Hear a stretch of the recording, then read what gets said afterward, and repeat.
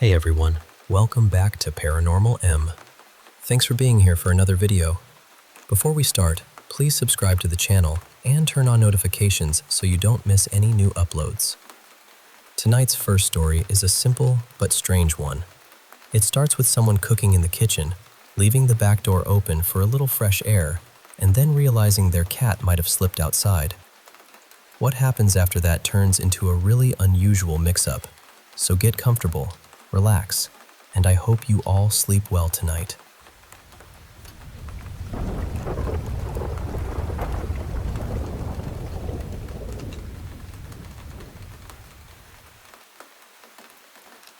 So, this happened to me quite a while ago, but I still think about it because it was one of those odd little moments where you feel like you genuinely communicated with an animal. I was in the kitchen cooking dinner, something garlicky and smoky enough that the whole apartment started to smell like a tiny restaurant with poor ventilation. So I opened the back door to let some air move through. There was a screen door there, but the latch was useless. My cat could nudge it open if he really wanted to, and I hated when he got out because the back garden led toward an alley and some thick bushes. It just wasn't the kind of place I wanted him wandering around. Anyway, I got distracted for a minute, left the kitchen, and then suddenly remembered the door was still open. My stomach dropped because I thought, of course, he's probably gone outside. I looked out, and sure enough, there was a black cat in the garden, heading straight for the bushes along the fence. So I rushed out and started scolding him in that half-panicked, half-parent voice. I was herding him back toward the door like, "Nope, absolutely not, inside you go." The cat resisted a little, tried to slip past me once or twice, but eventually gave in and walked into the apartment. At first, I just felt relieved, crisis handled. But then, a couple of minutes passed and the cat was still standing in the kitchen, kind of frozen and awkward. Not hiding, not exploring, just standing there like he had been invited into a room where he didn't know anyone. I looked at him properly for the first time, and something felt wrong. He was dirtier than my cat would have been after only a minute outside. His fur looked a bit rougher, more dusty, and his face just seemed unfamiliar in a way I couldn't explain at first. Then I noticed he looked slightly bigger, just a little too big. He looked up at me with this strange expression, almost like he was asking for help, but didn't want to offend me by saying anything. And right then, it hit me. I said, "Hang on a second." I walked around the corner to the bedroom, where my actual cat loved to sleep behind a light curtain near the window. I pulled the curtain back, and there he was, completely asleep, curled up like a little prince, unaware that I had just kidnapped some random neighborhood cat. I went back into the kitchen and looked down at this poor visitor. I said, "Hey, there's been a mix-up. I'm really sorry. I thought you were someone else." And I know this sounds strange, but I felt the energy in the room change. The tension just seemed to drain out of him. He softened. He looked relieved. I swear, he understood that I had finally figured it out. So I said, "Let's get you back outside." I opened the door, and this time he followed me calmly, almost gratefully, and slipped right back out into the garden. I apologized again as he left because, honestly, what else do you say after accidentally dragging a stranger's cat into your home? The whole thing was so bizarre. Because if someone had pointed at that cat in the garden and said, "I'll give you a new car if you can convince that cat to walk into your apartment without picking him up," I know I couldn't have done it. Not a chance. The only reason it worked was because I truly believed he was mine. And then that moment when we both seemed to understand what had happened, me realizing he wasn't my cat, and him realizing I wasn't trying to trap him, felt so clear. It was such a small thing, but it honestly felt like a real conversation.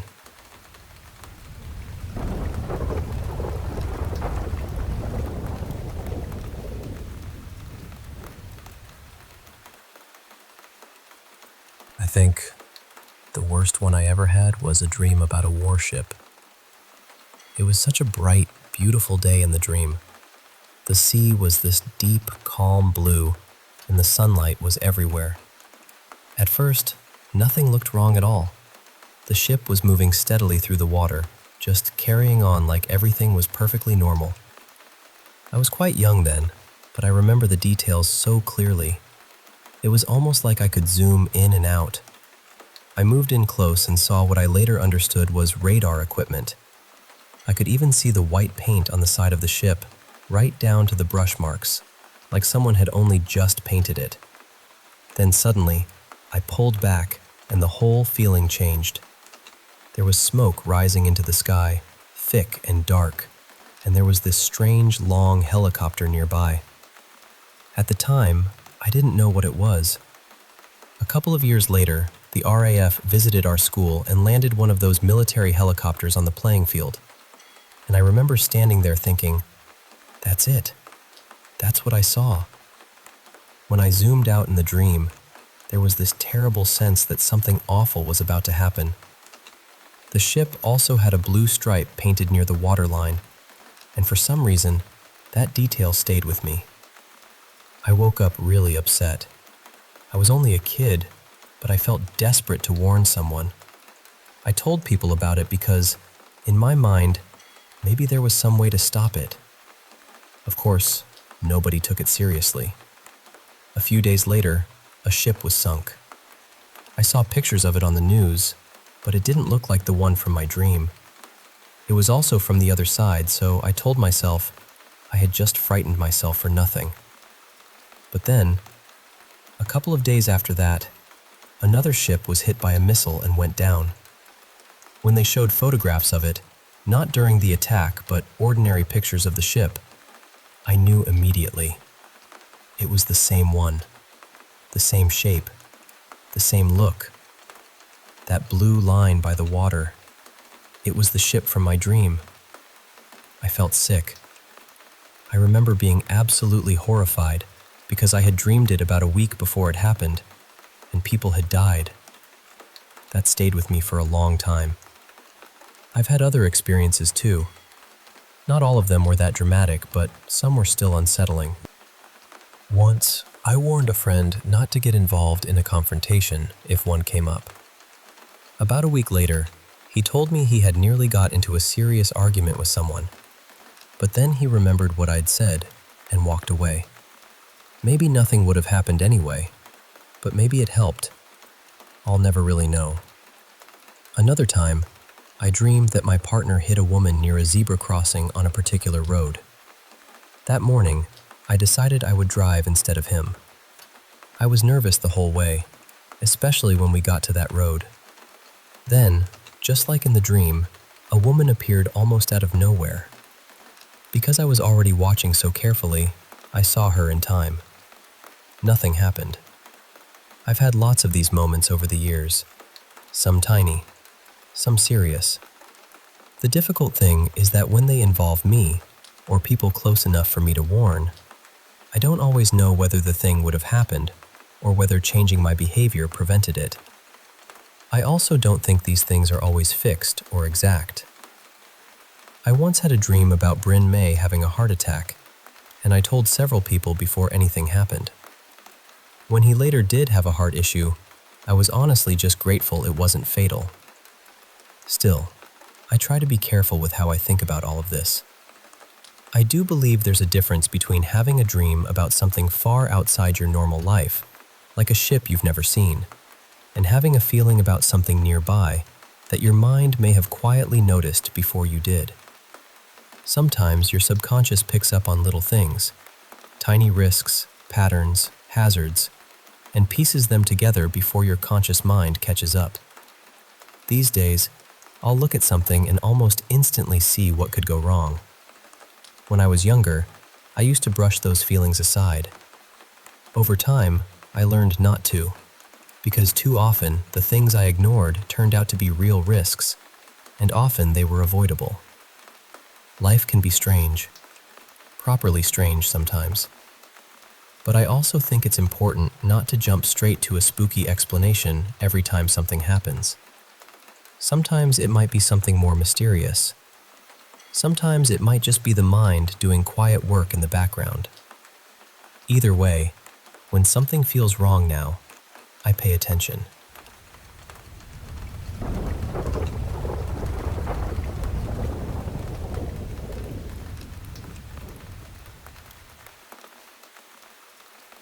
You know, growing up in a small village, you hear strange stories all the time. After a while, they stop feeling like stories. They become part of the air somehow, like the smell of wet soil after rain, or the sound of insects at night. So, I already believed in things most people would call paranormal. I had seen and felt enough. But there was one night, about a year ago, that honestly shook me in a way I still have not completely gotten over. I was back in my village during school holidays, and there was a small festival celebration at a family friend's house. Nothing too grand, just food, music, a few neighbors gathered together, that kind of thing. I went with my cousin, her friend, and another close friend of mine. We actually had access to 2 motorbikes, but for some reason, we decided walking would be easier. There was a shortcut through some narrow village paths, and since the sun was only beginning to set, everything was still visible. The stones, the turns, the little markers along the path, we could see them clearly enough. So we reached the house without any trouble. The evening itself was nice. We ate, talked, laughed, stayed longer than we planned. But when we finally left, it was around 10 at night, and by then, the whole path had changed. It was completely dark. Not just normal dark, but that deep village darkness where your phone flashlight only shows a small circle in front of you, and everything outside it feels alive. Only my cousin and I had been through that part of the village a few times before, so I was mostly leading everyone by memory and instinct. At one point, we reached a small rocky part of the path where you had to step carefully. It was easy to slip there, so we were all moving slowly. I remember stepping down from one of the rocks, and the second I looked up, I saw someone standing ahead of us. Not close, not far, just there. She was turned slightly to the side, not facing us at first. I did not see anything monstrous or strange. No shadow, no twisted figure, nothing like that. What I noticed was a reddish-pink dress and a black handbag. My cousin called out to her, and the woman turned around. It was our neighbor, an auntie who lived just a few houses away from us. She smiled at us so warmly, like everything was completely normal, and we stopped to talk to her. I remember feeling confused because I was sure I had not seen her at the celebration. When I asked her about it, she said she had arrived late and had not stayed for food or dancing, so maybe we missed her. That sounded reasonable enough at the time. My cousin kept telling her to walk in front of us because the path was uneven, and we wanted to make sure she did not trip. But she kept refusing. She said she was fine walking behind us. We continued like that for a little while, talking as we walked. Then my cousin's friend leaned toward me and whispered, "Did you see where she came from?" I asked what he meant. He said that when he was stepping down from the rocks, she was not there. Then suddenly, when he looked up, she was standing in front of us. I brushed it off. We all did. You know how it is when you do not want fear to become real, so you push it away as quickly as possible. After a few more minutes, my cousin finally insisted enough that the auntie walked ahead of us. For a short while, everything felt normal. Then my cousin looked down. She nudged me quietly. At first, I thought she was trying to scare me, but then her friend whispered, "Look at her feet." So I looked. And that was when my body went cold. The auntie did not have feet. There was nothing touching the ground. Her dress just hung there, and she was floating slightly above the path as she moved. All of us stopped at the same time. We shone our phone flashlights down just to make sure our eyes were not playing tricks on us. But there was no mistake. She was not walking. She was floating. My cousin immediately whispered that we should turn back, but by then, we were too far along the path. Going back through the rocks in the dark felt even worse. We started arguing in low voices, trying not to panic, trying to decide what to do. And when we looked up again, she was gone. Just gone. We speed walked after that, thinking maybe she had moved ahead of us somehow. But when we reached the main road near my house, she was nowhere there. Then we stopped across from our gate and looked around. At the far end of the road, we saw her again. Same reddish pink dress, same black handbag, just standing there. That was enough for all of us. We ran. My cousin struggled with the first gate because her hands were shaking so badly. When she finally got it open, we practically threw ourselves through it. We jumped over the second gate and ran inside like something was chasing us. My uncle and grandmother were still awake. My mother and aunt were staying at another house that night, so it was just them at home. We told them everything, all of us speaking over each other. My uncle listened quietly, then told us to shower with salt water. He said it firmly, not in a dramatic way, but in that serious village elder tone that makes you obey without asking too many questions. So we all showered. We should have gone straight to sleep after that, but none of us could calm down. We were sitting there, still shaking, trying to understand what we had seen. My uncle was recovering from surgery, so after a while, he and my grandmother went to their rooms.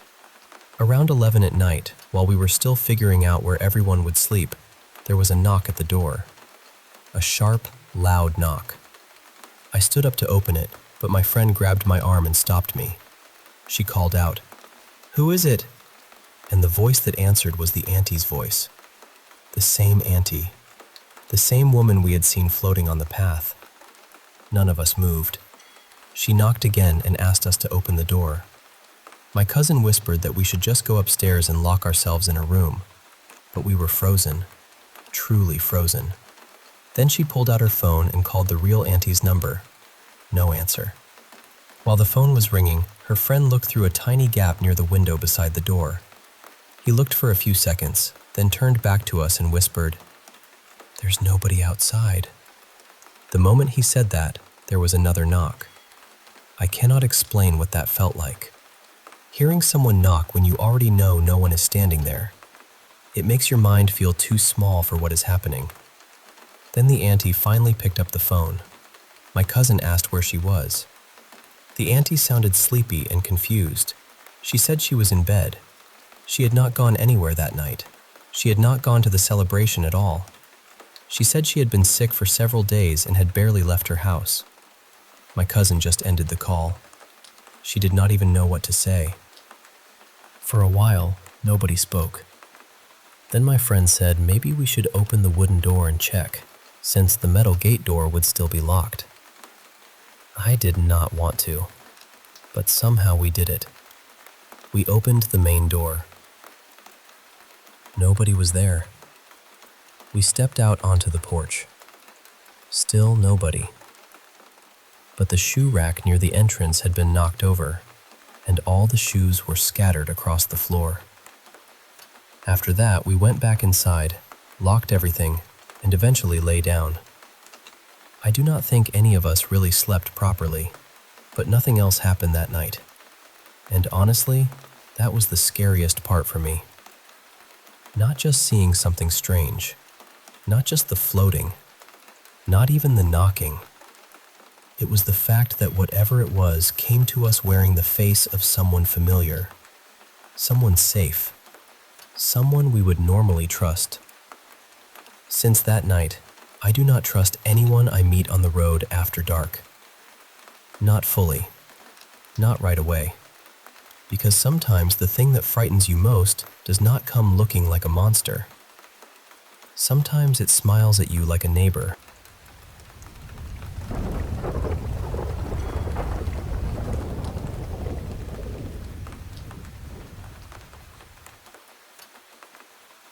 Look, I know this is going to sound ridiculous. I really do. It sounds like something someone would make up after watching too many cheap horror films. But I'm telling you, this is exactly how it felt when it happened, and I still don't have a proper explanation for it. Back then, my friends and I had this habit of renting a place for one night every couple of weeks. Nothing fancy, just somewhere we could drink, play music, stay up too late, and not bother anyone. Most of the time, the places were normal little apartments. Clean, modern, boring in the best way. One weekend, we found a really cheap listing online. The photos made it look like a simple flat, so we booked it without thinking much. We met near the bus station, followed the map, and ended up standing in front of this old Edwardian-looking house with a black iron gate and windows that looked like they'd been watching the street for 100 years. It already felt wrong. Not dangerous exactly, just wrong. Inside, it was even stranger. The place smelled faintly damp, like old wood and dust hiding under furniture polish. We walked around choosing rooms, laughing about how dramatic the house looked. In one bedroom, there was this huge wooden rocking chair facing the window. It didn't move or anything. It just sat there, but somehow, it made the whole room feel occupied.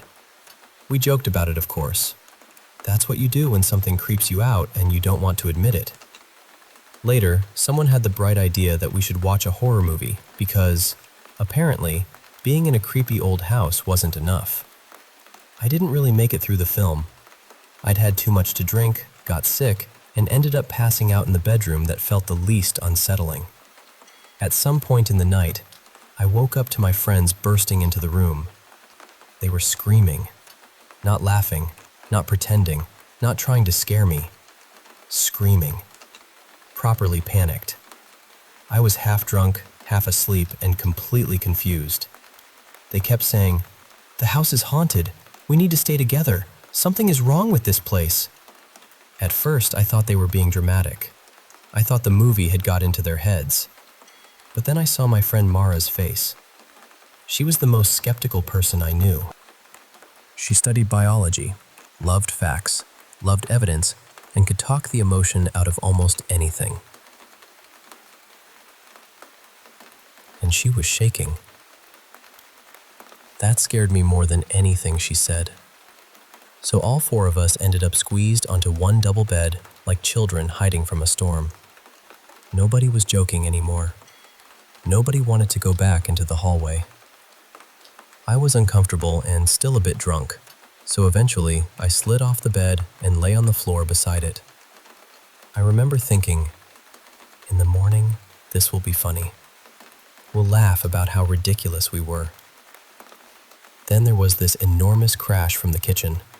Not a little tap, not something shifting, a full, violent clatter, like a pile of dishes had been thrown onto the floor. Everyone screamed again. My heart jumped, but I tried to stay logical. I told myself we must have left something balanced badly on the counter. A glass, a plate, something normal, something explainable. So I closed my eyes and tried to sleep.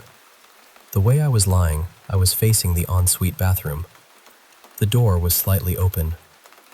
I could see darkness through the gap. I was just starting to drift off again when I heard the shower turn on. I opened my eyes. The shower was running. I was drunk, yes, but I was not imagining it. I could hear the water clearly. It was on. Then it stopped. Then it started again. Then it stopped again. Over and over. On, off. On, off. Like somebody was standing inside that bathroom, turning the handle back and forth.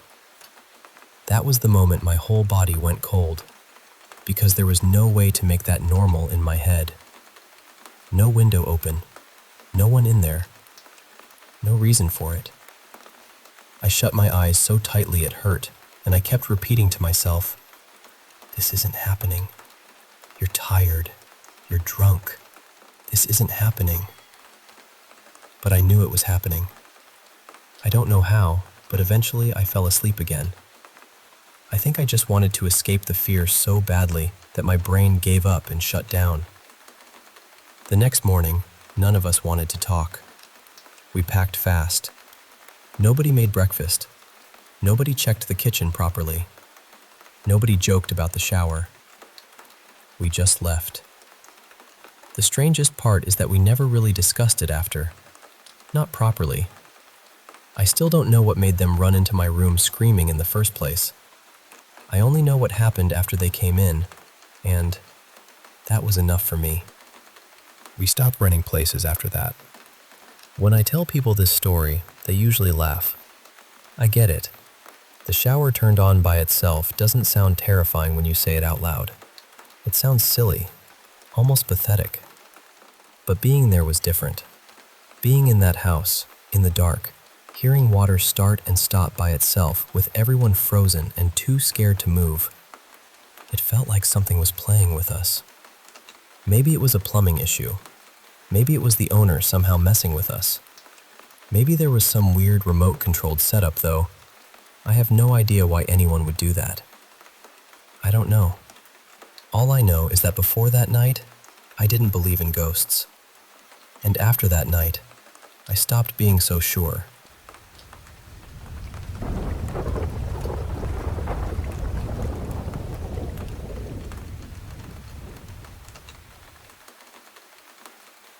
You know, I've had a few strange things happen over the years that I still don't really know how to explain. The first one happened at my parents' place. They lived out near a thick stretch of woods, the kind of place where the trees get so dense at night that everything beyond the porch feels like a wall. A friend and I were sitting outside one evening, just playing music together. Nothing serious, just passing a song back and forth and enjoying the quiet. Then, right in the middle of it, we heard this sound come out of the woods. We both stopped playing at the exact same time. It went on for maybe half a minute, but it felt much longer. It started almost like a wolf howl, then twisted into something that sounded like a donkey braying. And then, at the end, it became this awful screaming sound. Like a woman screaming with everything she had. It was loud, not distant either. It felt close enough that neither of us wanted to move. We just sat there, listening, trying to make sense of it. I remember looking at my friend and realizing they were just as confused as I was. We talked ourselves through the usual guesses. Maybe a mountain lion. Maybe some kind of bird. Maybe an animal neither of us knew. But honestly, I still don't know what it was. Another one happened a couple of summers later. I was out sailing with a friend on a lake in the early evening. There was barely any wind, no other boats around, and the water was calm enough that everything felt almost sleepy. Then, all at once, the water around us started breaking. Not one wake, a bunch of them. Violent ones, too, coming from every direction around the boat. It was like something underneath the surface had startled the whole lake awake. Then we saw it. There was this shape moving fast toward us, making that little V in the water you see when a fish is close to the surface. Except this was not little. Whatever it was looked long, maybe 8 or 10 feet. We couldn't make out the body clearly, just the movement and the size of it. It came straight at the boat and went underneath us. The boat rocked hard from side to side. Not enough to capsize us, but enough that we both grabbed on and stopped breathing for a second. We waited there, completely rattled, trying to figure out what had just happened. Then it came back around. This time it wasn't as dramatic, but it still moved under or near the boat again, like it was circling us or checking us out. After that, everything settled down. Later, a fisherman told me that when a predator moves through, schools of fish can panic and scatter, and that might have been what made all those wakes at once. That explanation makes sense, I guess. But being there, in that little boat, with the lake suddenly alive around us, it did not feel normal. The last story didn't happen directly to me, but I saw the pictures, and I still think about them. I used to work at a little coffee house, and after closing, people would sometimes hang around for a while. They'd have a drink, smoke outside, talk, listen to music. One night, this incredible mandolin player stayed after his set. He was also a former military guy, very sharp, very dry sense of humor, the kind of person who could make a room uncomfortable and entertained at the same time. He started telling us about something that had happened in his backyard. He said his dog had gone completely wild one evening, barking and spinning in circles in one specific patch of the yard. Not chasing an animal, not looking at a person, just whipping around like something was darting around him. So the guy went outside, couldn't see anything, and decided to start taking pictures with his phone. And in the photos, there were these two tiny lights. One was green, the other was reddish-orange, maybe about the size of golf balls, just hanging there in the dark. He said he couldn't see them with his eyes, only afterward in the pictures. We scrolled through his camera roll, and in every photo, the lights had moved. Sometimes they were above the dog, sometimes off to one side, sometimes behind him. It really did look like they were teasing him, moving just out of reach while he chased and barked. There must have been 30 or 40 photos. Then, suddenly, the lights were gone, and the dog calmed down like nothing had happened. I don't know what any of that was. Bugs catching the flash? Some weird reflection? Something stranger? I really couldn't tell you. But I know what I heard in those woods. I know what I felt on that lake. And I know those pictures were enough to make a whole coffee house go quiet for a minute.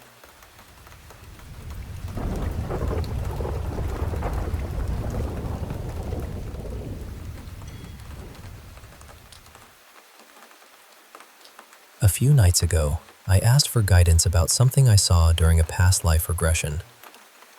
I guess the simplest way to explain it is that this past year has felt like some kind of spiritual awakening for me.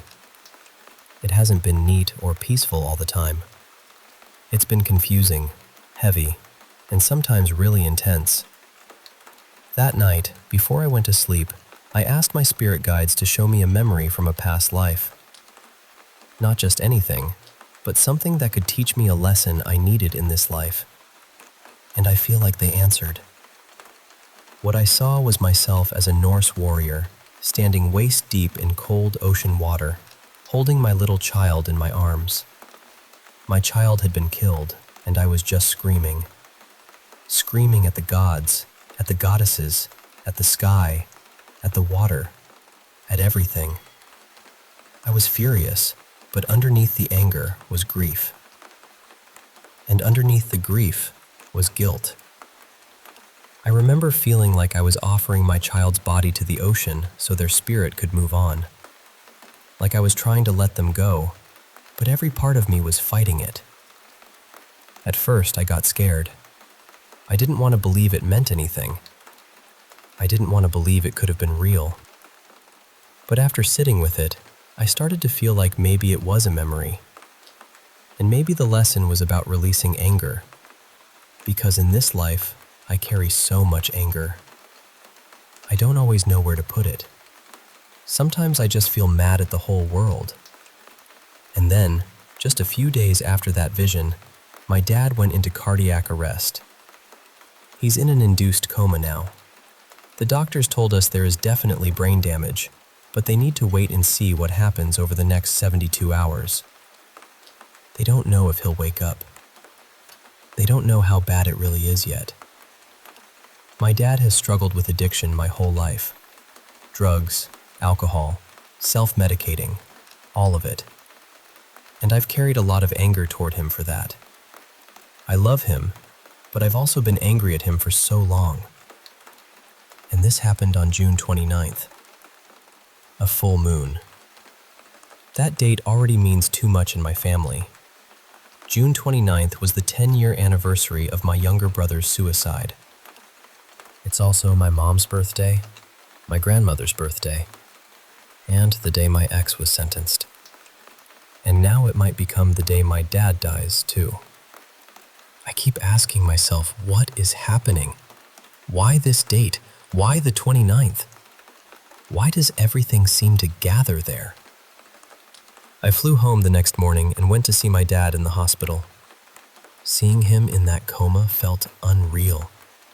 I thought I would just feel sadness, but while I was standing there, I noticed anger rising in me again. My mom said he wasn't drinking, but I know he had been self-medicating.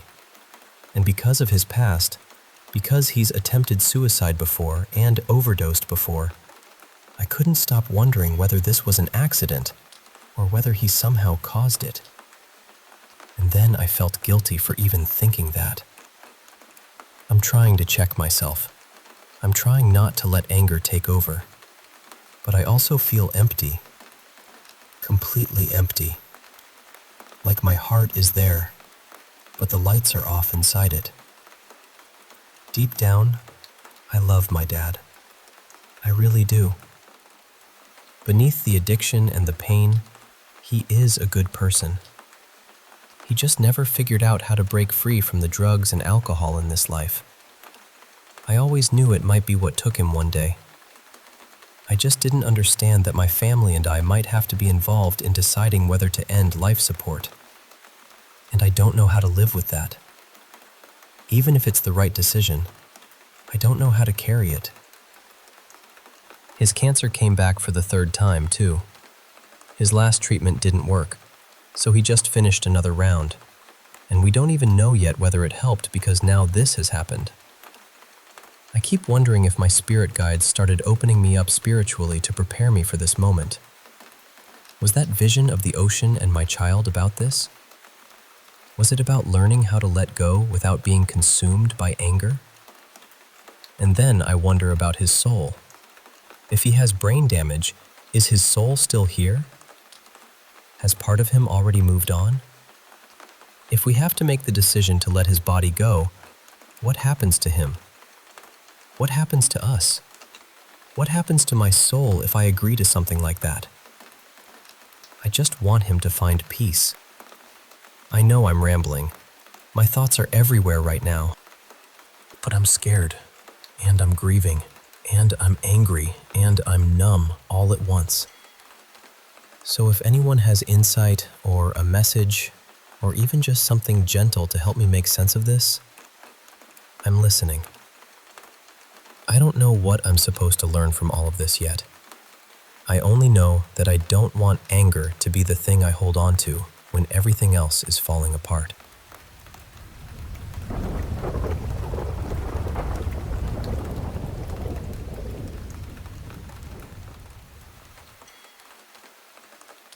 I want you to imagine something for a moment. When someone passes over and becomes what we might call a ghost, they are not immediately standing in heaven or burning in hell. It is not that simple. What they enter is a world shaped by what they carried inside them: their thoughts, their emotions, their regrets, their love, their fear, their unfinished business. A ghost is really a person who has not fully let go yet. They are in a kind of limbo, still seeing themselves as human, still tied to the life they left behind, still reaching for the places and people that once made them feel real. And when paranormal things happen, I believe it is not random. It is what occurs when that spirit's inner world brushes against the physical world.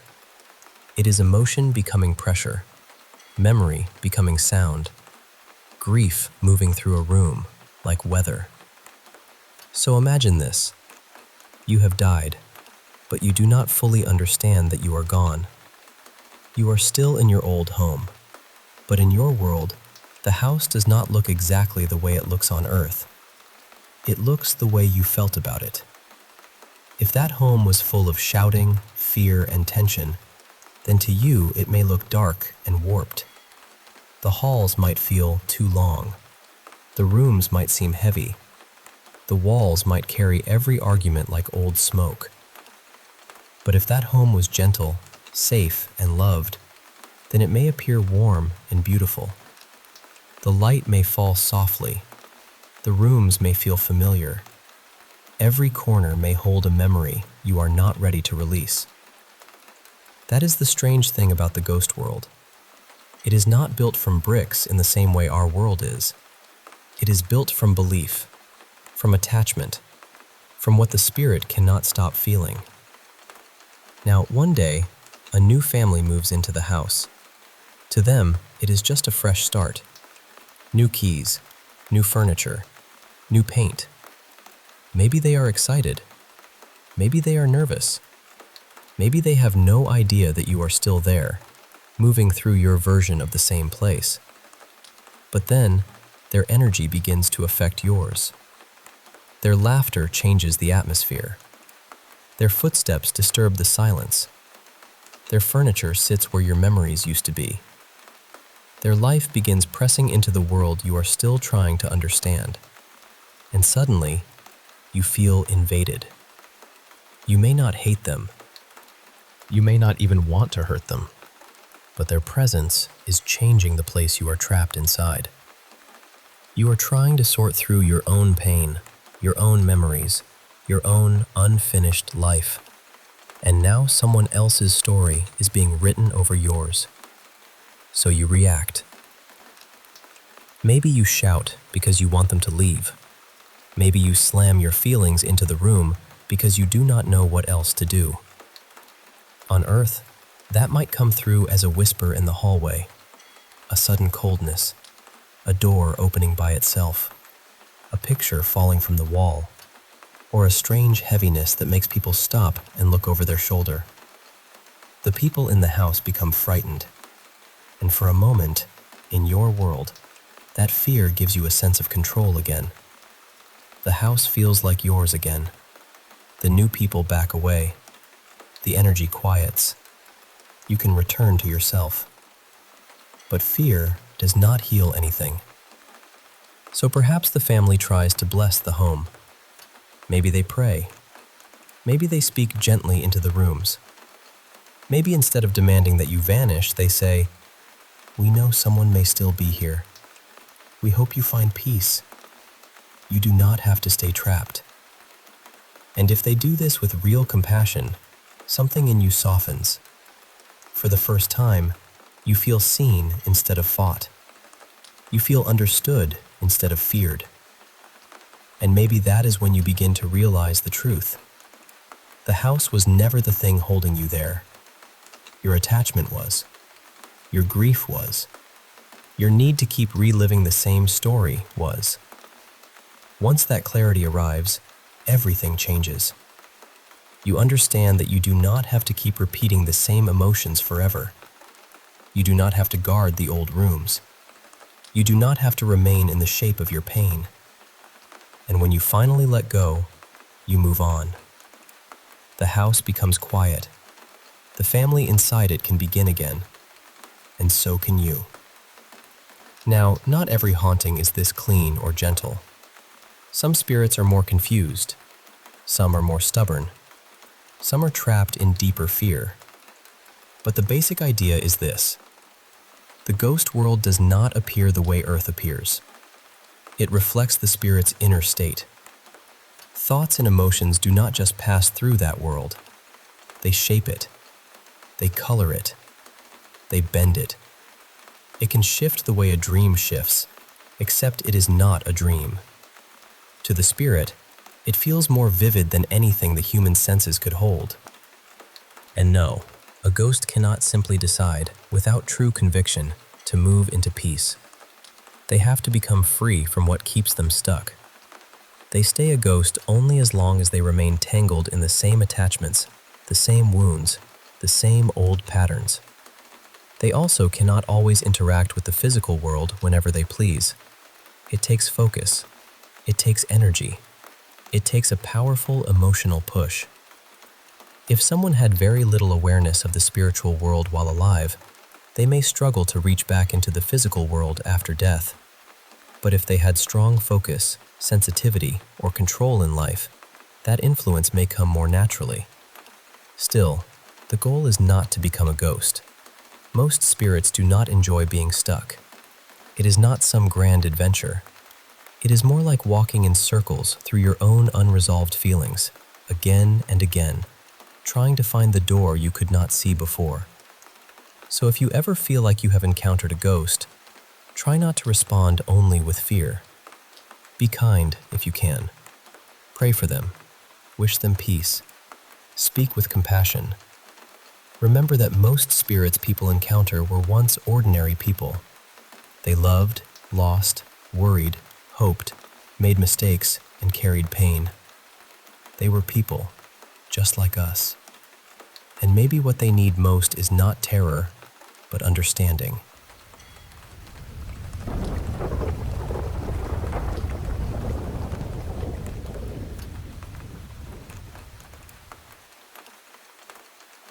Hey there, I want to share with you two stories that have been weighing on my mind lately. They're a bit strange, unsettling even, but I promise to tell them as honestly and warmly as I can, like I'm sitting right here with you over a cup of tea. Let me start with the first one, which happened a few weeks ago at my sister's wedding. She got married in this quaint ski lodge nestled near the Gulf of Alaska, not too far southeast of Anchorage. The place is tucked away in a tiny community around this lake called Perch Pond. Honestly, I doubt many people have heard of it. If you're ever thinking about a wedding venue that'll guarantee to inconvenience over 50 people in the most charmingly chaotic way, I'd recommend Perch Pond. But don't get me wrong, the lodge itself was cozy and inviting. I had my own little log cabin for the weekend, freshly stocked with firewood, and the beds were made with crisp, clean sheets, the kind that make you sink right in after a long day. After all the drinking, dancing, and endless camera flashes, I found myself sitting outside my cabin, a cigarette glowing softly in my hand. From down by the lake, I could still hear the distant thumping of music and laughter. Some of the guests were still dancing to 90s pop songs. Two of my cousins spinning around in circles on this rickety old jetty that looked like it might collapse any moment. It was silly, but it made me smile. If I ever get married, I hope it's like that.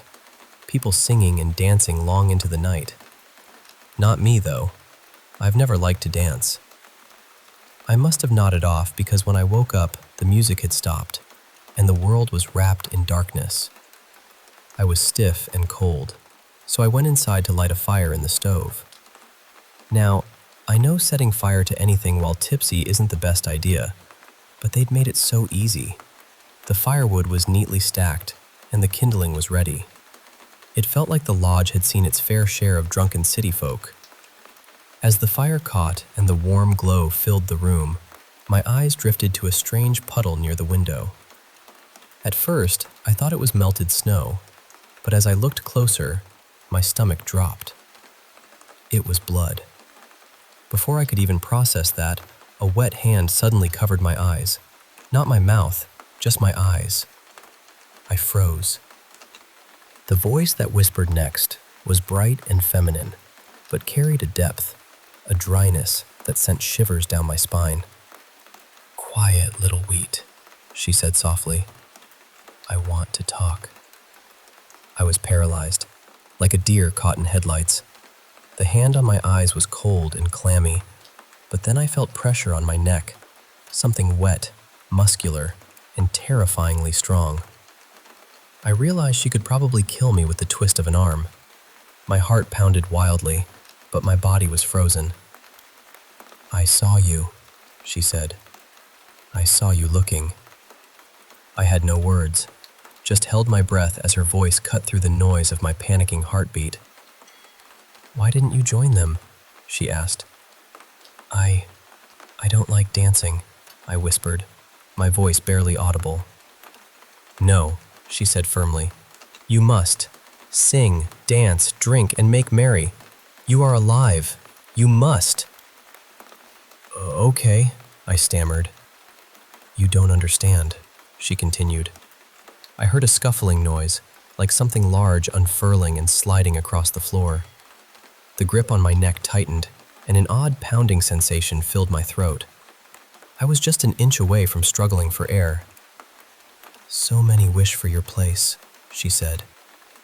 "So many wish to dance and drink. You are wasting your opportunity." "I'm sorry," I pleaded. "So many mothers pray to hold their daughters one more time. So many fathers long to tell their sons they care. So many lonely hearts yearn to dance and love. Don't you see?" "See what?" I asked, trembling. The voice crept closer, the mouth dry like cracked leather. "Nothing comes back, no matter how much you pray or love. Nothing, once gone, ever returns." Suddenly, something large wrapped around my stomach and slipped under my legs like a long, boneless arm. I couldn't see past the hand covering my eyes, but I felt her moving all around me. Plates rattled on the stove. Wet skin rubbed against the glass window on the far side of the room. It was at least 10 feet between those spots. Either there were several intruders, or she was enormous. "You won't know when your time comes, or understand what happens once you cross over," she said. "But you can't come back. You can't dance, drink, and make merry. Use your time well. It's a gift rarely given." "I'm happy," I whispered. "Please, just don't hurt me." "Hurt you?" She seemed surprised. "Little Wheat, I'm asking you to count your blessings." The slithering noise grew louder, skin dragging against the hardwood floor. The limbs shifted, but the hand stayed over my eyes. "You are a seed, planted in the dark soil of the earth's blood. You're growing, your stalk waving in the ethereal wind of the beyond. But make no mistake. Make no mistake." She inhaled deeply for what felt like 8 seconds, a wheezing sound like something was blocking her lungs. "The body will be threshed, and the grain of the soul harvested, yours and all others. Your being, memories, loves, consumed and repurposed.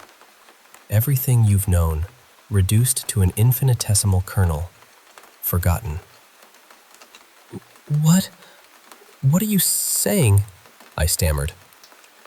"I'm saying enjoy the sun and the summer rains, Little Wheat. Enjoy the warmth. For what comes after is not for you." "Are you going to kill me?" I asked, voice trembling. The limb around my stomach tightened. "Do you imagine me unfair, Little Wheat?" "You're talking about death, about killing. You're threatening me." "I'm singing a song to a houseplant, telling a story to an attentive cat. Little Wheat, I'm just a farmer's hand passing through your golden field. You're not ripe yet, but I cherish you nonetheless." Her voice drifted closer, warm against my cheek. "I love you, Little Wheat." A gentle kiss brushed the side of my mouth, cold lips big enough to cover my face, but so careful. "Then let me go," I whispered. "Yes, of course," she replied softly. "You must ripen.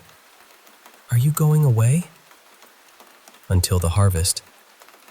"Please, just, what does it mean? I don't understand." "You are exactly what you were born to be, Little Wheat. I will care for you." "I don't understand." As I raised my voice, the limbs tightened across my neck and chest. Then suddenly, the hand covering my eyes vanished, and the world exploded into a burst of color. My eyes blurred, red and sore from being held shut. I was suspended at least 2 feet off the ground, hanging helplessly in midair. My legs flailed, powerless. I couldn't make out details, but I saw enough. A grotesque pile of red and black gore, with charred white bones jutting out like broken wings. Skulls merged into one another, their empty eye sockets forming a honeycomb of hollow stares. Organs and body parts melded into a monstrous entity not of this world. Dozens of mismatched lips sewn into a horrifying grin.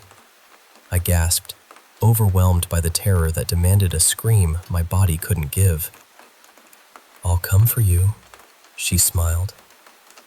"Little Wheat."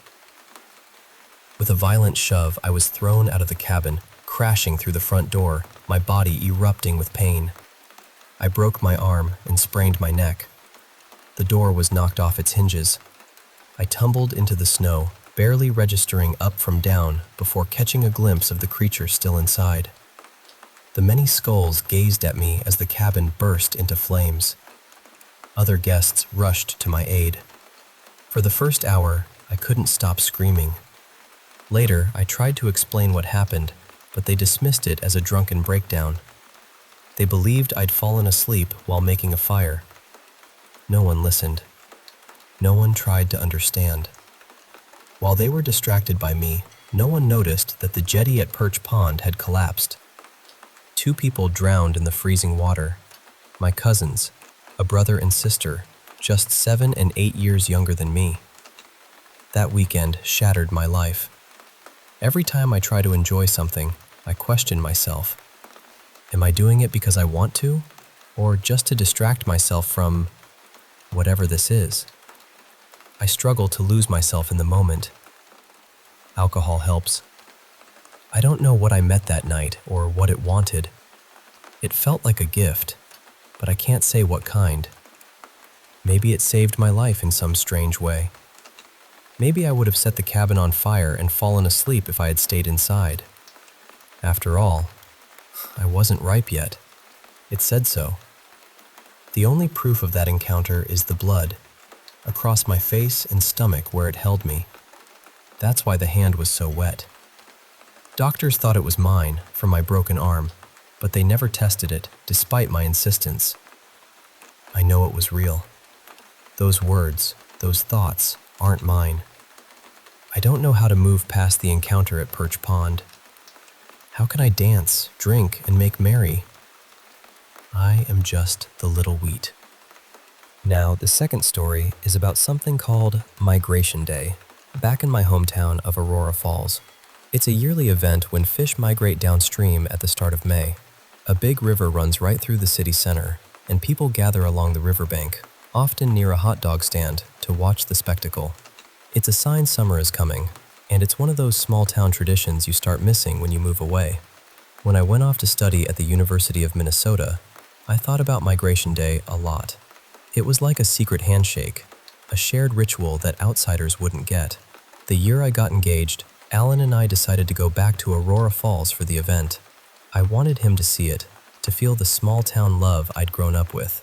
He was a bit skeptical at first, but the promise of food and festivities always wins him over. Plus, he loves me, and that goes a long way. We arrived on a bright Saturday morning. With no family left in town, we stayed at the only motel. After a walk downtown, we ran into the town chaplain. I didn't know him well, but he was delighted to see me, like a bird returning home. People stopped me on the street, surprised to see me back. "I'm so glad to see you," the chaplain said with warmth. "Following the world downstream, just like the river. What a beautiful tapestry our Lord weaves." Alan found the chaplain a bit too poetic, but I liked him. We spent the afternoon with drinks, hot dogs, and a walk through the nearby trail. There was an electric buzz in the air. Everyone seemed to be gearing up for the night. Local kids hung lanterns along the river, their voices bouncing across the 16-foot-wide waterway. Fireworks were likely promised. As night settled, Alan grew excited. The anticipation was palpable. Shadows danced near the lanterns. Fish leaped in the water, a reminder of the fragile balance we live in. By 9 p.m., a crowd of about 100 huddled along the riverbank. There was a bit of a fuss with Hamed, the hardware store owner, who'd set up powerful spotlights on the bridge. Some locals didn't like the blinding lights, but Hamed just wanted to put on a show. Then we saw the first fish, as big as my arm, slipping downstream. 1, then 8, then dozens, splashing their way past us. Teenagers caused a ruckus near the hot dog stand, drinking and laughing, but the sheriff turned a blind eye.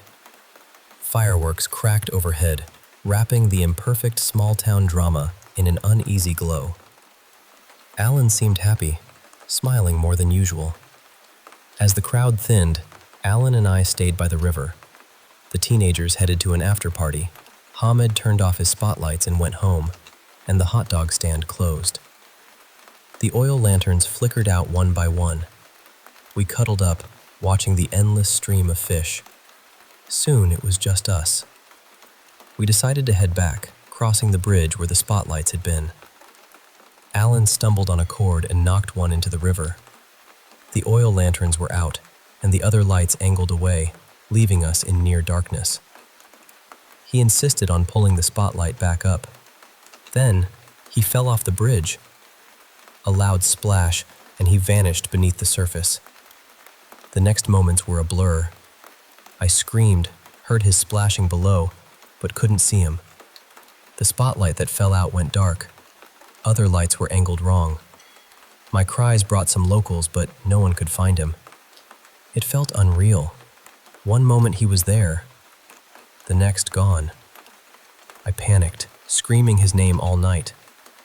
But the townsfolk's reaction was strange. They acted like I was overreacting, like they didn't even know who I was talking about. They humored me, checking the river, but there was nothing. I was taken to the police station, wrapped in a fire blanket, with officers watching over me. They seemed more concerned about my emotional state than Alan's disappearance. I was refusing that no one was seriously searching. The next morning, still no news. I demanded answers, throwing coffee at the wall in frustration. The officers claimed eyewitnesses said I came alone. Of course, that was nonsense. I was with Alan all day, with witnesses and receipts proving it. Yet every lead came up empty. Alan's car was registered in my name. The motel said I checked in alone. My belongings moved to a smaller room. The hot dog vendor swore he saw me there, alone. But then I found the receipts from the previous day. Alan's drinks weren't on it. Impossible. Over the next 2 days, it became clear something was terribly wrong. Alan was gone, and no one was helping me look. It was as if he'd vanished into thin air. People I called, his parents, friends, landlord, didn't recognize me or remember him. Our photos disappeared from social media. I screamed at Alan's former roommate until they hung up. One night, I walked along the river to clear my head. The gentle rush of water calmed me, and I sat by the bank, tears streaming. My phone was nearly dead, but its faint light was comforting. Then, something brushed my leg. I looked down, expecting fish, but there were no fish.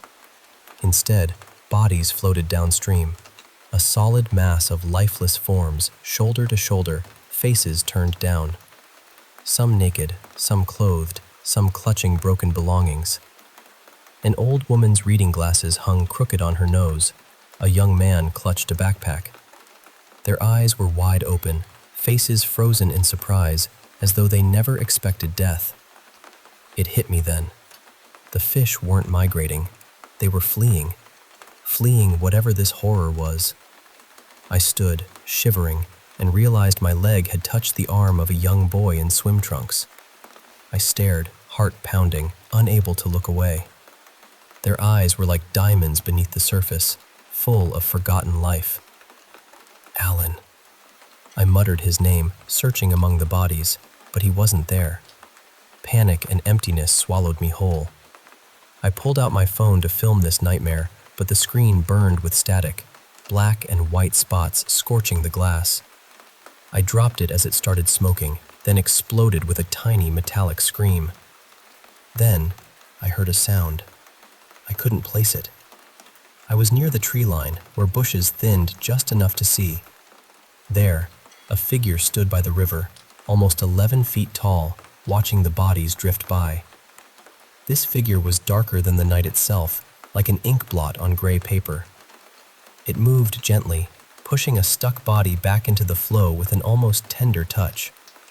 Next to it stood a man, a stranger. When he noticed me, both locked eyes on me. The tall figure seemed indifferent, but the man called out, "You looking for someone?" His voice was unfamiliar, rough, almost desperate. I nodded, voice cracking. "My fiancé, Alan."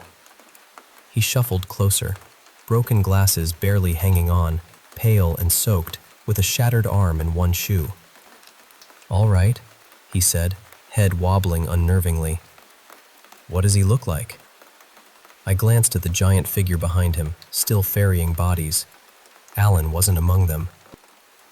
"Doesn't matter," I said, tears welling. "He's not here. Let me go." "Oh, you can go. Alan, too," the man said, water dripping from his mouth. "Just humor me. What does he look like?" Then it hit me. I had no idea. I had to admit it. I barely knew anything about Alan, not even his real name. I couldn't recall where we met or the names of the people I called for help. Talking about Alan had always been easy, but now it felt like my mind was shrouded in fog. "How do you know you've lost someone?" the man asked. "How can you miss what you can't remember ever having?" "That's not it," I sighed. "He was here. We were together. We watched the migration." "Who?" I shook my head. "Who what?" "Who was here?" And that was the moment I couldn't remember his name. I hadn't even noticed my engagement ring was gone. No mark left behind. I sank to my knees, heart aching with a void I couldn't name. My body remembered something lost to my mind. "Please," I begged. "There has to be—" "Something?" the man whispered. "Something to make it fair?" "No, little wheat, there isn't. Just walk away." "What is this? What's happening?" "A harvest in spring," he nodded. "Same routine as last year." "Who are you?" I asked. "I think you know," he said. But I didn't. Suddenly, the giant figure loomed above us. With a flick of a massive finger, a spike pierced the neck of the drowning man. Effortlessly, he was thrown back into the river, sinking face first into the line of bodies. His broken glasses sank below the surface, but his shoe stayed afloat. The figure gazed down at me. I spent smaller than ever. I forgot to breathe. It was beyond fear, a questioning of my very existence. Like the name I'd been given, I was Little Wheat. The figure's sharp claw touched my forehead gently. Time slowed.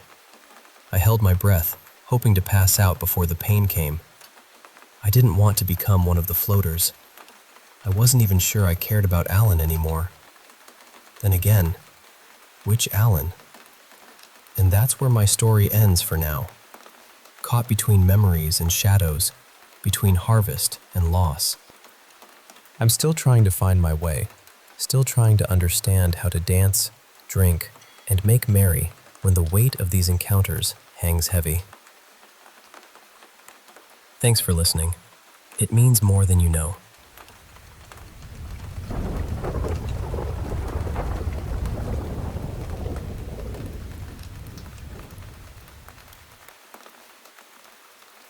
Hey there. I want to share with you a story that's been haunting me for a while now. It's about Austin Harrow, a young man whose life took a terrifying turn in the small town of Aurora Falls. I hope you'll stick with me because it's not just a story about fear. It's about loss, confusion, and the fragile line between reality and something far darker. So, the day after that horrifying night, Austin was found by a couple out walking their Rottweilers. Imagine these big, friendly dogs tugging at their leashes, the early morning sun filtering through the trees, and suddenly, they come across this young man, disoriented and exhausted. They took him in, brought him home, wrapped him in warm blankets, gave him fluids, and even some aspirin to help with the pounding in his head. They called the police, but sadly, nothing really came of it. You see, Austin had been labeled as unstable. People said he was screaming about things that weren't there, imaginary people that only he could see. So, telling them about what really happened that night? It was impossible without sounding like a madman. Instead, after a quick checkup, he went back to the motel where he'd been staying. He packed his bags, got the keys to his car, and prepared to leave Aurora Falls for good. And honestly, he swore he'd never come back. But here's the thing. I don't think Austin was even angry anymore about leaving. Strange, isn't it? When you think about how much he must have lost there, how much pain he endured. I think a lot of people lose love in Aurora Falls, and once that happens, they just move on. But it makes me wonder, why did Austin leave his hometown all those years ago? Was it really just for his studies? He had his family there. Or did he? Was he an orphan? How could he be sure anymore? I'm telling you all this because I recently found Austin's bag from that weekend tucked away in an attic. And inside, buried beneath his favorite pair of jeans, was something chilling. A single shoe. Remember the drowned man from the story? The one with those large glasses and only one shoe? The floating body found downstream? That shoe was his other one. Now, let me take you back to Austin's early life. Austin was born December 21st, 1996, to a dentist and a pharmacist. As a kid, he was strong, athletic, but kind-hearted, not aggressive at all. When he was 13, everything changed. His parents divorced suddenly, and new partners came into their lives. It was a shock to Austin and his sister Haley, who was just a year younger. They stayed with their mom while their dad moved out. Despite all this, Austin thrived in school and sports. He got accepted into Florida State University's pre-med program, just as he dreamed. He was pumped about starting college life, making friends, bodybuilding, even building a social media following where he shared fitness tips. But behind the scenes, Austin struggled.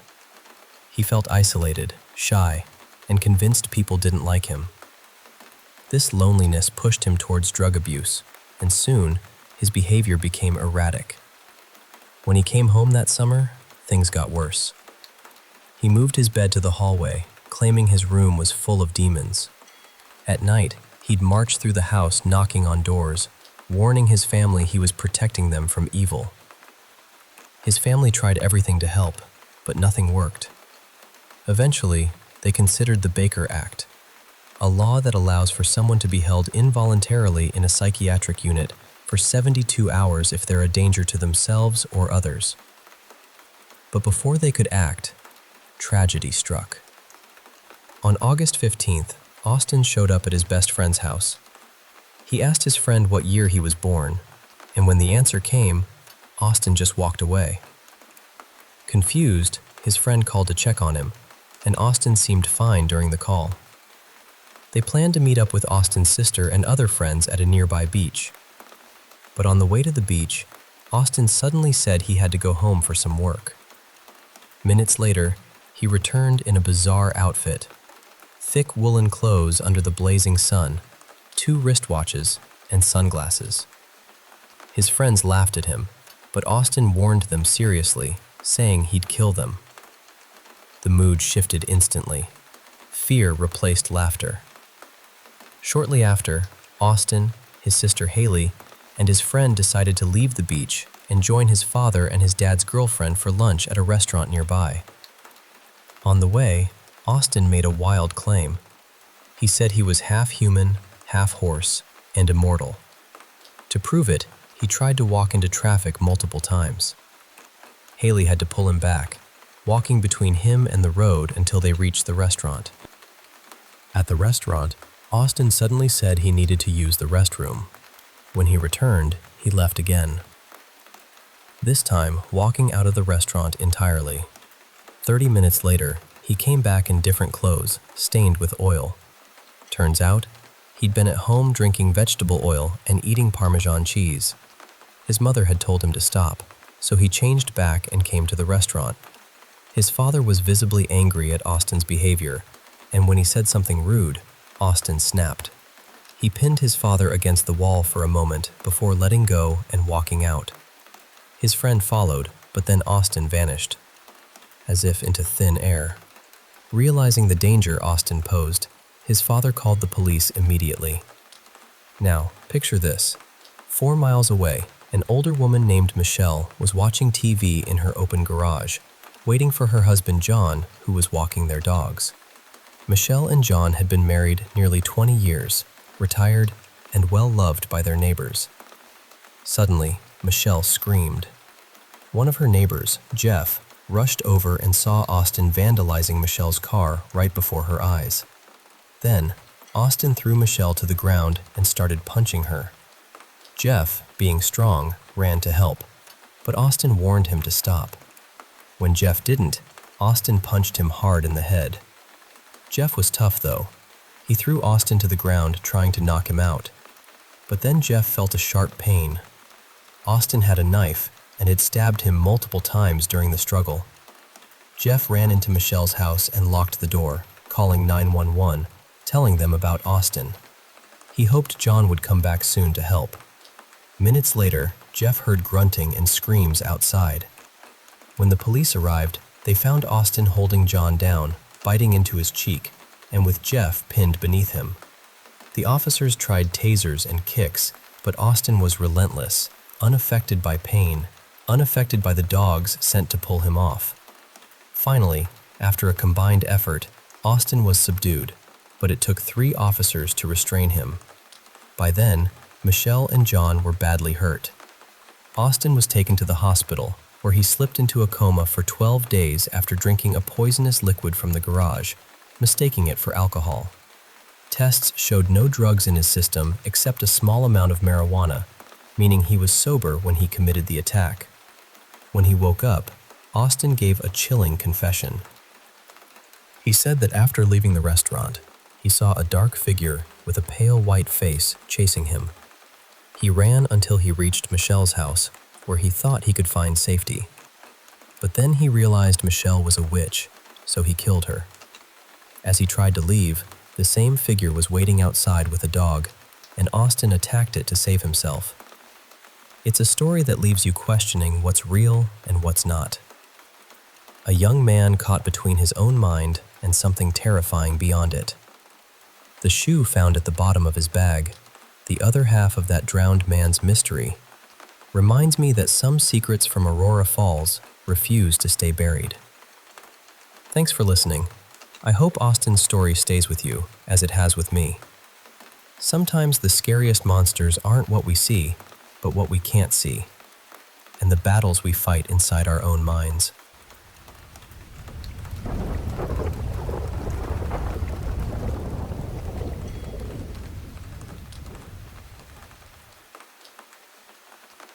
Hey there, I want to share with you a story that's been haunting me for a while now. It's about Austin Harrow, a young man whose life took a terrifying turn in the small town of Aurora Falls.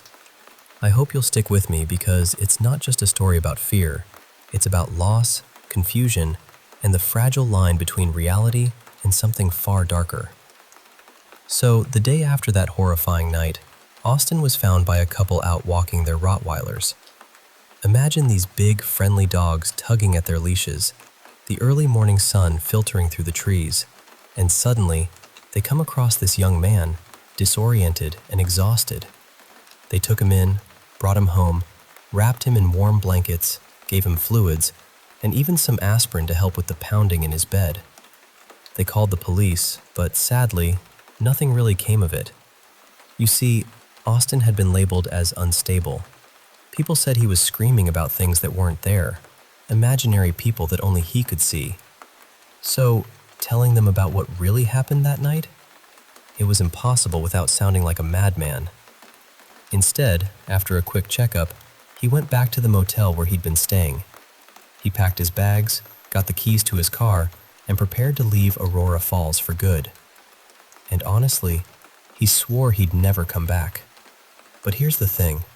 I don't think Austin was even angry anymore about leaving. Strange, isn't it? When you think about how much he must have lost there, how much pain he endured. I think a lot of people lose love in Aurora Falls, and once that happens, they just move on. But it makes me wonder, why did Austin leave his hometown all those years ago? Was it really just for his studies? He had his family there, or did he? Was he an orphan? How could he be sure anymore? I'm telling you all this because I recently found Austin's bag from that weekend tucked away in an attic. And inside, buried beneath his favorite pair of jeans, was something chilling. A single shoe. Remember the drowned man from the story? The one with those large glasses and only one shoe? The floating body found downstream. That shoe was his other one. Now, let me take you back to Austin's early life. Austin was born December 21st, 1996, to a dentist and a pharmacist. As a kid, he was strong, athletic, but kind-hearted, not aggressive at all. When he was 13, everything changed. His parents divorced suddenly, and new partners came into their lives. It was a shock to Austin and his sister Haley, who was just a year younger. They stayed with their mom while their dad moved out. Despite all this, Austin thrived in school and sports. He got accepted into Florida State University's pre-med program, just as he dreamed. He was pumped about starting college life, making friends, bodybuilding, even building a social media following where he shared fitness tips. But behind the scenes, Austin struggled. He felt isolated, shy, and convinced people didn't like him. This loneliness pushed him towards drug abuse, and soon, his behavior became erratic. When he came home that summer, things got worse. He moved his bed to the hallway, claiming his room was full of demons. At night, he'd march through the house knocking on doors, warning his family he was protecting them from evil. His family tried everything to help, but nothing worked. Eventually, they considered the Baker Act, a law that allows for someone to be held involuntarily in a psychiatric unit for 72 hours if they're a danger to themselves or others. But before they could act, tragedy struck. On August 15th, Austin showed up at his best friend's house. He asked his friend what year he was born, and when the answer came, Austin just walked away. Confused, his friend called to check on him, and Austin seemed fine during the call. They planned to meet up with Austin's sister and other friends at a nearby beach. But on the way to the beach, Austin suddenly said he had to go home for some work. Minutes later, he returned in a bizarre outfit: thick woolen clothes under the blazing sun, 2 wristwatches, and sunglasses. His friends laughed at him, but Austin warned them seriously, saying he'd kill them. The mood shifted instantly. Fear replaced laughter. Shortly after, Austin, his sister Haley, and his friend decided to leave the beach and join his father and his dad's girlfriend for lunch at a restaurant nearby. On the way, Austin made a wild claim. He said he was half human, half horse, and immortal. To prove it, he tried to walk into traffic multiple times. Haley had to pull him back, walking between him and the road until they reached the restaurant. At the restaurant, Austin suddenly said he needed to use the restroom. When he returned, he left again, this time walking out of the restaurant entirely. 30 minutes later, he came back in different clothes, stained with oil. Turns out, he'd been at home drinking vegetable oil and eating Parmesan cheese. His mother had told him to stop, so he changed back and came to the restaurant. His father was visibly angry at Austin's behavior, and when he said something rude, Austin snapped. He pinned his father against the wall for a moment before letting go and walking out. His friend followed, but then Austin vanished as if into thin air. Realizing the danger Austin posed, his father called the police immediately. Now, picture this. 4 miles away, an older woman named Michelle was watching TV in her open garage, waiting for her husband John, who was walking their dogs. Michelle and John had been married nearly 20 years, retired, and well-loved by their neighbors. Suddenly, Michelle screamed. One of her neighbors, Jeff, rushed over and saw Austin vandalizing Michelle's car right before her eyes. Then, Austin threw Michelle to the ground and started punching her. Jeff, being strong, ran to help, but Austin warned him to stop. When Jeff didn't, Austin punched him hard in the head. Jeff was tough, though. He threw Austin to the ground trying to knock him out. But then Jeff felt a sharp pain. Austin had a knife and had stabbed him multiple times during the struggle. Jeff ran into Michelle's house and locked the door, calling 911, telling them about Austin. He hoped John would come back soon to help. Minutes later, Jeff heard grunting and screams outside. When the police arrived, they found Austin holding John down, biting into his cheek, and with Jeff pinned beneath him. The officers tried tasers and kicks, but Austin was relentless, unaffected by pain, unaffected by the dogs sent to pull him off. Finally, after a combined effort, Austin was subdued, but it took 3 officers to restrain him. By then, Michelle and John were badly hurt. Austin was taken to the hospital, where he slipped into a coma for 12 days after drinking a poisonous liquid from the garage, mistaking it for alcohol. Tests showed no drugs in his system except a small amount of marijuana, meaning he was sober when he committed the attack. When he woke up, Austin gave a chilling confession. He said that after leaving the restaurant, he saw a dark figure with a pale, white face chasing him. He ran until he reached Michelle's house, where he thought he could find safety. But then he realized Michelle was a witch, so he killed her. As he tried to leave, the same figure was waiting outside with a dog, and Austin attacked it to save himself. It's a story that leaves you questioning what's real and what's not. A young man caught between his own mind and something terrifying beyond it. The shoe found at the bottom of his bag, the other half of that drowned man's mystery, reminds me that some secrets from Aurora Falls refuse to stay buried. Thanks for listening. I hope Austin's story stays with you, as it has with me. Sometimes the scariest monsters aren't what we see, but what we can't see, and the battles we fight inside our own minds.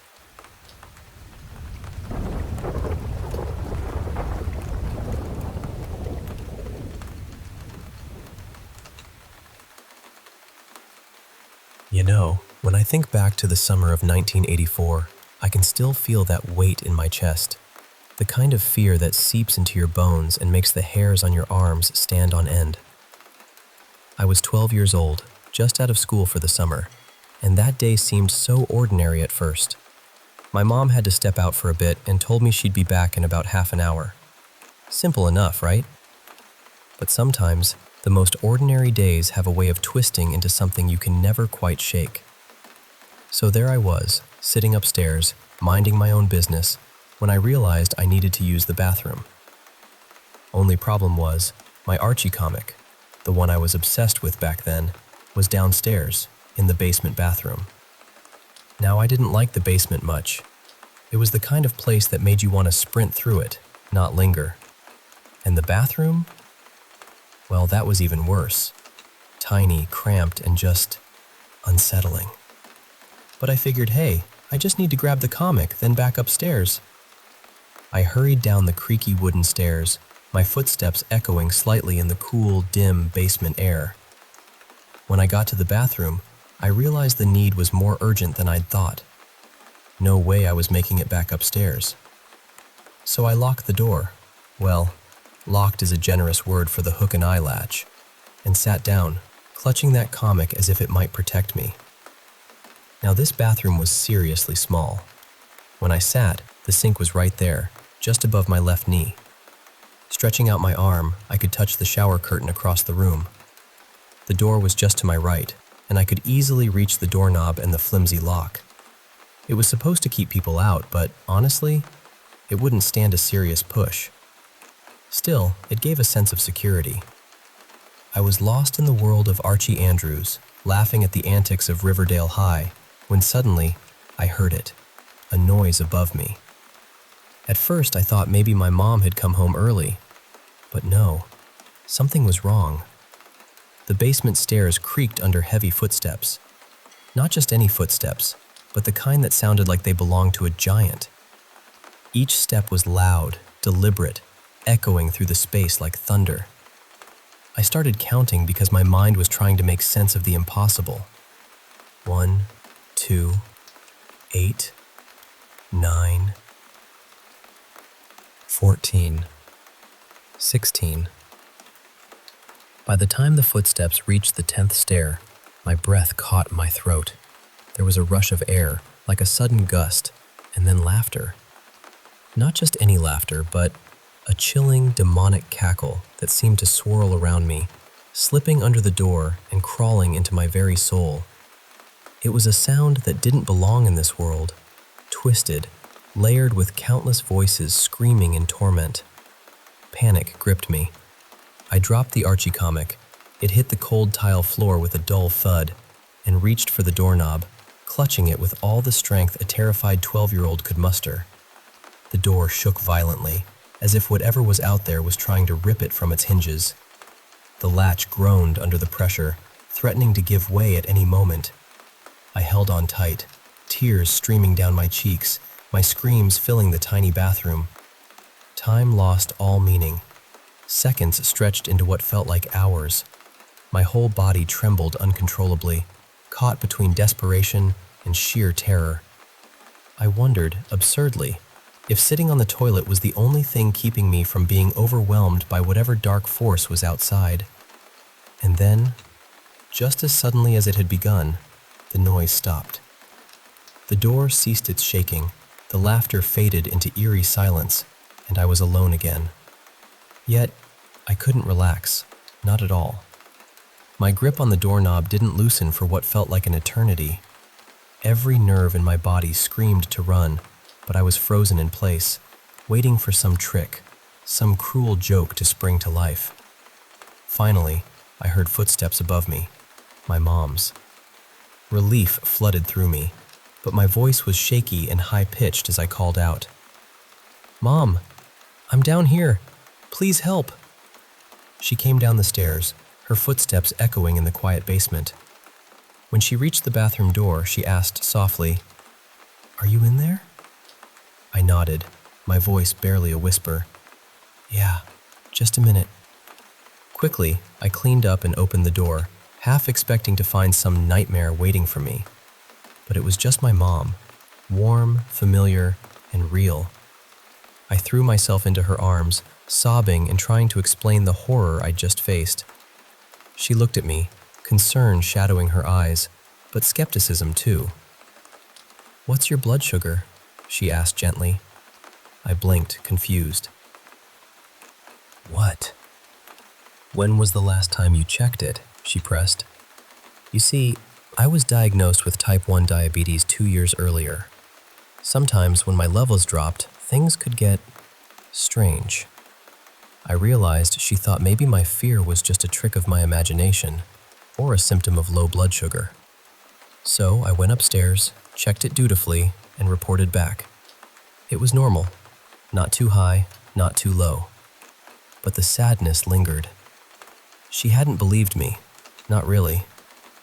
That day marked just one of many strange moments in my life. Odd things happened more than once, and while my mom couldn't always understand, years later, after everything that came to be, she believed every word.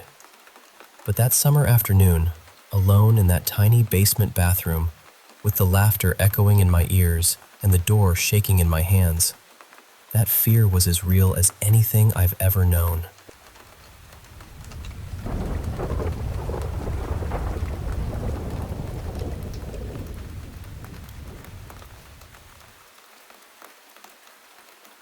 You know, my family has this long, almost eerie tradition that's been passed down for 4 generations.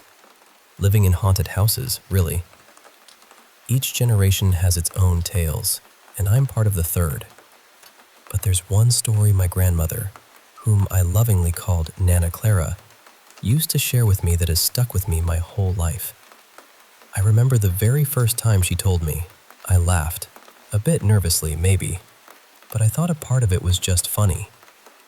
But as I grew older and had my own strange experiences with the supernatural, the humor faded, replaced by this deep, unsettling respect for what she went through. So Nana Clara was just a teenager then, born in 1911. So this was around 1926 or so. Back then, out in rural Saskatchewan, electricity wasn't a thing yet. So when she said she was burning the midnight oil, she meant it literally. They used coal oil lamps to light their rooms at night. One night, well past midnight, she was reading by one of those lamps when she ran out of oil. Determined to keep reading, she decided to ride over to her uncle's place to borrow some more. The fields at night were vast and quiet, and though it was dark, she knew her uncle liked to stay up late too. Picture this, a teenage girl, still in her nightgown, bareback on her horse, crossing the dry, whispering prairie fields under a blanket of stars. The cool night air brushing her face, the gentle, rhythmic sound of hooves on the earth. It must have been both peaceful and a little bit thrilling. When she arrived, the house was glowing warmly from within. She thought her aunt and uncle were up late working on something important. a mischievous idea struck her. She decided to play a little prank. She guided the horse right up to the front door, placing the horse's head exactly in front of it, and giggled quietly to herself, imagining her uncle opening the door and being greeted not by a person, but by a horse's head. Then, suddenly, the house went completely dark, all at once. Now, today, that might not seem so eerie, but back then, with coal oil lamps, it was a different story.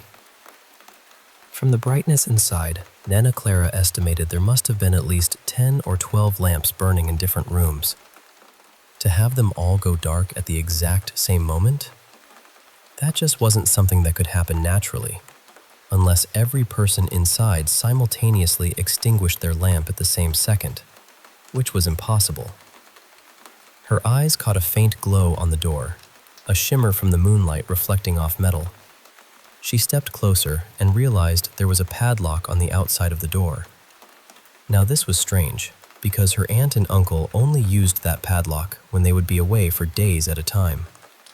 Her heart raced, the hairs on her arms standing on end. Fear gripped her so tightly she could barely breathe. Without a second thought, she turned her horse around and galloped away as fast as the horse could carry her, the pounding of hooves echoing in the still night. When she told her uncle about it later, he just shook his head and laughed it off. The others didn't believe her either. But Nana Clara knew what she saw, and it haunted her. Now, switch gears to a more recent story from my mom, who's had her own brushes with the paranormal, mostly with spirits that weren't friendly. They seemed to follow her everywhere, from house to house, ever since she was a little girl. One day, my mom and I were out shopping and ended up in this local thrift store. This place had a quirky tradition. They'd showcase special upcoming items behind glass, and if you wanted something, you had to come back on the day it went on sale. It was a real event, with people lining up to snap up the best donations. We were peering at the display when my mom pointed out a porcelain doll, a clown. The moment I looked at it, I felt this cold shiver ripple through me, goosebumps prickling my skin. I've always had this sixth sense about things, and that clown gave me serious chills. I warned my mom, said it wasn't a good clown, but she was completely captivated by it. She felt drawn to it, like it belonged with her. I begged her not to buy it. But 2 weeks later, I was at her house, and there it was, sitting on the back deck just staring. I was stunned and a little upset. My mom explained that my nephew Jay was really creeped out by it and begged her to get rid of it. Jay, by the way, had lived with my mom his whole life. When I asked Jay about the doll, he asked me if I liked it. I told him honestly, no. He said, "Mom won't get rid of it, but she did put it outside. You know how it feels? Like no matter which way you look at it, it's looking right back at you." A week passed, and the clown was gone from the deck. My mom told me she finally got rid of it because the whole family was against it. I felt relieved, but the house just didn't feel the same. There was something off, a lingering unease. Meanwhile, my niece Amy, who was just over a year old, refused to go into her own room. She'd stand in the hallway, shaking her head if I asked her to help bring toys to the living room. She was especially wary of this old antique wardrobe in her room. At bedtime, she'd stare at it nervously, then look at me, finger pressed to her lips, whispering, "Shh," as if warning me, and she didn't want to be left alone in the room. Then one night, my mom called me, voice shaking. She'd been in bed, just a few minutes, lying on her side when she felt this intense heaviness press down on her. That tiredness she'd felt earlier vanished instantly, replaced by an alertness so sharp it was almost painful. Suddenly, she realized a male presence was behind her, pressing against her back. The terror of it, someone invading her sanctuary. She felt a leg drape over hers, an arm wrap around her torso. Frozen in fear, she tried to understand what was happening. She was sure she'd locked every door before bed. Was someone inside with evil intent? She touched the hand on her torso and felt these long, pointed fingernails, 3 fingers and a thumb. She could feel breath on her neck, waiting for her to react. She struggled, but the grip was unyielding. Summoning every ounce of courage, she hissed, "Let go of me." The grip only tightened. Anger surged through her, and she shouted, "Get off me, you bastard!" She kicked and fought, and finally, the presence released her. She bolted upright, flipping on every light in the room, searching under the bed, the closet, every corner, but found no one. The doors were still locked from the inside. Only her family was home. I was stunned when she told me. My mom's not one to make things up. I knew she wasn't dreaming. Yet the question lingered, why her? Over the next week, strange things continued. Mugs would move mysteriously, from the kitchen counter to the bathroom. Amy wouldn't enter her room alone, cowering and pointing at the wardrobe or closet. Jay noticed too, and strange noises echoed through the house. Then, one night, my mom called me again, urgent and shaken. When I arrived, Amy was watching a kids' show in the living room. My mom told me what happened the night before, how she was sitting there, getting Amy ready for bed, when a loud slam echoed down the dark hallway toward Amy's room. Both froze, eyes wide, as a loud flapping sound grew louder. My mom hugged Amy tight as this enormous pair of black wings came barreling toward them, paused at the stairway, then shrieked and spiraled down into the basement. Amy cautiously peered down the stairs, whispered, "Shh," to my mom. That night, Amy slept on the couch, and my mom took the easy chair, both too scared to be alone. Later, my mom said she needed me there to do something important. She went down the hallway, opened Amy's closet, and came back holding that porcelain clown doll. I couldn't believe it. Amy ran to me, tears streaming, begging, "Shh, shh," in fear. My mom said she had to get rid of it, but first, she was going to smash its head. Outside, Amy clung to me, crying as my mom repeatedly slammed the doll's head against the pavement. But no matter how hard she tried, the porcelain head wouldn't break. Defeated, she buried it in the garbage can for pickup the next day. It was the only way to get it out of their lives. When I asked why she'd kept it, my mom said something about feeling it was meant to be hers. She adored it despite everything. She even hid it at the top of Amy's closet when Amy was at daycare, covering it so it wouldn't be seen. None of us saw it, but the house always felt off, and Amy and Jay both sensed the evil lurking. After that, the strange occurrences stopped. The unsettling presence lifted, and peace returned to the house. I often say, we always choose what's familiar to us. For a family like ours, living with hauntings has become normal, though it's anything but normal to others. And somehow, for my mom, that clown represented a strange comfort, even if it brought darkness to the rest of us. These stories, from my Nana Clara's midnight ride to my mom's battle with a haunted doll, are part of our legacy. Reminders that sometimes the shadows we live with aren't just in the night, but woven into the very fabric of our family's history.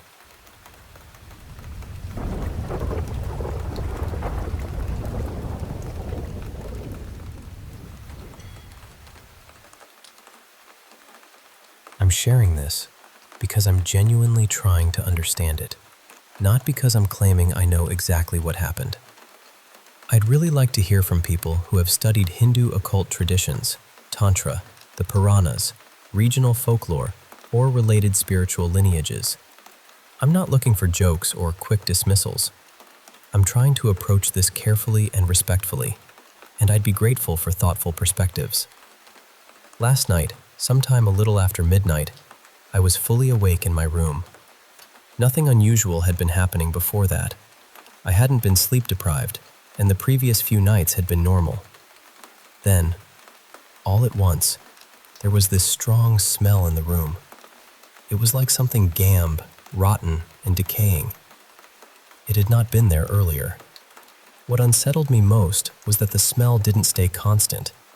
It would suddenly grow stronger, almost as though whatever carried it was moving closer. Soon after that, I had this very intense feeling that something was present with me in the room. What I perceived was not a solid figure. It looked more like a dark, smoky, semi-transparent form. At moments, I thought I could make out a very large mouth and sometimes reddish eyes inside the darkness. For a short while, its shape seemed to shift into something snake-like. Then it returned to that darker, smoky form. There was also one moment where it appeared as though the head had been cut off or separated from the body. Along with that, I briefly saw an image that reminded me of a strange painted portrait of a man with exaggerated lips. It wasn't realistic. It felt more like an abstract, disturbing face, and the feeling around it was deeply negative. As soon as this began, I started chanting the Hanuman Chalisa. I also remembered whatever I could of the Narayan Kavach without looking at my phone, and I kept repeating, Shri Ram, Jai Ram, Jai Jai Ram.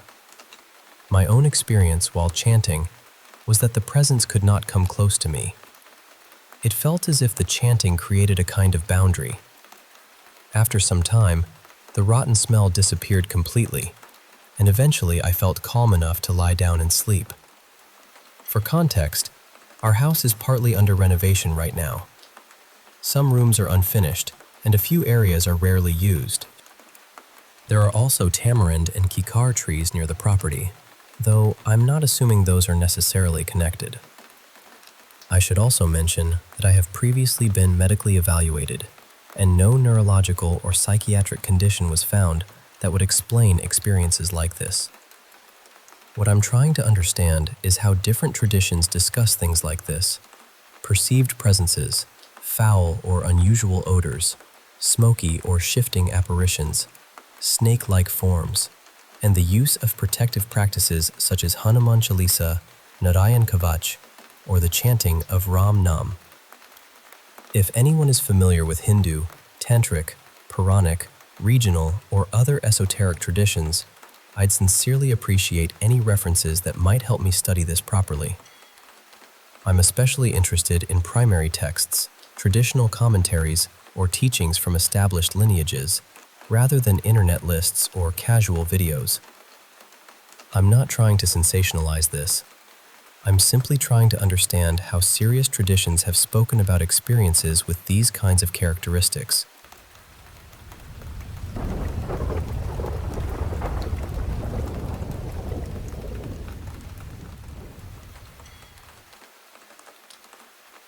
Hey, I want to share a couple of stories with you. Some of my experiences working in a nursing home one summer, and a strange, tender memory from my childhood home. I hope you'll find them as intriguing and heartfelt as I remember living them. Let me start with my summer job at the nursing home. I'm going to change some names and details to keep people's privacy, but the essence of the stories is all true. Now, I want to be honest up front. Some of what I witnessed might be explained by mental illness or the effects of age, but other moments, well, they were just plain unexplainable. There was this one gentleman I took care of. Let's call him Mr. Landon. Every night he would tell me about his father, who had passed away more than 40 years ago. Mr. Landon said he saw his dad walking the halls of the unit, just pacing back and forth, as if he was searching for something, or someone. What struck me was that Mr. Landon wasn't just imagining it. He was so vivid and detailed in his descriptions. It was as if the spirit was real and restless. But that wasn't all. Mr. Landon had this eerie knack. He could point to any other resident, and within the week, that person would pass away. I'm not one to believe in supernatural powers, but multiple times it felt like he somehow knew when someone's time was near. It was unsettling, to say the least. Then there was Mrs. Bennett, an elderly lady struggling with dementia.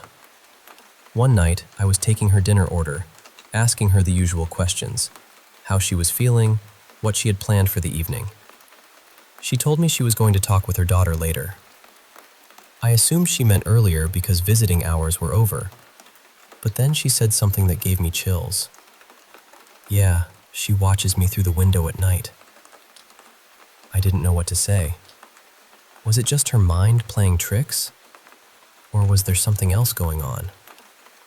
I'll never forget the unease in her voice, the way her eyes darted to the window as she spoke. Now, I want to tell you about two strange moments that happened back to back in the kitchen.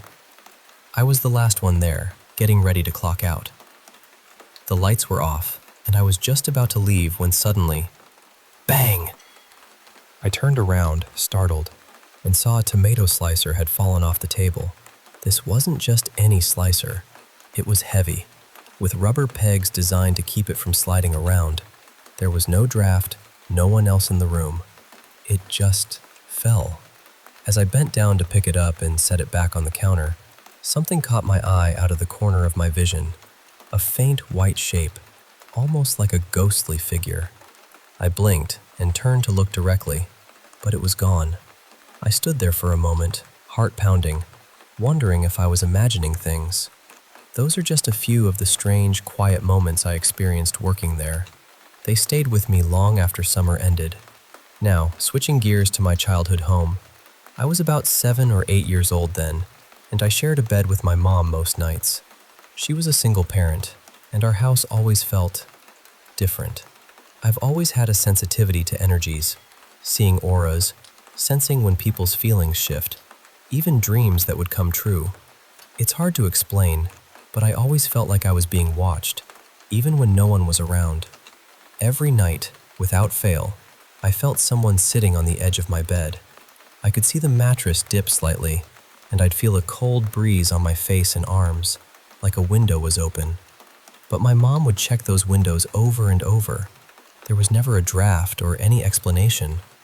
My hair would lift gently, as if a quiet wind was brushing past. One particular night stands out. I was reading a book with my little nightlight glowing softly. As usual, the cold air began brushing my face and hands, and I felt that presence again, sitting right there. Terrified, I ran to my mom's room, and she comforted me as best she could. But then, something extraordinary happened. Tiny, shimmering specks, like glitter, started falling from the ceiling, slowly and gently. I held out my hand to catch it, but every speck vanished the moment it touched my skin. I looked at my mom, and she was smiling, tears in her eyes telling me, "I see it too." We laughed, feeling a sudden calm wash over us. We didn't question where the glitter came from or what it meant. It just felt like a beautiful sign, a moment of peace in the night. After that night, my mom began sharing her own experiences, feeling energies, seeing auras, and even visits from an angel named Michael. He told her things that later came true, including a prophecy about a building being constructed in our town and a terminal illness she would face. When the building's construction was announced years later, we both screamed in disbelief. That night with the glitter was one of our last deep conversations before she passed away from the cancer Michael had foretold. It was as if that gentle, sparkling moment was a comfort, a reminder that we weren't alone. I wanted to share these stories because sometimes it helps just to say them out loud, to know others have felt the unexplainable too.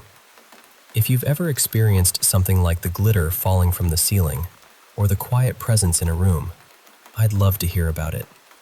These moments, strange as they are, remind us of the mysteries that gently brush past our everyday lives.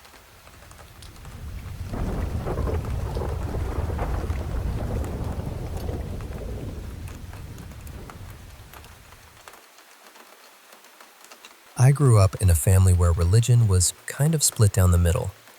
On my mom's side, everyone was very Catholic. Church, prayers, all of that was just part of life. But on my dad's side, the family was Kardecicist Spiritist. I don't know how common that is outside Brazil, but it's basically a belief in mediumship, spirits, communication with the dead, and a Christian-based philosophy connected to Allan Kardec. So I grew up around stories like that. And Honestly, I was fascinated by them. I was the kid asking my grandmother to tell me everything she had seen or felt. I wanted every detail. I also knew, even when I was little, that something ran in my family. My brother and I both seemed to have that sensitivity.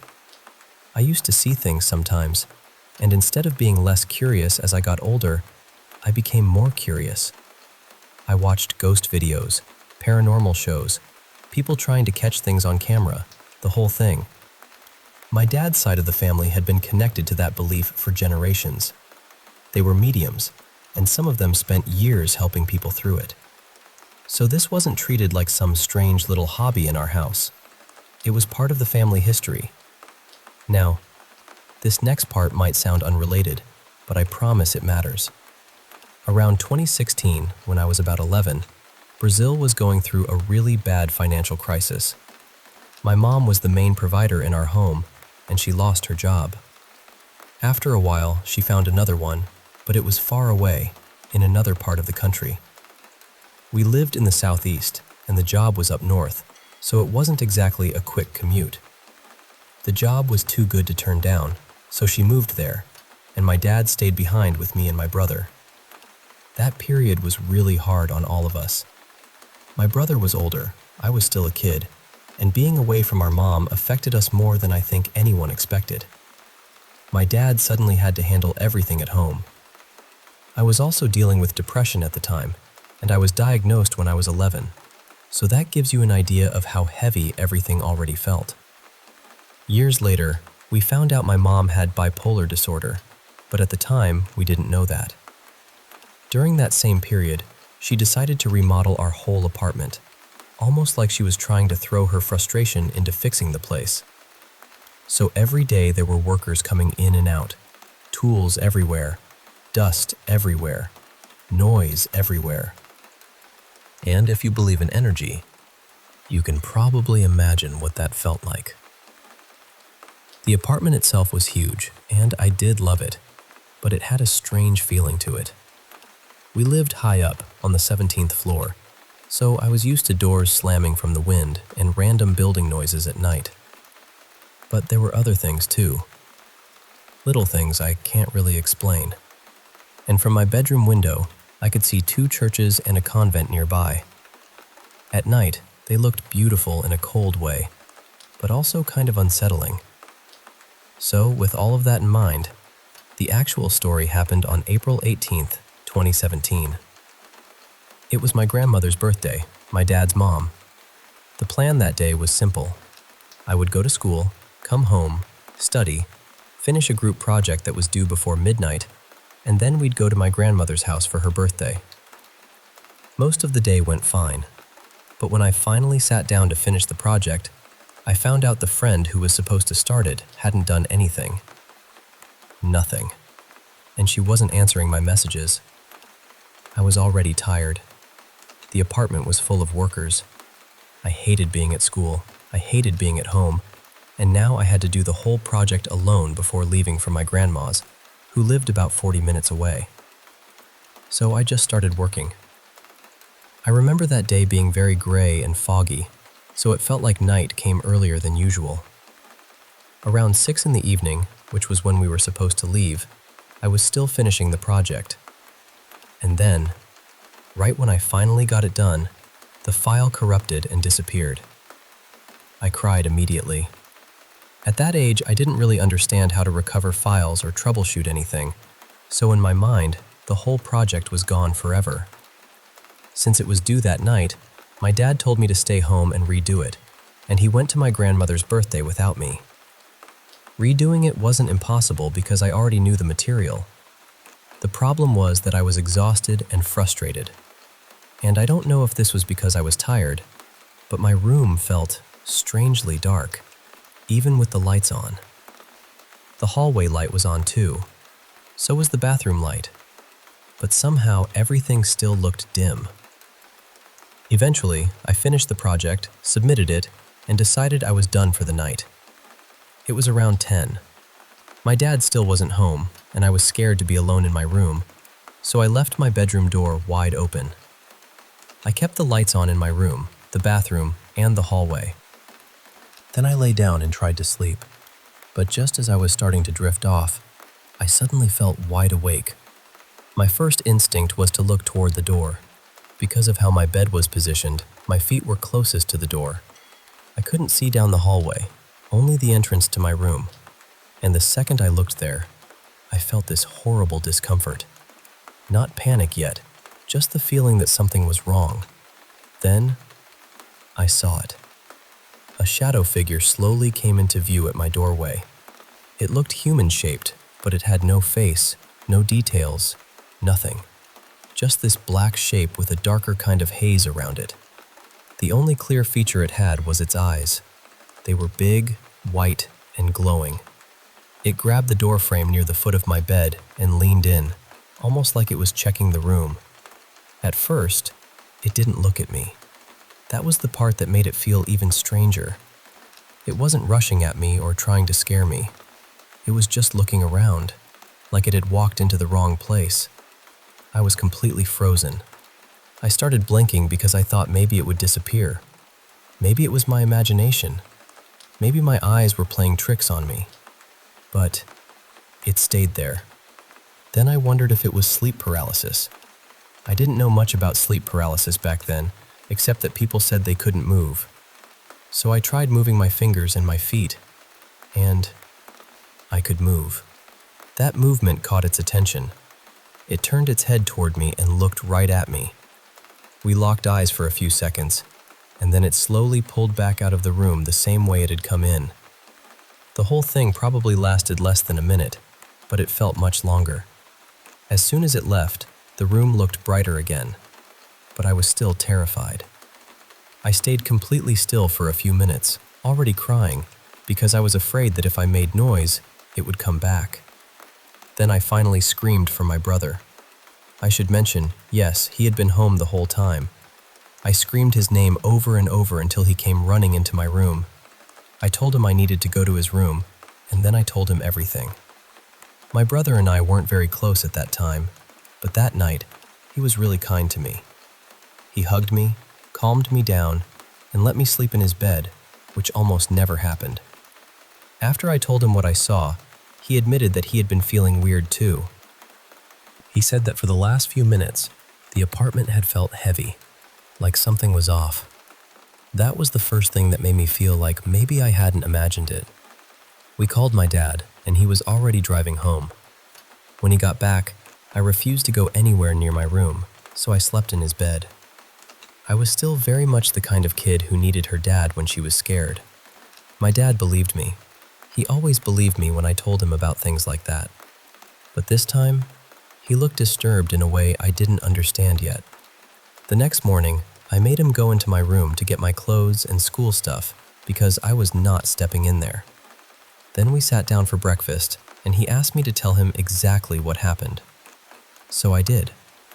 Then he asked, "What time was it?" I said, 10, and he got quiet. I asked him why. That's when he told me what happened at my grandmother's house. He said everything had been normal at the party until around 10 at night.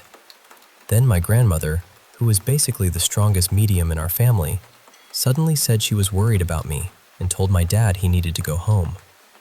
He said that as soon as she said it, he felt the same heaviness my brother had described. So he left. But when he got to his car and started driving away, he suddenly stopped. He saw the exact same thing I had seen.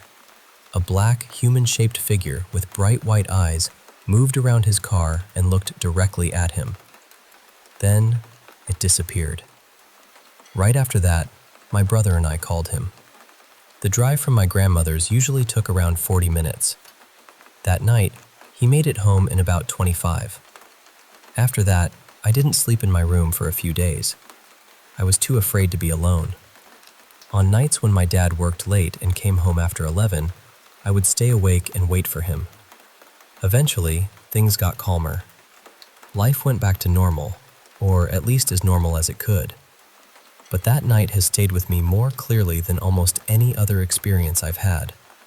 It's still the most vivid and confirmed encounter I can remember. The strange thing is, when I think about it now, it doesn't feel only scary. It feels sad, too. Even talking about it makes me feel like I could cry. I don't really think that thing wanted to hurt me. I think maybe it wandered into our apartment, noticed I could see it, and got startled, too. Then, somehow, it went to my dad. It didn't feel like a good presence, exactly. But it didn't feel purely evil either.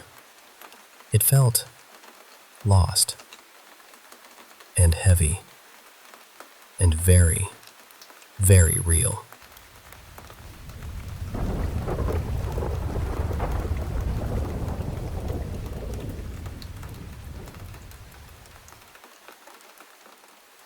Hey there. I want to share with you some pretty extraordinary experiences I've had. Some might call them paranormal. Others might say they're miracles or just strange coincidences. Either way, they've deeply touched my life, so I hope you'll find them as fascinating as I do. The first story isn't exactly paranormal, but more like a miracle, and it all begins even before I was born. You see, my mom was pregnant with me and my sister. We were identical twins. Around a few months into the pregnancy, things took a scary turn. My mom started showing signs of going into labor way too early. She rushed to the hospital, and it turned out my sister's umbilical cord was wrapped tightly around my right hand, cutting off my circulation. It's something I've lived with ever since. My right hand is different from my left, my finger's a bit larger, and I don't have nails on those fingers. I've always thought of myself as a bit like Nemo. You know, the little fish with a fin that's a bit different. Here's the wild thing. My sister, in a way, saved my life by causing my mom to go into labor early. My mom had no idea I was losing blood flow to my hand. If my sister hadn't put my mom into labor, I might not have survived. Sadly, my sister didn't make it. She passed away inside my mom's womb. So, I like to think of her as my guardian angel, watching over me. Someday, I want to get a butterfly tattoo in her honor, a symbol of transformation and hope. My second experience is also tied to my sister. For a while, we lived with my mom's ex, not the best situation. One evening, they got into a heated argument, and in the chaos, my mom's Christmas tree got knocked over. Every single ornament shattered into tiny pieces, except one. My sister's ornament survived completely untouched. It's this old, fragile angel head with her birthday engraved on it. It's strange because everything else broke, and this one just stayed perfect. Every Christmas, that ornament stays on our tree, a little reminder of her presence, and maybe a little magic. The third experience is a bit more eerie and personal. After my grandpa passed away on December 26, 2020, he had contracted COVID and was hospitalized. Things got strange. I wasn't close with my family and wasn't invited to his funeral, and I was actually the last to find out about his death. Then, about a week later, I was fast asleep when I suddenly heard a loud, clear voice right in my ear say, "Hello, Lex." It was unmistakably his voice. I woke up instantly, half expecting my mom to be playing a prank on me, but she was peacefully sleeping on the couch. I've never experienced anything like that before or since. I like to believe it was his way of saying hello one last time, since I never got to say goodbye. Now, shifting gears to something a bit different, the strange howling I started hearing around my home. I've lived in my house for about 10 years and never experienced anything weird until a few months ago. Here's the setup. I know all the dogs around, at least within 2 blocks. Most are small breeds, not known for howling. There's a collie 2 houses down that I've never heard bark in all these years, and 2 big Mastiff-type mixes right behind my house. I can see those 2 dogs from my kitchen, dining room, and even my son's room when they're in their backyard. I can also see into the den they hang out in through my neighbor's glass doors. So one morning, I started hearing this muffled howling, like it was muffled through a pillow or something soft. At first, I ignored it. Dogs howl sometimes, right? But this wasn't prolonged, and it only happened when I was the only one home. Over time, it started to creep me out. The sound felt like it was coming from outside, near the big dogs, but whenever I went outside to check, the howling stopped. It was as if the noise was an inside sound made to seem outside. I checked on the dogs. They were always calm, lounging in their yard, no signs of distress. I even looked through my security cameras to catch them howling, but nothing. It was baffling. I tried not to let it bother me, especially since it only happened when I was alone in the morning. But then, one Monday when my son had the day off, he heard it too. We both heard the muffled howling at the same time, but when I peeked outside, I couldn't hear a thing. It was like the sound was inside the house, but we couldn't locate it. Moving on to a place I worked, the Disneyland Hotel. I worked there for over a year, delivering things to guest rooms late at night. One night, around 11:30 p.m., I was making a delivery near the pool deck, which is surrounded by a gate. Suddenly, I heard children laughing and splashing, very lively sounds. Because I was on a schedule, I didn't stop to check, assuming the kids were being watched by an adult. After delivering the items, I was heading back when I heard the laughter and splashing again. The pool itself was well lit, but the deck was dim. I expected to see some kids playing and an adult nearby, but as I got to the gate, the sound stopped abruptly. Looking around, there was no one at the pool or on the deck. It was eerily quiet. This was puzzling because while the hotel has a history of adult deaths, there's no record of children passing there. And I've been deaf in my left ear since childhood, so for me to hear anything, it had to be loud. It still makes me wonder what I actually heard that night. Now let me tell you about a place in Aurora, Colorado, the Third Bridge. It's known for being haunted, but not as famous as others. A friend invited me there as a teenager because I have some clairvoyant abilities. The place is known for a tragic Native American massacre and a fatal car accident involving teenagers. During my visits, and I've been there between 8 and a dozen times, I've experienced some pretty intense things. I've heard the sound of drums all around me, been chased by a car from the 60s or 70s with a single headlight that would appear and disappear mysteriously, and even had my leg forcibly pushed onto a barbed wire fence, leaving a puncture wound that bled lightly for a week and left a scar. One summer night, on my way there, my windshield fogged up badly, hard to clear even with the defrost on high, despite the night being warm and clear. I always carried a drink with me in case I needed to throw up. The activity seemed limited to the road and a small circular group of trees. The negative energy was so strong that once I left and got back to the lit city streets, it would fade away. After these trips, I often brought home more than memories. Spirits would follow me, sometimes dozens of children and teenagers pushing on my back for an hour, making it impossible to sleep. I'd hear loud bangs in rooms I wasn't in, but nothing ever fell or caused the noise. One time, after doing laundry late at night, I found the washer lid open in the normal loading position, but I was the only one home besides my 2 dogs. I also heard my name called when I was alone. Eventually, I moved to California and left the Third Bridge behind, hoping for some peace. But just last night, something strange happened again. Around 3:30 a.m., as I was trying to fall asleep, a female voice whispered my name softly into my deaf ear.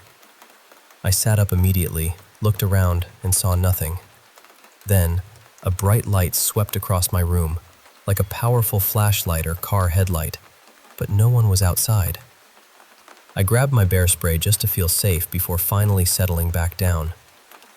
It's odd because the place used to call me back regularly, but now that I'm away, I thought it would stop. Hearing that voice makes me wonder if it's trying to call me back, or if a new presence has arrived.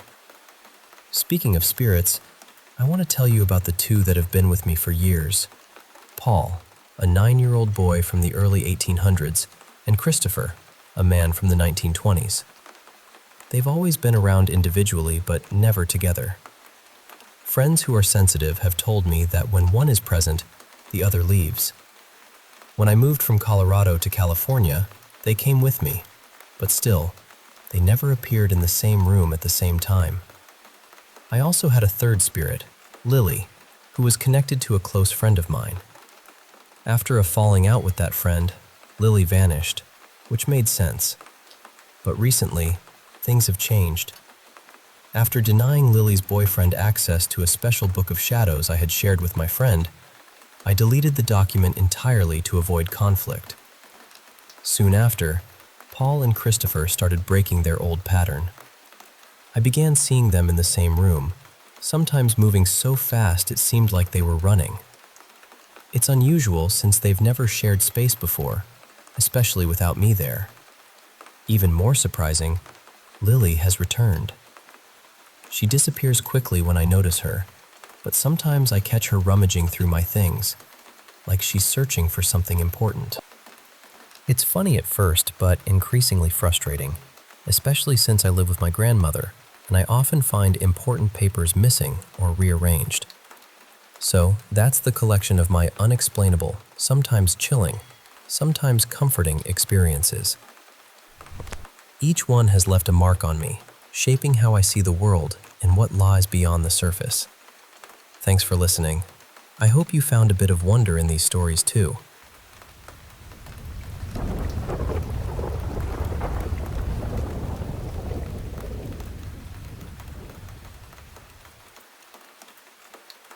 You know, I'd heard people say the Star of India in San Diego was haunted, but I never really put much stock in it.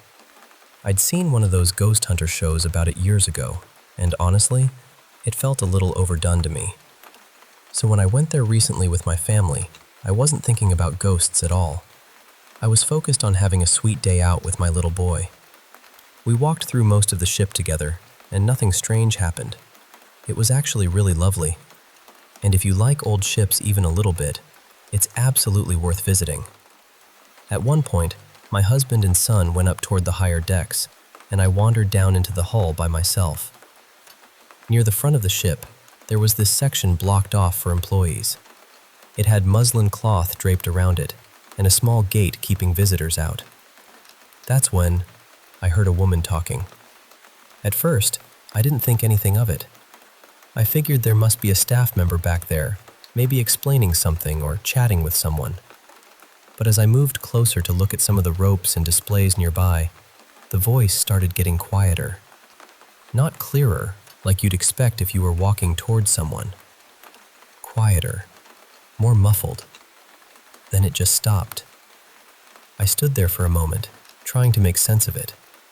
I thought maybe whoever was back there had noticed me and wanted privacy. But curiosity got the better of me, and I became a full-on nosy Nell. I tried to peek through a little gap in the cloth to see if anyone was moving around back there. Nothing. No footsteps. No shifting shadows. No sign of anyone. And then I realized something else. I hadn't seen any female employees on the ship that day. Not one. And the voice had only sounded like one person speaking. It could have been someone telling a long story, sure, but there were no pauses, no replies, no other voice joining in. I walked away, telling myself it was probably nothing. But as soon as I got farther from that blocked-off section, the voice came back, louder this time. That was the part that really unsettled me. Not because it was dramatic or terrifying, but because it felt wrong in such a quiet, specific way. My brain kept trying to solve it. Maybe someone on the dock was talking, and the sound was somehow carrying into the ship. Maybe there was a speaker somewhere. Maybe the acoustics were just strange. So I went closer again, mostly to prove to myself that I was being ridiculous. And again, the voice faded. It got softer and more muffled until there was only silence. The strange thing is, it never sounded clear. It was always covered and distant, like someone speaking through fabric or from behind a wall. But the closer I got, the harder it became to hear, which made no sense at all. Maybe it really was someone on the docks. Maybe it was an employee I just never saw, and she stopped talking because some random woman was peering into the restricted area like a raccoon in a museum. Maybe the sound was bouncing over from the gift shop on the boat next door. I don't know. I'm still not saying the ship is haunted, but I will say this.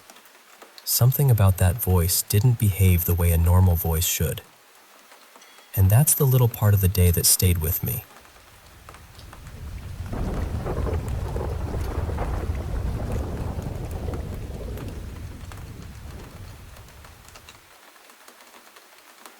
Hey there. I wanted to share some experiences I've had with spirits over the years and get your thoughts on whether I should be concerned about some recent changes I've noticed. So, I've been familiar with two spirits named Paul and Christopher for quite some time now. Paul's a playful little guy. He was about 9 when he passed, so he sometimes pulls the occasional harmless prank on me, which honestly feels kind of endearing. Christopher, on the other hand, has always been peaceful, never causing any trouble. But recently, there's been this other presence, Lily. I'm not as familiar with her, and I think she might be behind some changes in the spirits around me. I'm seriously debating whether to try to get rid of her, but I don't want to overreact if there's nothing harmful going on. Let me take you back to one of my earlier experiences that really stuck with me. It was during a haunted tour on the RMS Queen Mary. Now, a little background. I never learned to swim as a kid. I was stubborn and, honestly, pools just seemed gross to me, so I never bothered to learn. Also, at home, I've been regularly visited by a spirit of a young boy, around 9 years old. I know it's not connected to this story because of the size difference in their hands, but I mention it because it's part of my everyday life. So, I paid the $30 fee for the haunted tour of the Queen Mary, not expecting much at all. I thought these tours mostly just hype up the history and the tragic accidents that happened on these old ships. The tour itself was mostly uneventful, really. We had this quirky guide who was full of stories about the ship's past and the many hauntings reported over the years. He told us about various deaths and the ghostly sightings that visitors and staff had experienced. It was all fascinating, but nothing out of the ordinary. There were 3 kids on the tour too, probably between 5 and 8 years old. They were incredibly well behaved. I honestly forgot they were even there at times because they were so quiet and attentive. As the tour drew to a close, we reached the pool deck. Now this was the highlight because the guide had the most stories about this area. The pool itself had been drained years ago for legal reasons, but people often reported seeing wet footprints on the deck, even though no one was actually there. He told us about a little girl named Jaki, who was said to haunt the pool deck. Interestingly, there were no records of a young girl named Jaki ever boarding the ship or dying there, which seemed odd. But when you think about it, a luxury liner like the Queen Mary, on par with the Titanic, it's possible a child could have been smuggled aboard or simply forgotten in the records. While the guide was talking about Jaki, I had my back to a display showing old photos of the ship. No one could have sneaked up on me from behind, and the kids were on the other side of the group with their families, well within my sight. Then, out of nowhere, I felt a small child's hand gently grab the pointer finger, middle finger, and thumb of my left hand. My right hand was busy recording the tour on my phone. I can actually share the videos if anyone's curious. The hand started pulling me gently backward, toward a bar area behind me. The direction was through the display, which obviously couldn't be walked through physically. The hand felt small, like that of a 5-year-old.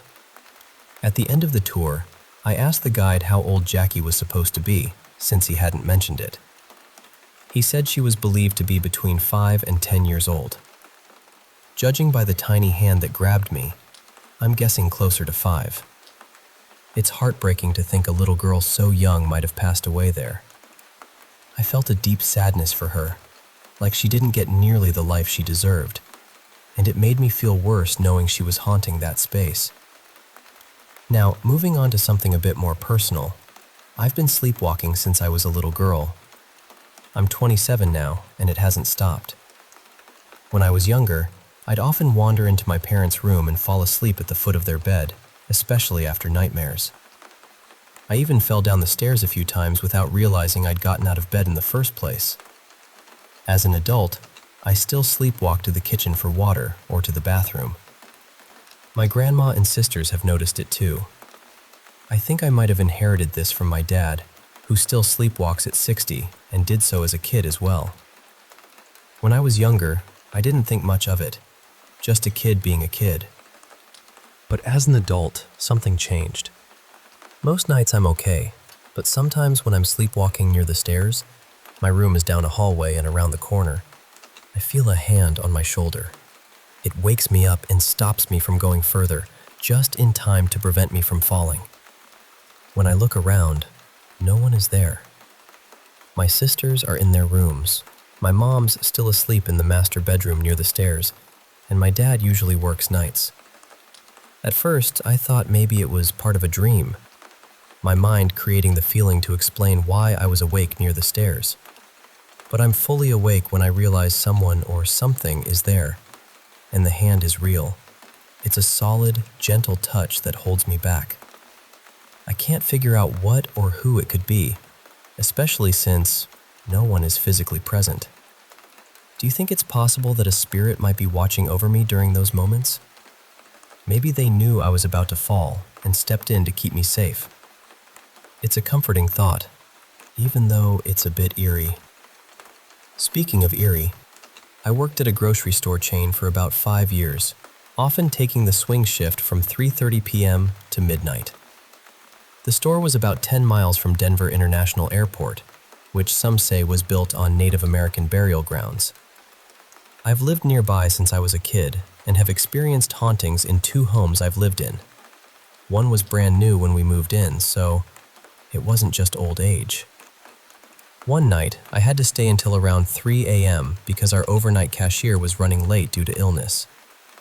At about 12:15 a.m., all the receipt printers suddenly made a loud noise. Nothing unusual since the store's computer marks that as the end of the business day, even though it's open 24 hours. The store had an armed security guard who was a military vet. He was one of those gentlemen who'd always walk women to their cars at the end of their shifts, which I appreciated. I usually stood near the security door when I left so he could escort me. The neighborhood was rough, so security was tight, and the guards were visibly armed. Around 2 a.m., the store would usually be dead except for a handful of night crew stocking shelves and maybe 1 or 2 late shoppers. One night, as I was zoning out between staring at a candy rack and glancing at a night crew member I thought was cute, though I didn't dare ask him out, since he was openly gay, I noticed a cardboard gum display moving slightly. It was a clear, still night outside, with no wind, no earthquakes, nothing that could have caused it. I focused on the display for a long time, trying to see if anyone nearby was messing with it, but no one was near enough to touch it. I have ADHD, so I tend to move or fidget a lot to keep myself entertained. But that night, I was so focused on the display moving that I didn't do my usual restless shifting, which was unusual. The security guard, who was monitoring the cameras, noticed and asked if everything was okay. I said yes, but didn't mention the moving display, because I knew he was afraid of anything paranormal, something we'd talked about before. Do you think the proximity to the burial grounds could have caused a spirit to want to be noticed? It's been on my mind ever since. Lastly, I want to tell you about my current living situation.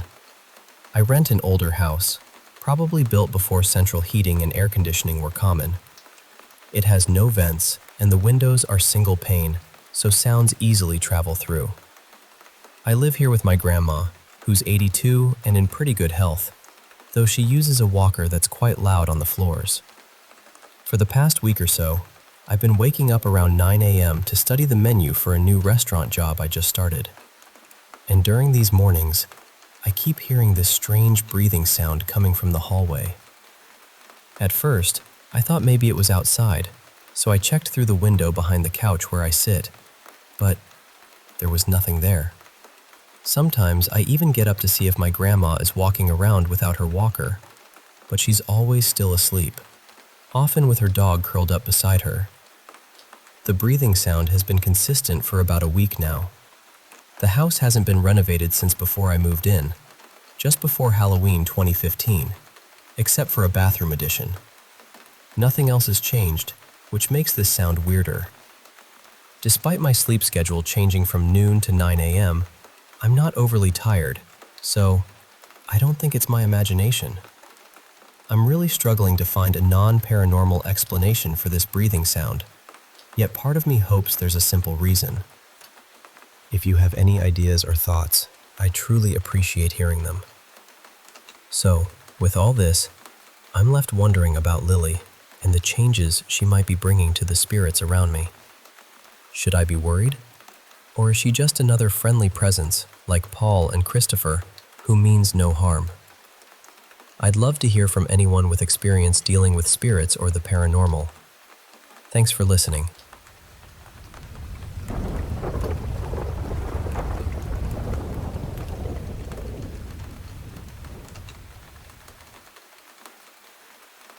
Hey, I want to share some stories with you. Stories that have stuck with me and my friends over the years. The kind that make you pause and wonder about the things we can't always explain. So, settle in, and I'll tell you about 3 experiences that have haunted the edges of everyday life for some people I know.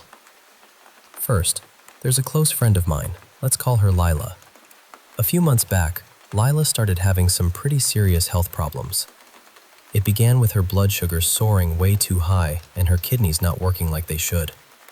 Now Lila, she's been drinking a crazy amount of soda every day, like between a dozen and 20 cans. Friends and doctors alike told her she really needed to cut back, and as far as I know, she's been trying to do just that. She sees her primary care doctor about once a month because of some bad discs in her back that are slowly getting worse. They're watching closely to see when surgery might be needed to fuse more of those discs, and they keep an eye on how the strong painkillers she takes are affecting her overall health.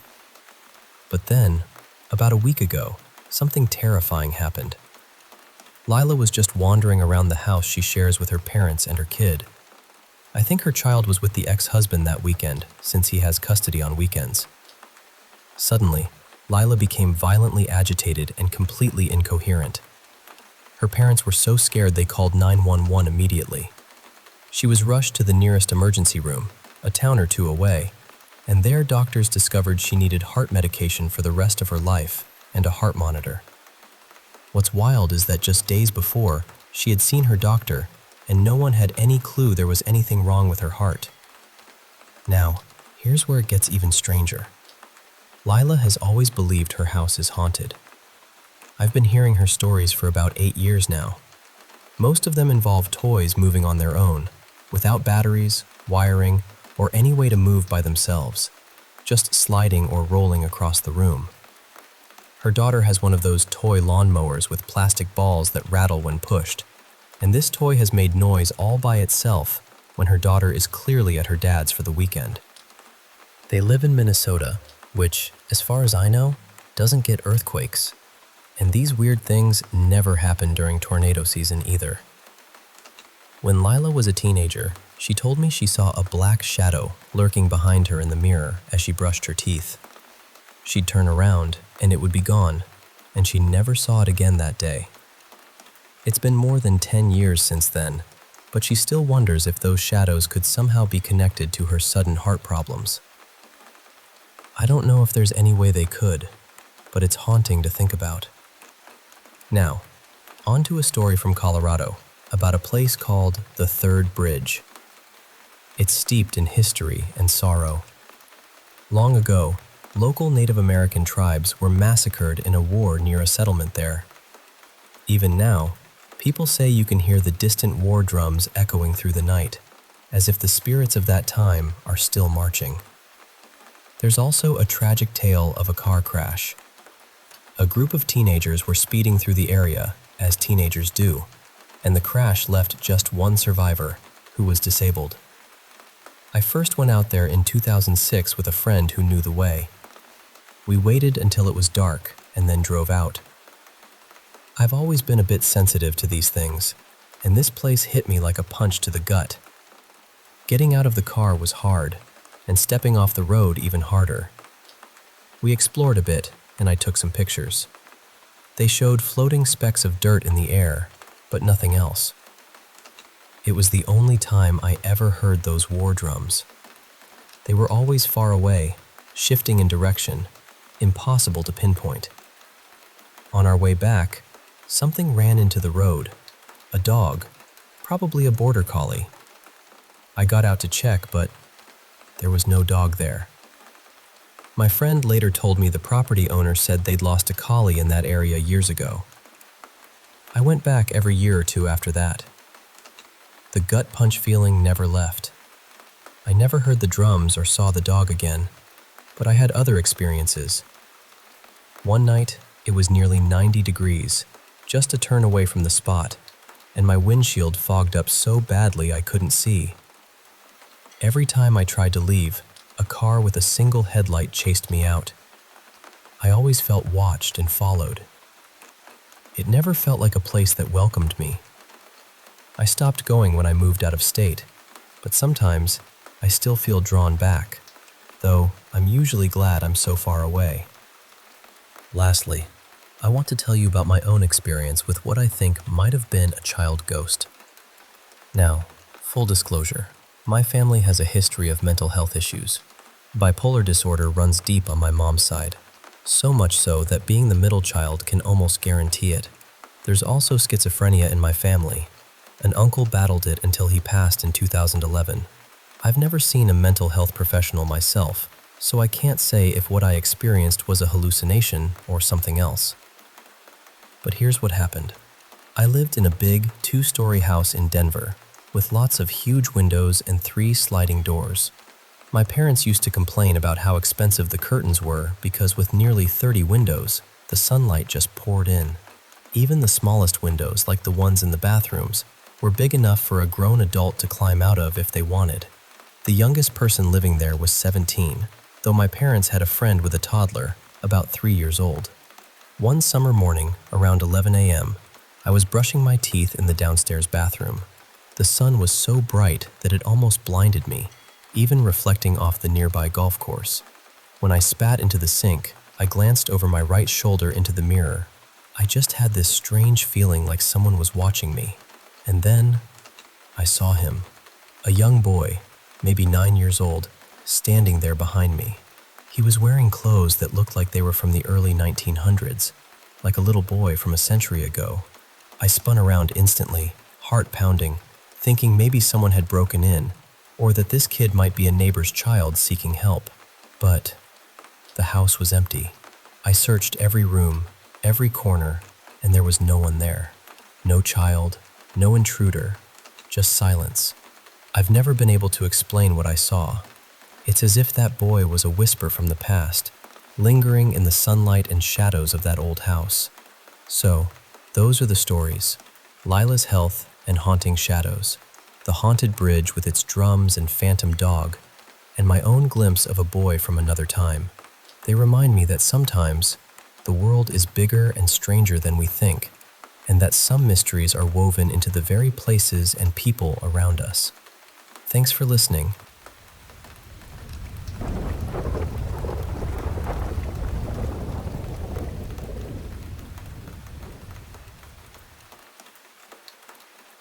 You know, about 3 decades ago, I found myself wrapped up in the world of movie theaters in Worcester, Massachusetts. I spent several years there, but there was this one theater that truly captured my heart, the grand old Poli Palace. Built back in 1926, it was a marvel of its time, a huge, beautiful building that eventually got carved up into 4 smaller cinemas.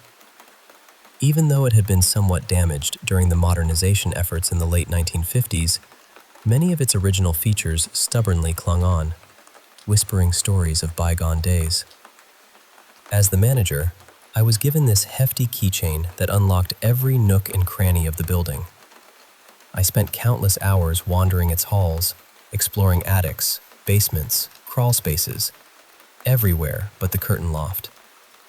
That space was tucked about 80 feet up, accessible only by a daunting iron ladder. No way was I climbing that. The atmosphere inside was something else. On the second floor at the front of the building, there were these abandoned businesses, walled off and frozen in time. a music store, a ballet studio, maybe an office, all looking like relics from the 1940s or 50s. The wallpaper, faded now, was adorned with delicate ballerina motifs. An appealing mirror hung crookedly on the wall. It felt like stepping into a dream from the past. Then there was the old manager's office. It had these soaring ceilings with elegant crown molding and a stunning stained glass window that I believe dated back to 1912, probably salvaged from a neighboring theater. The office still housed that old, heavy safe. I once came across a newspaper article from the early 1940s in the public library describing an armed robbery. 2 men had tied up the managers right in that very office and looted the safe. One of those men was later executed in the electric chair, but for an unrelated crime. That made the place feel even more charged with history. We ended up using the office to store massive 30-gallon bags of popcorn during my time there. One of the more curious spots was a crawl space beneath the box office. You had to lift a hinged plywood panel and climb over a 4-foot wall to get in. On the other side, there were remnants of basement rooms, broken concrete and scattered bricks telling tales of decay. In one of those rooms, I discovered an old flared Coca-Cola glass, perfectly intact. I treasured it for years. I also found a deck of cards, snug inside a handmade leather pouch, the snap closure fashioned from a buffalo nickel. Little artifacts like these connected me to the past in a way nothing else could. The building even had old dressing rooms with makeup mirrors framed by light bulbs. The paint peeled off in flakes the size of potato chips.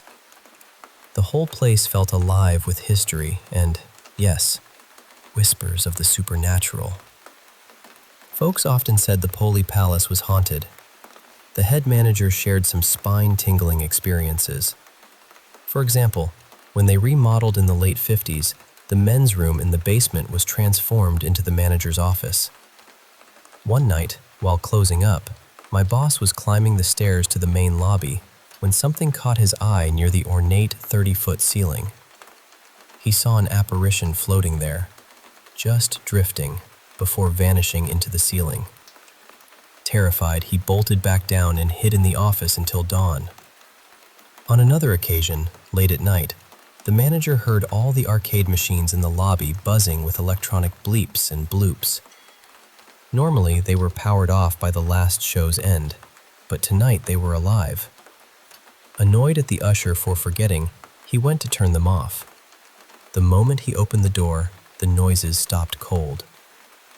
Across the lobby, the machines were dark, truly powered off.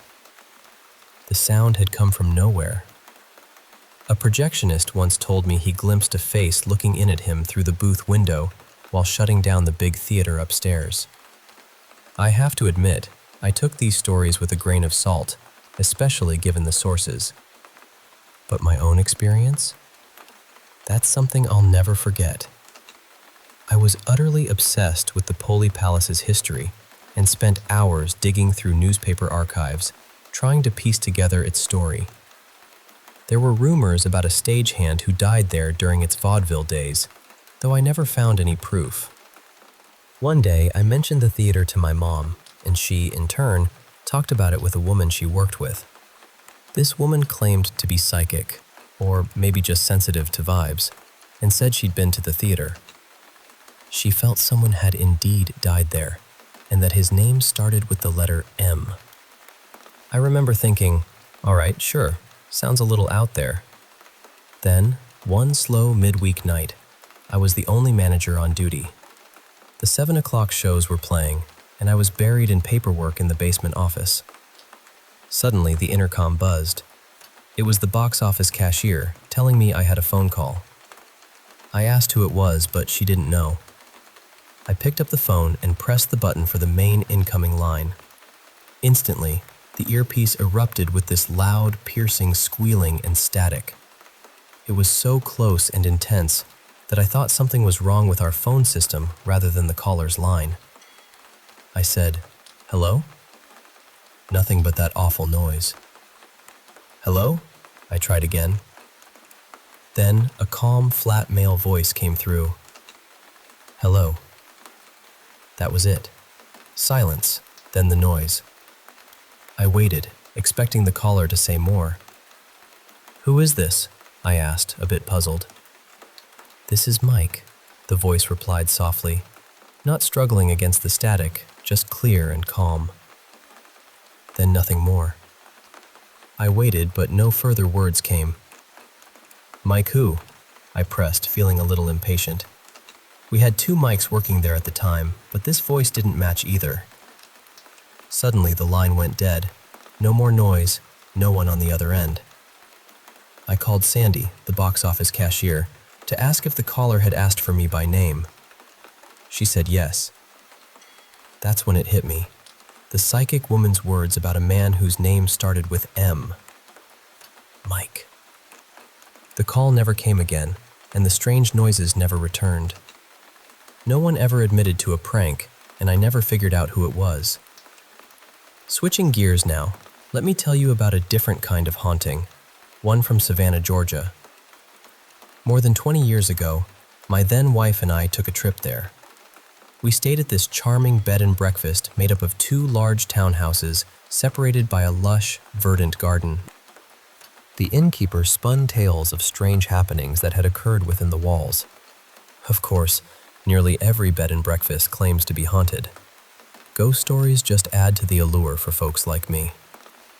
The inn was a 19th century beauty, nestled in Savannah's historic district near Forsyth Park.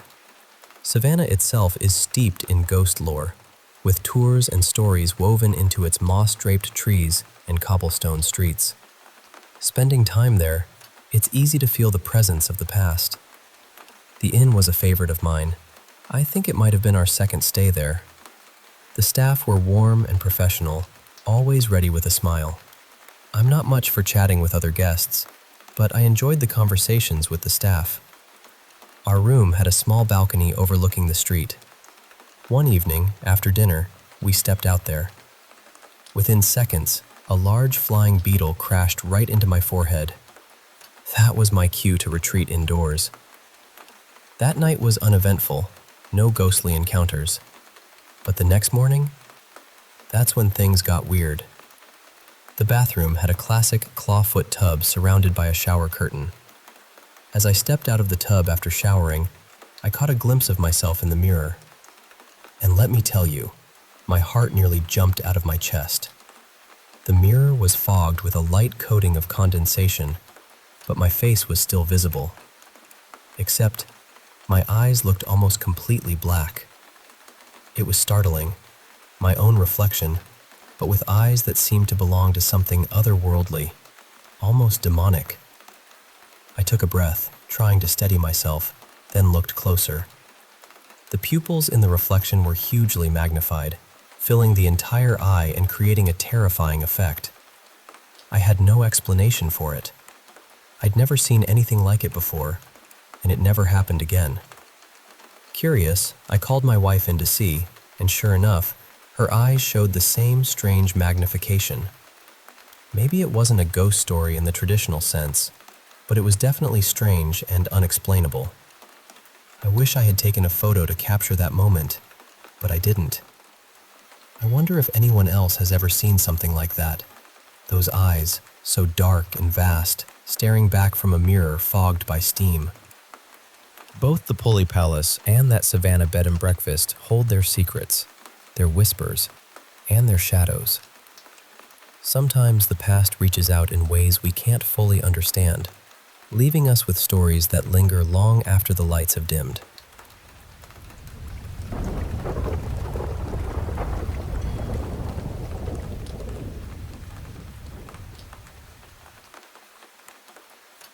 So, when I was about 9 years old, my aunt sent me a doll for my birthday. She did that every year. It was kind of her thing. She would find these delicate porcelain dolls, usually dressed in outfits from different places or time periods, and mail one to me as a gift. I already had a little row of them on my dresser, right across from my bed, but this one was different. The moment I opened the box, I felt my stomach twist a little. The doll looked almost exactly like me. Same hair color, same little tilt to the mouth, even a tiny beauty mark on the same side of her face as mine. The only thing that was wrong were the eyes. Mine were brown. Hers were this flat, cloudy gray. I remember trying to tell myself it was just a weird coincidence, but I didn't like holding her. I didn't even like looking at her for too long. Still, I put her with the others on my dresser, because that's what I always did. After that, I started having trouble sleeping. At first, it was little things. Waking up in the middle of the night for no reason. Feeling like someone was standing near my bed. Having dreams I couldn't fully remember, but waking up scared anyway. Then there was the car incident. I had taken the doll with me while I was out with my grandpa. I know, 9 was probably a little old to still be dragging dolls around, but I did. I fell asleep in the back seat, and at some point, I thought I woke up. Except my grandpa wasn't in the driver's seat anymore. The car was quiet. Too quiet. I looked toward the front passenger seat, and there was this black shape sitting there. Not a person exactly, but something person-shaped. It slowly turned its head and looked right at me. Then I actually woke up, sweating and terrified, and the doll was sitting upright in the seat next to me, propped up like someone had placed her there. A few nights later, things got much worse. That evening, I put the doll back on the dresser and tried to act normal. I remember forgetting to take my melatonin that night, which may not matter, but I still remember it clearly. Sometime during the night, I woke up, or at least I thought I did. I heard footsteps in the hallway. Our house was small, so I could tell exactly where sounds were coming from. These footsteps were slow, heavy, and they were moving toward my mom's room. Then I heard her scream. It was sharp and sudden, and then it just stopped. Right after that, there was this awful chopping sound. The footsteps started again. This time, they moved toward my brother's room. There was no scream from him, just that same horrible slicing sound. I knew my room was next. I tried to move, tried to scream, tried to do anything, but my body wouldn't listen. I was completely frozen. The footsteps came closer and closer until they stopped right outside my door. Then the door creaked open. Something dark slipped into my room. I still don't know how to describe it. It wasn't fully solid, but it wasn't just a shadow either. It moved toward my bed like it knew exactly where I was. And then I woke up. It was morning. For a second, I was so relieved I almost laughed. The sun was coming through the window. Everything was quiet, and I thought it was over. Then I went to my closet to pick out clothes. The doll was inside. She was sitting there, staring straight at me. I know I had left her on the dresser. I know it. After that night, I wasn't willing to pretend it was nothing anymore.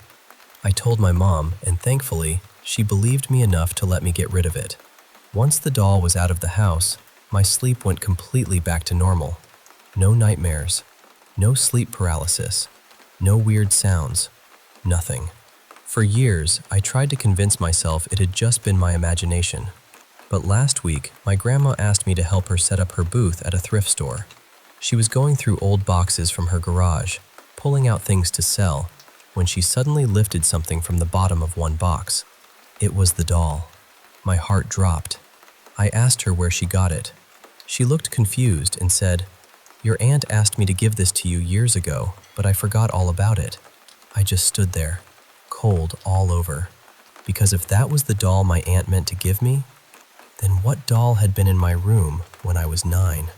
My aunt passed away 2 years ago, so I can't ask her. And honestly, out of respect for her, I ended up taking the doll home. But now, it's here, and I don't know what I'm supposed to do with it.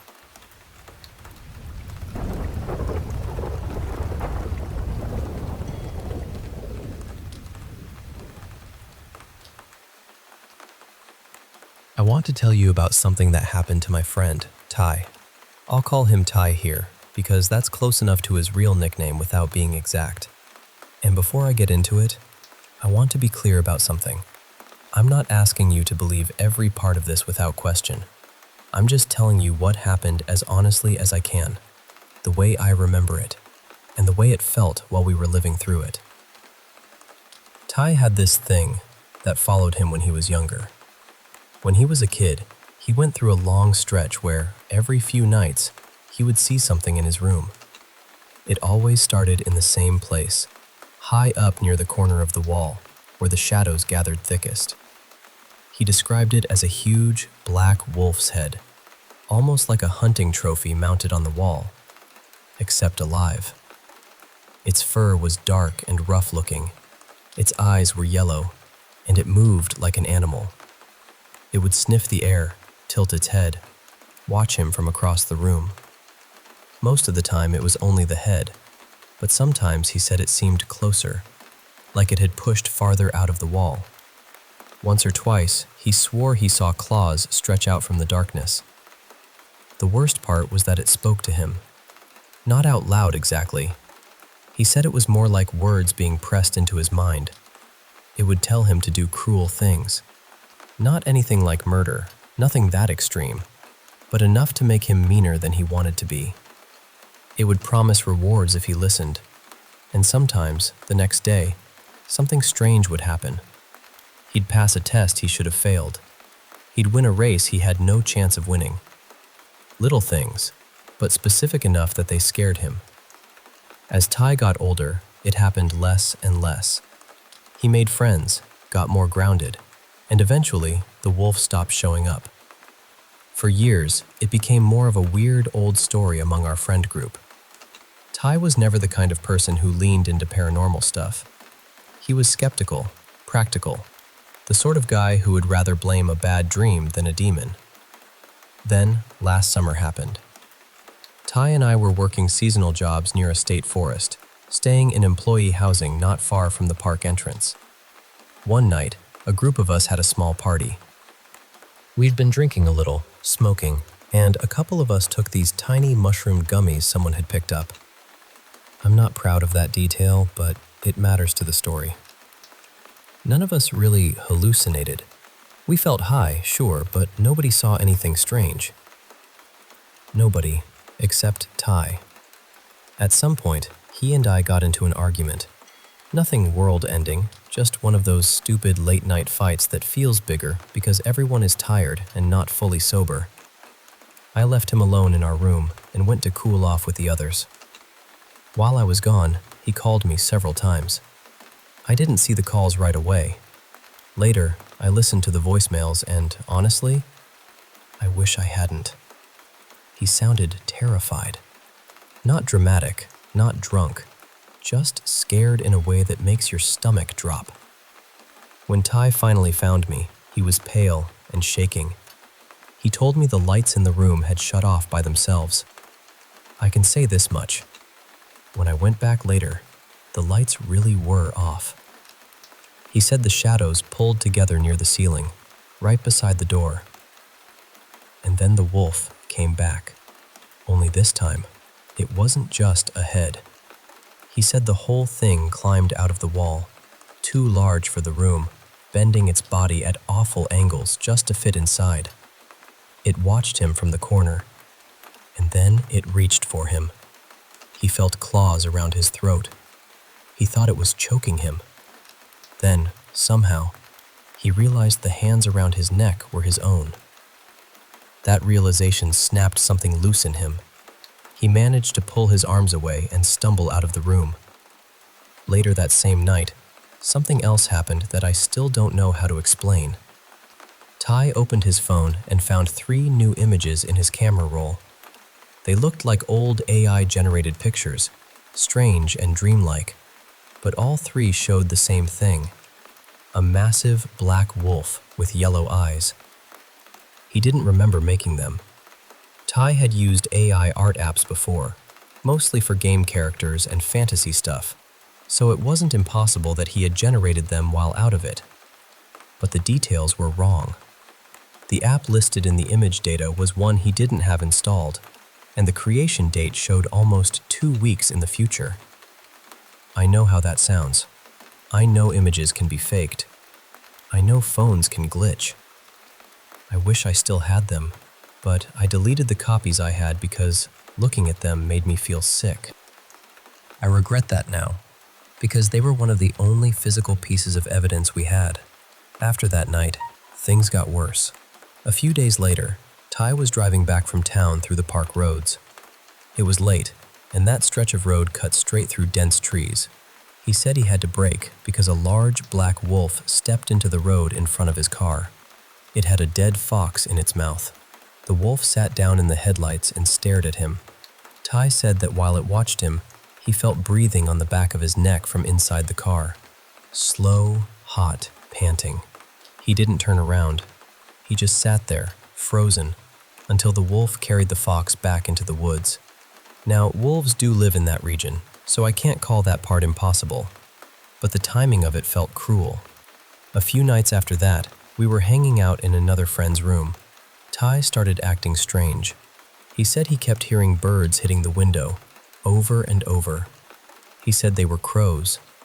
I asked how he knew that, and he just said, "I can tell." We had paint and paper out because a few of us were going to mess around with art. Without warning, Ty grabbed a tube of black paint and squeezed it across a sheet of paper.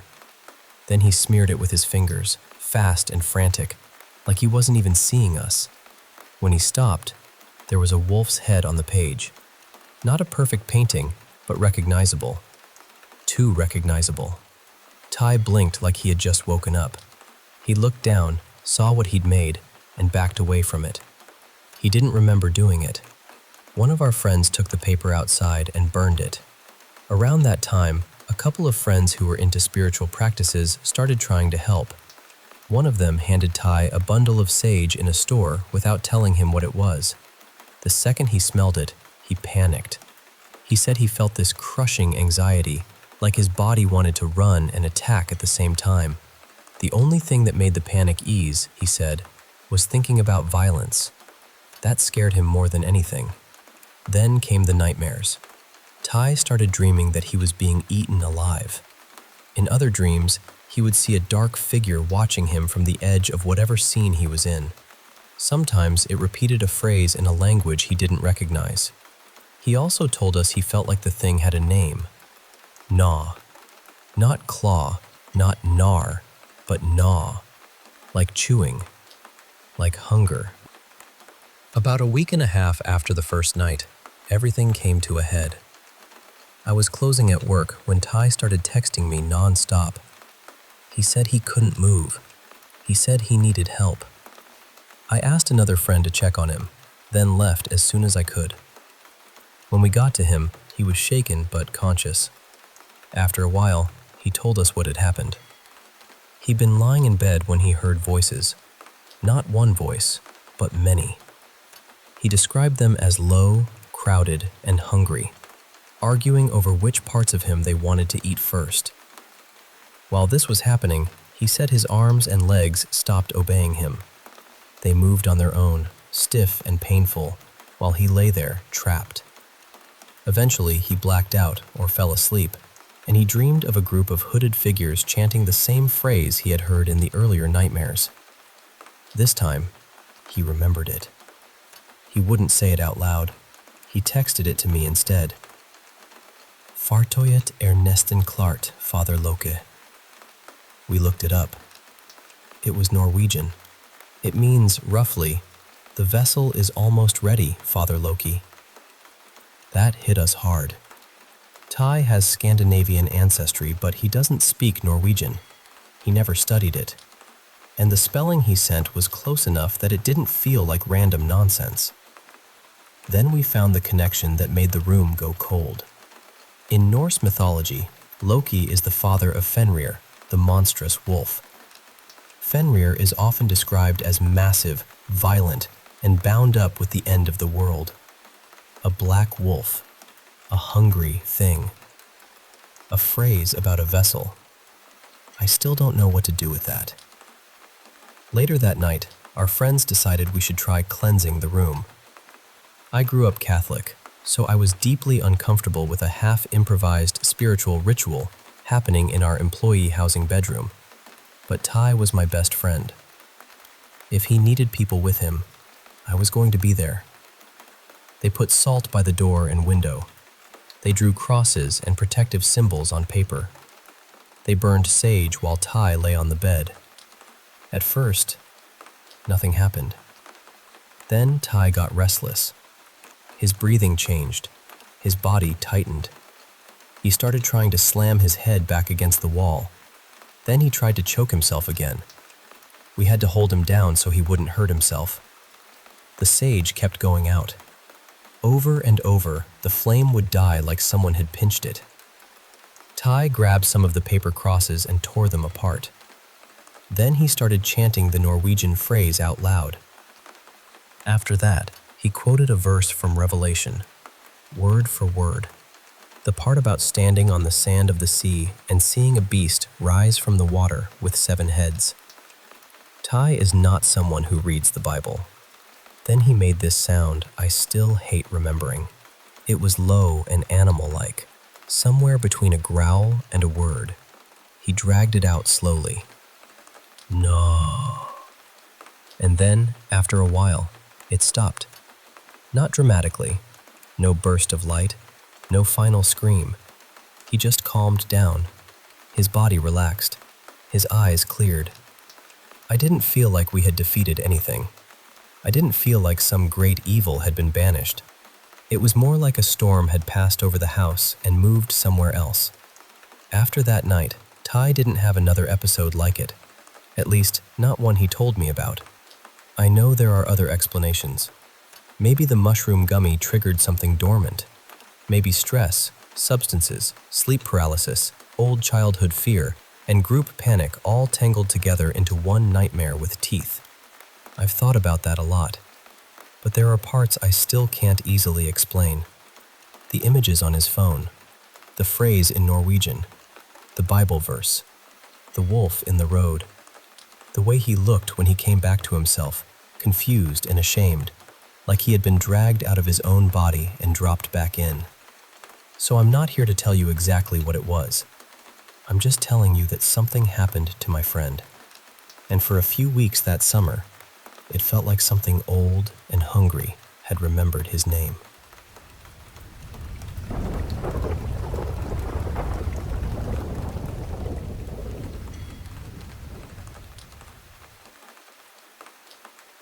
Hi everyone.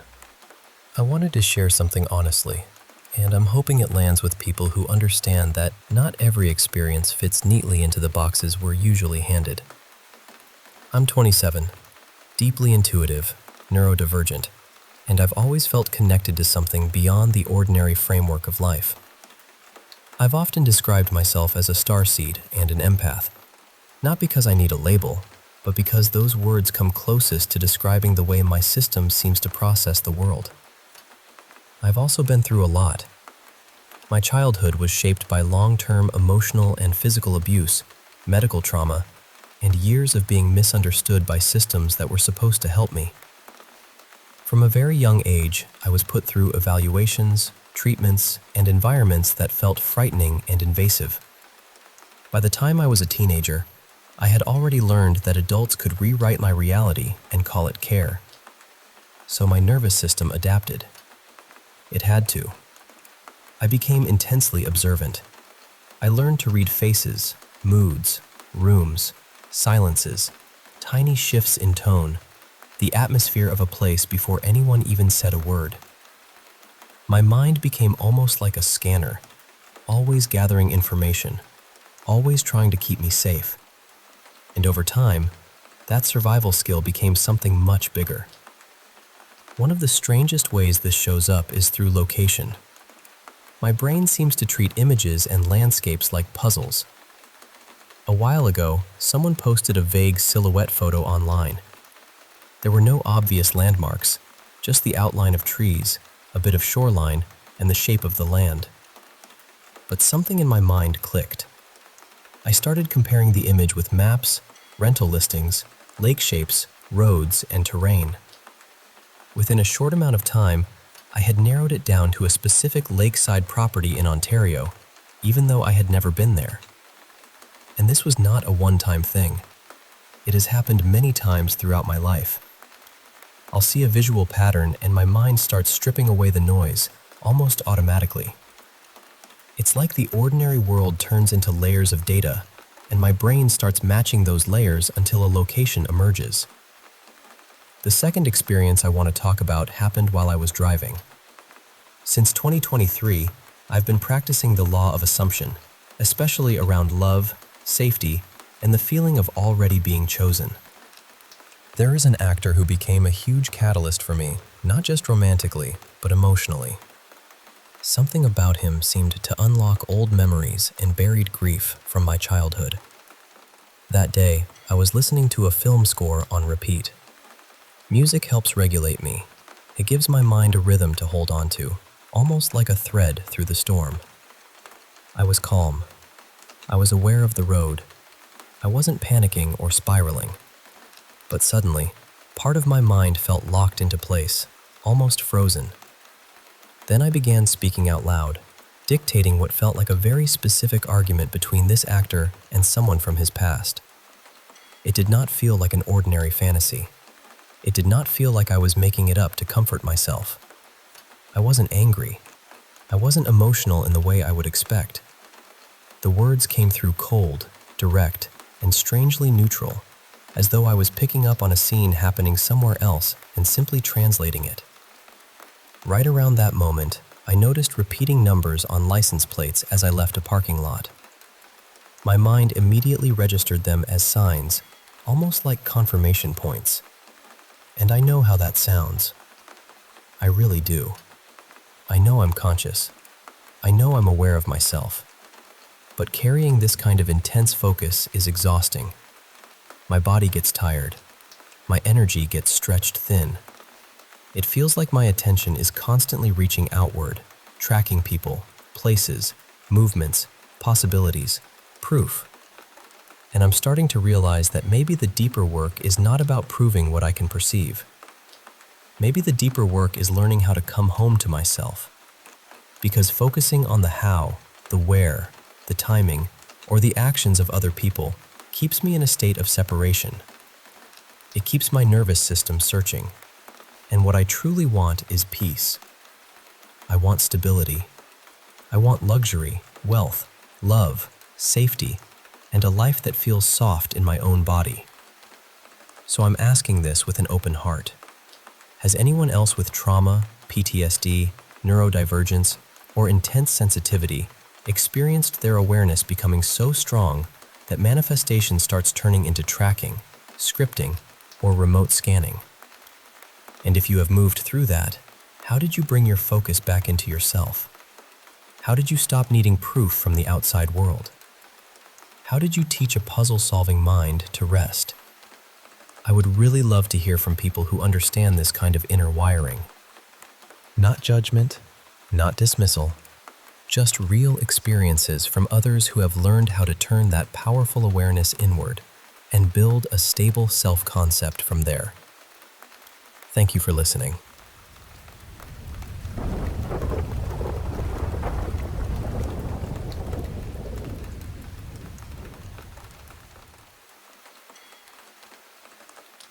I keep noticing this pattern, not only in soul journeys, but in everyday life too. People say they want guidance, they want signs, they want a clear answer. But then when the answer comes, they sometimes ignore it. Or they only hear the part that feels convenient. For me, intuition, or the higher self, is not just about receiving a message. It is a skill. You have to learn how to listen without the mind rushing in and repainting the whole thing in its own colors. I learned this through many, many soul journeys. So often, the higher self says something like, "We did guide her, but she didn't fully listen." And it is never said with anger. It feels more like a calm, loving smile. Almost like, okay, this became part of the lesson too. There was one woman, let's call her Lila. She was living in Switzerland at the time. On paper, everything looked fine. She had a steady job, a decent apartment, a normal life. Nothing looked dramatic from the outside. But inside, she felt like she was slowly disappearing. She said every month felt heavier. Her energy felt flatter. Her body felt tired in a way sleep could not fix. It was like her inner light had been placed in a room with no windows. During the session, her higher self said that Switzerland was not truly aligned for her long term. It was too cold, too structured, too heavy for her nervous system. A warmer place in southern Europe would support her better. Portugal, southern France, Italy, somewhere with more sun, more softness, more life moving through the body. But there was one important detail. Her higher self said, "Prepare slowly. Do not rush. Let the timing open." After the session, Lila heard the part that said, "Go south." But somehow, she skipped right over the part that said, "Do not rush." Her mind was so desperate to escape the discomfort that it grabbed the beautiful part of the guidance and ran with it. And then, things became messy. The apartment search fell apart. The work situation became unstable. She met the wrong people. The timing felt blocked again and again. It was like trying to push through a door that was not locked, but also not ready to open. In the next session, her higher self came through again with that same calm presence. No judgment, no punishment. Just this clear message. You need to listen to the whole guidance, not only the part your desperate mind prefers. And that stayed with me, because intuition can say, yes, this direction is right, but wait. The mind says, now, I need relief now. Intuition says, prepare. The mind says, I cannot stand this anymore. And that is where so many people get confused. Another woman, let's call her Mara, had a different lesson. When she was dating her now ex-husband, she had a strange feeling about him from the beginning. It was not dramatic. There was no thunder in the sky. No huge red flag waving in front of her face.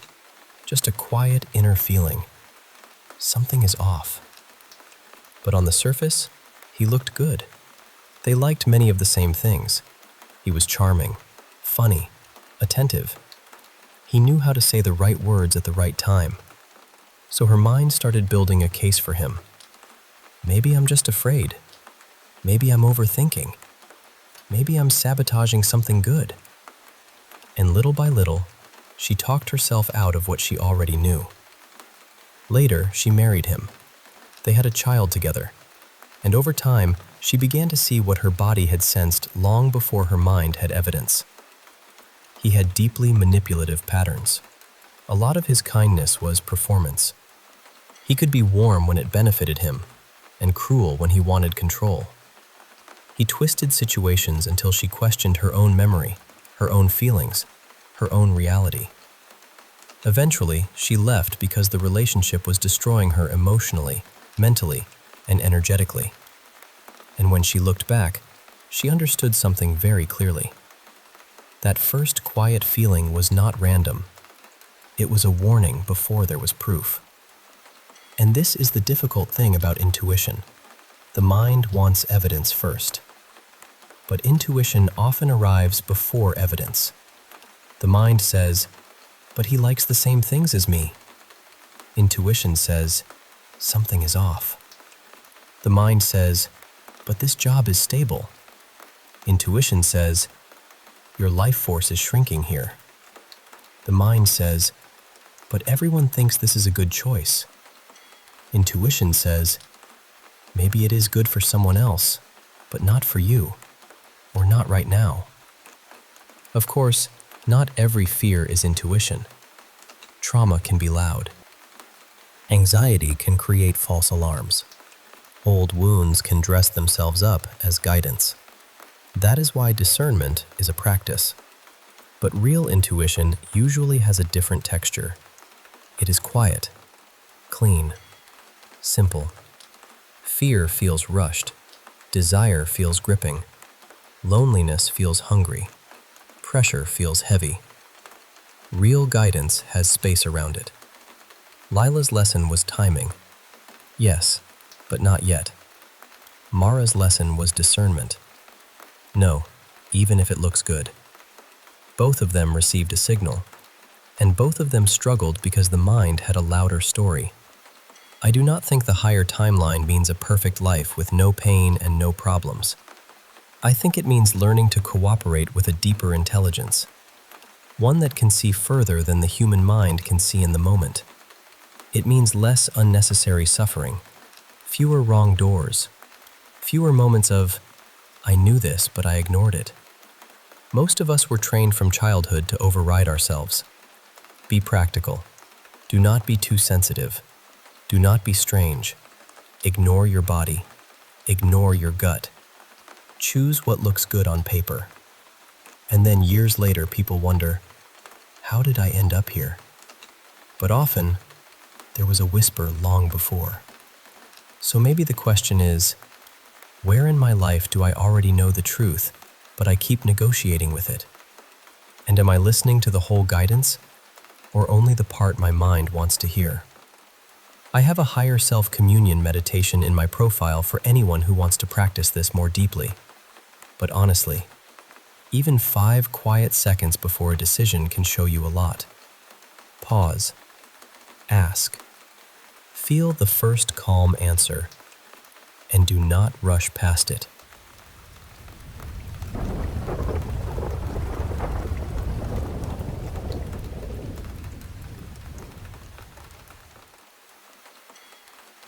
Hey, I want to share 2 really eerie experiences I've had. Both totally different, but each left me feeling unsettled in their own way. So, grab a seat and let me take you through these moments that felt like something just beyond our usual reality. All right, first story. This one happened back in April 2016 when I was working as a waitress at this tiny, slowly fading Irish pub and restaurant in Poughkeepsie, New York.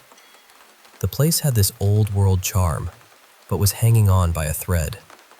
I was working the morning brunch to lunch shift that day, and by the time I'd finished all my side work, cleaning tables, wiping down counters, making sure everything was ready, it was still so quiet.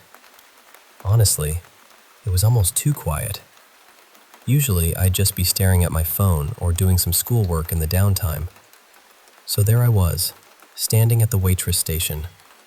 My back was to the kitchen door, which was a heavy wooden door with this little glass window in it. The kitchen was bustling in the background, but I was just casually messaging friends and taking some snaps. You know, just passing time. We weren't quite open yet, maybe about 20 minutes away from the doors officially swinging open to the public. Suddenly, I heard the front doors to the dining room creak open, and the floorboard groaned way across the room, like someone had stepped in. I was in the middle of taking a selfie, just goofing around, and I looked up to see who it was. But when my eyes darted over to the entrance, there was no one. Just empty space. I felt my heart skip a beat. I got up and walked through the dining room doors, down the narrow corridor to the bar area. I asked the bartender, "Hey, did anyone just come in?" She shook her head. "Nope, nobody's been in yet. We're not open for a few more minutes." So I went back to my phone, a little shaken but trying to shrug it off. Then I looked at the photo I'd just taken, and there, in the kitchen door window I'd just cleaned earlier, was a shadowy figure. Just watching me, I guess. At first, I thought maybe it was the cook, but when I went back to ask, he said it was only him back there, and he was shorter than me. I'm about 5'4", and that window is positioned so that to see through it, you have to stand on your tiptoes. So the figure in the glass was definitely taller, maybe around 5'7". I scanned the whole place. Nobody else was there. Just me, the bartender with her big, poofy shoulder-length hair, roughly my height, and the cook, who's a bit shorter. No one fit that silhouette. After the initial shock, I tried to tell myself it was probably just a trick of the light, or my imagination playing games. I've worked late shifts alone plenty of times and have heard whispers, creaks, bumps, things that don't have an obvious cause. But this felt different, like something was watching me. Okay, now on to the second story. This one happened just a couple nights ago. I was hanging out with my girlfriend Mia, and her sister in their backyard. Actually, we were sitting in my car, just smoking a few joints. We smoke pretty often, so a few joints are nothing new, just a normal, chill session. It was about 8 p.m., and since we live in the Bronx, New York, the sun had already set around 7, and it was fully dark by then.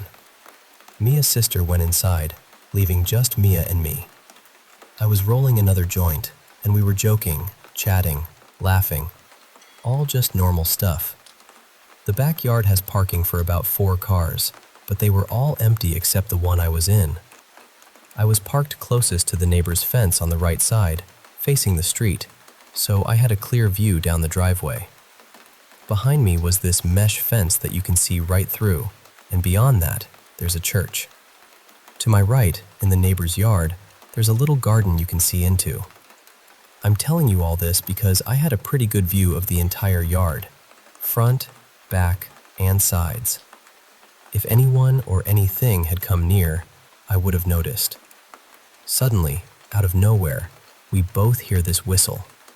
It was loud and clear, about 2 seconds long. It wasn't like a bird or a car horn or anything normal. It was just this sharp, piercing whistle. The sound made both of us jump. Mia even scooted over from the passenger seat right onto my lap. But I tried to keep calm. I whispered to her to get back in her seat, and after a few minutes, she settled down. We started talking, trying to figure out what it could have been. Maybe a cat, maybe a squirrel, or even some weird sound from my car. We were trying to be logical about it, dismissing anything supernatural, and then, just as we're talking, it happens again, right next to Mia's ear, loud and unmistakable. I swear, it sounded like the whistle came from inside the car, right beside her head. My radio was off. The AC was on low because it was a bit chilly, and the windows were rolled up tight. There was no way it was from outside. It felt like whatever was making that noise was trying to get our attention, like it was saying, "I know you're here, and I'm listening." We stayed for another 20 minutes, but Mia was too uncomfortable to stay any longer, so we left. She told me weird things always happen in her house, stuff she's never really taken seriously. But now I'm not so sure. She shared a few stories from when they were kids. They used to play hide and seek, and Mia, who's 22, would hide in her sister's closet. Sometimes, she said, she'd see this pale little girl hiding there with her. The girl never gave off any bad vibes, just sort of there. Mia never bothered her. When I asked if she ever thought it was strange, she said she was probably too young to really think about it back then. Her brother also remembers seeing a little girl running down the hallway once. At first, he thought it was one of his sister's friends, but when he checked, no one was there. Both Mia and her sister confirmed they didn't have anyone over that day. And then, about a month ago, Mia was up late, around 11 p.m., sitting in the living room. She heard someone in the kitchen, like they were taking out stuff to make tea, but when she went to check, the kitchen was empty, and the tea stuff was left out on the stove like someone had just walked away. In the morning, she asked everyone, and no one had been up making tea. There's also some family history tied to the house. Mia's mom's brother, who had been very close to them, tragically committed suicide a few years back. They didn't find out for a while because of some family issues. He used to live with them and took care of the family like they were his own before Mia's parents divorced. Going even further back, before Mia's family bought the house, a doctor lived there. He had a daughter who was healthy once, but became paralyzed after an accident. You can still see the evidence. The doorways are wider to fit a wheelchair, and there's a ramp outside. Sadly, that girl passed away in the house years later. So yeah, between the whistle that night and all these little stories, I can't help but feel like there's something more in that house, and maybe even back at that pub. I'm more of a science person, always looking for logical explanations, but some things just don't add up. And I guess that's what makes these stories stick with me. The feeling that there's an unseen world brushing up against ours, just barely out of sight.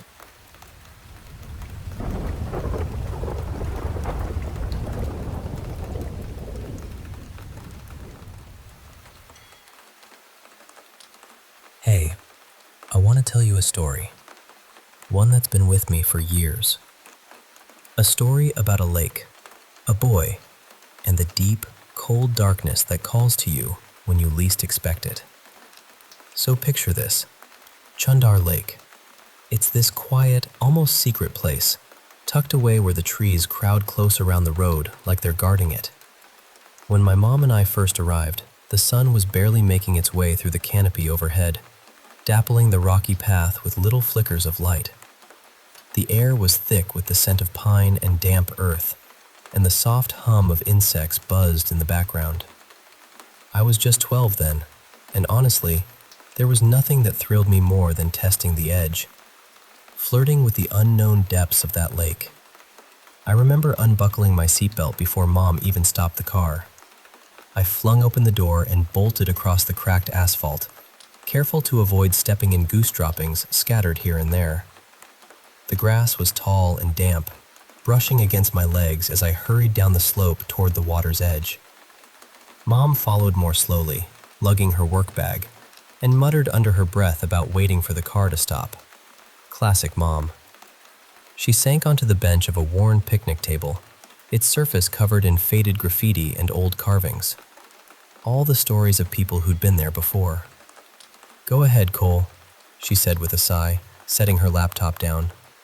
"Have some fun." The lake itself was alive with summer. Lily pads floating lazily, moss clinging to the water's edge, and the trees arching over the far side like silent sentinels. A rope swing hung from a grand old oak, twisting gently in the breeze, beckoning me to jump in. My feet sank into the gritty sand as I stepped closer, the grains shifting beneath me, cool and rough. The water was icy, and I eased myself in slowly, letting the chill crawl up my legs. Sometimes it felt like the cold was reaching right into my bones. Shadows flickered beneath the surface, and when I stomped my foot, startled fish darted away in a cloud of dust. The goggles on my face pressed tightly, digging into my skin until my head buzzed with the pressure. I waded deeper until the water kissed my chin, cold and alive around me. Mom had already drifted off, her head resting against her keyboard, soft snores filling the quiet. I watched the rope swing sway, the empty lifeguard chairs, and then I turned away from the shore. I started swimming, powerful strokes cutting through the water, splashes flicking away as I pushed farther. The tree line on the far side loomed large, but I kept going until Mom's snores melted into silence, and the only sound was the gentle lap of water against my skin. I reached the center of the lake, where the sunlight poured down like a spotlight, reflecting off the surface in shimmering X-shaped patterns. It was like a treasure map marking some hidden secret beneath. I fiddled with my goggles, untangling my hair from the strap, the bright red plastic a stark contrast against my sun-kissed skin. I dangled them from my finger, then let them slip into the water, watching as they sank slowly into the depths. 1, 2, 3, I counted softly, then ducked my head underwater. My eyes stung, adjusting to the gray-green murk. The goggles drifted down past my knees, and I kicked to catch them. Success. I repeated this a few times, counting higher each time, holding my breath longer, plunging deeper into the silent, cold world beneath. But then, something changed. As I reached down to grab the goggles again, the lake floor seemed to shift. It wasn't just sand anymore. It was skin. Pale, wrinkled, peeling skin stretched out before me, attached to a bloated, waterlogged boy. His stomach was swollen, his fingers fat and peeling, lips purple and stuck together from the water. Black veins like ink ran through him, the last touch of starlight making him glow like some ghostly angel. I reached out for my goggles, and for him. His eyes snapped open, wide, watery, filled with a terror that echoed through the water. "Cold!" he screamed, a warped, gurgling sound that twisted in my ears. Water surged into my mouth and I gagged, coughing up the lake's filth. The boy writhed slowly, his torn fingers reaching for me, grasping my ankle. I could feel his cold, clammy skin against mine, dragging me down, pulling me into that endless dark. "Cold! Cold!" he cried, the desperation in his voice chilling me to the bone. Panic gripped me. I kicked, thrashed, desperate to break free. I jabbed my fingers under his hands and kicked his ballooning stomach. The boy slipped away, swallowed whole by the abyss below, his dark hand reaching out for the warmth I'd left behind. I kicked towards the surface, lungs burning, heart pounding madly. The sunlight was a distant glimmer, a fragile thread pulling me back to life. I broke through the water, coughing and gasping, but Mom didn't stir, her head bowed over her laptop like a fragile statue. My screams bounced off the water, unheard, swallowed by the vast lake. Years later, I lay in my hotel bed, grown now, the city's hum outside my window a dull roar. Rain drummed against the glass, washing the streets clean, but I could still hear that voice from the lake, that desperate cry echoing in my mind. I reached for my phone when it buzzed, Mom's voice coming through the storm's static. She told me they were filling in Chandar Lake, draining the forest, smothering it beneath rubble and dirt. A final burial for the shadows beneath the water. I imagined the trucks rolling in, the earth swallowing the lake and its secrets, a chance to finally let go. Back in Boston, I checked into the hotel lobby, where Aubrey sat behind the front desk, her face half hidden beneath a curtain of dark hair. I asked her about the pool, and she pointed me down the hall, through the gym. The pool was empty, quiet but for the hum of the air conditioner and the faint scent of chlorine that clung to the air like a ghost. I dipped my foot in the water, feeling the cool embrace, the way it lapped gently against my skin. But then, something brushed my ankle. Cold, unexpected, a shiver crawling up my spine. I scrambled out, heart hammering, telling myself it was nothing, just my imagination. But it wasn't nothing. Later, I bought some swim trunks, the fabric itchy and tight, but I wore them anyway. I returned to the pool, ready to face whatever waited beneath the surface. Aubrey teased me, joking about my lack of swimming skills and the danger of drowning. But I was serious. This time, I wanted to confront the past. The pool was silent, the water still and waiting. I edged into the deep end, the cook water wrapping around me like a shroud.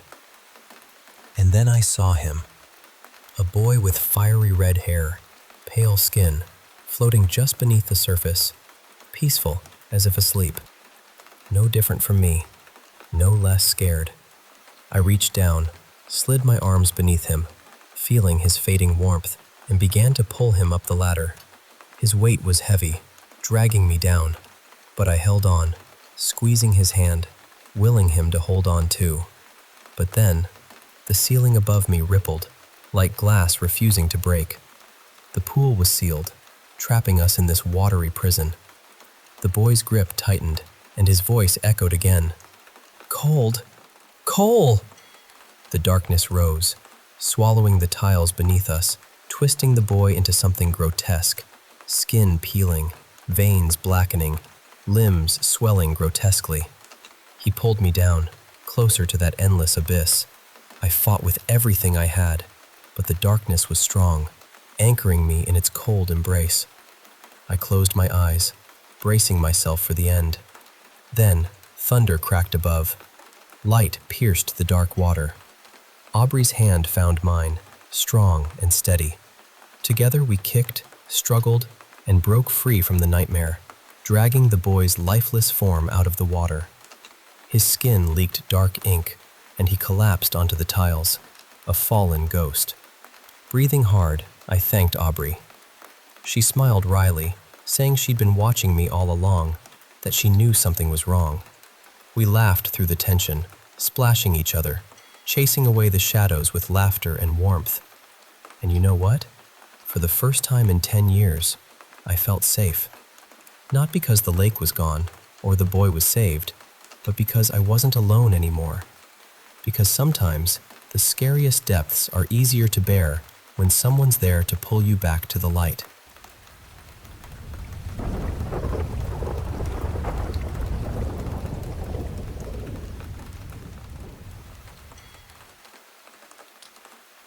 Hey, come sit with me for a bit.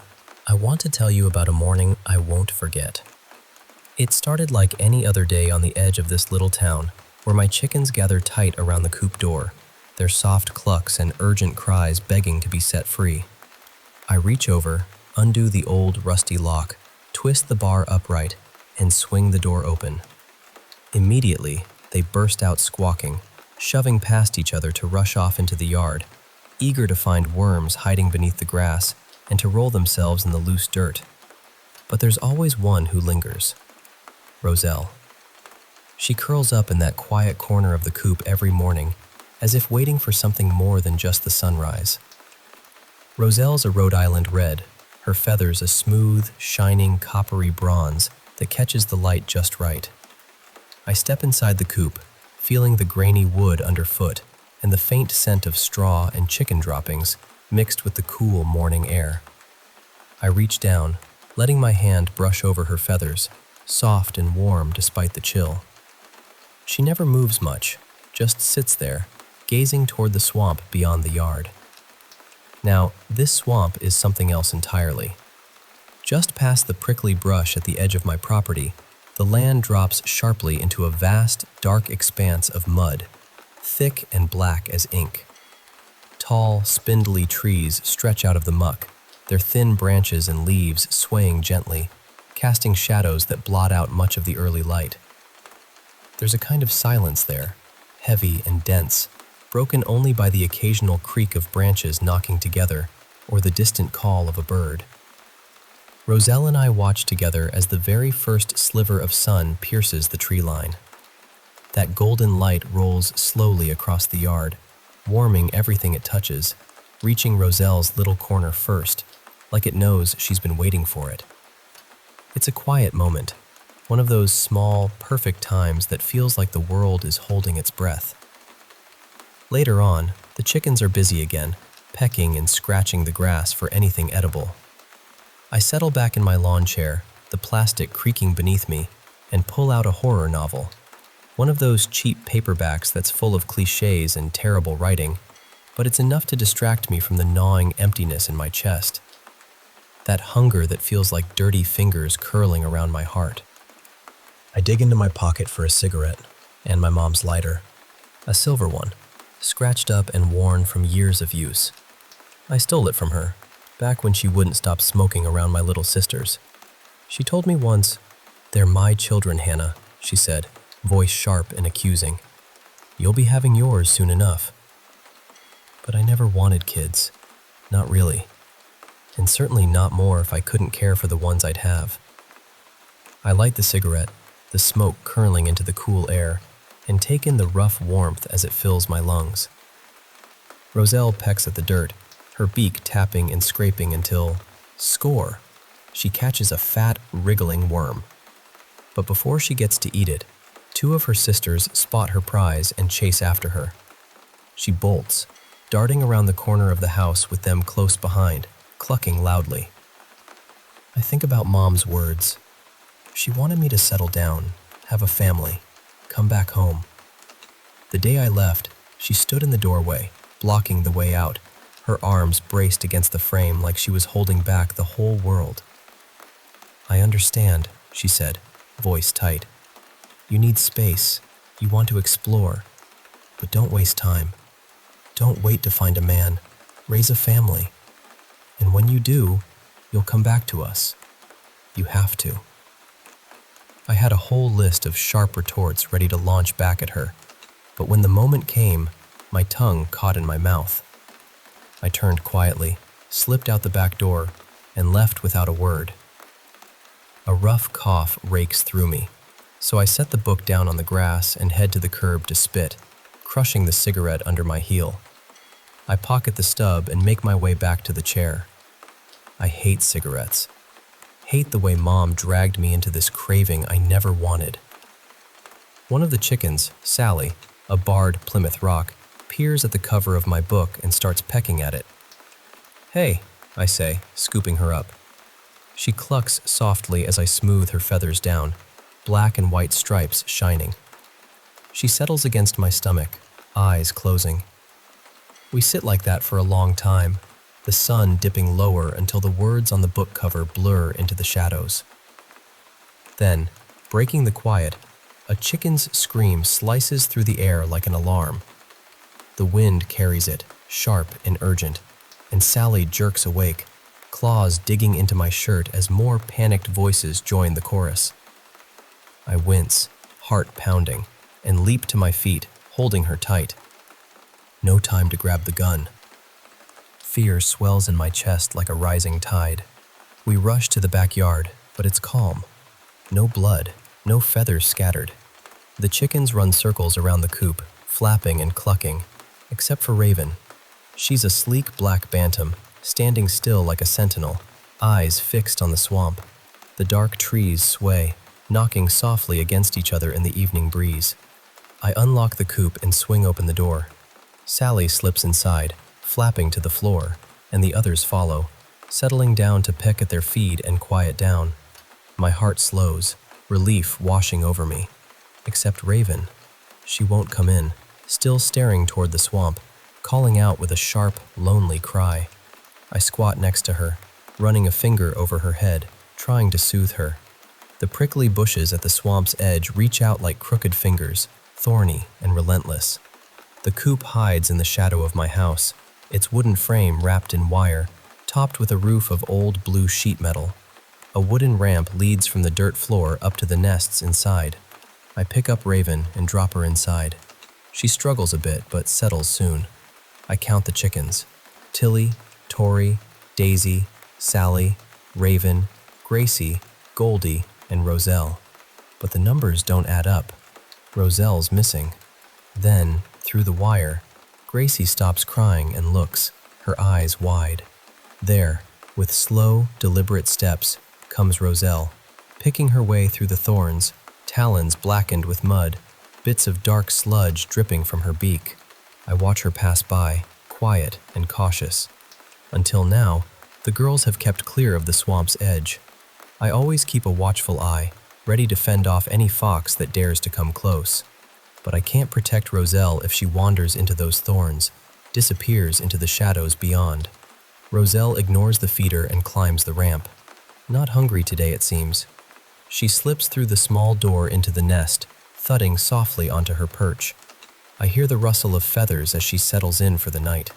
I grimace, remembering the times I've locked myself away upstairs, shutting out the world.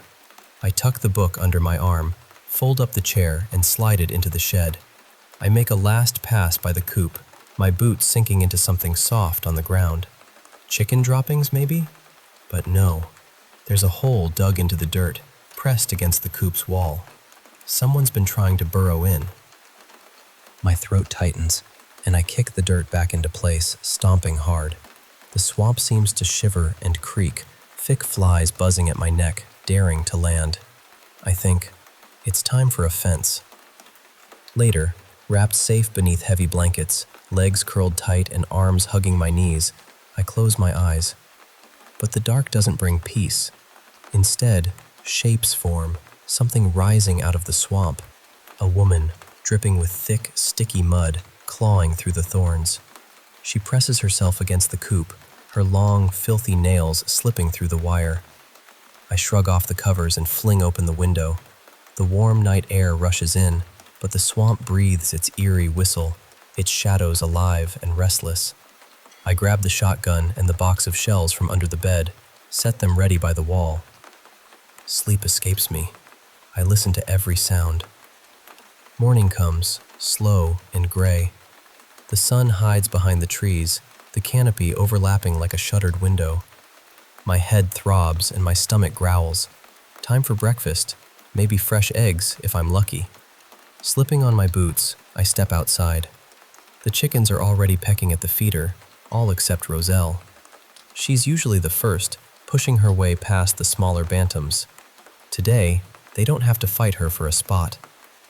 I prop open the nesting box's side flap. There, cramped in the corner, is Roselle, her head tucked under her wing. I reach in, smoothing her feathers, then gently nudging her aside. She whines and snaps at my fingers, biting softly. There's an egg beside her, but something's wrong. It should be a warm caramel brown, but this one is dark crimson. Soft to the touch, the shell gives way under my fingers, sticky and pulsing with heat. I wipe it with my sleeve, but the color stains, refuses to lift. Roselle shrieks, claws digging into my hand, drawing tiny pinpricks of blood. This town is small, and the nearest vet is over 2 hours away. I pace the yard, my mind racing as I make an appointment for the next day. But why? Roselle's young and strong. My eyes are drawn to the burning light filtering through the canopy. Worry crackles in my mind like static as I turn up the stove. 2 fresh eggs crack into the pan, yellow and bright. But my gaze keeps drifting back to the crimson egg. I don't own a rooster, so it can't be fertilized. But it feels alive, somehow. Its surface soft, almost like skin. I tap it against the pan's edge. Nothing. I press my fingers into the membrane and tear it open. A foul brown goo oozes out, splattering into the pan with a sickening plop. The stench hits me like a punch, putrid and overwhelming. I clamp my hand over my mouth, fighting the urge to vomit. The yellow eggs lose their color, merging with the brown sludge into a thick, muddy mess. As the pan heats, bubbles rise and pop, the goo warbling and shrinking until only steam remains. The pan's empty. Nothing cooks here. I stand frozen for a long time. Then I get my chair. I sit against the coop, calling softly to Roselle. She won't leave the nesting box, responding with a high-pitched, desperate cluck. Egg after egg she lays, and by evening she's resting atop a pile of 4 crimson eggs. She won't even jump up to perch with the others. "It's going to be okay," I whisper, scratching her head gently. "We'll get you checked out tomorrow." I kiss her softly and lock the coop, wiping tears with my sleeve. Darkness rolls in from the swamp, thick and suffocating. I light a cigarette with Mom's lighter, the smoke curling into the night sky, blotting out the stars. I lie in bed, soaked with sweat, still wearing my jeans. The window's open, but the blankets cling to my damp skin. I listen in the dark, straining, until murmurs seem to rise from the trees, carried on cold gusts through the curtains. Sleep slips away, and suddenly I'm somewhere else. My old bedroom. Posters peeling at the edges, a desk cluttered with books and pencils. A knock at the door. Long, scraggly fingers rapping. "Hannah!" The voice screams, and Mom stumbles in, smelling of alcohol, sweat, and something else, something raw and bitter. She leans over me, wrapping me in a suffocating embrace. "You need to make more, Hannah," she slurs, swaying. "Make more. Little grandbabies for me, won't you?" I try to pull free, but she pins me down, her breath hot and sour against my skin. "Make more," she repeats, voice harsh and broken. I can't tell if it's real or just a nightmare, but the chicken's cries cut through it, sharp and painful. I leap from the bed, grabbing the shotgun, stuffing shells and my phone into my pocket. The shotgun feels heavy as I race through the dark house and burst out the front door. The cold air bites at my skin as my girls scream and flap around me. I round the back corner, shotgun ready, shouting, "Who's there?" My foot pounds the earth, kicking up dust. At the coop's edge, a pile of dirt reveals a hole dug beneath the frame. In the corner, a fat raccoon cowers, its grimy paws clutching the wire. "Bastard!" I shout, kicking the wire hard. The raccoon trembles but doesn't run, curling into a tight ball. "Come on, little guy," I say softly. "What are you so afraid of?" Then I realize what I hadn't before. The night is alive with a fierce wind, but the trees stand still, the swamp silent. I turn and see it, a living shadow, darker than night itself, swallowing the prickly brush as it moves closer. From its side, a long, sludge-covered limb lashes out and crashes through the coop wall. The impact knocks me back hard. I hit the ground, my head striking the wood with a sharp crack. The chicken's screams echo into the swamp's depths. Through blurry eyes, I watch the slimy darkness sink beneath the coop, reaching out with dripping fingers toward the raccoon. It snarls and struggles, but the muddy grasp is unyielding. Then a black tentacle slides from the limb's palm into the raccoon's mouth, splitting its cheeks as the mud invades, peeling it open like an egg cracking on a pan's edge. From the broken creature emerge 3 wriggling forms, unborn raccoons, glowing the same bloody red as Roselle's eggs. The monstrous mass crushes the tiny bodies, black mud oozing from their eyes and mouths, flowing back into the creature, which grows larger, swallowing more of the night. This thing, the sludge from the eggs, the swamp itself, now creeps through the coop door. The ground spins beneath me as I try to rise, but I falter, falling to my knees. Helpless, I watch it grasp the crimson eggs, then Roselle herself, pulling her into its slimy torso. She thrashes and cries, head jerking wildly. The wet fingers trace her back, as if trying to soothe her. My hands tremble, shotgun shaking in my grip. I can't bring myself to shoot. What if I hit Roselle? The monster retreats down the path, vanishing into the shadows. A warm, wet trickle runs down the gash on my head. I touch it, fingertips stained red. Pain bursts through me like nothing I've ever felt. But I move, because Roselle can't. Because she's family. Blood seals my fingers to the shotgun's wooden barrel. Wobbly legs pushing me up, I stagger into the swamp's dark heart. The canopy swallows the sky. Trees loom like silent giants. A snaking vine snags my ankle, tearing through skin as I stumble on. My socks soak with cold mud, sinking deep, dragging me down. Hornets swarm, stinging, and brambles tear at my skin. Blood mixes with dirt as I keep going, deeper and deeper until the mud reaches my knees. A faint crimson glow pulses ahead. All around, the bog stretches like an ocean, sucking life from my skin. Half-submerged animal corpses litter the muck.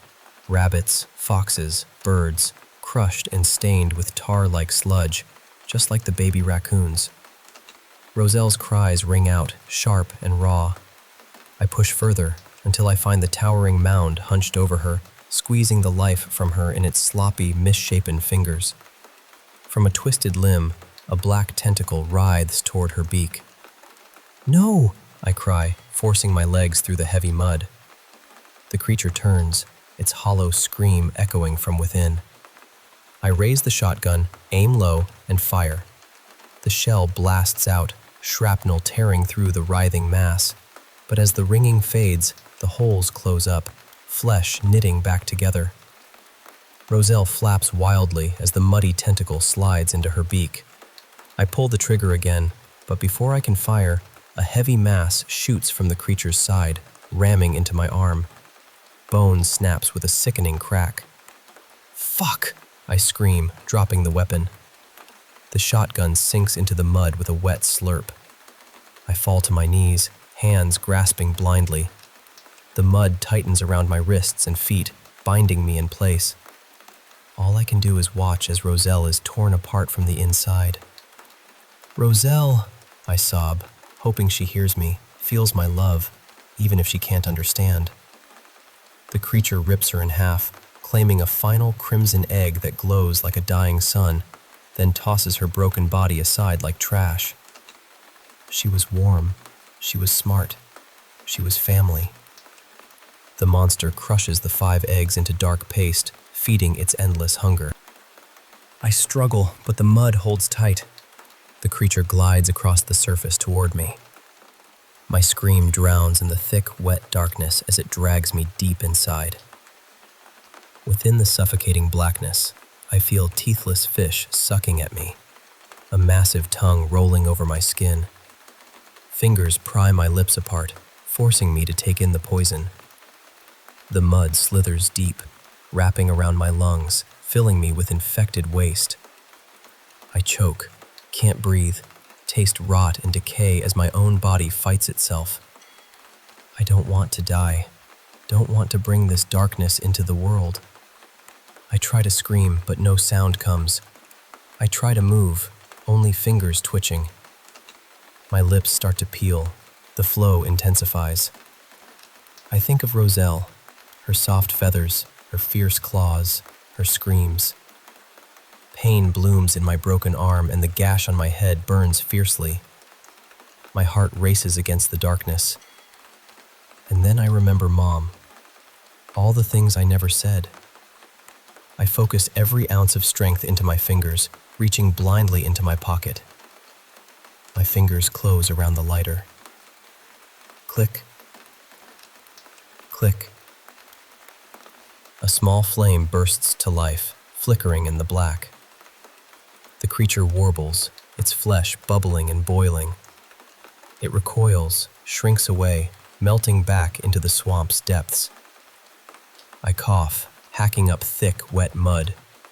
The sweet night air fills my lungs at last. Silence falls. Then the trees shake once more, drowning out my sobs as I stomp and kick at the mud. Holding Roselle's broken body close, her feathers matted with blood and dirt, glowing faintly like fading embers, I whisper, "I'm sorry." I carry her back to the coop, laying her in her favorite corner where the sun will find her first.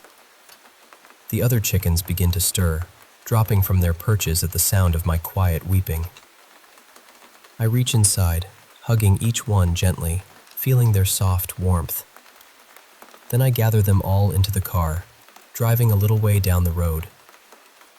My body aches as I trudge back to the house, to the swamp. Something dark and heavy is growing inside me now. But God's help me.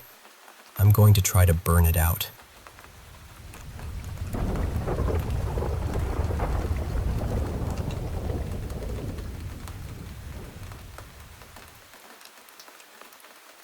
Hey, I want to tell you about this intense experience I went through, something that changed everything for me. It's a story about fire, survival, and fighting back when everything seems lost. So, picture this with me. I'm standing there, heart pounding, hands trembling as I pour gasoline over the thorny brush, the scraggly bushes, and the thick trunks of the trees. The swamp around me is dark and alive, but I'm not thinking about the wetlands or the consequences. This is my life, my family, and I refuse to live by anyone else's rules but mine. With a shaky flick, I spark an old, weathered lighter and toss it into the shadows. Suddenly, a roaring blaze erupts, hungry flames licking up the trees and racing across the canopy above. The fire spreads like a living thing, jumping from one patch of brush to another, inching closer to me. It reaches the lawn, the coop, and then the house itself, engulfing it with a scorching, licking tongue of flame. The night air feels like it's boiling, the heat intense and unforgiving. I take a deep breath, the smoke thick in my lungs, and then I step down the path into the swamp. The flames cast a fiery red glow, brilliant and proud, like a fierce spirit named Rosanna. The fire lights my way, and I walk forward, determined. Fast forward to a place called Van Winkle's Nursing Home. It's my last week of high school, or at least it was supposed to be.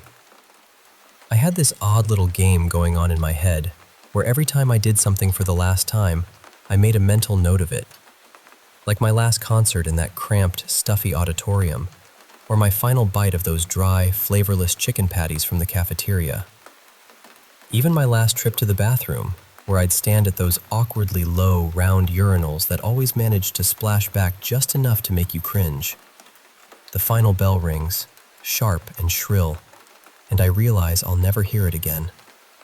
Through the bus window, I watch the school fade away until it's just a memory. When the bus screeches to a stop, I stand up, weaving through underclassmen who are lazily dangling their legs across the aisle. At the front, I thank the bus driver with a nod and step down the last few steps onto the street. The bus rumbles on, passing a sleek white car before it turns the corner and disappears. I'm about to plug my earbuds in when, suddenly, a thunderous roar fills the neighborhood. Out of the corner of my eye, I catch a flash of white speeding toward me. There's no time to move. The car clips the curb and hits me hard, sending me sprawling across the concrete. Pain explodes across my skin, hot and raw like molten lava, sharp and biting like steel. I gasp for breath, certain this will be my last. Then, everything goes black. I drift in that endless darkness, my eyes shut tight against the pain and the world's relentless knocking at my door. But I refuse to answer. I won't. Then, suddenly, a soft touch, a damp towel brushing gently across my face and down my neck. Cool, soothing. A voice calls softly, "Mr. Irving?" It's gentle, almost like a lullaby, pulling me back from the endless void. I open my eyes to a room I've never seen before, and a woman I don't know is there, her eyes wide with surprise. "You're awake," she whispers. "Where am I?" My voice is hoarse, my throat raw as I try to sit up, but pain shoots through my chest, arms, and legs like fiery white-hot needles. Everything aches. She introduces herself as Miss Judith, my caretaker. She explains with a calm kindness that my muscles have wasted away, that I'm fragile and need to rest. The room is bathed in a warm yellow light, with the hum of a ceiling fan stirring the air. The scent of bleach hangs faintly, mingling with the sterile white tiles and the faint dark patches of mildew in the corners. Blue curtains shield a window to my right. I try to piece together what happened. I remember the car crash, Marcast of school. Miss Judith tells me I made the news.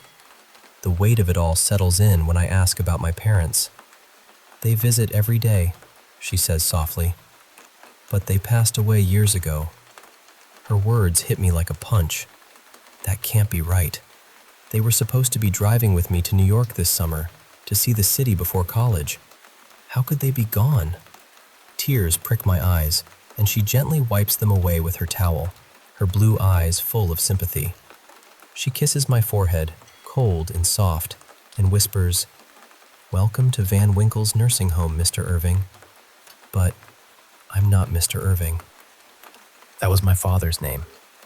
I'm just Will. I touch my skin, feeling it loose and dry, stretched too far over this fragile, frail body. I groan, rolling to my side as sharp cracks echo through my spine. Near me stands an IV drip filled with a thick white liquid slowly feeding into my veins. On a small table, a single fake flower sits in a glass vase. I shuffle closer and catch my reflection. Bald, pale, and old. It's me, yet it isn't. Memories flood back of my youth, of dreams to travel, to study film, to make a mark in the world. But all that feels like a lifetime away. This room, this place, is my prison now. From behind the curtain, an old man's voice croaks, "You heard her, didn't you? It's a miracle." He laughs, a creaky, unsettling sound like an old rocking chair swaying in the wind. I ask him what year it is, but he just chuckles and says the world outside has probably gone to hell. He tells me his name is Brian and that he woke up just yesterday, trapped like me in this strange, broken body. Then Miss Judith returns, carrying trays of food that look more like mush than anything edible. She smiles sweetly and insists I eat, despite my lack of appetite. I take a bite, the texture unwelcome and pre-chewed. She praises me, and my heart flutters with a strange mix of gratitude and fear. That night, sleep eludes me. I'm haunted by loss and loneliness, the creeping dread that I'll lose myself completely. Then I see Brian again, staggering around the curtain bend, his face shadowed and pained. He's desperate to test if this body is real, and in a terrifying moment, he shatters the vase by my bed and uses a shard of glass to cut through the fake skin covering us. Beneath, his young, injured body pulses with life. Miss Judith catches us, furious and cold. She shoves Brian violently to the floor and scolds him, then binds his ankles with rope to keep him restrained. We're prisoners here, trapped in these borrowed shells. Over the next weeks, Brian and I bond in our shared captivity. We whisper plans of escape, practice moving our bodies in secret, stretching and strengthening muscles that have been dormant far too long. We dream of freedom beyond these walls, away from Miss Judith's cold control. Finally, ready to act, I tear open my rubbery old man suit and emerge, young again, trembling but alive. Brian follows, shedding his disguise. The window is sealed tight with concrete, or likely underground. We prepare to leave, but then Miss Judith appears, wheeling a cart with tattered clothes, the remnants of another victim. She spots us, and her shriek fills the hall. She charges, swinging a metal IV stand like a weapon. Brian is hit hard, collapsing, and I'm slammed against the wall, pain exploding in my chest. I fight through the agony, grabbing the metal rod and wrestling her to the ground. Holding her by the ponytail, I drive the shard of glass into her neck. She goes limp, her nurse's uniform stained crimson. I catch my breath, gather Brian's battered form onto the cart, and push through the dim corridors toward freedom. We climb the stairs, muscles aching, hearts pounding. At last, a door opens to a sunlit street, golden light spilling over the pavement and trees swaying in a warm summer breeze. A dragonfly darts past. "It's still summer, Brian," I say, my voice breaking with hope. "We have all summer. We're alive." I raise my bloodied hands and scream for help, ready to reclaim the life that was stolen from me. And that, my friend, is where the story truly begins.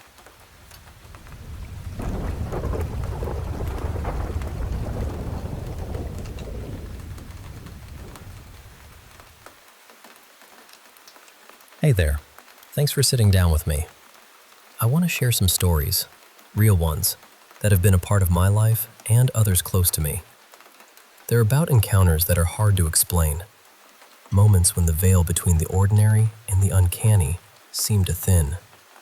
So, make yourself comfortable and let me take you through these experiences, one by one.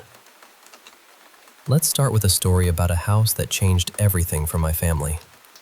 About a year ago, my dad, my sister, and I began working on my aunt's second home. We initially lived right there, surrounded by the construction dust and the echo of our progress. But slowly, the house started to feel off. It began with small things, the kind of things you try to shrug off. My dad checked the attic early on and noticed 3 old Art Deco tiles carefully placed on a windowsill. When I went up later, I found those same tiles lying face down on the floor. Dad swore he hadn't touched them, and no one else had been there.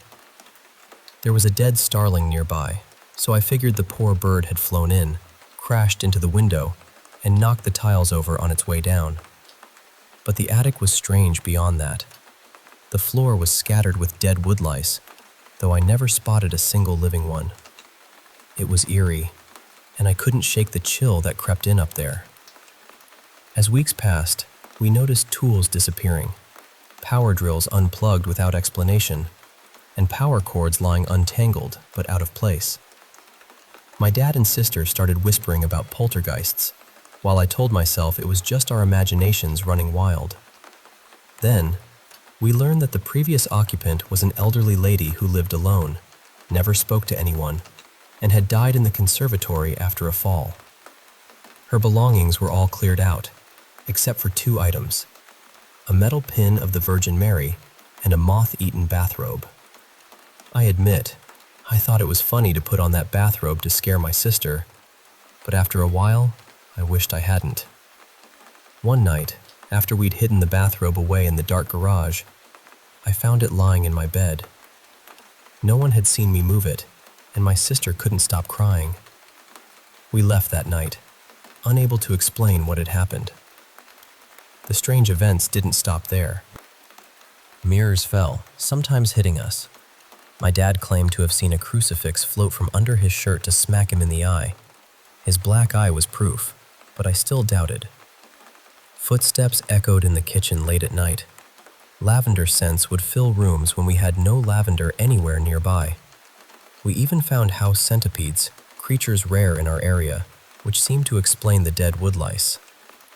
One morning, a neat line of dirt stretched across the threshold, which we initially took as a protective spell, only to realize it was just wind-blown dust.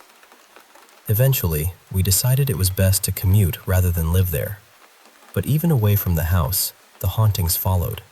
Pictures fell off walls without cause. It made me wonder, can a spirit follow you? Has anyone else experienced that? I'm still trying to make sense of it all. Now, shifting to a different home, newly built, bright and modern. Since moving in, there have been noises, footsteps, scratching, shadows flickering just beyond sight.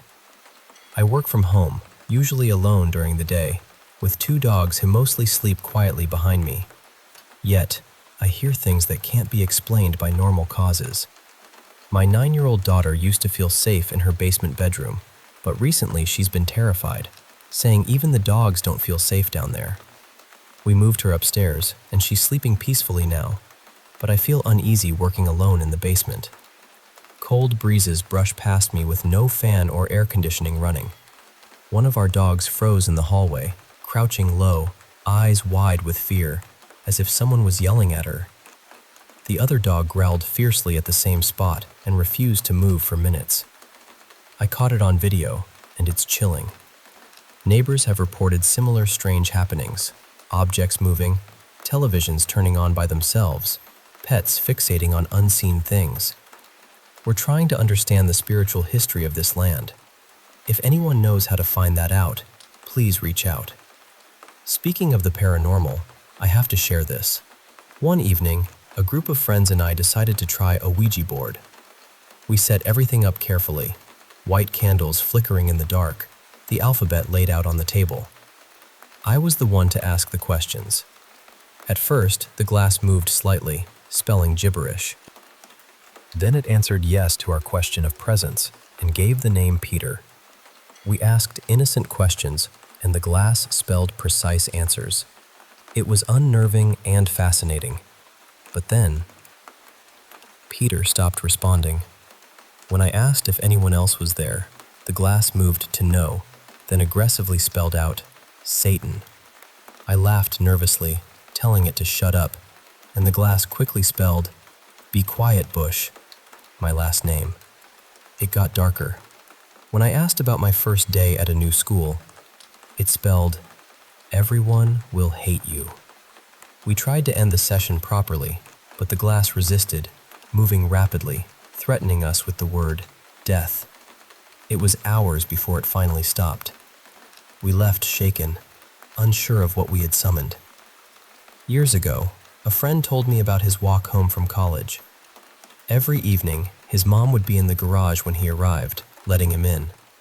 One night, he saw her in the garage, but when he called out, she turned and went inside, closing the door. Confused, he called his brother to come let him in. Inside, he found no sign of his mom. His brother was playing video games. The figure he saw was gone. He'd seen it clearly, not just a shadow. Later, his grandmother found an old glass jar wrapped in strange papers, buried with a plant from their family home. The papers had indecipherable writing, and the jar rattled with some liquid and rocks inside. She called it witchcraft and insisted they call a priest to cleanse the house. The jar was never opened, and the mystery remains. Another strange one. My girlfriend first heard a toy's melody playing at night, like an old ballerina music box spinning its tune. It started months ago and came from different rooms, but we never found the source. I heard it myself recently, and it creeps me out. This started around the time my grandmother fell ill, and I wonder if it's connected somehow. I'm not losing my mind. My girlfriend hears it too. Speaking of Ouija boards, another friend shared his experience. They contacted a spirit named Garth, who died in a car fire. They heard noises and asked the spirit to move objects, but nothing happened. As they ended the session, the planchette resisted their goodbyes, moving in wild circles and sticking to the board. It took all their strength to move it off, and afterward, 2 of their friends experienced tragedies. One lost a partner, another was in a severe car accident. They wonder if the board's hold on them was real. Back in 8th grade, a friend named Jake took us to his old house that had burned years ago. Stories of a Civil War soldier's ghost, energy balls, and children's laughter surrounded the place. We didn't believe it until we heard faint music. Each of us heard a different genre. When we tried to enter the parents' room, the door felt sealed by some force. After forcing it open, a gust of stale, musty air hit us. As we left, a large apparition appeared at the window, watching us. We ran and never doubted the house was haunted. There's also a memory from my childhood mountains home. One freezing night, my brother and I woke to a strange creature, a turtle-shaped figure with spiked edges and a lion-dragon-like face. It watched us quietly, then silently slipped down the stairs. It was unlike any animal we knew, and years later, my brother recalled the same vision, even though I'd never told him. We still wonder what it was. Now, a touching story from a friend living in Vietnam. On his birthday, his girlfriend decorated their apartment with balloons spelling "Happy Birthday." But the letters kept falling off, until only BHDY remained. His father, a Vietnam veteran who had passed years ago, used to say "body" instead of "buddy." In that moment, he felt his father's presence clearly, a message delivered in their own language. It was a gift beyond words. One more Ouija story. In an old farmhouse with creaky stairs and a basement straight from a horror movie, strange things started happening. Chairs moving, loud crashes with no cause, scratching noises from the basement door. A spirit named David, linked to the board, was hostile, especially towards cats. After a terrifying series of events, including a ghostly figure of an old lady seen at a window, the board was taken to the garage. Once submerged in a river, the hauntings ceased. It was a battle of spirits, and they finally won. Another night, driving home from a wedding, a friend and her husband saw a mist hovering over a yard. Her husband, usually a skeptic, yelled in shock at the sight of a translucent lady in old-fashioned dress. They never found any storm drains or explanations. To this day, they wonder if it was a ghost or just condensation. On Christmas Eve, a young woman saw a glowing figure in her sister's bed corner, a tall angel with wings and a praying figure that bowed. The next morning, her family learned her uncle had passed away. The angel was his farewell, a peaceful, loving goodbye. In a basement of an old house, a woman saw a black shadow dog enter the laundry room. Her partner, skeptical at first, saw it too. It was the only time he admitted to seeing something unexplainable in their 8 years in that home. A young woman working for an older man in a secluded house experienced increasingly disturbing events. Dishes falling, showers running unseen, loud crashes, nightmares, and a cat that hid under the bed. Once, while waiting outside for her boyfriend, she heard a woman's voice on the phone, though she was alone. The police dismissed her concerns. She never returned. A nurse in an assisted living facility reported feeling watched, especially at night. One November evening, while outside with a coworker, she saw a tall man in black with a top hat standing silently behind a window. When she looked away and back, he vanished. Finally, a man shared a chilling encounter with what could only be described as a doppelganger. After a vivid dream, he woke to his wife lying across his legs, smiling oddly, her hair down instead of in a bun, her clothes swapped. She tickled him with sharp nails, her smile wider than normal. Terrified, he woke again, this time to his real wife curled beside him and their black cat. 2 others had seen this wicked version of his wife. It was as real as anything. These stories, each a thread in the tapestry of the unseen, remind us that not everything is as it seems. Whether spirits, shadows, or echoes of the past, they reach out in ways we can scarcely understand. Thanks for listening, and if you have experiences like these, I'd love to hear them. Until next time, stay curious and keep your heart open.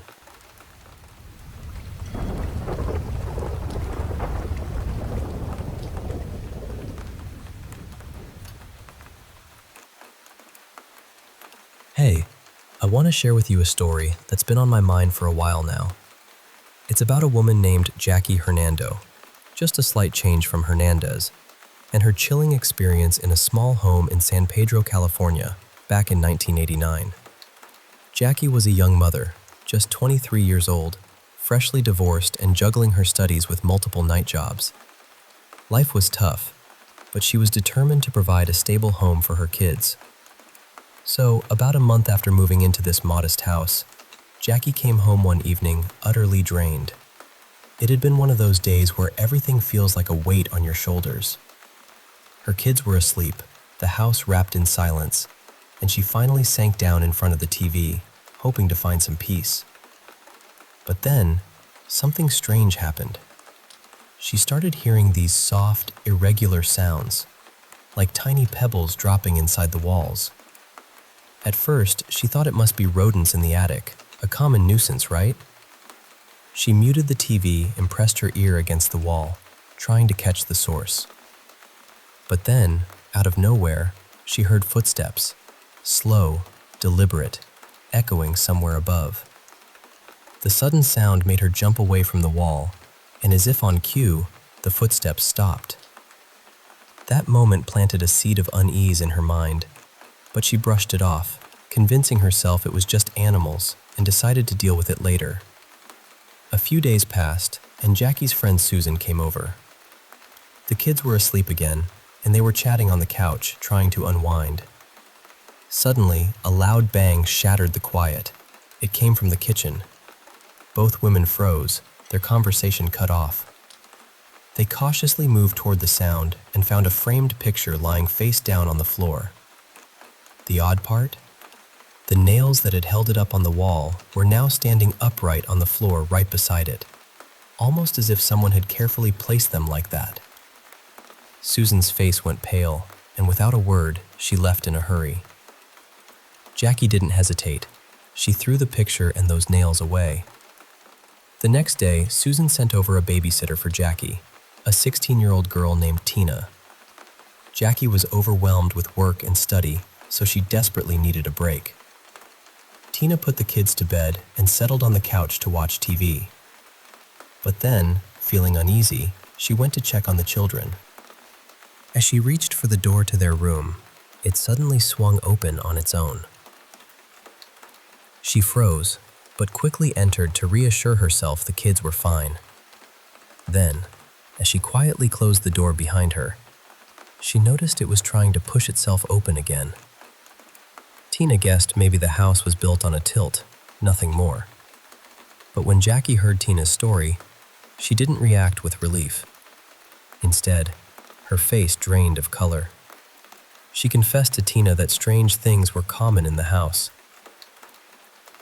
That night, Tina left, feeling a mix of fear and sympathy.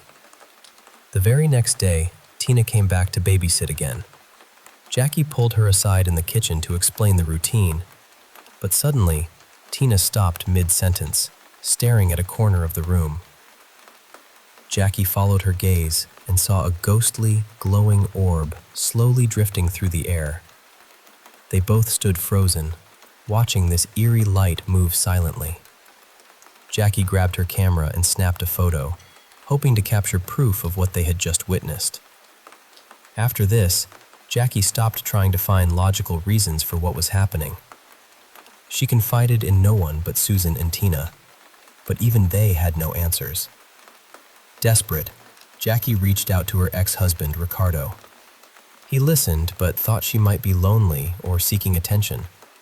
Still, to support her, he agreed to help. Ricardo tried calling out to the entity in the house, but nothing happened. He told Jaki not to worry and left. But moments later, when Jaki opened her closet, she was horrified to see the walls covered in strange letters. A big red A and a blue L scrawled repeatedly. This chilling discovery made it clear something sinister was sharing the house with her. Jaki started spending more time with Susan, taking walks to escape the oppressive atmosphere. One day, during a walk, they ran into Jaki's landlord. When Susan told him about the haunting, he promised to have local priests bless the house. 2 priests came the next day. Jaki told them everything. They blessed the home and left, but things only got worse. The priests called Child Protective Services, claiming Jaki wasn't mentally fit to care for her children because of her belief in the haunting. Suddenly, Jaki was being watched and judged, isolated and terrified. Weeks later, Susan convinced Jaki to contact a paranormal investigation team. The investigators were skeptical, but agreed to come. Jaki invited Ricardo to be there, hoping his presence might help. As they recorded their session, the power suddenly cut out. Jaki was visibly petrified, saying she knew this would happen. The entity was in the attic. The cameraman bravely crawled into the attic with his camera, expecting to find nothing. But then, Ricardo heard a whisper in his ear. "Ask them to get the hell out of here." He was shaken. Moments later, the cameraman screamed and tumbled out of the attic. He claimed something grabbed his camera and scattered the parts around the attic.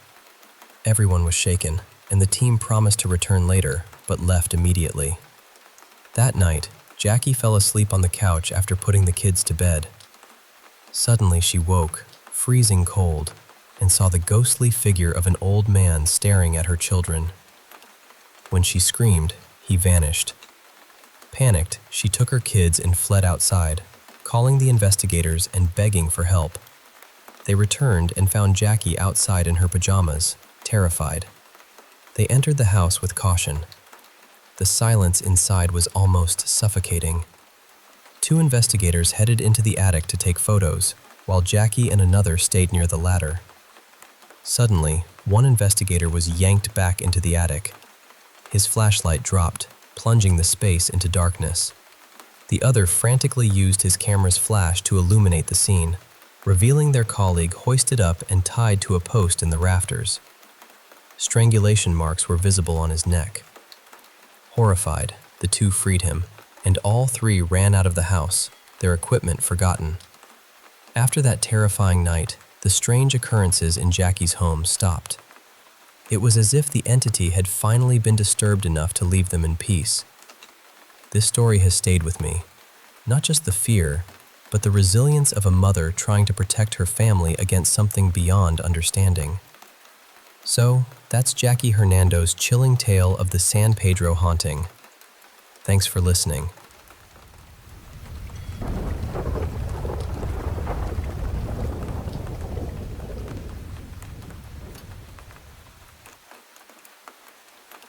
Hey, I want to share with you a story about a family who thought they had found peace in a charming little house, only to discover something far more unsettling lurking within its walls.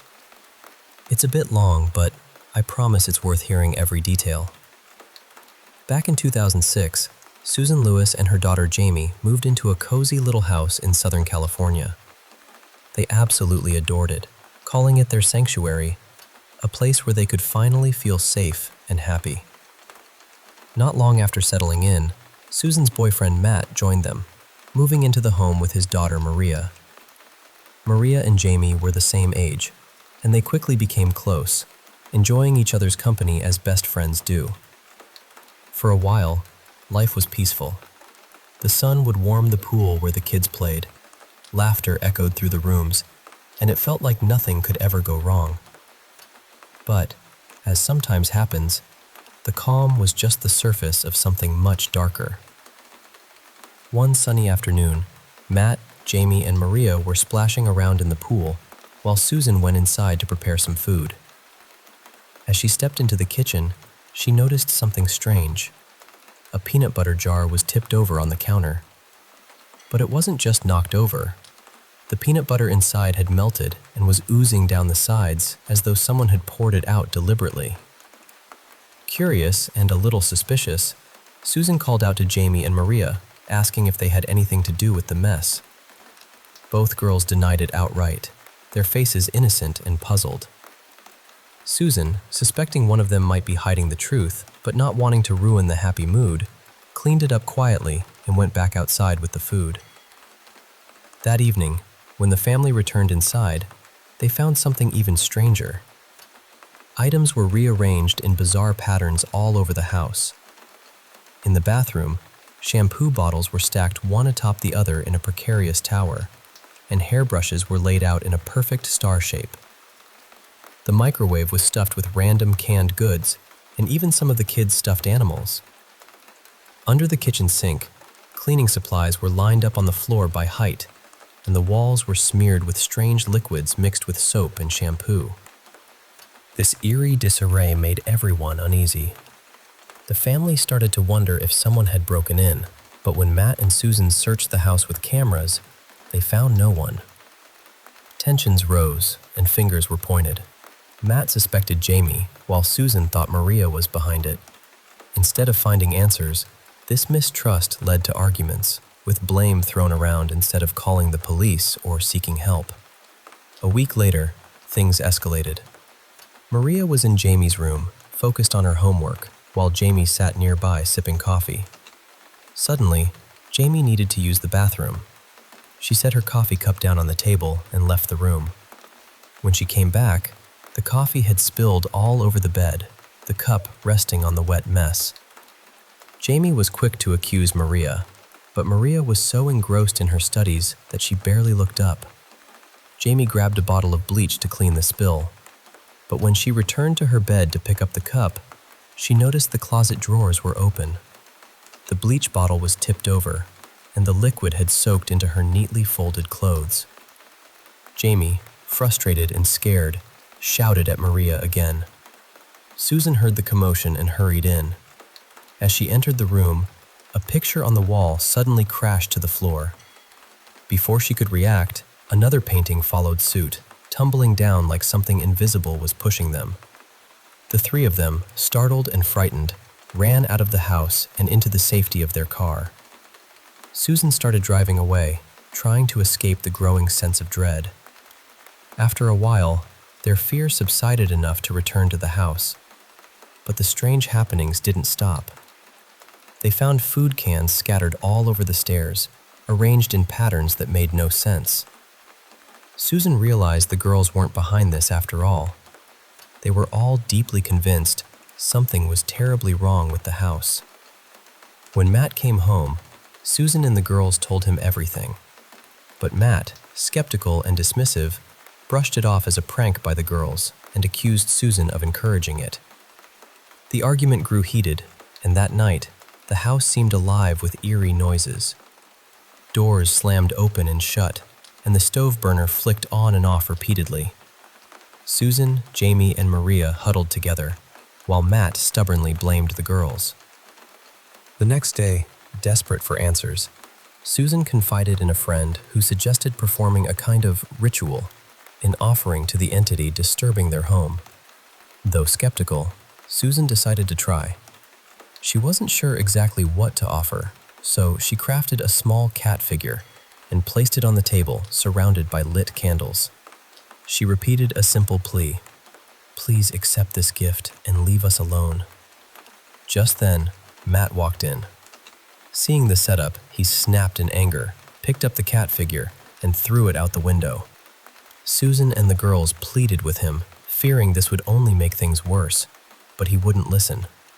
To their shock, the cat figure reappeared on the table as if by magic. Matt, still refusing to believe in anything supernatural, smashed it on the floor. Later that night, Jame went into the kitchen for a late-night snack. The word cat was scrawled all over the walls in what looked like some dark liquid. She ran to find her parents, and once again, Matt accused Jame, sparking another fight with Susan defending her daughter. The house was in turmoil. Drawers pulled out, items dumped everywhere. Amid the chaos, they discovered a massive footprint on the kitchen floor, far larger than any family members. It was a chilling reminder that something else inhabited the house. Despite this evidence, Matt remained in denial. Susan, wishing she could leave but unable to afford it, felt trapped. The girls became fearful, spending most of their days locked in their rooms. One afternoon, Maria was left alone watching TV in the empty house. Suddenly, the television began turning on and off rhythmically, over and over. As Maria reached for the remote, it shot away from her hand as if pushed by an unseen force. Frozen in fear, she watched as the rocking chair in front of her began to sway gently, as if someone invisible had sat down and was watching her. Then, pictures hanging on the walls started falling one by one. Both girls always carried a digital camera to document these strange events. Maria snapped photos as the chaos unfolded, her heart pounding. Overwhelmed, she fled to Susan and Matt, begging them to come home immediately. When they arrived, they found the house in disarray. Susan hugged Maria, trying to soothe her trembling body. Viewing the photos, they saw glowing orbs moving through the rooms, proof that something unexplainable was at work. Even Matt could no longer deny the truth. A week later, Jame was alone in her room when loud pounding began on her door. The knocks were so forceful, the door rattled violently. Jame's instinct told her to escape, so she crept toward the doorknob. But just as she reached it, the pounding stopped, as if the entity was waiting in the hallway. Fearful, Jame curled up on her bed, clutching herself tightly. The pounding resumed, relentless, for 3 long hours. Luckily, she had her camera and managed to film the terrifying ordeal. Once the noise ceased, Jame stepped into the hallway and found it strewn with kitchen utensils, pans, knives, forks, all scattered as if thrown there. The door to her room was damaged, the knob bent downward. Nearby, the bathroom lights flickered eerily. The bathroom door lacked a knob, but had a hole where one should fit. Jame tied strings through it, hoping to keep the door closed and trap whatever was inside. But the door began to open on its own. Holding the strings with all her might, she was yanked backward as the strings snapped and the door slammed shut. The sounds of clashing utensils echoed until they abruptly stopped, replaced by the smell of smoke. Panicked, Jame rushed out to find the hallway littered with paper, some pieces smoldering. She quickly smothered the flames. It was clear, the entity was trying to set their home on fire, with Jame trapped inside. Terrified, she fled outside and sat on the doorstep, waiting for her family. When Susan and Matt returned, Jame recounted everything and showed them the footage. That night was the last straw. Despite knowing they would face financial ruin, the family decided to leave the house immediately. Strangely, after they moved out, many of their neighbors and others in the area also abandoned their homes. No one would buy those houses again, and the reason for this mass exodus remains a mystery. It's a chilling tale, isn't it? A family seeking peace but finding terror instead, trapped by forces beyond their understanding. I hope you never have to face anything like that. But remember, sometimes the things we can't see are the most real of all.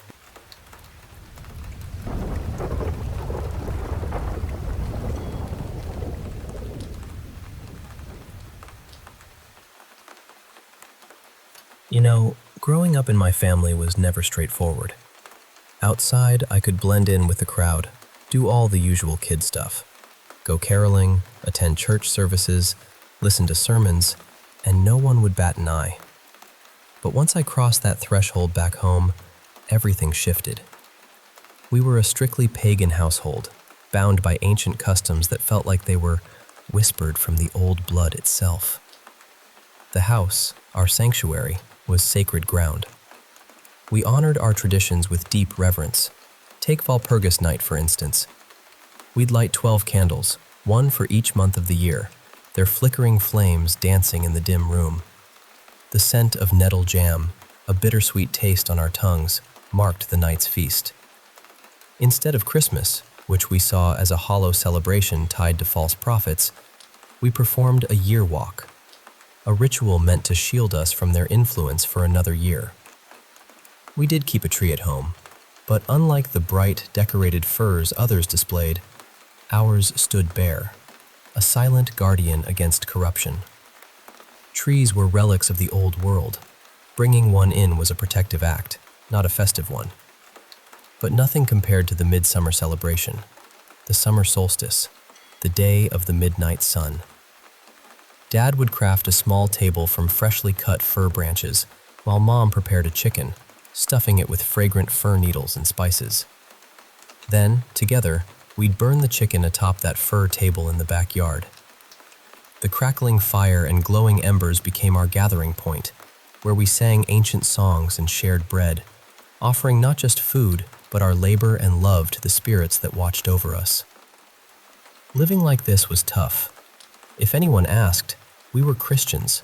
It was a necessary lie, Mom always said. The spirits didn't heed words. They listened to intent. But the fear of being discovered, of someone probing too deeply, gnawed at me constantly. I felt like people could see it in my eyes, a subtle mark that set me apart. Still, I was just another kid. I wore my graduation cap proudly and launched fireworks every 4th of July. To the world, I was ordinary, just a kid who preferred not to invite friends home. I was content living that way, quietly balancing two worlds, until the year I was set to leave for college. I sat down with Mom, heart pounding, and told her about Lily. I spoke of Lily's kindness, her radiant smile, her ridiculous devotion to edible cupcake decorations, things that made her special to me. We had started dreaming of a future together, and I wanted my mother to share that joy. But, of course, she didn't. Lily identified as Christian, wore a golden cross, sang in the church choir, a heritage more cultural than devout, but to Mom, it was betrayal. Her fury was sharp and immediate. "You would defile yourself on this whore of the cross?" she spat. The conversation ended there, cold and final. Determined to carve out a life apart, Lily and I moved to Minnesota without telling my parents where. I feared they might try to pull me back, or worse, harm Lily. The thought of Mom's wrath made me shiver. Without their support, college was a distant dream, so I took a job at a warehouse, while Lily studied relentlessly, eventually earning a master's in aerospace engineering. Years later, I asked her to marry me, through cupcakes naturally. She still has a soft spot for them. But proposing opened a Pandora's box. Lily insisted we invite my parents to the wedding. How could I explain that bringing them into that church, watching them see me marry a Christian woman, was impossible? I begged her to let it go, to be content with her family alone. For months, I thought the matter was settled. Then, just as summer blossomed, Lily dragged me to Minneapolis for shopping. She insisted on driving, and somewhere along the highway, I must have dozed off. When I opened my eyes, we were far from the city, in the middle of an overgrown field fringed by towering firs, with a few weathered houses dotting the landscape. It felt like stepping back into colonial times. A chill ran down my spine. This was no ordinary place. But Lily's smile was steady as she pulled me forward. "Quite the surprise, huh?" she said. "It's something," I murmured. "What is this place?" She hesitated, then sighed. "Your mom said you spent summers here, didn't she?" I shook my head. I'd never been here. Lily's smile faltered. I talked to your parents. I wanted to surprise you, bring us together. But something felt off. Standing there, caught between the house and the field, I realized tonight was the summer solstice. You don't understand, I whispered. They're dangerous, abusive. Lily's eyes widened. I'm saying I've never been here, and they brought us here for a reason. We turned to go, but before we could reach the car, a thunderous bang shook the vehicle. Lily screamed. I spotted tire spikes, shiny, cruel strips, flattening our tires. In the rearview mirror, 6 figures approached, dressed all in white, their hair woven with ox-eye daisies. My heart hammered as I recognized Mom and Dad, older but unmistakable. I'm glad you came, Mom said warmly. Is that Lily? She sounded lovely on the phone.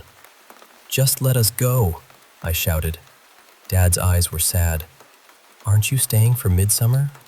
We wanted to bless your marriage. Not like this, I said, voice shaking. Mom's smile was sharp. Don't pretend you'd come willingly if we just told you to come out here. Son, please, Dad pleaded. This is important to us. I won't let you hurt her, I said fiercely. We won't, Mom assured. But if you wave those phones around, she'll be tossed into the fire. Trapped, we had no choice but to play along. Leaving our phones behind, we walked toward the colonial buildings, the white-clad group trailing behind. Suddenly, more figures emerged from the tree line, 20, perhaps more, all dressed in white, relatives both familiar and strange. Our family, hidden away for so long. Maypoles began rising, towering 10 feet tall, adorned with grass, flowers, and red ribbons, their large rings swaying gently in the breeze. Each pole's ascent was met with jubilant cheers, a sacred blessing for weary spirits. Lily gripped my hand, trembling. What are they going to do? I swallowed hard. There'll be a fire, dancing, singing, breaking bread. Memories flooded me. The fur tables Dad made, Mom's knife glinting as she prepared the chicken, the spray of blood until the carcass ceased moving. A sacrifice, I whispered. Usually a chicken, but now, maybe a goat or a cow. Lily's voice faltered. I didn't know. I thought it was just some celebration. The sun dipped low, the air thick with anticipation and the scent of pine and smoke. As the flames flickered to life, I realized this night would test us in ways we never imagined. But holding Lily close, I vowed silently to protect her, no matter the cost. Together, we faced the gathering, 2 worlds colliding under the midsummer sky, bound by love and ancient blood.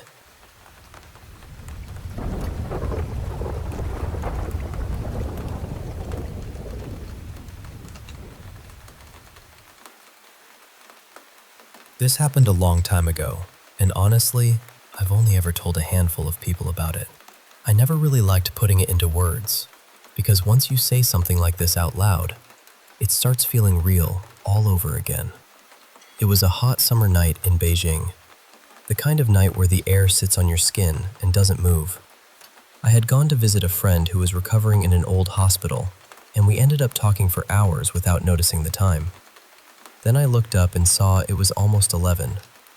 If you know Beijing, you know the subway doesn't wait for anyone. Back then, most lines stopped running around 11, and I was broke enough that a taxi felt like a luxury item from another civilization. So I said goodbye in a hurry and ran for the nearest subway station like my wallet had personally insulted me. By the time I reached the entrance, the station was basically shutting down. Some of the lights were already off. A few workers were gathering their things. The gate hadn't been locked yet, though, so I slipped through quickly and headed downstairs before anyone noticed. The moment I started descending, something felt wrong. Not terrifying at first, just off. Like my sense of direction had been folded slightly crooked. I told myself it was the dim lighting, or the stairs, or the heat still clinging to me. Then I saw the old man. He was sitting at the very bottom of the staircase, with his back toward me. And when I say old, I mean, he looked impossibly old. He was painfully thin, with a bald head covered in strange dark patterns. They didn't look like tattoos. They looked more like age spots, but too many, too deliberate somehow, as if time had written all over him in a language I couldn't read. He seemed to be trembling, but not in a normal way. His body wasn't really moving, yet my eyes kept catching this jagged little flicker around him, like he was shaking at the wrong speed. He was wearing a loose white sleeveless shirt, very old-fashioned. I had only ever seen that kind of clothing in Qing Dynasty dramas, but on him it didn't look like a costume. It looked natural, like he had never changed out of it. I remember thinking, when I pass him, I'll look at his face. So I walked past him. And once he was behind me, I tried to turn my head. I couldn't. I don't mean I was too scared. I mean my body simply refused. For 1 second, I had no ability to look back. It was as if something had gently, firmly placed a hand on my neck and said, "No." But my main thought was still the train. I was late. I was anxious. I just kept moving. When I reached the platform, it was completely empty. Silent, too. Not normal subway silent, but sealed room silent. I figured I had probably missed the last train, but since I was already there, I decided to wait a little longer, just in case. I don't know how long I stood there. Then I heard it. A train coming in. The lights appeared first, then the sound, and I felt this huge wave of relief. I thought, somehow, I made it. The train looked ordinary. Nothing strange about it from the outside. But when the doors opened, there wasn't a single person inside. That was unusual. Even the last train in Beijing usually has people on it, especially in summer. But I told myself I was lucky. Maybe everyone had already gotten off. Maybe this was just one of those rare empty rides. So I got on. I sat down and almost immediately, my eyelids became unbelievably heavy. I wasn't tired before that. I've always been a night person, and 11 wasn't late for me at all. But the second I sat there, it felt like sleep dropped onto me like wet cloth. I closed my eyes. And this is the part I still can't explain. The train had been empty. I had seen it with my own eyes. But once my eyes were closed, it felt crowded. I could feel people sitting close beside me, shoulder to shoulder. I felt the pressure of bodies filling the carriage. I felt someone's sleeve brush my arm. I felt children running past, their little steps tapping by, one of them grazing my knees as they went. The train moved like normal. It stopped at stations. Doors opened. Doors closed. People got on. People got off. But there were no announcements. No next station. No recorded voice. No chime. Just the doors, the movement, and all these people I could feel but could not see. I stayed like that for what felt like a long time, with my eyes shut, awake but trapped in this strange half-sleep. Then at one station, everyone got off. I felt them rise around me, slowly, calmly. I felt the whole carriage empty out, person by person, until the air around me changed. When the doors closed again, my eyes opened by themselves. The train was empty, and suddenly my body felt light, like something heavy had been lifted off my chest. I was wide awake, too awake. At the next station, I got off without even knowing where I was. The station was dark, completely shut down. I walked up toward the exit, and the gatekeeper looked startled to see me. He had to unlock the metal gate to let me out. I tried to explain. I told him I had been on the last train. He looked at me for a moment and said something like, "That wasn't the last train." Then he added, very quietly, "That was the train after the last train. You shouldn't have been on it." That was when the fear finally caught up with me. I stepped out into the street, shaken, and turned back to see which station I had come out of so I could figure out how to get home. It was Taoranting, which meant the station before it, the one where everyone had gotten off, was Chaishiko. And Chaishiko, if you know Beijing history, was the old execution ground from the Qing dynasty. That was where they all got off.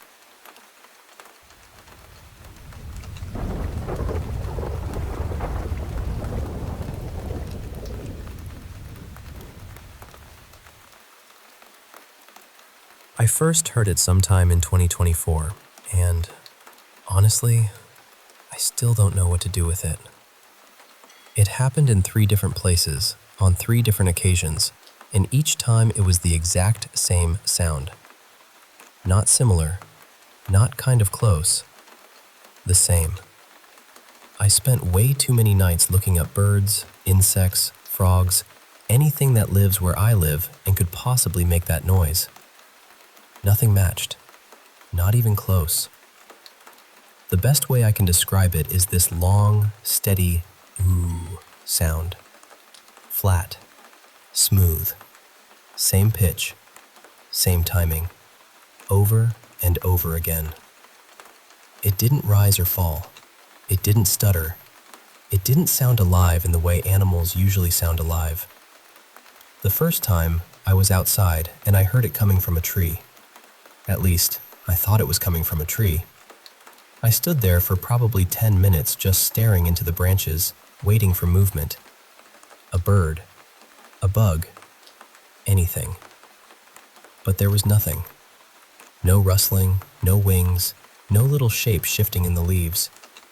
So I told myself it was probably some random animal I didn't recognize. That was the easiest explanation, and I really wanted it to be true. The second time was when I actually got a short voice recording of it. I was walking near a hospital parking area, right by the end of a quiet road.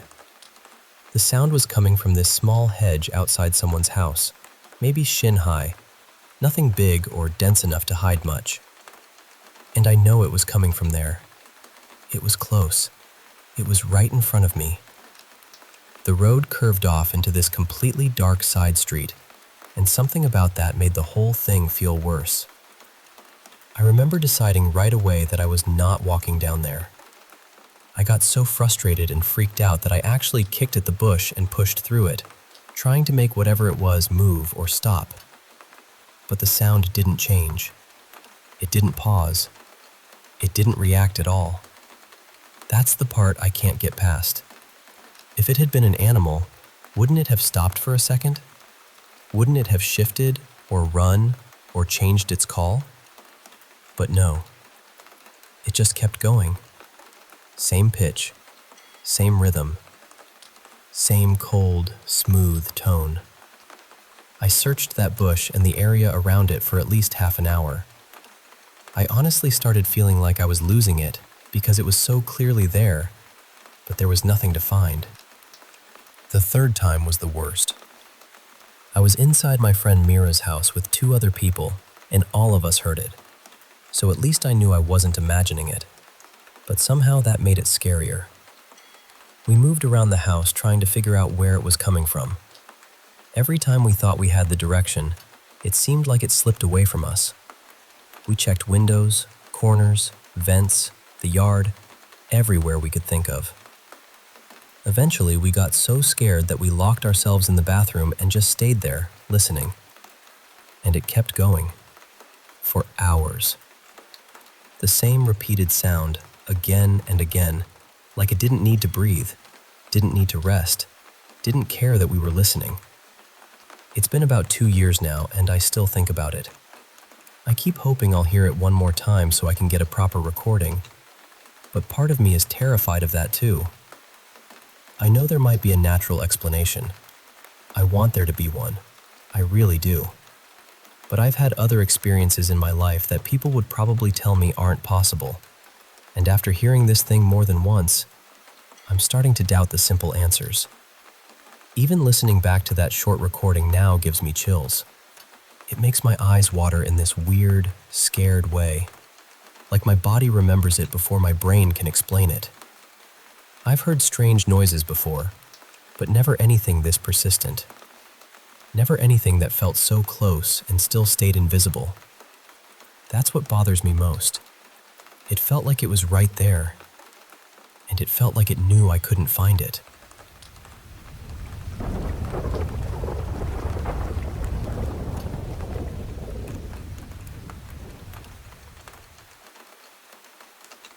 So this happened about 7 months after my dad passed away.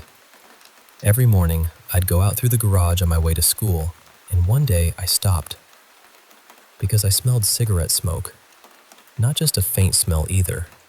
It was that fresh, familiar smell, like someone had just been standing there smoking.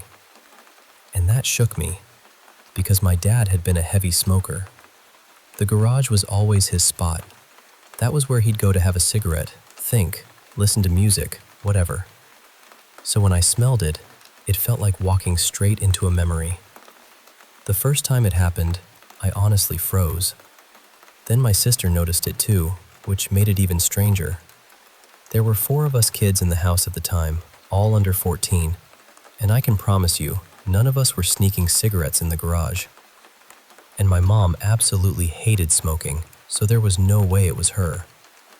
At the time, it scared me. Looking back now, though, it feels kind of comforting.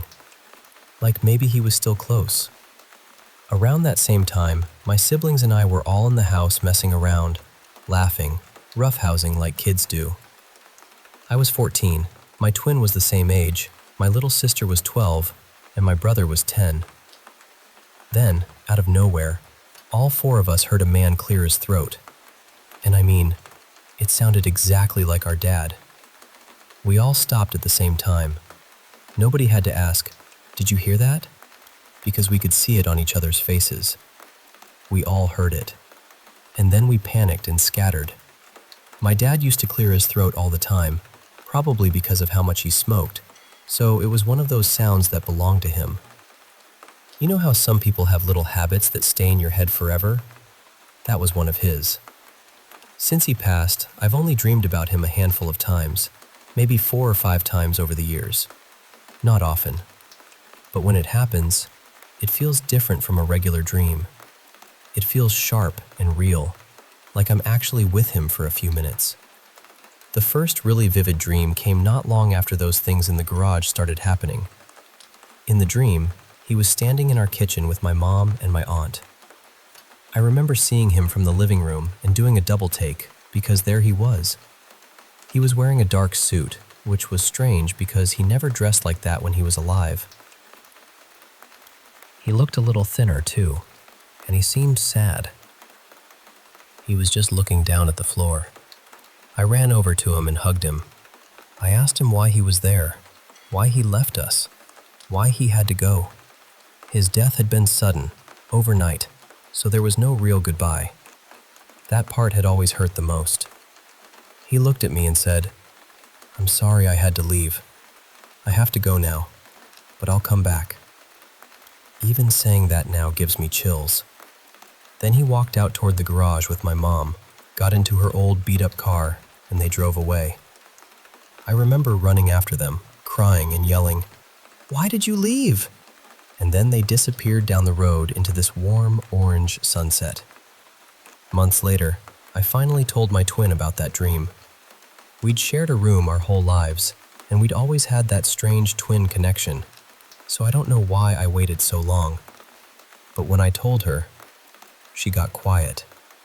Then she said she had the same dream, the exact same one. That was the moment I stopped wondering if it was just my imagination. To me, that felt like confirmation. It felt like a visit. As I've gotten older, I notice him in smaller ways too. Numbers mostly. 11/11, 3/33, his birthday, the date he passed. They show up enough that I notice. And songs too. That's the one that really gets me. I work from home, so I barely drive.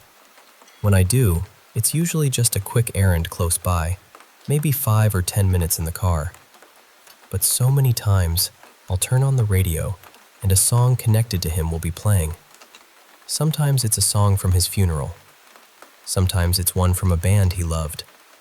Sometimes the lyrics line up so closely with what I'm going through that I just sit there and listen. Maybe it's coincidence. I know it could be.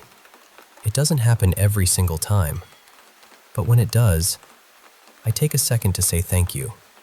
I acknowledge him. I let myself believe he's checking in. Earlier this year, I had my first psychic reading with someone I really trusted, and honestly, it gave me a lot of peace. A lot of what came through lined up with what I'd already felt for years. The message was basically that he hears me, he's proud, and he's still around in whatever way he can be. And I know that might sound simple, but it meant everything. Because I've always talked to him like he never really left. And maybe, in some way, he didn't.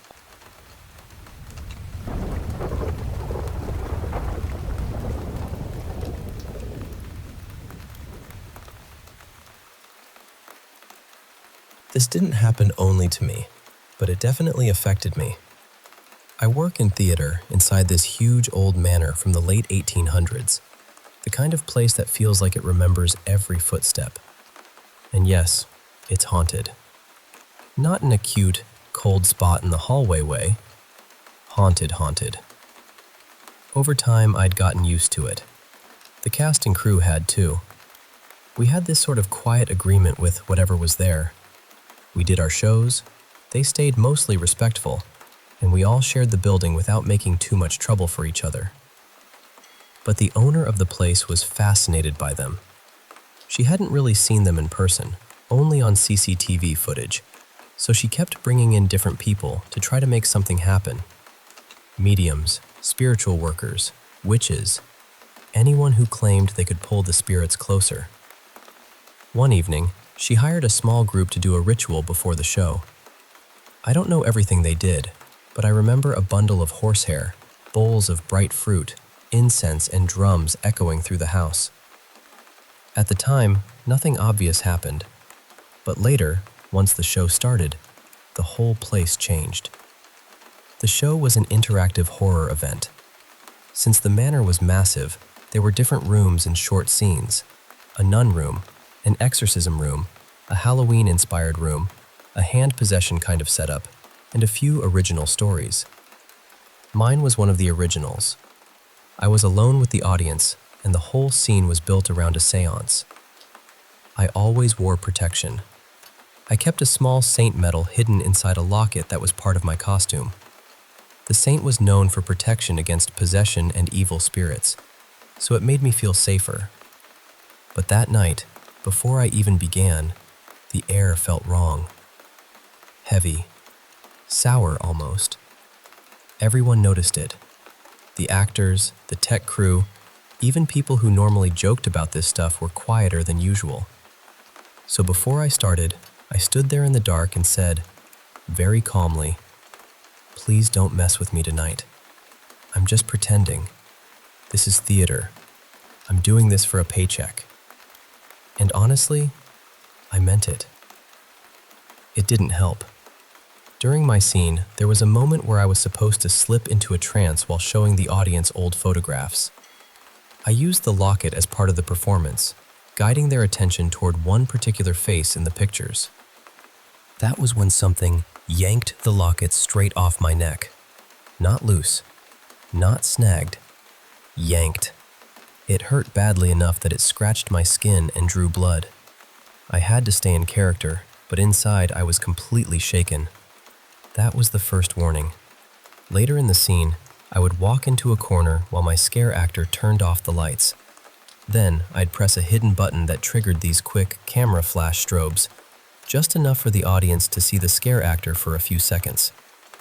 As I reached for the button, something grabbed my shoulder. Then it whispered right next to my ear. For a second, I thought one of the audience members had tried to scare me back. But when the strobe flashed, there was nobody there. No one close enough. No one even looking like they had moved. I kept going because that's what you do in theater. Your brain panics, but your body follows the script. After that, I was supposed to return quietly to the seance table and ask someone in the audience to light a candle. Then I would reveal that my character was possessed, threaten them softly, snap back to normal, and send them out. I usually kept that part subtle. I didn't want to compete with the exorcism scene next door. That room already had screaming, contortion, the whole thing. Mine was meant to feel quieter and more intimate. But that night, something shoved me into the table so hard it knocked the air out of me. The audience screamed. I was scared too, truly scared. I cut the scene short and told them to leave. Not in character anymore, not really. I just needed them out of that room. Afterward, I searched for my locket and did whatever I could to calm myself down and protect my scare actor. But we weren't the only ones affected. In the exorcism room, a chunk of the ceiling fell near the girls performing there. It wasn't storming, and there hadn't been any warning. Around the same time, my husband, who was in the dressing room fixing part of his mask, had something fall near him too. In another room, one of the actors went into this strange trance state that lasted close to an hour. When he came out of it, he could barely remember what had happened. And in one of the original scenes, the final scare stopped working completely. Later, they found out the thick cable powering the lights, strobes, fog, and sound had been cut clean in half.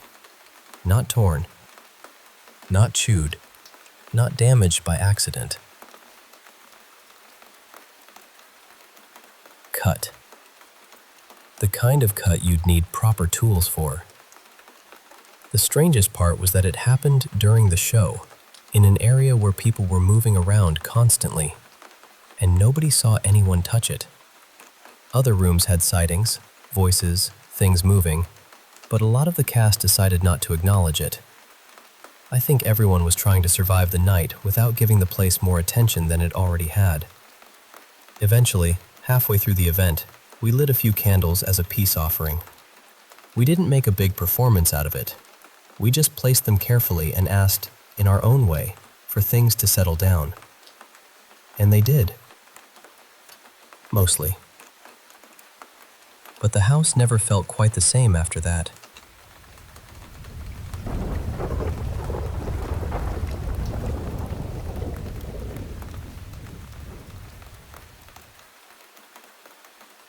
One night, Mira, her cousin Callie, and I decided to go out to Old Alton Bridge because we'd seen it on one of those ghost hunting shows. We were curious, honestly, not trying to be brave or dramatic. We just wanted to see if the place felt anything like it looked on TV. The first couple of times we went, nothing major happened. It was strange, though. The air had this heavy feeling to it, but not in a scary way. More like the woods were aware of us. Once we got past the bridge and into the trees, the temperature would dip so sharply that you could feel it on your skin. The third time, we went deeper into the woods than before. That's when things started to feel different. We found trees with upside-down crosses painted on them, along with symbols we didn't recognize. We took a bunch of pictures, and later, when we looked through them, several had these little orbs scattered everywhere. Most were pale gray or white, but one was bright blue.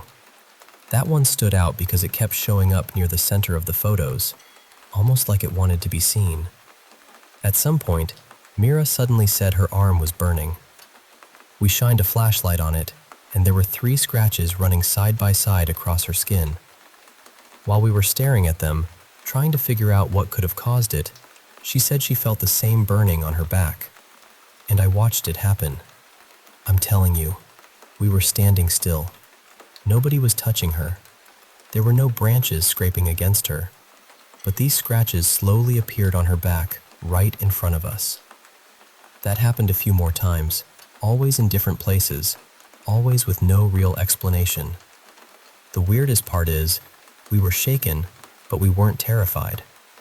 That sounds strange, I know, but there was still this oddly comforting feeling in the air, like something was trying to keep us calm.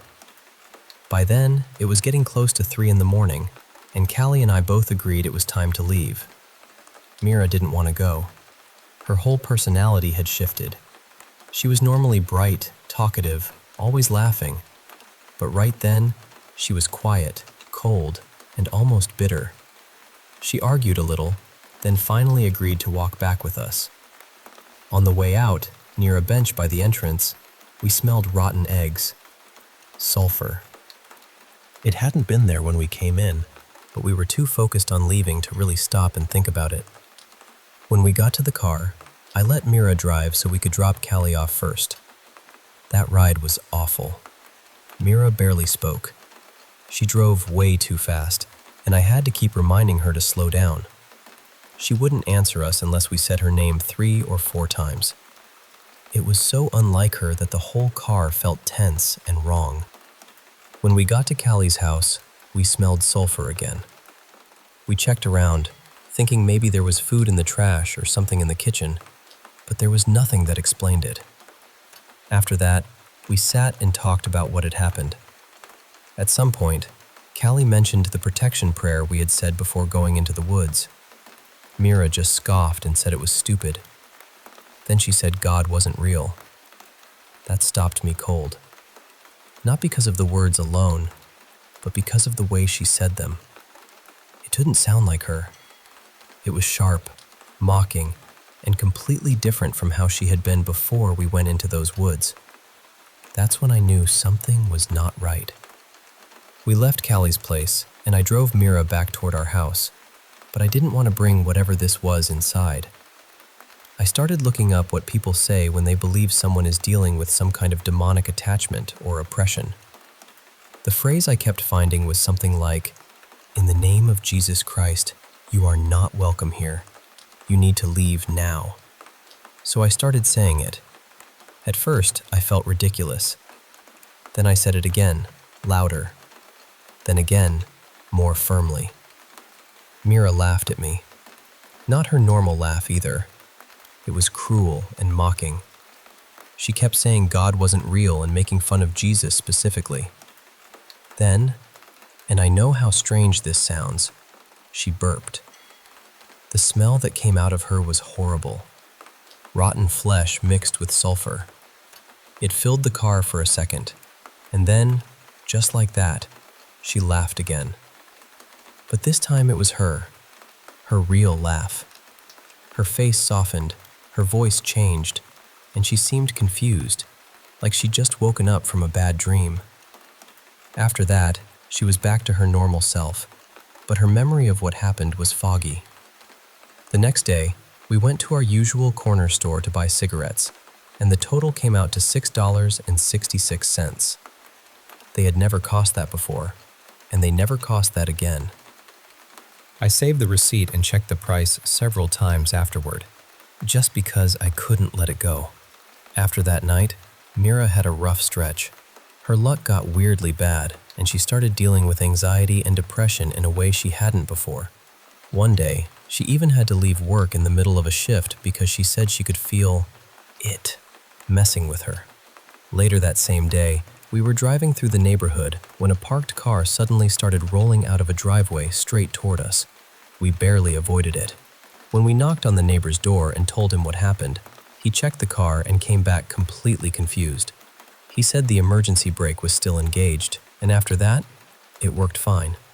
There were other strange things too, though most of them could probably be explained if you tried hard enough.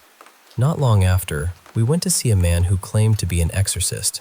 The strange part was that he lived about 5 minutes from us, and he'd had his own experiences at Old Alton Bridge. He had even taken groups out there for ghost hunts. I asked him if I had actually forced something out of Mira that night. He got defensive and told me I couldn't have done that, and that she wasn't really possessed. Looking back, I don't think he was an ordained clergyman or anything. I think he was more of a paranormal hobbyist. Still, that visit stuck with me. And that's the story. I don't expect everyone to believe it. Honestly, if someone told it to me, I'm not sure what I'd think either. But I know what I saw. I know what I smelled. And I know the person who came back from those woods was not acting like the same person who walked in.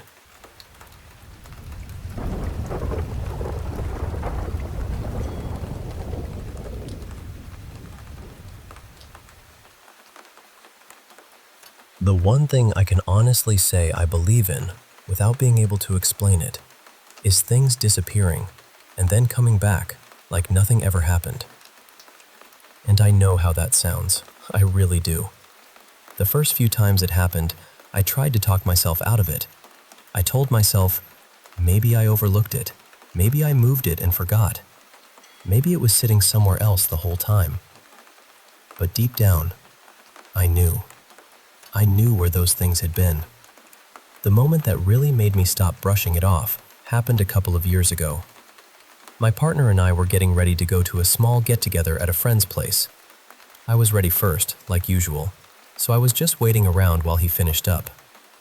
He called out and asked me to put his favorite cap by the back door so he wouldn't forget it when we left. Instead of setting it on the table beside the door, I hung it right on the doorknob. In my mind, that was even better. He'd have to see it when we walked out. About 40 minutes later, we were finally ready. We were standing in the kitchen doing that last-minute checklist people do before leaving. Keys? Wallet? Cash? IDs? Phone chargers? Then he suddenly said, "Wait, my cap. I almost forgot my cap." And I said, "Turn around, it's on the doorknob."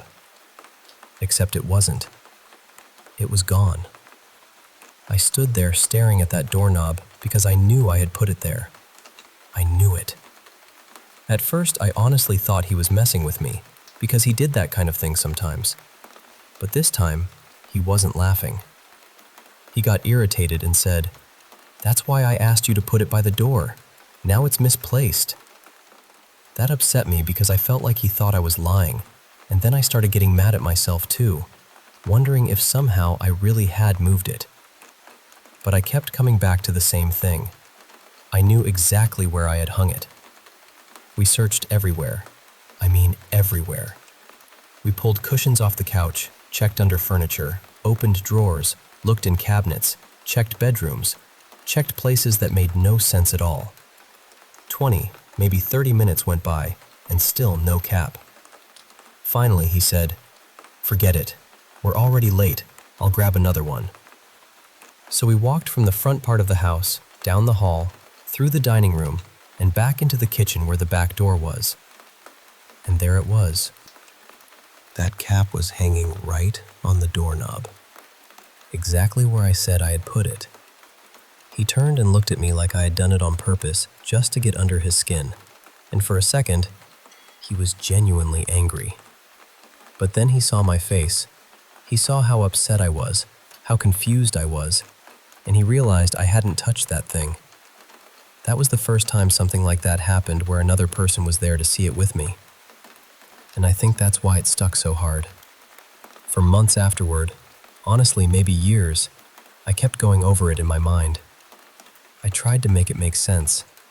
I thought through every possible explanation, even the ridiculous ones. But none of them worked. Eventually, I stopped trying to solve it. I still think about it sometimes, though. It just sits in the back of my mind like a locked door with no key. And I do have my own little theories. Nothing I can prove, obviously. But sometimes I wonder if we're brushing up against different timelines without realizing it. Like maybe, for just a second, something shifts out of place and then slips right back. We've lived in our house since around late 2018, and for the most part, it has never felt haunted or anything like that. Not to me, anyway. But there was one other thing that happened there that I still can't explain. One weekday afternoon, it was just me and my old dog, Maisie, at home. The kids were at school, my partner was at work, and we were out in the quiet middle of rural Louisiana. It was around 1 in the afternoon, bright and sunny, and the house was calm. I was sitting on the floor in my daughter's room, doing my hair in front of a mirror. Maisie was asleep maybe 2 feet away from me. Nothing was on except a small lamp. No TV, no music, no fan, nothing. And then I heard my daughter's voice from the living room, clear as day. "Mama! Mama, come here!" It sounded urgent, but not like a full scream. It was loud enough to get my attention, but strangely soft at the same time. That's hard to explain. Our living room has tall ceilings and no carpet, so sound carries in there. If someone yelled, it should have echoed sharply. but this didn't. Still, I knew that voice. In that instant, my mind said, "That's my child, and she needs me." But I didn't move. That's the part that still bothers me. I wasn't frozen because I felt terrified. Fear didn't even hit me right away. I just stayed sitting there, like my body refused to get up. The second I heard it, I looked down at Maisie. She had been completely knocked out, deep asleep, but now she was awake, alert, ears up, staring straight at the open doorway toward the living room. That was what confirmed it for me. I hadn't imagined it. I hadn't just had some weird thought in my own head. My dog heard something too. And Maisie was not the kind of dog who ignored noises. A tiny sound outside could get him up and moving. But this time, he didn't go investigate. He didn't bark. He didn't even stand. He just stayed right there, staring through that doorway. For a good several minutes, we both stayed still. Eventually, I went back to doing my hair, but I thought about it for the rest of the day. I knew my daughter was at school. I knew nobody else was in that house. But I also knew I heard her call for me. And I knew my dog heard it too. That was the only thing like that I ever experienced in that house. But the disappearing items? Things vanishing from the exact place I left them, only to show back up later after I checked that same spot over and over? That has happened more times than I can count, and I still don't have an explanation for it.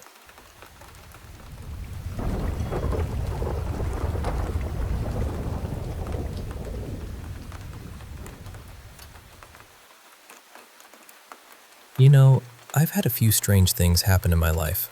Some of them felt paranormal, and others were more like little flashes of knowing.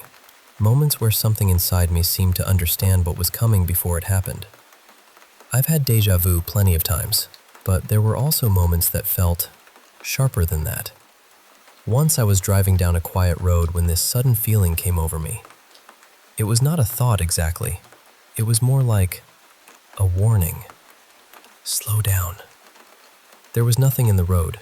No cars, no people, no reason to brake.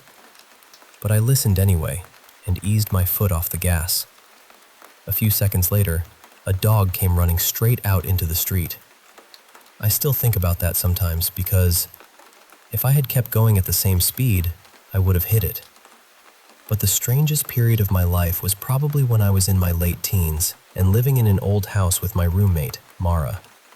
The place had a heavy feeling to it from the beginning, though at first I tried to tell myself I was just nervous. My first night there, I was alone. I had not moved my bed in yet, so I was sleeping on this old folding cot with a metal frame. It creaked and squealed every time I shifted even a little. I remember lying there, trying to fall asleep, absolutely freezing. No matter how tightly I wrapped myself up, I could not get warm. Then, I heard the porch door open. After that came footsteps, slow and heavy, moving into the kitchen. They sounded like a man's steps. That was what my mind decided right away. Whoever it was walked through the kitchen, then into the living room, and then came toward my bedroom. My bedroom door was open. The footsteps stopped right outside it. Not with a sharp stop either. It was this dragging, shuffling sound, like someone sliding their feet into place. And then there was nothing. Complete silence. I was lying there sweating, even though I had been freezing a minute before. My heart was pounding so hard I could feel it in my throat. I did not move because I knew that cot would make noise, and I did not want whoever was standing there to know I was awake. I just kept my breathing as quiet as I could. And then somehow, the next thing I knew, it was morning. Another night, Mara and I were both jolted awake by a terrible crashing sound from the kitchen. It sounded like cupboard doors were being slammed open and shut, and dishes were being thrown against the wall near my bedroom. Mara ran straight out of her room and climbed into bed with me. We just held on to each other while the noise kept going. Then suddenly, it stopped. Not faded out, just stopped. We stayed quiet for a long time after that. Eventually, I guess we fell asleep from sheer exhaustion. In the morning, we went into the kitchen expecting a disaster. Nothing was moved. Not one plate, not one cabinet door. Nothing broken. Nothing out of place. There was another morning when we were both getting ready for work. I was in my bathroom when I heard a little child's voice, clear as anything. I thought I heard a boy call out, "Mommy?" At first, I told myself it must have been Mara calling me from her bathroom. Her bathroom was right across from mine, on the other side of the wall. So I went to check on her, but she had not called me, and she had not heard the child. Later, we found out that the house had been moved to that property from somewhere else. Someone also told us it may have had a second floor at one time, even though it was only one story when we lived there. That made some of the noises even stranger. Mara told me more than once that she would hear and feel people coming into her room. She said it felt like they would pass through and go into her closet. Then she would hear footsteps, almost like someone climbing stairs. She always said she sensed 3 of them: a man, a woman, and a child. And honestly, I believed her, because we heard footsteps above us many times while we were sitting in the living room. Heavy little thuds, moving across a ceiling that should not have had anyone above it. One night, we had friends over who stayed much later than we wanted. We both had work the next day, and they were not taking the hint. Then, 2 loud bangs came from overhead. They left pretty quickly after that. The house had a way of helping with boundaries, I suppose. But one of the most unforgettable strange moments in my life had nothing to do with that house. It happened on July 3rd, 1980. I was on vacation visiting my brother Bennett and his girlfriend Jenna. We had gone to a nearby town to see The Shining, and afterward, we stopped to listen to a bluegrass band playing outside on the steps of the post office. Bennett knew someone in the band, so he and Jenna went off to dance while I stayed back and watched. I remember looking across the band from right to left, just taking in the scene. The instruments, the people, the warm summer evening, all of it. Then my eyes landed on one man. The second I saw him, this rush went through my whole body. It was powerful. Not romantic in the usual way, not like thinking someone was handsome. It was deeper and stranger than that. It felt like recognition, even though I had never seen him before in my life. I remember thinking, well, that was odd. I'll probably never see that man again. Then the band took a break, and I watched as Bennett and Jenna walked straight over to him. He was the person Bennett knew. His name was Eli. We were married the following September. I did not tell him about that feeling until many years later, and honestly, I do not think he ever fully believed me.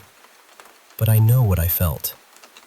Some things happen so quietly that they almost feel impossible to explain later. But when they happen to you, you remember. Your body remembers. Your heart does too.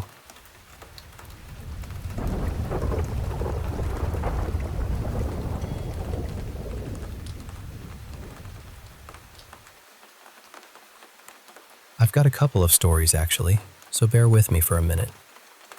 Years ago, my ex-husband and I were living in this quiet little town in Germany.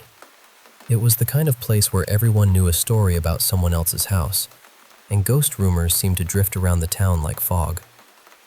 I didn't really know what to believe at first, but some of the stories were honestly pretty convincing. One night, our little girl was asleep in bed. She was only about a year old then. My ex and I were sitting in the living room when we both noticed this shadow move across the doorway. At first, we thought it was probably nothing. We kept the bathroom light on at the end of the hallway in case our daughter woke up during the night, so we figured maybe the bulb was flickering or casting a weird shape. We checked it. The light was fine.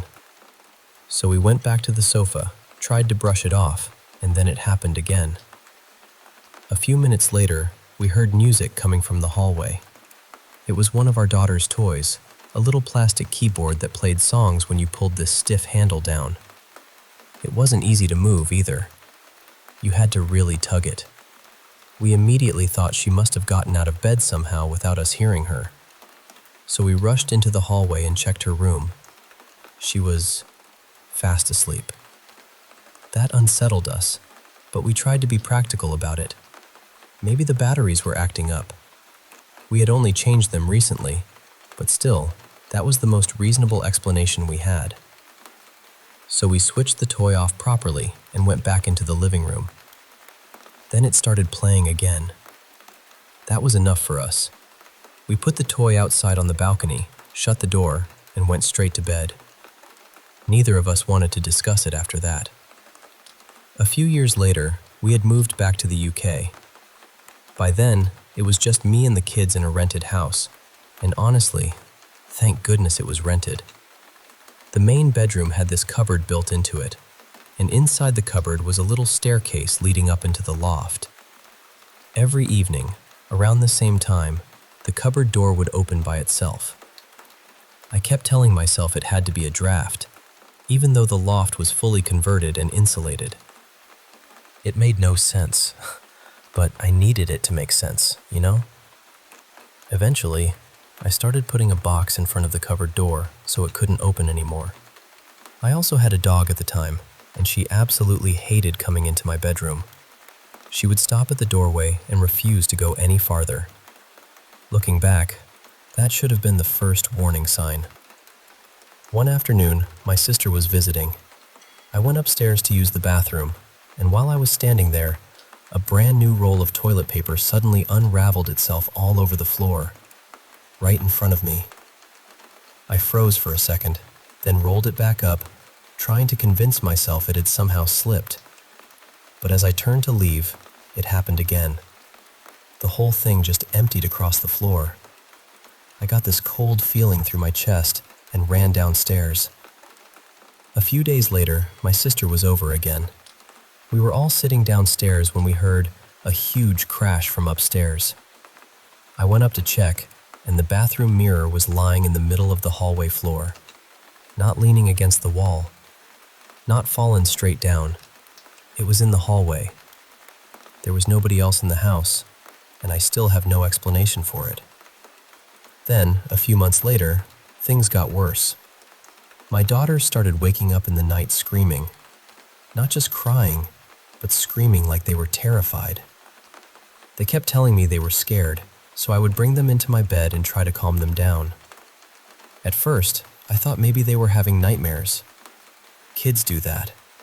I wanted it to be nightmares. But then one night, they both woke up crying and told me, "The lady hurt me." I asked them what lady they meant and how she had hurt them. My oldest, who was 4 at the time, said the lady pinched her arm and that it still hurt. My youngest, who was 3, said the lady looked angry. That made my stomach turn. I brought them into my bed again, and the next night, the same thing happened. After that, I stopped putting them in their own bedroom. One night, both girls were already sleeping in my room when they suddenly screamed for me. I ran in, and my youngest was crying so hard she could barely speak. She said, "The angry lady is back." I asked her where the lady was. She pointed toward the window and said she was hiding behind the curtain. She said the lady kept peeking out, and that she could see her feet underneath. I asked her what the lady looked like. She told me she had dark hair, an angry face, and strange black shoes with no socks. Then my oldest said she had seen her too. She said the lady didn't talk. She just watched them, and when they fell asleep, she pinched them. I felt completely sick. We moved out about a month later, and honestly, even now, thinking about that house still gives me chills.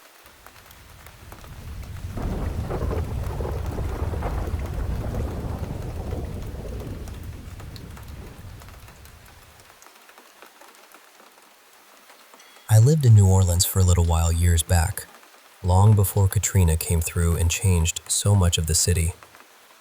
A friend of mine, Darren, and I used to take evening walks down by the river. We'd wander a few blocks off Bourbon Street, past the old church, and make our way toward the moonwalk, where you could sit and watch the water move in the dark. One night, I sat down on one of the benches near the docks. Darren had gone up the grassy slope a bit, just hanging back. I was sitting there by myself for maybe a minute when an older gentleman came over and sat on the far end of the bench. He had a cane with him, and one of those old hats that looked like it belonged to another time. Nothing flashy, just neat, worn in, familiar. We started talking. It wasn't anything dramatic, just one of those easy conversations you fall into with a stranger when the night is warm and nobody is in a hurry. He told me he used to live not far from Magazine Street, said his family had been in that part of town for generations. He talked about the neighborhood, how it had changed, how some things were gone and some things still felt the same, if you knew where to look. Then he started talking about his wife. His voice softened when he mentioned her. He said he missed her. Not in a big, theatrical way, just quietly, like it was something he carried with him every day. He told me about his children too, one by one, their personalities, where they had gone, what they had become. I remember thinking he seemed grateful just to have somebody listen for a little while. After a bit, I told him good night and walked back up the hill toward Darren. Darren was staring at me strangely. He asked, "Who were you talking to?" I said, "I don't know, actually. I didn't catch his name. Just an older local man. He was telling me about his family in the neighborhood." Darren just shook his head. Then he said, "No, you weren't." I laughed a little because I thought he was messing with me. I said, "What do you mean I wasn't? We were sitting right there. You saw us." He shook his head again, slower this time. "No," he said, "you were talking." And then it landed. I looked back at the bench, then at him. "There wasn't anybody sitting next to me, was there?" Darren shook his head. "No, you were by yourself the whole time." And that was New Orleans for you. Beautiful, strange, and never fully willing to explain itself. Not too long after that, something else happened. Same friend, same city. Darren and I were out on Bourbon Street one night, caught up in the noise and music and heat. The street was packed, the kind of packed where everyone is shoulder to shoulder and the whole place feels alive and half unreal. I looked up and noticed a woman standing on a balcony above us. She was beautiful, but in a very old-fashioned way. She wore a long white dress with buttons down the front, long sleeves, and a high collar. It looked like something from another century. I pointed her out to Darren and said, "Look at her. Maybe they're doing one of those historical tours or reenactments tonight. We should check that out." But she wasn't performing. She wasn't smiling.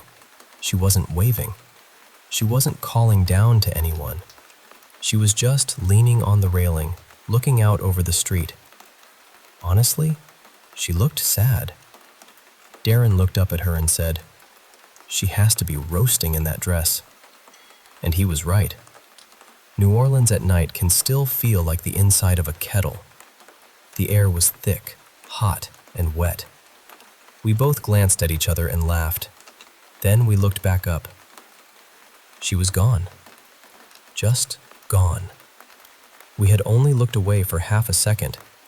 There was no way she could have slipped back inside that quickly, not unless she had vanished through the wall. The whole balcony was empty. So we were standing there in the middle of Bourbon Street, trying to make sense of it, when Darren suddenly stopped talking. He froze. His eyes got wide and he said, very quietly, "Somebody is touching me." I told him, "We're in a crowd. People are bumping into everybody." But he shook his head. "No," he said, "somebody has their hand on my back." I looked behind him. Nobody was there. Not close enough, anyway. He stood completely still and said, Check. Please, check. I laughed because I thought nerves were getting the best of him, but I walked around behind him anyway. I looked at his back, waved my hand around behind him, and told him nobody was touching him. He asked, "You don't see anything?" I said, "Nothing." But then I felt it. The air right behind his lower back was cold. Not cool. Cold. Like the chill coming off a block of ice in a cooler. And that made no sense at all. Not in that heat. Not on Bourbon Street, with bodies everywhere and the air heavy enough to wear. I didn't know much about ghosts then. I still don't pretend to know much now. I didn't see a thing that night, but Darren felt something, and I felt that cold pocket of air right where he said the hand was. I've never forgotten it. New Orleans is a strange place. Some cities keep their history in books and museums. That city lets it walk beside you.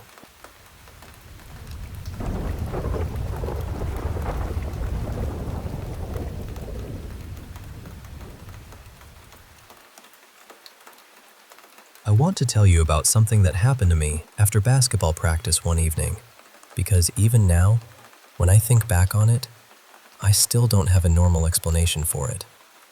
I was 17, and my dad was supposed to pick me up from school. Practice had ended, everybody else had gone home, and I waited around for him longer than I should have. At first, I kept thinking, he'll be here any minute. But after a while, it became pretty clear he wasn't coming. I didn't have a cell phone on me, and I didn't have money for the bus. My dad had a small restaurant in East Hollywood, over on Western, not too far from Paramount. My high school was in Burbank, so I figured I could walk there if I kept moving.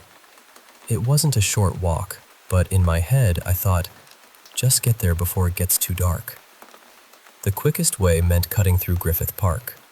Now, Griffith Park is huge. People who aren't from Los Angeles don't always realize how big it really is.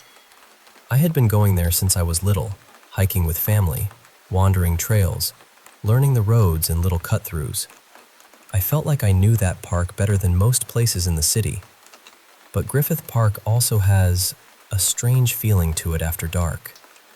It has all those old stories around it, ghost stories, weird sightings, creepy history. During the day, it feels open and familiar. At night, it turns into something else. By the time I reached the edge of the park, the sun was already dropping.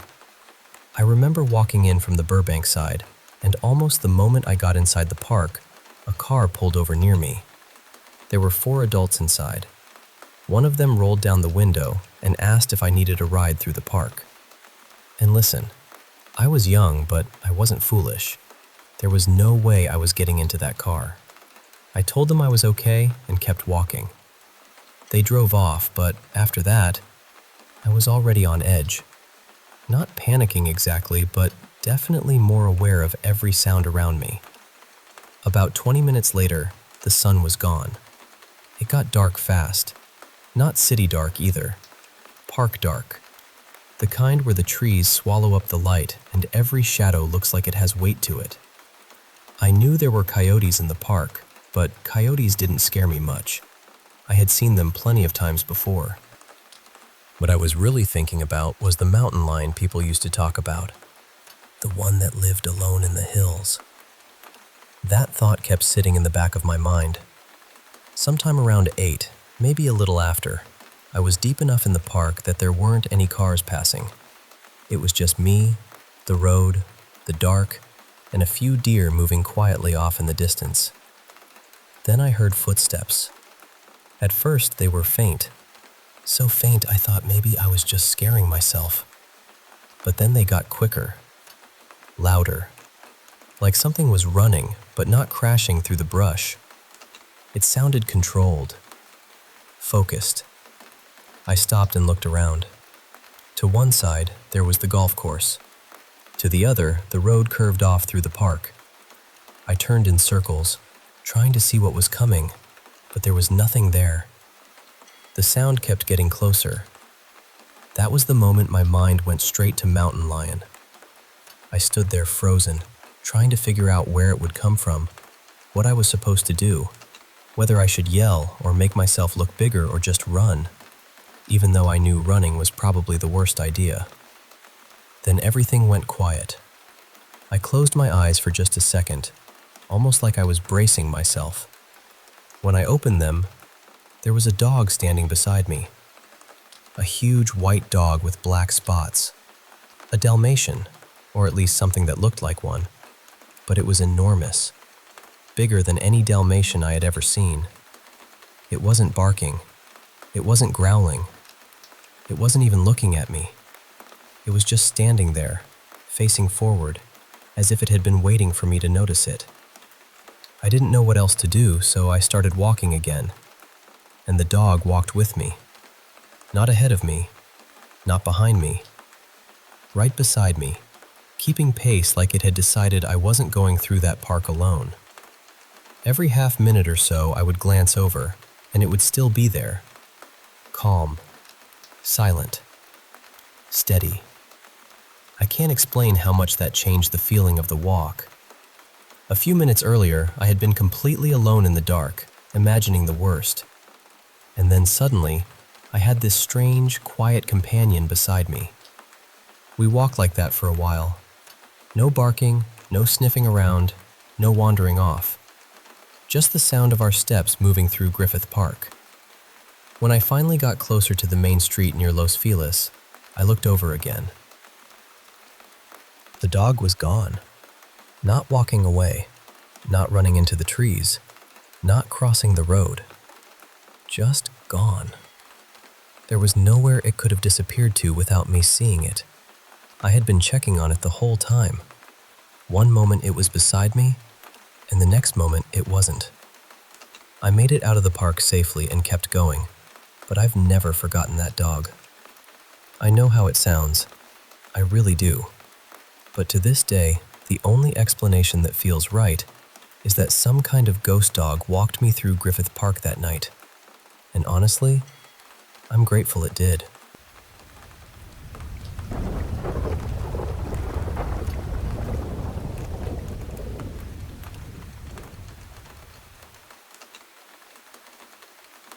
I've always believed there was more to the world than what we can see.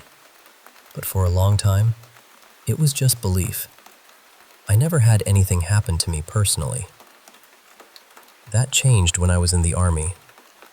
At the time, we were living in these old condemned barracks. Each room was supposed to be for one soldier, but because there wasn't enough space, they had 2 of us in each room. So when you went to bed, you could literally see your roommate across the room in his bed. And those rooms never felt right. They were always cold. Not just regular cold either, but that kind of cold that makes you feel like something is standing behind you. Sometimes I'd be sitting there and suddenly turn my head for no reason, like my body noticed something before my mind did. One night, around 2 in the morning, I woke up in sleep paralysis. I couldn't move, couldn't talk, couldn't yell. I couldn't even really move my eyes. I was just stuck there, staring into the middle of the room. And that's when I saw it. There was this tall black figure standing there. It looked like it was wearing a hat, and its eyes were red. Just glowing red in the dark. Now, I know people say you can see strange things during sleep paralysis, and honestly, I probably would have accepted that explanation. I really might have. But after about a minute, when I could finally move again, my roommate across the room whispered, "Hey, are you awake?" I said, "Yeah." Then he said, "Did you just see that black thing standing in the middle of the room disappear?" And I said, "Yeah, I saw it." That's what changed everything for me, because it wasn't just in my head. My roommate Mateo saw the same thing. A couple months later, something else happened in that same room. I was on a video call with my girlfriend at the time, Lena. My desk was set up so that my closet was behind me, which meant she could see it on the camera.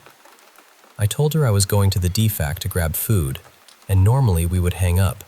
Then I'd call her back when I returned. But that day she said, "Just leave the call on." So I did. I walked to the DFAC, which was maybe 5 minutes away. While I was gone, she texted me and asked if Mateo was in the room. I told her no. He had started dating someone off base, so most days and a lot of nights, he wasn't there. And Lena knew him too, so if he had walked in and seen her on the laptop, he would have said hi. Then she told me she was hearing noises. She said she kept seeing a strange shadow moving around in the closet behind me. I had no idea what to say. I told her I didn't know what she was talking about. When I got back, the door was still locked and nothing was in the closet. After that, nothing major happened again in those barracks. But I'll tell you this, being alone in that room never felt normal. It always felt like something was in there with me, just waiting quietly. Eventually, our commander found out the barracks were condemned, which somehow took years, and we finally moved into newer barracks. Everyone got their own room. Privacy, clean walls, normal air. And the difference was unbelievable. The old barracks felt heavy and gloomy. The new rooms felt bright, like the whole building could breathe. But that wasn't the end of it. The next things happened at my grandmother's house in Guatemala. Both my parents are from Guatemala, and my family had this old house there that was built back in the 90s. It was honestly falling apart. The roof had holes in it. The bathroom barely worked. There wasn't even a proper bathroom door, just a curtain. My parents had wanted to tear the house down for years and build something safer and more modern, especially because they planned to retire there someday. But my grandmother, Rosa, didn't like change. If she planted something in the yard and you wanted to move it, she would argue with you. So demolishing the house while she was alive was never going to happen. She passed away a few years ago at 99. After that, my parents finally started building a new house. By the time I visited, it was mostly finished.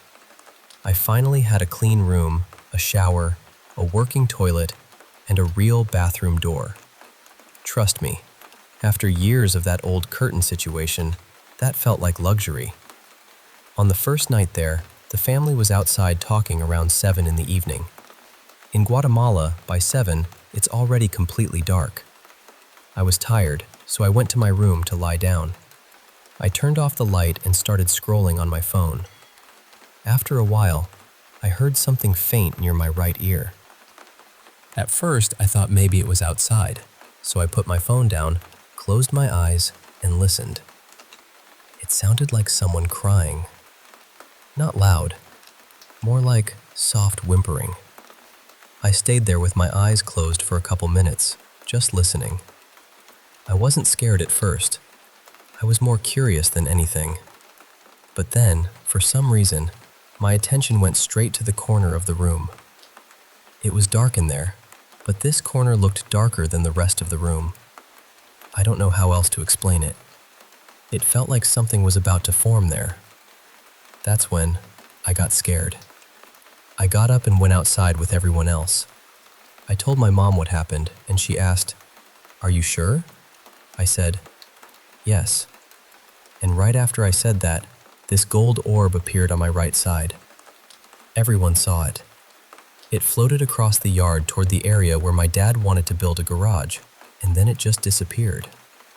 My aunt said that sometimes a gold light like that can mean buried treasure. And the strange thing is, there were old family stories about my grandfather having a sack of gold coins when my mom and her siblings were little. They used to play with them. But nobody knows what happened to the coins. The next night, nothing happened until exactly midnight. I was still awake, lying in bed, and this time I didn't hear crying. I heard children playing, laughing, running around, like they were somewhere nearby, but not close enough to see.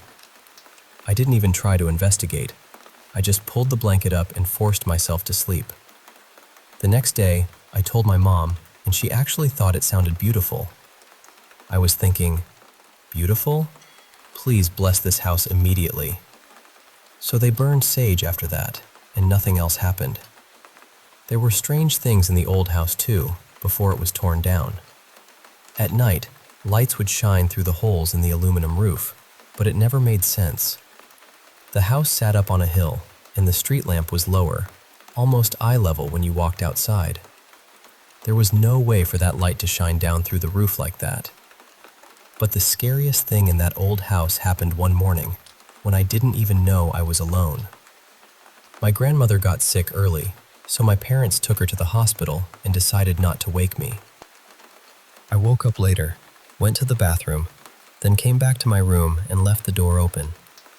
From my bed, I could see into the living room and across toward my grandmother's room. Right outside my door, there was a green plastic chair with its back against the wall. I was lying there on my phone when I heard the sound of a chair being dragged. I looked up. That green chair had moved a few inches away from the wall. I stared at it for maybe 30 seconds. Then it slowly moved forward again, making that same scraping sound against the floor. That was enough for me. I got dressed fast and waited outside until everyone came back. When I told my mom, she kind of brushed it off. My dad said I was making it up. But I know what I saw. I know what I heard. So yeah, I always believed in the supernatural. But after the shadow in the barracks, the crying in that room, the gold light in the yard, the children laughing at midnight, and that chair moving by itself, I didn't just believe anymore. I knew.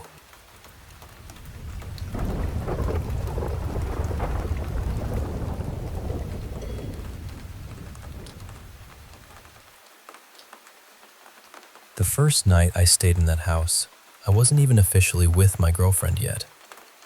We were still in that strange little in-between stage, and since she lived there with 3 other girls, they set me up to sleep in the front lounge room. And I remember thinking, even then, that it was odd. Not scary at first, just odd. It was this big, quiet room at the front of the house, but nobody ever really used it. Later on, I found out all 4 of the girls avoided it because, in their words, it had bad energy. That night, I kept waking up, not once or twice, over and over. I could hear footsteps moving through the house, heavy ones, like adults walking up and down the hallway. But mixed in with them were these lighter steps, quick little steps, almost like children running around barefoot. The next morning, I said something like, "You girls are seriously active at night, aren't you?" And all 4 of them just looked at each other, not laughing, not confused, just these quiet, knowing looks. That was when they told me they thought the house was haunted. I tried to brush it off. I really did. I remember thinking, right, okay, sure. But the thing that unsettled me was how certain they all were. Nobody was trying to scare me. Nobody was making it dramatic. They just said it like it was part of living there. After that, things kept happening. There would be loud stomping in the hallway when nobody was there. Sometimes it sounded like one person walking heavily, and then those smaller footsteps would follow behind. We'd hear banging on the walls. Proper banging, the kind that made you think the plaster was going to crack open. Things would disappear and then turn up somewhere ridiculous. Keys on a windowsill nobody used, a hairbrush in the kitchen drawer. Little things, but enough of them that it stopped feeling like ordinary forgetfulness. One of the girls, Naomi, saw a woman walk past the bathroom door one night. We were all sitting together, talking, and she suddenly went completely pale. She said this woman had gone by in an old blue dress, just gliding past like she belonged there. Naomi was probably the most skeptical person in the house, too. She didn't enjoy ghost stories. She didn't feed into any of it, so when she got scared, everyone got quiet. There were also these strange gusts of cold air. Not breezes, gusts. They would come out of nowhere even when every door and window was shut. One night, my girlfriend and I were in her room when one of the other girls came running in. Her name was Marin. She didn't knock. She just burst in, sat down on the end of the bed, wrapped her arms around herself, and stared at the floor. She looked terrified. We kept asking her what happened, but she wouldn't answer. She just sat there breathing hard, like she was trying not to fall apart. Eventually, she started saying, "It's fine, it's fine, it's fine." Then she got up and went back to her room. She never really explained it. The two girls who slept upstairs used to hear children giggling at night. The strange part was that they would hear it at the same time, from different rooms. They'd come down the next morning and compare stories, and it always matched too closely to ignore. But honestly, the strangest thing that ever happened there might not have been paranormal at all. One night, I was sitting in that front lounge room with Marin. It was just the two of us home. Everyone else was out. Suddenly, this black van came flying up the driveway. It was shiny, completely black, and covered in big aerials. It looked like something from a surveillance scene in a movie. It pulled straight onto the lawn and just stopped there. We both froze. I remember trying to understand what I was looking at. It was so out of place that my brain almost refused to accept it. Before I could even say anything, Marin stood up. This was the same girl who had refused to talk about whatever terrified her that night in our room. And she just started storming toward the front door, yelling, "I've had enough of this!" I ran after her. The moment whoever was in that van saw us at the door, they reversed out just as fast as they had arrived and sped away. We stood there afterward, completely baffled. Because what was that? Why would some strange black van be watching a house everyone already thought was haunted? None of it made sense at the time. It still barely makes sense, honestly. It was like two different kinds of weirdness had somehow crossed wires in the same place. That house was built in the 1800s. 2 stories, beautiful from the outside, really well kept. It even had these old gargoyle tiles up on the corners of the roof. It looked like the kind of place people would stop and admire from the street. But inside, it never felt still. It felt occupied. Not always in a dramatic way. Sometimes it was subtle, like the house was listening. Other times, it was loud and impossible to explain. Everyone moved out a few months later. I don't blame them. I've stayed in a lot of places since then, but that house is still the strangest place I've ever experienced. And the part that bothers me most is that I only know the things that happened while I was there. I'm sure there was more.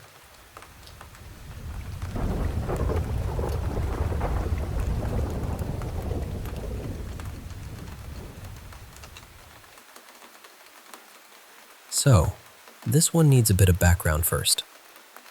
Back in October 2008, I moved to a new town for work.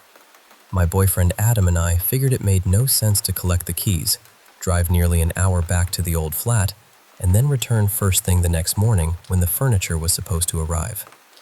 So we packed the mattress, some bedding, a kettle, a few essentials, and decided we'd spend our first night in the new place, even though it was completely empty. I had a horrible cold at the time, the kind where your head feels stuffed with cotton and your whole body just wants to shut down. After we brought in the few things we had with us, I told Adam I was going to lie down early. He said he'd stay up a bit longer and wipe down the kitchen cupboards. At some point during the night, I woke up because the landing light was on. It was shining into the bedroom and casting this pale strip of light across the wall I was facing. I assumed Adam had switched it on, so I rolled over toward the open bedroom door. And standing right there, in the doorway, was an elderly woman. Not a shadow, not something vague in the corner of my eye. She looked completely solid. She was just standing there, looking straight at me. The strangest part was that she didn't seem startled at all. She almost looked pleased, really. She had this soft, kind smile on her face, like she'd been expecting me. But in that moment, I wasn't thinking ghost. I thought someone had broken into the house. I turned and saw Adam asleep beside me. I grabbed his arm and started shaking him awake. When I looked back at the doorway, she was gone. We searched the whole house. Every room, Every cupboard, every door, every window. Everything was locked. Nobody was there. Afterward, I tried to explain it away. I had a fever. I'd been half asleep. I'd been having a strange dream right before I woke up. A waking dream seemed like the most sensible answer, so I forced myself to accept that and pushed it out of my mind. About a week later, I was at work one evening when Adam called me. I could hear straight away that something had rattled him. He told me he'd been eating dinner in the living room when he looked up and saw an elderly woman standing outside the front window, looking in at him. The window was closed, and she was just there, watching him. He said he shouted, "What are you doing?" But she didn't turn and walk away. She slowly faded, just faded out until there was nothing there. I asked him to describe her, and he described the exact woman I had seen in the bedroom doorway. He hadn't been asleep. He hadn't been ill.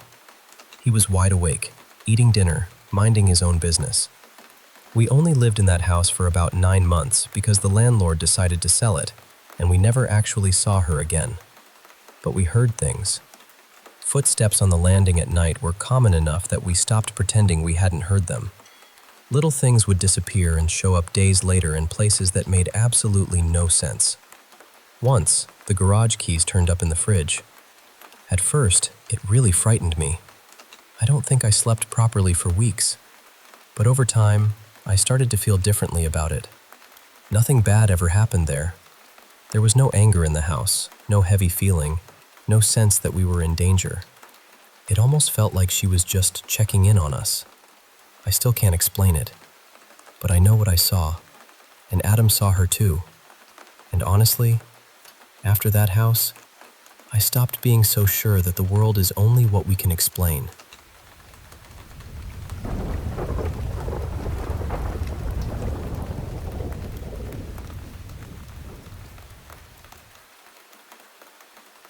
I'll start by saying, I used to be a serious skeptic. I was always interested in strange things. The occult, unexplained stories, conspiracies, all of that. But I never fully believed any of it. I always kept one foot planted in logic. Even when something seemed impossible to explain, I would still think, there has to be some normal reason for this. That started changing after I got together with my wife. Since we've been together, we've had things happen that I honestly don't know how to explain. And the house we've been living in for the past several months has pushed me even further away from being a skeptic. There have been noises, odd feelings, and one time, we both heard a clear laugh when nobody else was in the room. But yesterday, something different happened. I was lying there with my eyes closed, and suddenly, I started seeing something. Not imagining it, not daydreaming, seeing it. It was like a film was playing inside the dark behind my eyelids. At first, it looked almost like a child's drawings on pale notebook paper. Everything was flat and rough, with blocky little figures and simple shapes. But what it showed was disturbing. It moved like a slideshow, jumping from one scene to another. I saw groups of people rising up, conquering other groups, building strange kingdoms, and then slowly becoming twisted by power. They would start out normal, almost peaceful, and then slide into these dark rituals and violent beliefs. Then another group would come along, overthrow them, celebrate, build their own society, and eventually fall into the same kind of madness. One scene stayed with me more than the others. There was a whole belief system centered around birth. Women were suspended upside down in some kind of ceremonial way, treated less like people and more like vessels. The whole thing felt ancient and sick, like a culture that had turned life itself into something cruel and ritualistic. There were other scenes too. One society built around eating the dead, another around strange ceremonies of dominance and punishment. Some parts were just kings sitting on thrones, looking empty and bored, as if every empire ended the same way. While this was happening, my wife was lying beside me. I told her I was seeing something strange, but I only gave her the general idea. I didn't explain every detail, especially not the birth ritual part. Now, my wife has always had intense lucid dreams. She says she meets masked figures in them, and they make her repeat certain scenes until she does whatever it is they want. I actually had a dream like that once as a kid, and it felt like I was trapped there for years. The figures never spoke. They just kept forcing me through awful moments until I somehow figured out the right thing to do. So today, while I was at work, my wife called me. She sounded shaken. She told me that when she closed her eyes, she saw something almost exactly like what I had described, except hers looked more real. She said it was like watching a documentary, and the part she saw was about a strange religion centered around women giving birth. That stopped me cold, because I had not told her that part. That was just one small detail from what I saw, and I kept it to myself. But somehow, she saw it too. We don't know what to think. Maybe there's some kind of outside influence. Maybe it's an entity. Maybe it's something about this house. Maybe there's a rational explanation buried somewhere, but right now, it doesn't feel like our minds created this on their own. It felt shown to us. We're not panicking. Strange things happen here often enough that we've learned not to spiral every time. But this was different. This felt directed. I'm sharing this because I'm hoping someone out there has heard of something similar. I've seen people talk about the veil thinning, about people becoming more sensitive to things they normally wouldn't pick up on. I don't know if I believe that, but after what happened, I'm not laughing it off either.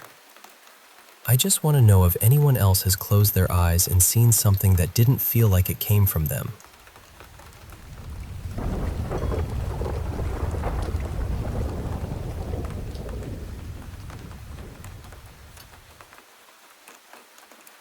I want to tell you something, and I hope you'll hear me with an open heart. This is about vampires. I know that sounds impossible to many people. I know some will laugh or say it's fear or imagination or sickness talking. But I'm speaking from what I have seen, what I have felt, and what my family has lived through for generations. I believe vampires are real. Not the kind from movies with capes and castles and glowing eyes, but the kind that can stand right beside you and look completely human. The kind that knows how to hide. The kind that can take from people and leave them confused, weak, and unable to explain what happened. I have seen people I love suffer in ways that never made sense. I have watched family and friends become drained, frightened, and changed, while I stood there feeling helpless. And the hardest part is this. I believe many people have gone through the same thing, but they don't remember. I believe these beings use spells, black magic, and other hidden methods to erase human memory so their kind can keep surviving without being exposed. They don't only take blood. I believe they can enter people in other ways too. They can project themselves, influence human bodies, and push people toward terrible acts they never would have done on their own. Crimes, violence, cruelty, things that leave everyone asking, how could a person do that? I believe sometimes the answer is that the person was not fully themselves. My family, I feel, has been targeted for a very long time. There is a story about my great-grandfather. He was an ordinary man from our village, quiet and hard-working. One evening, while walking near the old tamarind trees outside the village, he saw what looked like a thick, fallen branch lying across the path. It was dark, heavy, and still. At first, he thought the wind must have broken it from a tree. He picked up a small stick and touched it. Then it moved. The thing twisted and lifted itself, and before he could understand what he was seeing, it took the shape of a huge snake. No one in the family ever knew for sure if it bit him, or if something else happened in that moment. But he came home burning with fever. Within days, he was gone. My grandmother was only a little child then. After that, trouble seemed to follow our family. We lost money again and again. People fell ill without clear reasons. Arguments broke out in the house over small things. Whenever my parents tried to save even a little, something would happen. Money would vanish. Things would be stolen. Strange visitors would come into our home, acting friendly, but I remember them trying to hide things in our cupboards and wardrobes. At the time, we would forget. It was as if a fog was placed over our minds. But now, somehow, I remember. I believe their methods have changed with time. Now they don't always come like shadows in the night. I believe they use needles, syringes, and injections to draw blood from people, and then they wipe away the memory afterward. I have fallen ill many times for reasons doctors could not clearly explain. I have been hospitalized more than once. I have lost strength, peace, and even parts of my career because of what I believe they have done. I am not sharing this for attention. I am sharing it because I want people to protect their families. Please pay attention to the people around you. Pay attention when someone becomes weak for no reason, when memories feel broken, when money disappears, when a home that once felt safe begins to feel heavy. Sometimes evil does not arrive looking like evil. Sometimes it smiles, speaks politely, and lives right next door. To these vampires, humans are not people. We are food. We are something to be kept alive only so they can keep taking from us. They drain people little by little until their minds and bodies begin to collapse. Then those people are left on medication, trying just to function, trying to survive a life they can barely explain. It has taken a lot of courage for me to say all this out loud. I still struggle. I take pills so I can keep going, so I can appear normal, so I can get through ordinary days while feeling that something dark is still moving around us. It is painful to watch what I believe is evil thriving while people who have suffered are dismissed or ignored. But I still pray. I pray there are forces, seen or unseen, that protect human beings. I pray for families like mine. I pray for peace in a world that feels like it is carrying a much greater darkness than most people realize. And if my words reach even one person who has felt something similar, then I hope they know this: you are not alone.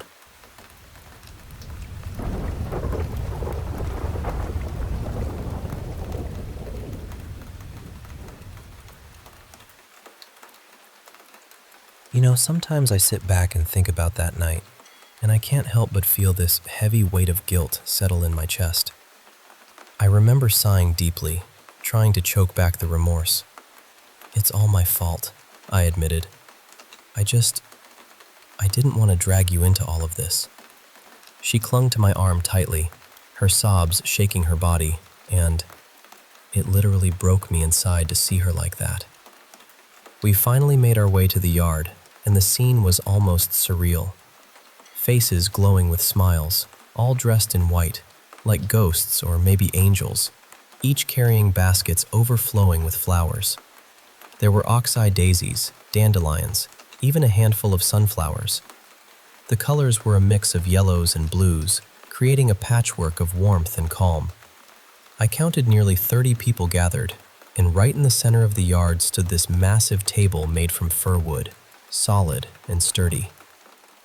Suddenly, a hand landed on my shoulder, and I jolted back, nearly stumbling over myself.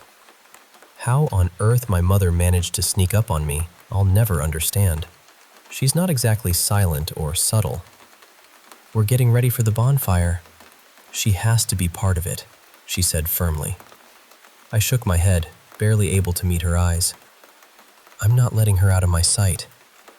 But Mom was insistent. Then you can start cutting the bread, she said, pointing towards the kitchen. It's right by the back entrance. So, Lily and I kept to ourselves, just watching the others. You wouldn't believe the tiny details that most people would overlook if they weren't paying attention. Like the way they'd tied living snakes into the maypoles, a strange, almost eerie sight, supposedly to absorb any corruption that dared to enter. Or how nobody wore wool because wearing the fur of a prey animal would supposedly invite predators. It was 100 little rules, All followed without question, and there we were, on our knees, cutting bread. I could hear Lily mumbling under her breath, her thumb gently brushing the golden cross that hung from her necklace. She was praying, no doubt about it. I leaned close, making sure no one else could hear. "Not here," I whispered urgently. "They're not rational, not like us." Her voice was barely audible. Have you done this? Are you part of this?" I shook my head slowly. "No, not like this. But you know what this is." "Usually, yes, but..." Before I could say more, someone cleared their throat behind us. I turned to see my dad, and he looked at me with that apologetic smile he always wore when he knew something was going to be hard. "I'll just borrow him for a few minutes," Dad said. "We'll be right back." The shadows in the yard were starting to grow longer, darker. Back in the old country, the midnight sun would keep the sky bright for days, but here in Minnesota, twilight crept in fast. Still, it was probably around 7 p.m., and the light outside was soft, almost dreamlike.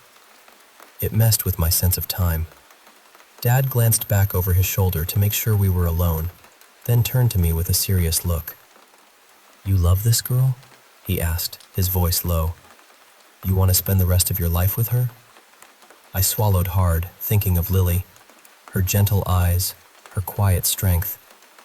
"I know she's a Christian, but..."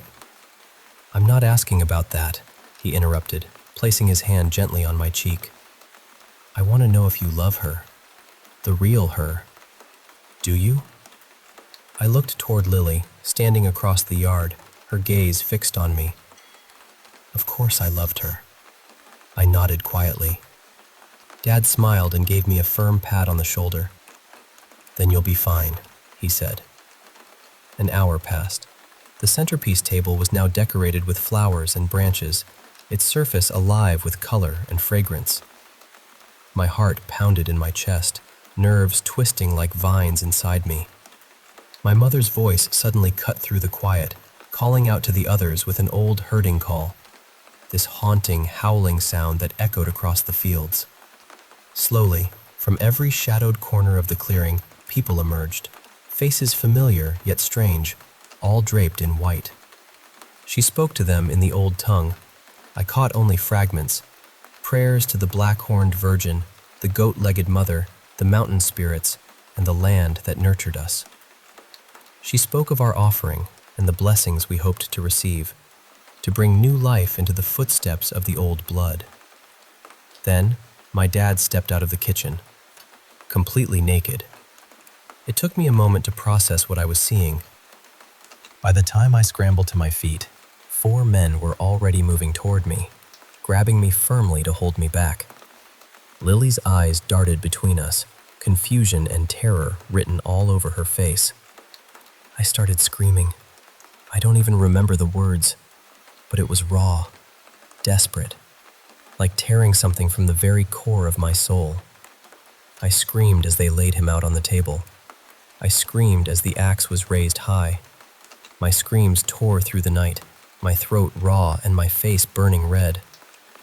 But then, silence fell, heavy and suffocating, as the axe came down. This was why Dad wanted me to be sure. The greater the blessing, the greater the offering. Amidst dozens of jubilant voices and cheers, I sat down and wept like a child. They shattered the table into pieces and used birch branches to spread his blood around. Then they cut him open, stuffing his body with fir branches and spices. A dead head biting down on an apple placed carefully atop the pile. All arranged neatly, then set aflame. His empty eyes never met mine, no matter how many times I cried his name. We were pulled toward the fire. I remember sitting on my knees, leaning forward, watching the flames consume everything we had offered. The fire licked away at the body given freely. Someone pressed a bowl into my hands, bread and some kind of walnuts. Lily's bowl was different. Hers was filled mostly with sunflower seeds. "Eat up," my mother said, her voice soft but commanding. and you'll have my blessing." Lily just stared into the fire, flames reflecting in her wide, tear-filled eyes. She forgot to blink, lost in the flickering light. I curled up beside her, and we ate quietly together. It wasn't much, but it felt like the end of something. As we finished, the singing from the bonfire swelled, growing louder and more intense. I swear everyone seemed to grow taller, at least a head taller, and their eyes shone brighter than before. The sun still hadn't set, even though it was well past 10 p.m. The song shifted from a hymn to something wild and animalistic. They led us away from the others to a small hole dug into the earth, about 3 feet deep, just big enough for 2 people. Lily saw it and panicked, thinking it was a grave. I held her close, whispering softly. "It's not that," I promised. "It's not that." They stripped us of our clothes and laid us down side by side. Then they covered us with branches and leaves, my mother watching with a smile that sent chills down my spine. "You've been blessed," she said, "and in the morning, you'll be reborn." She looked different. Her eyes were colorless, almost glowing, and her teeth had grown sharper. She seemed taller and younger, like some creature out of a dream or nightmare. "You may marry whoever you want, have many children, and come see me sometime," she said, her voice dripping with an eerie promise. All around us, the singing erupted into screams, raw, wild, and terrifying. 2 men were viciously attacking each other, their bodies bruised and bloodied. A woman slammed her head repeatedly against a rock. An older man was shoveling handfuls of dirt into his mouth, desperate and mad. They were losing themselves, consumed by the fire's madness. As they covered us with branch after branch, Lily and I lay still, hearts pounding, waiting for it all to end. I squeezed her hand tightly, the warmth and fear mingling in that dark, quiet moment beneath the earth, hoping with everything I had that morning would bring some kind of light, some kind of rebirth.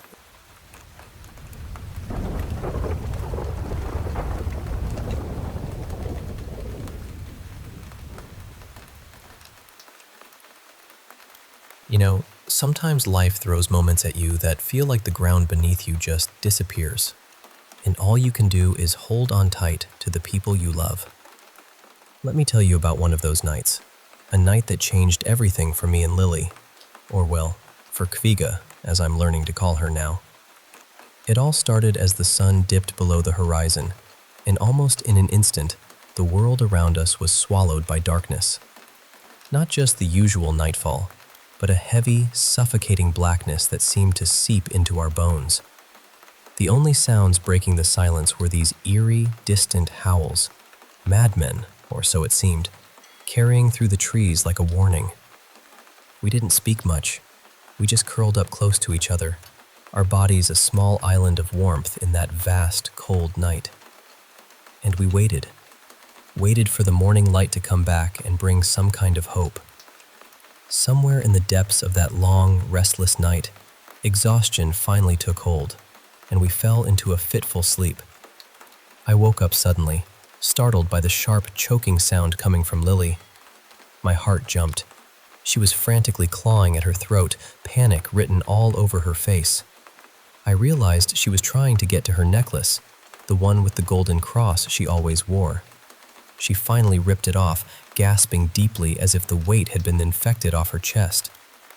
Relief washed over her features, but the fear lingered in the air between us.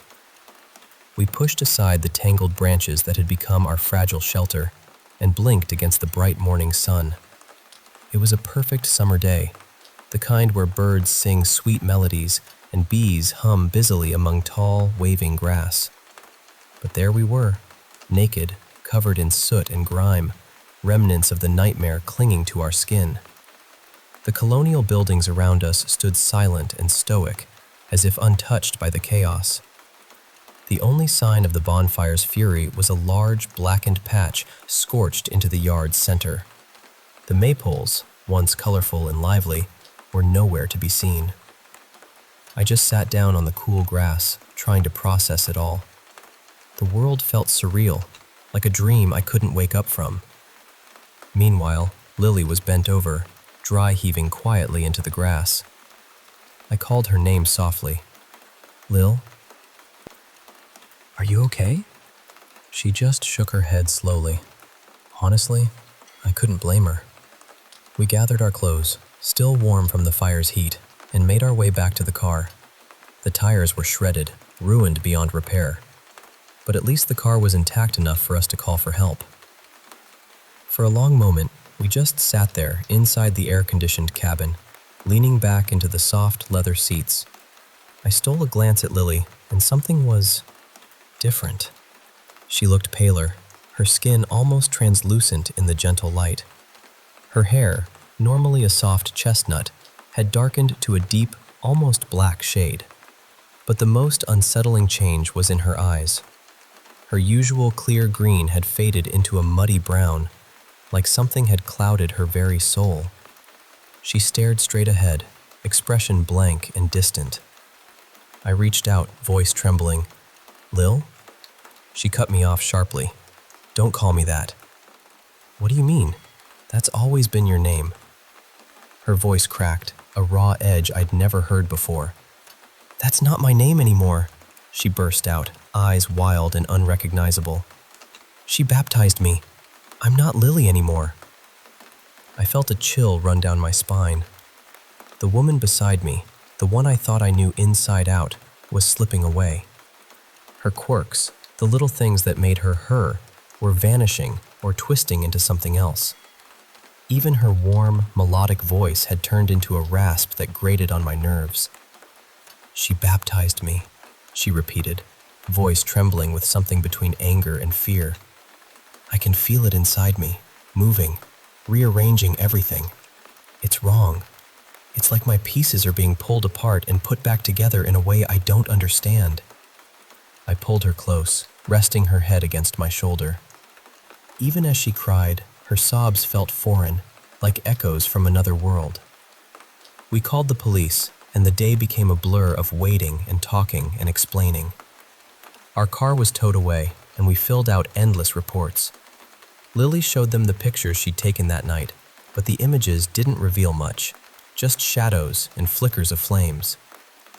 Afterward, we finally got to shower and change into fresh clothes, but the weight of that night hung heavily over us. The rest of the day we spoke with strangers, officials, investigators, people trying to help, but barely exchanged words with each other. So much has changed since that night. Our house no longer has any crosses hanging on the walls. And Lily, well, she asked me to start calling her Kviga now.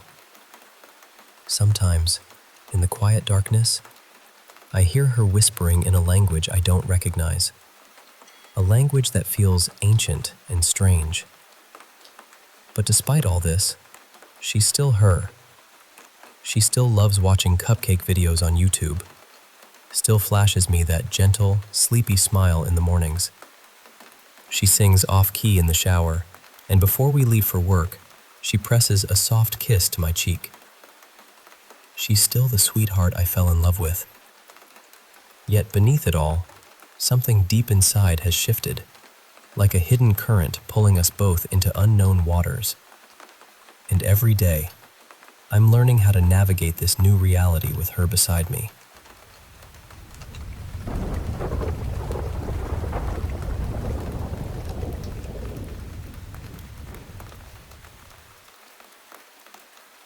So let me start by saying I'm 25, and I live with my girlfriend, who's 23, and our cat Benny, in a small apartment in Honolulu. We moved into this brand new high-rise not too long ago. The building was finished recently, and before that, the lot had just been empty dirt for as long as I could remember. Our place is a one-bedroom, one-bath, maybe around 650 square feet, and we were the very first people to live in this unit. At first, everything felt wonderful. It was our first real place together, just ours, and there was this kind of excitement in making it feel like home. But after a while, both of us started noticing this strange feeling in the bathroom. The bathroom is right by the front door, and I don't know how else to explain it except that the air in there felt different, heavy, like you weren't completely alone, even when you knew you were. Last week, I brought over a small Bible my aunt had given me a while back. It had been sitting at my parents' house, and for some reason I felt like I should have it with me. After that, things seemed to get more intense. The feeling of being watched in the bathroom got stronger.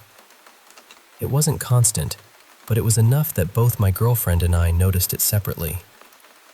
Then tonight, we woke up from a nap around 8 p.m. because our alarms went off. We stayed in bed for maybe 20 minutes, just talking quietly, still half asleep. My girlfriend got up first to use the bathroom, and when she came back, she was quiet. I didn't think much of it at the time. A little later, I went in there myself. I didn't turn the light on. I just sat down, opened YouTube on my phone, and kind of zoned out in the dark. After about 5 minutes, I started hearing this breathing. It was close. Really close.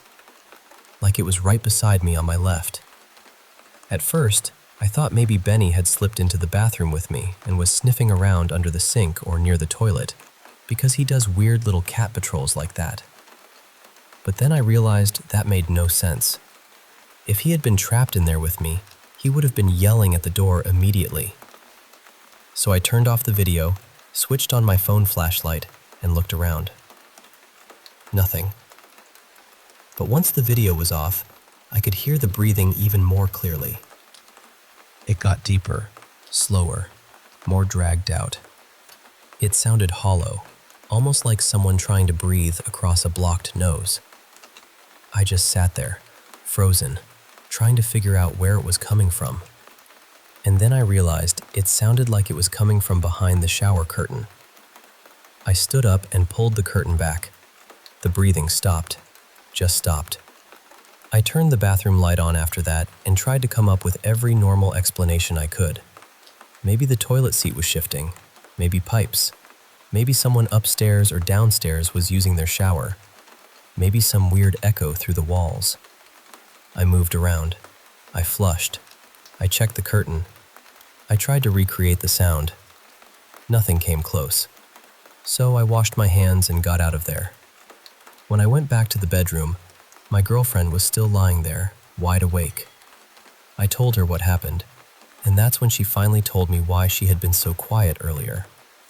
She said when she was in the bathroom, also in the dark, she saw something out of the corner of her eye. She said it looked like a head peeking out from the side of the shower curtain. I honestly don't know what to say. I've believed in this kind of thing since I was a kid, because I saw strange things in my parents' house growing up. But this has me shaken in a way I wasn't expecting. A friend told me to take oil and mark small crosses on the doors, windows, and closets, starting from the back of the apartment and moving toward the front, while saying a prayer for protection at each one. I think we're going to do that, because right now, I don't think either of us is sleeping tonight.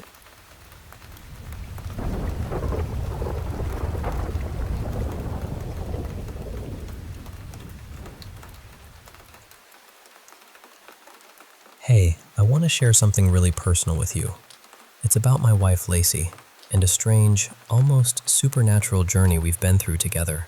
I promise, it's a story about love, loss, and a little bit of mystery that no one saw coming. You see, Lacey was in a terrible car accident back in early spring of 2020. It wasn't just a simple crash. It was more like a car launching itself at her at a crossroads, nearly 55 miles per hour. The impact was brutal. She hit the pavement so hard that her throat and collarbone were fractured, and her left arm broke in 3 places.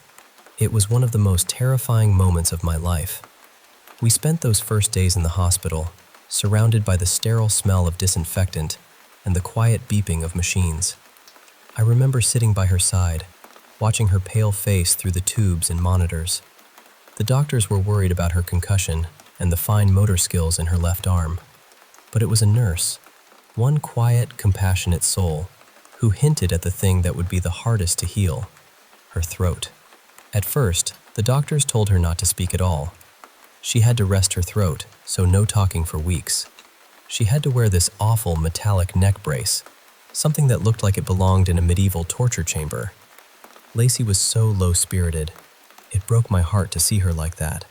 But even then, she was so thankful for the little things, holding my hand, a gentle squeeze from her family. Weeks turned into months. Her broken bones mended, but her voice, it never came back. No matter how hard she tried, she couldn't speak. I remember one day, standing in the kitchen, looking into her eyes and telling her I loved her. All she could manage was this agonizing, wheezing whistle.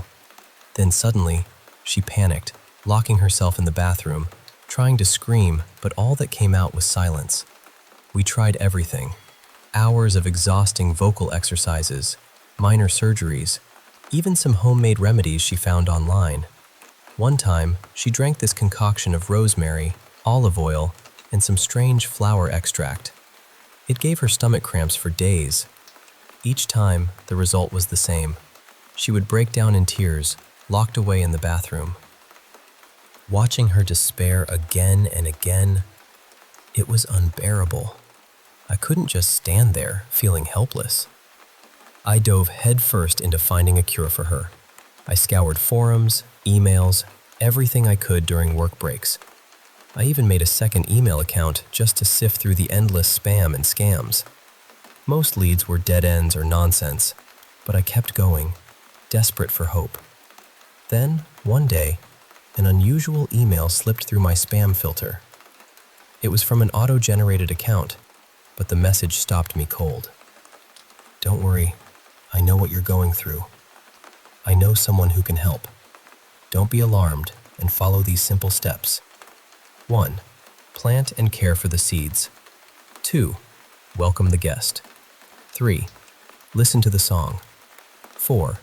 Don't pick the white one." I thought it was a prank or some weird internet thing and ignored it. But 3 days later, a small white envelope appeared on our doorstep.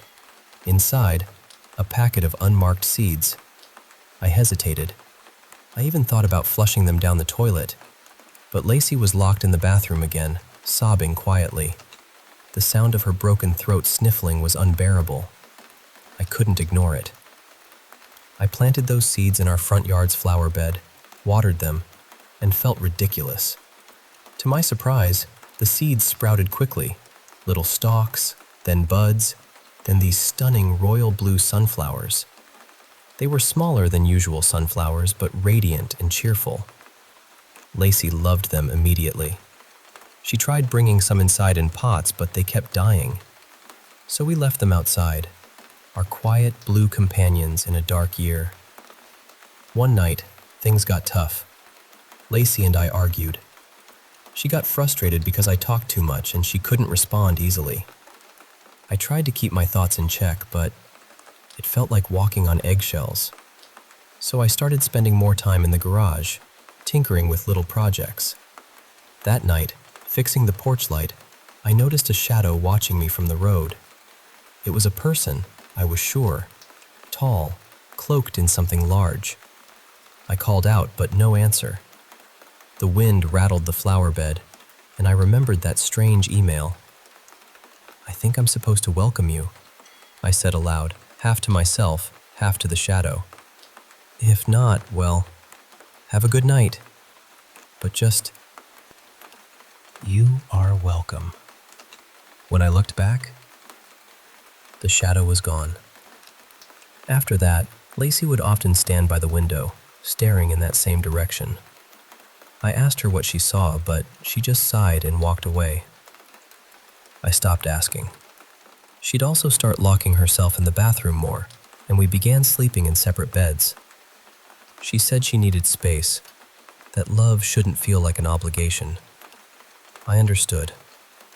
I moved to the guest room, but she still made my bed while I was away. There was still love, even if it was quiet now. I hadn't thought much about the third rule from the email. Listen to the song. There was no song, or so I thought. But then one day, I realized Lacey was humming. It was faint, a calming nursery rhyme, like a music box melody, melancholic yet gentle. I asked her about it. She typed into her speech app, "No idea. Nursery rhyme?" I started humming along. I even made up lyrics to it, writing them down during a lunch break. "You're my friend, I'll sing your tune. A setting sun to rising moon. I ask you, buddy, buddy blue, won't you be a sunflower too?" I showed it to her when I got home. She stared at the paper, eyes wide and lost. Then she panicked, locking herself in the bathroom, crying harder than ever. I banged on the door, yelling, "Just talk to me. Use the app, please." Silence. Then a paper slid under the door. On it, my lyrics, with a big "Fuck you" scrawled across in black eyeliner. That night, I was close to breaking. November was settling in, and even the blue sunflowers were drooping. I took a long, cold walk through a storm, leaves whipping against my face, trying to clear my mind. I ended up at a local bar, desperate for distraction. I struck up a conversation with two steel mill workers. After a few drinks, I told them about Lacey, the accident, and the mysterious email. One of them looked at me sharply and said, "I've heard of that. The silver tongue game." They explained it was an old superstition from the 1910s, kids trying to become great singers by playing this game. The 4 rules I'd received? They were part of it. Planting seeds meant swallowing sunflower seeds and drinking water. Welcoming the guest meant breaking a rule. Listening to the song meant singing a specific nursery rhyme aloud. And the last? Don't pick the white one. Because if you did, the devil would trick you. I texted Lacey, but no response. The wind was picking up. The brothers left and I started walking home, feeling more anxious than ever. When I arrived, the front door was open. My heart pounded as I whispered, "No, no, no," over and over. "Lacey?" The house was silent, except for the wind. I rushed to the bathroom, locked as always. I pounded on the door, then ran to get my tools. Outside, I saw a shadow again. I flicked the porch light on, and the figure stepped into the glow. I'll never forget her. She was enormous, hunched in a crouch, wild black hair like a tangled storm. Her skin was metallic gray and blue, cracked and dry like leather. Her face was almost skull-like, eyes clouded over, lips pulled into a forced smile. She wore a ragged fur cloak, revealing thin knees and elbows. Inside the cloak, I saw tongues, many tongues. "No," I whispered, heart hammering. She smiled slowly, and my breath caught in my throat.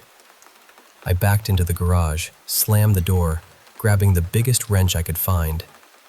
Then, through the silence, I heard a voice, soft, familiar. "Sunny Bear, are you there?" It was Lacey's voice, but it couldn't be her. "That's not you," I said. "It's me, baby. Open up." "No, fuck no. You're not thinking straight. Let's talk. Tell me what you wrote on the note." Silence. The wind howled outside. My heart threatened to burst. "Tell me what you wrote." No answer. Then the voice dropped, venomous and dark.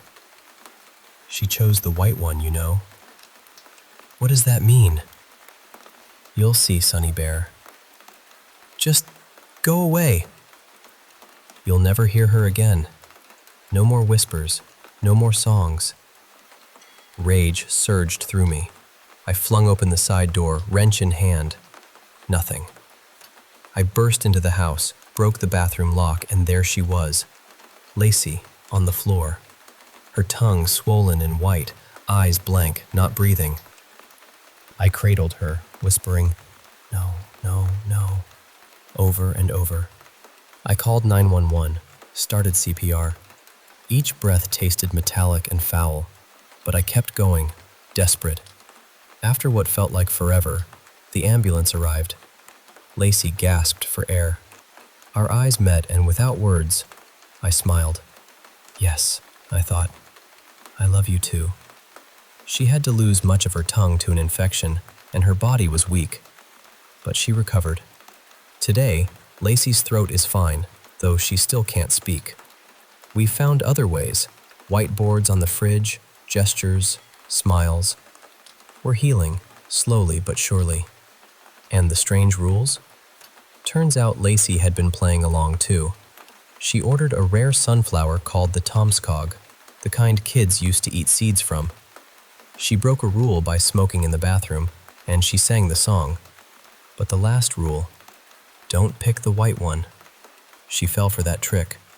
When I asked why, she just said, "That's the trick. They're all white." It's a story about love, resilience, and the strange ways we try to heal. And sometimes, it's about the whispers we choose to listen to and the shadows we face together.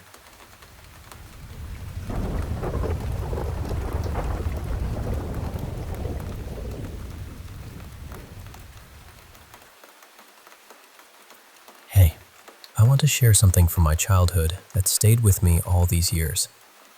When I was about 9, I went through this really intense and scary phase where I kept seeing shadow people everywhere. Now, these weren't just fleeting glimpses or tricks of the light. They were these dark, shadowy silhouettes of people, completely black, like figures made of smoke, but with human shapes. They'd appear right there in my room, standing silently, almost like they were watching me. Sometimes they'd move around slowly, just drifting from one corner to another. It was unsettling. There was this one figure I remember especially well, a man wearing a hat. Every time he showed up, he would come close and hold out a box to me. I never knew what was inside, but he always tried to give it to me, holding it out in his shadowy hand. I never took it. The way he just stood there, silently offering something I couldn't see. It was creepy, but also confusing. And then there were these random shadow faces that popped up suddenly, right in front of my own face.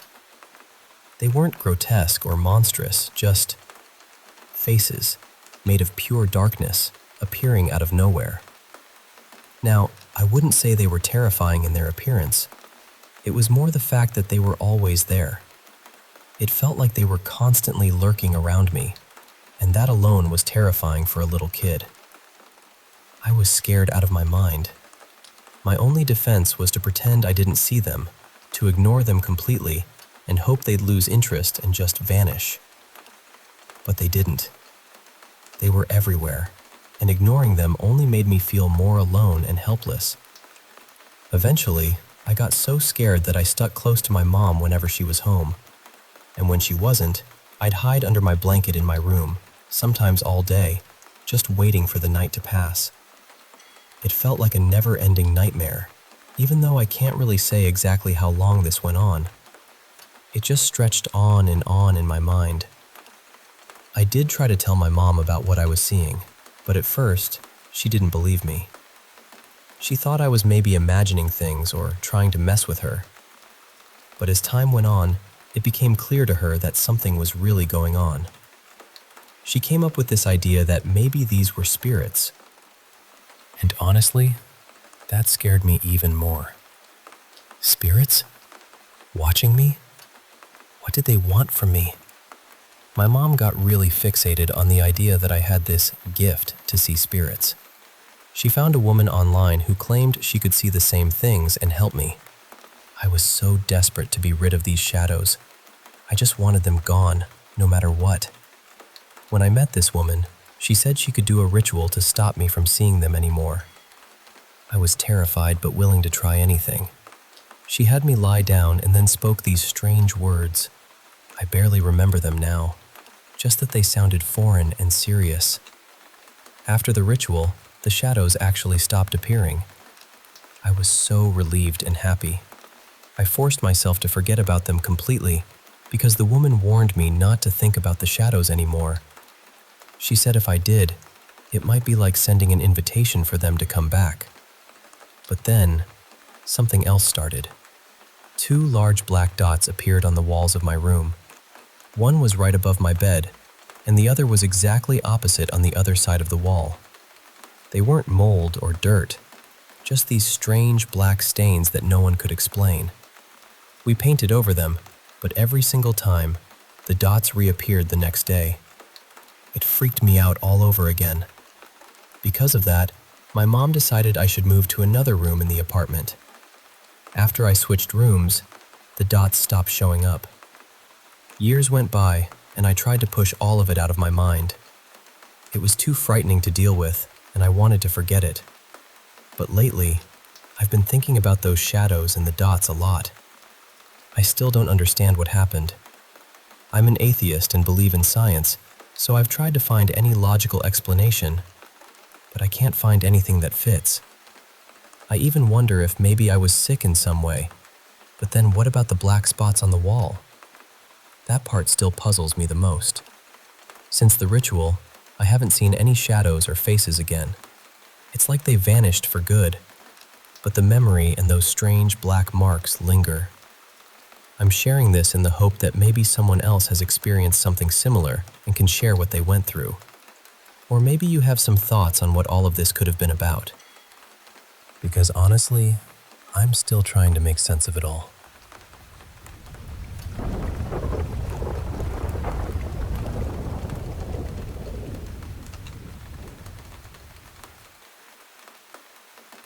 Hey, I want to share two stories with you that really got under my skin.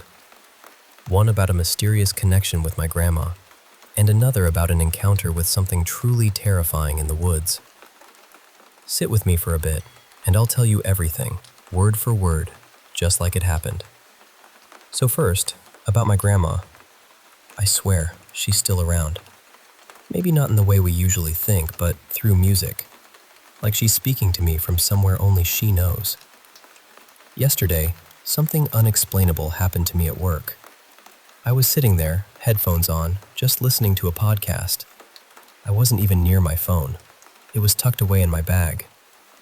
Out of nowhere, this song I instantly recognized started playing. Now, it wasn't part of the podcast or anything I had queued up.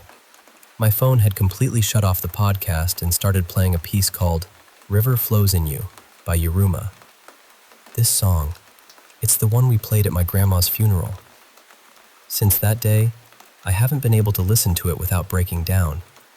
So you can imagine my shock when I saw my phone open on Spotify, playing that very song. I immediately turned it off, switched back to the podcast, but then it happened again. The podcast would shut off, the song would come on, then back to the podcast. This happened 3 times in a row. I know it sounds crazy and maybe even fake, but I'm telling you, I'm not logged into Spotify anywhere else. No one else could be messing with my phone. The timing was uncanny. It was just a few days after the anniversary of her passing, 7 years ago now. The coincidence was too much. I wasn't scared though. Honestly, it felt like she was right there with me, sending me a message. Of course, it could be some weird tech glitch or someone nearby playing that song on their phone, and it somehow synced with mine. But I don't know. It was one of the strangest moments of my life. Lately, I've been thinking about her a lot. This time of year always reminds me. And maybe, just maybe, she was thinking about me too, telling me she's still here. Now, the second story is darker. It's about an encounter I had back when I was 18, living in a small village in western Serbia. The place is surrounded by vast, dense forests, quiet and peaceful most of the time. But what happened that day turned everything upside down. At 18, I was pretty laid back, you know? The type who'd say, no way anything bad will ever happen to me. But I was wrong. We took a bus every day to school, about 20 kilometers to the nearest town. My younger brother and I, along with a few friends, made the trip together. Classes ran from 8 in the morning until around 6 in the evening, so by the time we were done, the town was ours to roam until the last bus at 10. It was almost summer and blisteringly hot. I wanted nothing more than to get out of town fast, but my little brother was in that goofy teenage phase, chasing after girls. I told him just to be back before the last bus, and off he went. By 9:55 p.m., I was waiting alone at the bus station, a strange unease creeping over me. I lit cigarette after cigarette, my mind racing and tangled. Then, I saw my brother strolling down the street with one of his friends. Relief washed over me, but that uneasy feeling didn't leave. We boarded the bus, but just as we were nearing home, it broke down. No big deal, I thought. We had about 3 kilometers to walk. Now picture this.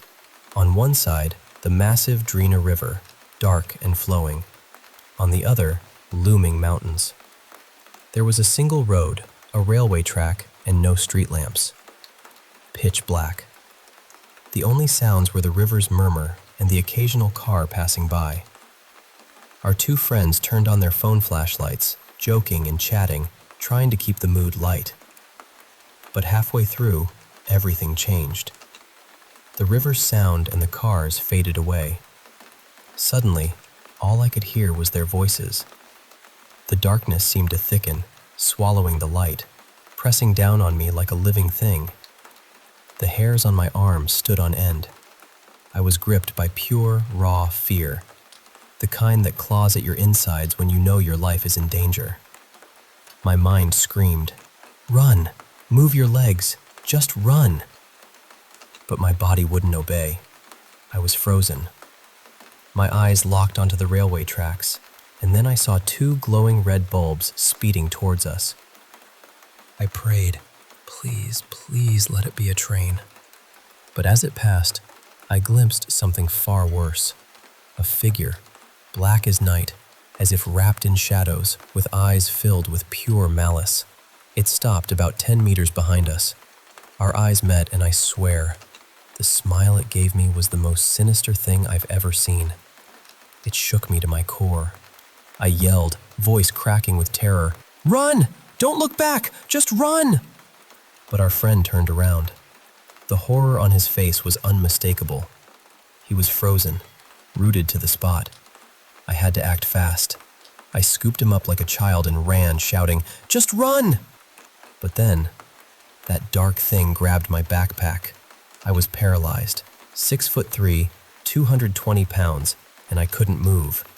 It was like invisible chains held me. I heard my backpack rip, felt sharp pain on my back and arms, numbness spreading. I dropped my friend. I could sense my brother crying nearby. In that moment, a thought crossed my mind, bitter and raw. What a shitty way to go. I didn't even get laid yet. I wish Dad was here. He'd know what to do. Our father had passed not long before, and it hit us hard. But then, something miraculous happened. I felt a sudden warm tap on my shoulder. It was familiar, the way Dad used to touch me to calm me down. I knew it was him. I reached out, whispering, "Dad?" Tears streamed down my face. The pain vanished, the darkness lifted, the dread disappeared. I heard the river's gentle flow again, and I could move. I took a few steps towards my brother and then collapsed. My mind went blank. When I woke up in the hospital, my mom was crying, and my brother stood silently, his eyes empty, soulless. The reality of what had happened crashed over me, and I passed out again. Later, doctors asked questions. I felt sharp pain in my back when I tried to sit up. They said I only had minor scratches from a fall. I didn't believe them. I knew I'd felt real pain. I saw scratches on my arms too, but nothing that matched what I experienced. They wanted me to see a psychiatrist. I thought, great, they think I'm crazy or that I hurt myself. I didn't tell them about the shadowy figure. If I did, I knew I'd end up locked away. So I played dumb, told them I only remembered passing out. After that, nothing was the same. I talked with my brother about it, and we both saw what happened, but he went into denial, tried to block it out. He went back to chasing girls, carefree again. I was glad for that, but I could never forget that feeling. the warmth of Dad's hand saving me. Mentally, I was in a bad place after that. But our friend, he didn't recover. He stopped talking, stopped going to school, stopped eating. A month after that night, he took his own life. I carry that night with me every day, the fear, the darkness, the touch of my father's hand pulling me back. It's a story I don't tell often, but it's a part of who I am. Thanks for listening. Sometimes, sharing these things makes the shadows a little less frightening.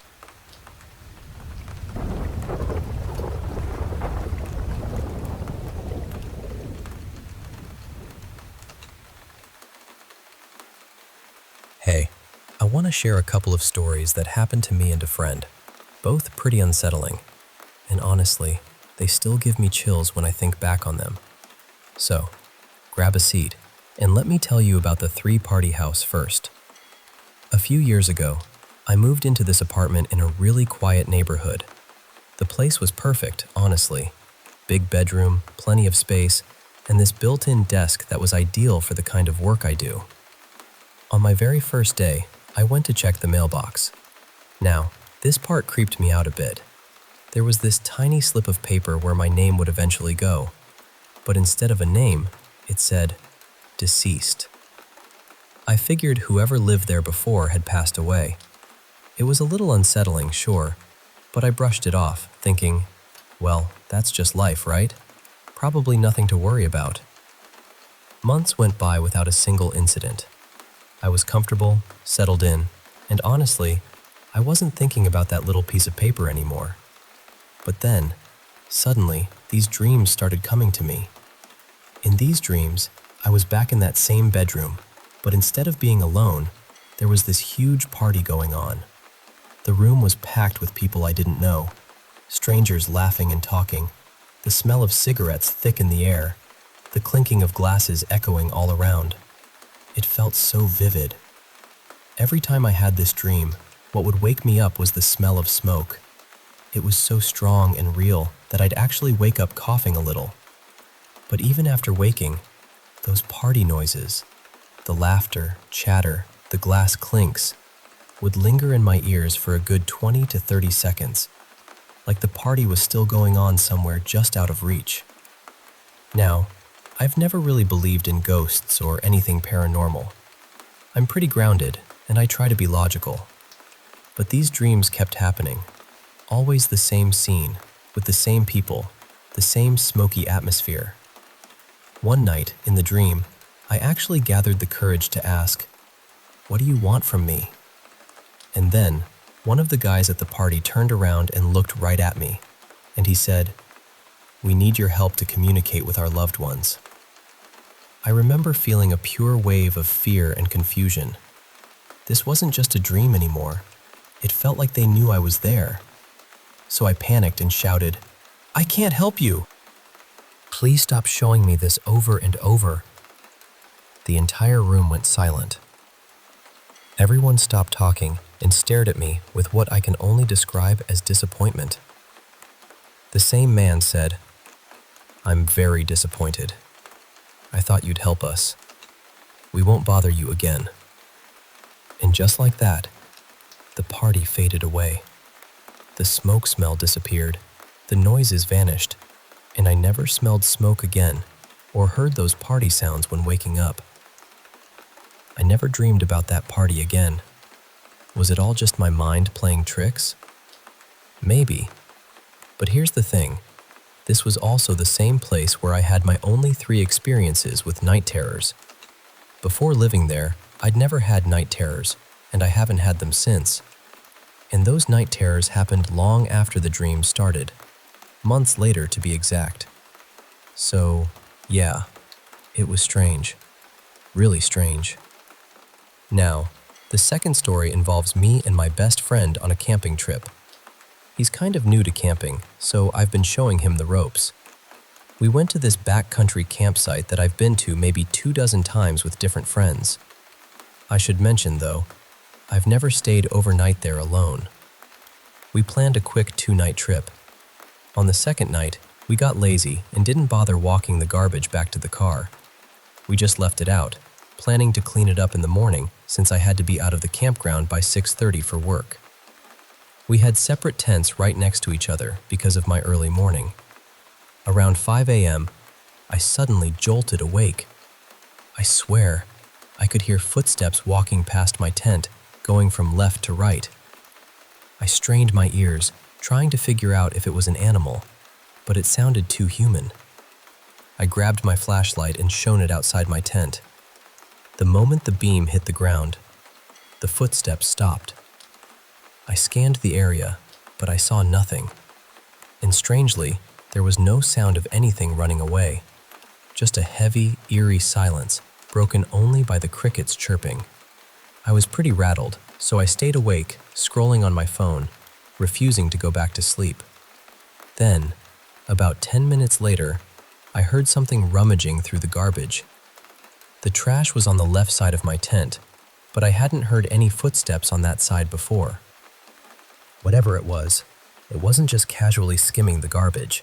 It sounded like it was digging through it aggressively, like it was searching for something. I flashed my light in that direction and yelled out, "Hey!" But again, nothing. No running away, no rustling. Just silence. I stayed sitting up, flashlight steady, watching the area. I didn't want to freak my friend out, so I didn't say anything. Maybe it was just a skunk or a raccoon. But when daylight finally came, I jumped out and went straight to the garbage.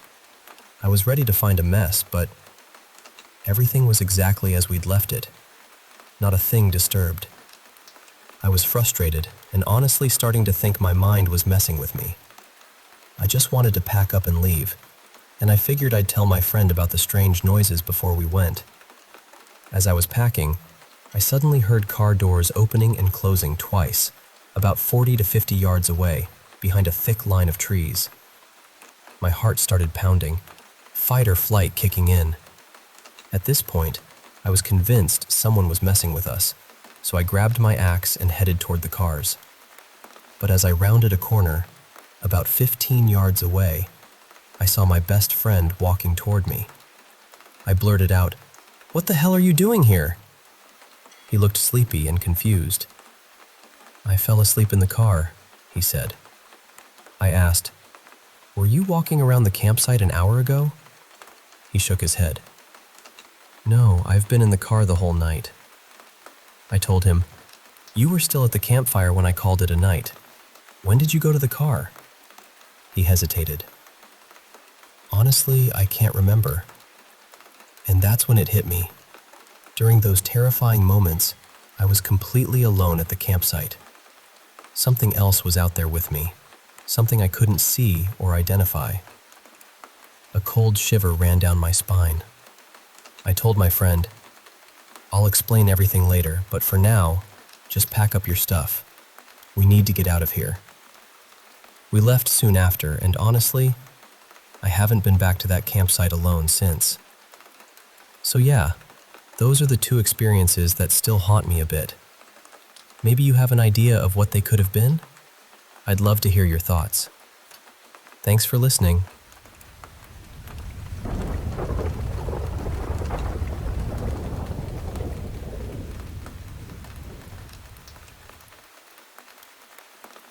Hey, I want to share with you this really strange and honestly terrifying experience I had growing up. It's about the time when, well, I didn't just think my house was haunted. I realized maybe I'd somehow invited something in. Not just one thing, actually. There's more than one entity living with us, and while one is, I guess, friendly, the other is definitely not. Let me take you back to when it all started. It was around my 10th birthday, and it was the very first sleepover I ever had. I was so excited, buzzing with anticipation. Back then, I used to think all the weird things I noticed were just my imagination running wild. But as I got older, I started to understand those experiences were far more real than I wanted to admit. So, that night, my two friends, let's call them Faye and Fiona, were coming over, and we planned to sleep in the back room, the one above the garage. That room had always given me the creeps, even before I knew about the hauntings. I think part of it was because, as a kid, I was sometimes locked in there as a punishment, so it just felt wrong, cold, and lonely. As I was setting things up, laying out sleeping bags and pillows, I suddenly felt this cold touch on my shoulder. It wasn't like the usual touch of a hand. This was icy, like it was there, but also not there. My heart jumped. I looked up, thinking it was my dad, maybe teasing me, but no one was there. The room was empty. It was creepy, sure, but not entirely unexpected. So I told myself it was just my nerves and got back to preparing for the sleepover. The doorbell rang, and I hurried downstairs, heart still pounding just a little, to let my friends in. We climbed back up together, chatting and laughing, and for a while, everything seemed normal. But then, around midnight, things took a turn. Do you know that feeling when cold water trickles down your back? Now imagine that feeling, but sharper, colder, almost like tiny needles pricking your skin. Not wet, just icy and sharp. And then imagine that sensation spreading all over your body, enveloping you in this terrifying chill.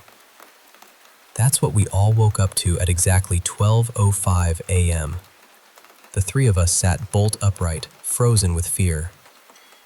It was the first time anything like that had ever happened to me. Now I'm used to it, but back then, it was pure terror. Trying to shake off the fear, we decided to stay awake, keeping every light in the room blazing bright. But then came the weirdest part.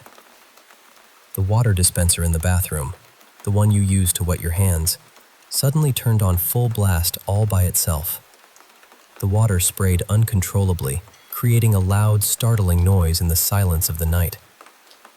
None of us wanted to be the brave one to go in and turn it off. It was like something was messing with us, and we were completely frozen in place. You'd think that's as bad as it got, right? Oh no, it gets worse. Have you ever, as a kid, accidentally trapped a demon in your back room? Specifically, trapped it inside a giant stuffed dog? No? Just me? Okay, that's comforting to know. I'm trying to keep this light, but honestly, it's hard not to want to cry every time I think about it. A day or two later, being the curious and, frankly, dumb kid I was, I decided to check out that back room alone. No one else was home, but I brought my little Bible with me, clutching it tight like some kind of shield. Standing at the doorway, I hugged it to my chest, feeling scared but determined. The big stuffed dog sat propped up against the headboard of the bed, almost lifelike with its huge, glassy eyes staring emptily. Then, out of nowhere, it slumped forward onto its front. The only way that could have happened was if someone, or something, had pushed it. But I was 10 and naive, so I didn't think about that. I just kept looking. Then, suddenly, the doll flew across the room, crashing into the far wall. This thing was as tall as a small child. There was no way a breeze or anything could have pushed it. I screamed, the sound echoing through the house, and bolted out of the room. The door slammed shut behind me, and my heart was racing so fast I thought it might burst. I wanted to tell my parents, but I knew they wouldn't believe me. I had a habit of telling stories to get their attention, sometimes true, sometimes not, and so they usually just dismissed me. That moment sticks with me because it explains a lot that comes later. After that night, my dad started sleeping in the back room. Since my 10th birthday, my parents hadn't shared a bed, and this change was significant. For years, they didn't experience anything strange like I did, but one night, everything changed. My dad woke up with 3 deep scratches on his arm, the same arm that had been resting in the exact spot where that stuffed dog used to sit. We didn't have any pets, so no scratches from an animal. The scratches were too precise to be accidental, but my parents tried to brush it off, blaming it on work or something else. But I knew better. I was terrified. That night, I left my bedroom door slightly open because it was hot, and we didn't have air conditioning. Looking back now, it's even more unsettling. A shadow appeared in the doorway.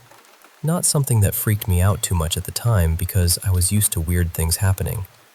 But that same shadow would come back years later, haunting me in a different way. When I was 14, a man broke into my hotel room. Someone who looked just like that shadow, bald, with a beer belly, short, and bent over like an older man. It's so strange to think about now. Somehow, that thing in my childhood knew about someone I wouldn't meet until years later.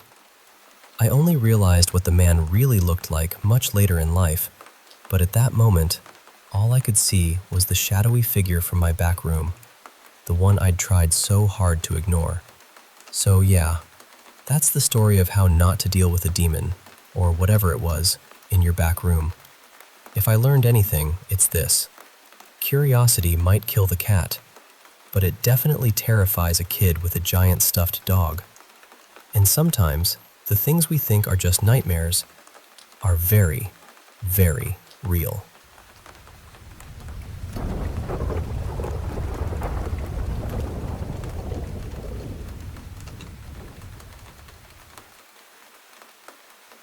Hey, I want to share a story that happened to me many years ago.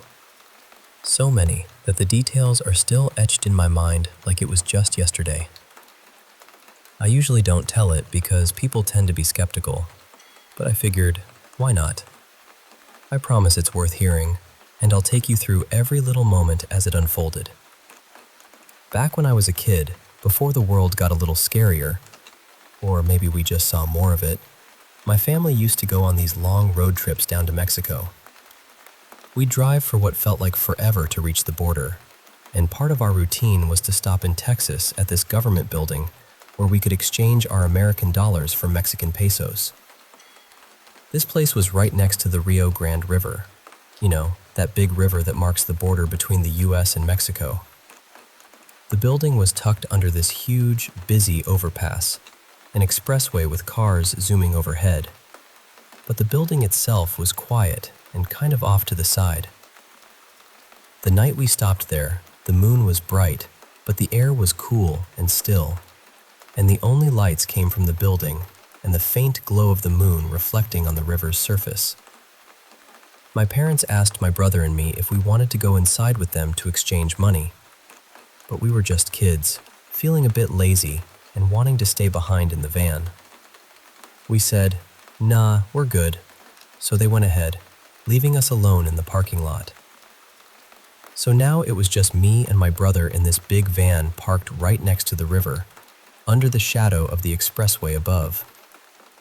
We had a cooler filled with sandwich stuff, bread, ham, all the essentials. So naturally, we started making ourselves some sandwiches. We were just sitting there, munching away, feeling comfortable and kind of silly about being left behind, when suddenly everything changed. It went dead silent. I mean, really silent. No sound of the river flowing, no cars passing overhead, not even the usual faint hum of the city or the night insects. Just pure, eerie silence. It was so noticeable that it sent a little shiver down my spine. And then, cutting through the silence, came the crying. At first, I wasn't sure if I was imagining it. I glanced over at my brother and asked, "Hey, do you hear that? Is someone crying?" He stopped moving, and we both just listened, straining our ears.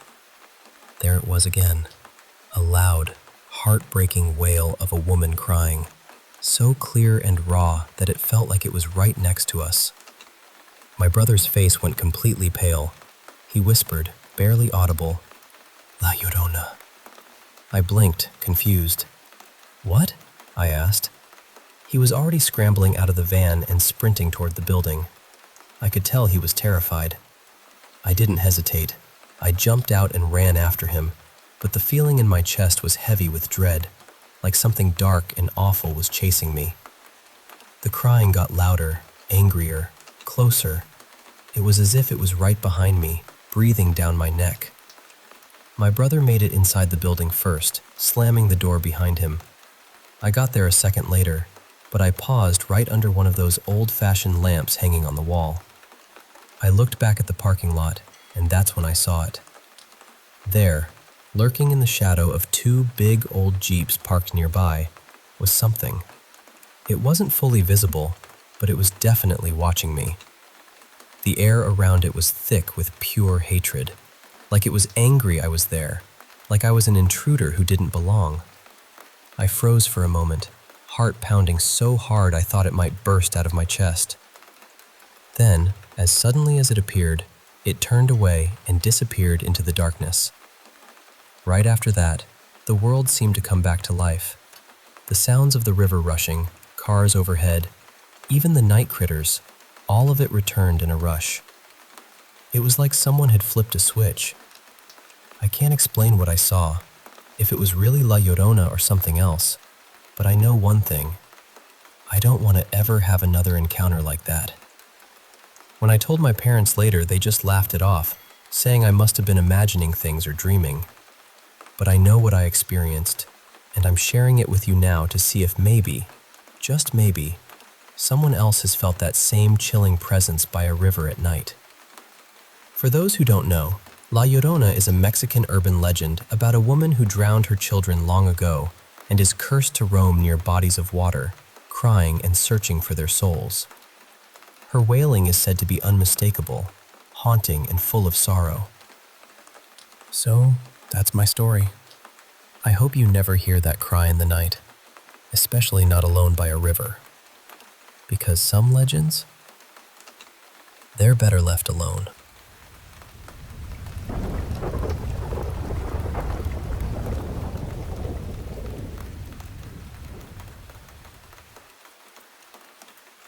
Hey there. I want to share some stories with you. Stories that have been with me for a long time. Some from my childhood, others from my adult life.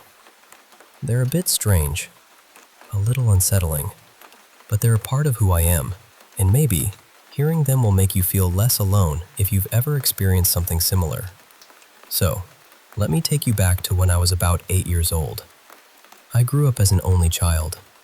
Both my parents were police officers, always working crazy hours, which meant I was home alone a lot. I remember thinking, even back then, that good and evil weren't just ideas. They were real, both in the world and beyond it. One night, I was sleeping on the living room couch, the house quiet. The kind of quiet where you can almost hear your heartbeat. Suddenly, I woke up to this sharp snap sound, like a twig breaking. Then, a whisper. "Hey." I froze. Was I really hearing that? Another snap, louder this time, and the whisper again. "Hey." It felt like something was trying to get my attention, but I was too scared to respond. Another time, I was downstairs watching TV, and my dog suddenly looked up toward the balcony, like she saw something moving. Then, out of nowhere, a loud crash like glass shattering shook the entire house. I grabbed my phone, called my mom. I knew it wasn't a burglar, but I needed someone to talk to. Nightmares began to plague me. Vivid, terrifying dreams filled with demonic figures and pure evil. For nearly 3 years, every night around 2 a.m., I'd wake up from these nightmares, feeling sick, throwing up until dawn. My doctor eventually prescribed liquid Zantac, which helped ease the vomiting, but the fear of sleep never left me. I couldn't even sleep in the same room as my mom and her new husband anymore. The nightmares were relentless, each one more creative and horrifying than the last, making me feel utterly abandoned and alone.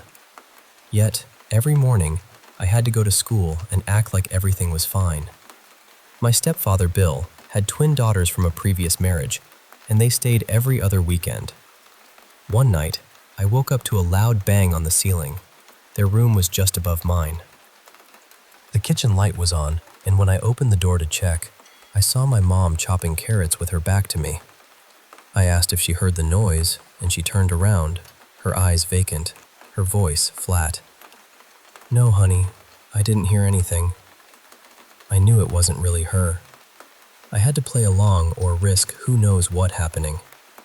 I headed upstairs, but the light switches were missing.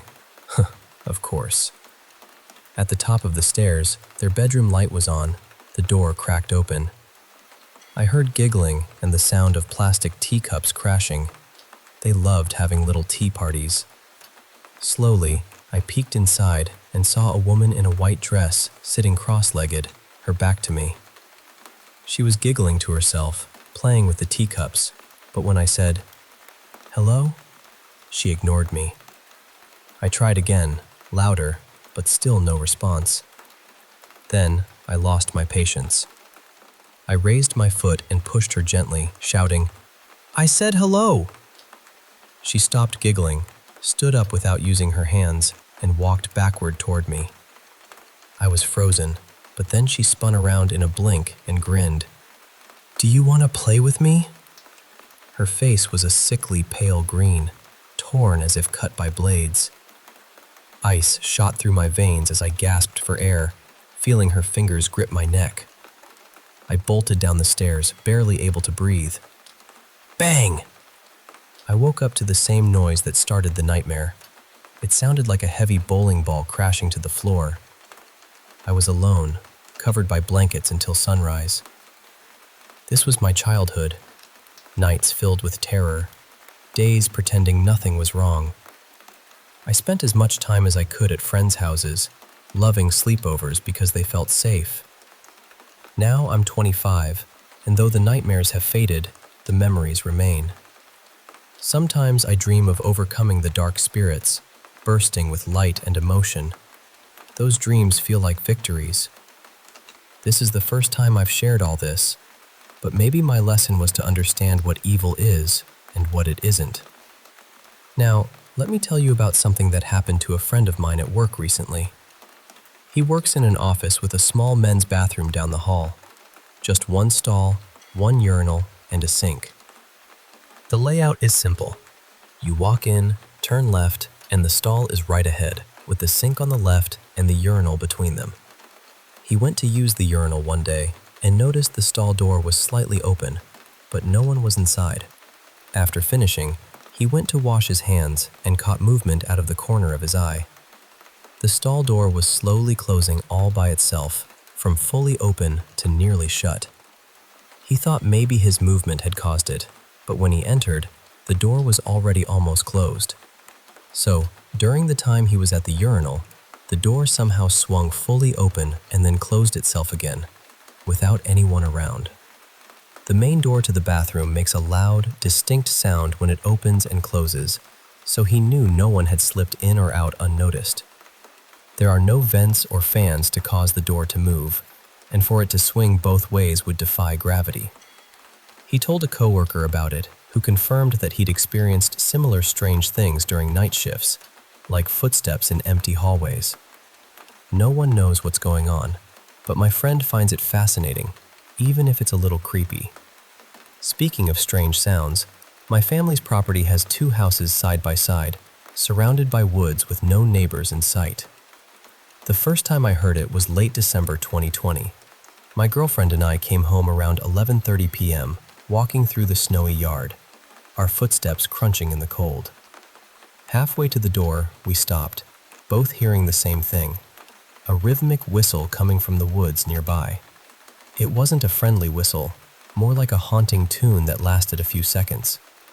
We shrugged it off as wildlife, trying to calm ourselves. A couple of months later, the whistles returned, this time one clear note coming from the basement while we were doing homework late at night. We sat in silence for minutes before pretending it hadn't happened. I haven't heard it since, but my brothers claim to have heard similar whistles at the other house. Just last week, I was alone at 2:30 a.m. when the same single whistle echoed from the living room. It's strange, especially since both my grandparents passed away in that house, though I don't remember them whistling much. Now, here's a story from a hotel worker I know, working the night shift at a historic hotel in Virginia Beach, famous for its ghost stories. On the second floor, while doing turn-down service in room 206, she knocked 3 times, but no one answered. She scanned her keycard, opened the door, and felt a gentle pull, as if someone was holding the door open for her. An eerie sensation settled over her, but she pressed on. She called out, "Hello?" But the room was empty. No luggage, no sign of a guest. She placed cookies on a desk under a lamp and switched it on. Suddenly, the lamp flickered wildly. She joked, "Are you messing with me tonight?" The lamp kept flickering as she moved to close the blinds, when a drawer slowly slid open on its own. A heavy dread washed over her, but she assured the unseen presence she was just doing her job. After a moment, the feeling lifted a bit, though the lamp still flickered. She turned on the TV, and it showed a trailer for the movie Nope, fittingly creepy. She finished quickly and left, shaken but fascinated. This was her first real personal encounter with the hotel's haunted reputation. Let me share another experience from a healthcare worker I know, Rob, who had a chilling encounter during a night shift. Early on, he had to clean 2 rooms of recently deceased residents. One room felt unsettling even before it was vacant, a darkness that made his skin crawl. After cleaning, as he stepped into the long corridor, he heard a male voice call his first name clearly. Odd, since only his family used his full name. He looked up and saw a shadowy, wispy figure standing there. Shocked, he swore and turned away. When he looked back, the figure was gone. He checked with a colleague who was asleep and hadn't called his name. The experience left him unnerved, but not threatened. Speaking of nursing homes, another friend who worked night shifts in elder care told me about a patient who claimed to see the ghost of a tall, broad ex-army officer, a Queen's Guard, who had passed away but whose shoes were still kept in the office. One night, the new patient called for help, terrified, saying a huge man appeared in the room and bathroom, asking for his shoes back before walking past the caregiver. Even someone as seasoned as my friend was shaken by this encounter.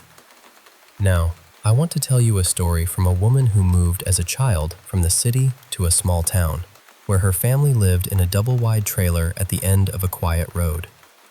On the property was an old, dilapidated shack that she would sometimes explore, despite the spider webs and yellow jacket nests. Once, while talking to her mom in the bathroom, they smelled sweet smoke, but no one smoked, and there were no guests. Months later, while playing near the shed with the dog stopped and froze. She saw an elderly man in a gray suit, with a thick mustache and bowler hat, smoking a pipe, walking toward the trailer. When she tried to speak, she noticed she could see right through his legs. The man tipped his hat in greeting before fading into mist. Though she only saw him once, she sometimes smelled his pipe smoke, feeling comforted by his presence. Lastly, there's a story from a 45-year-old Belgian man of Moroccan descent who spent summers at his relative's remote farm near Tangier. The farm had no electricity, no paved roads, just wells, kerosene lamps, and dirt everywhere. He was the only child around and was kept protected and isolated by his family because he looked different. Blonde hair, pale skin, Western clothes, which made them fear the evil eye, a curse from jealous glares. One morning, at age 7, while helping his grandmother with the cows in the pastures before dawn, he got separated from her. Suddenly, he saw a creature, human-like but not.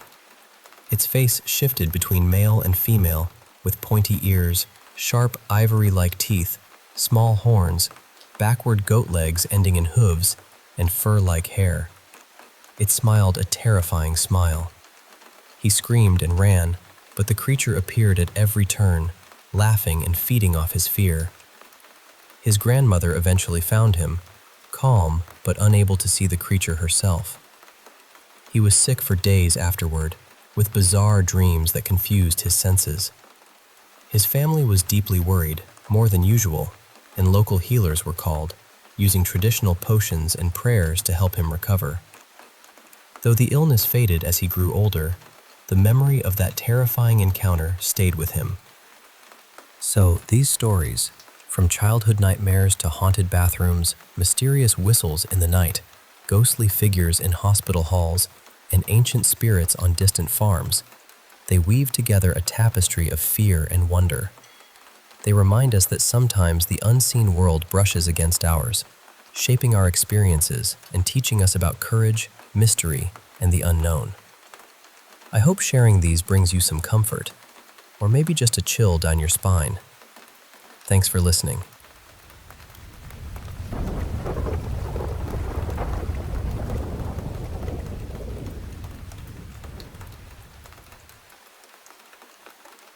I want to start by saying that I've never really thought of myself as a superstitious person.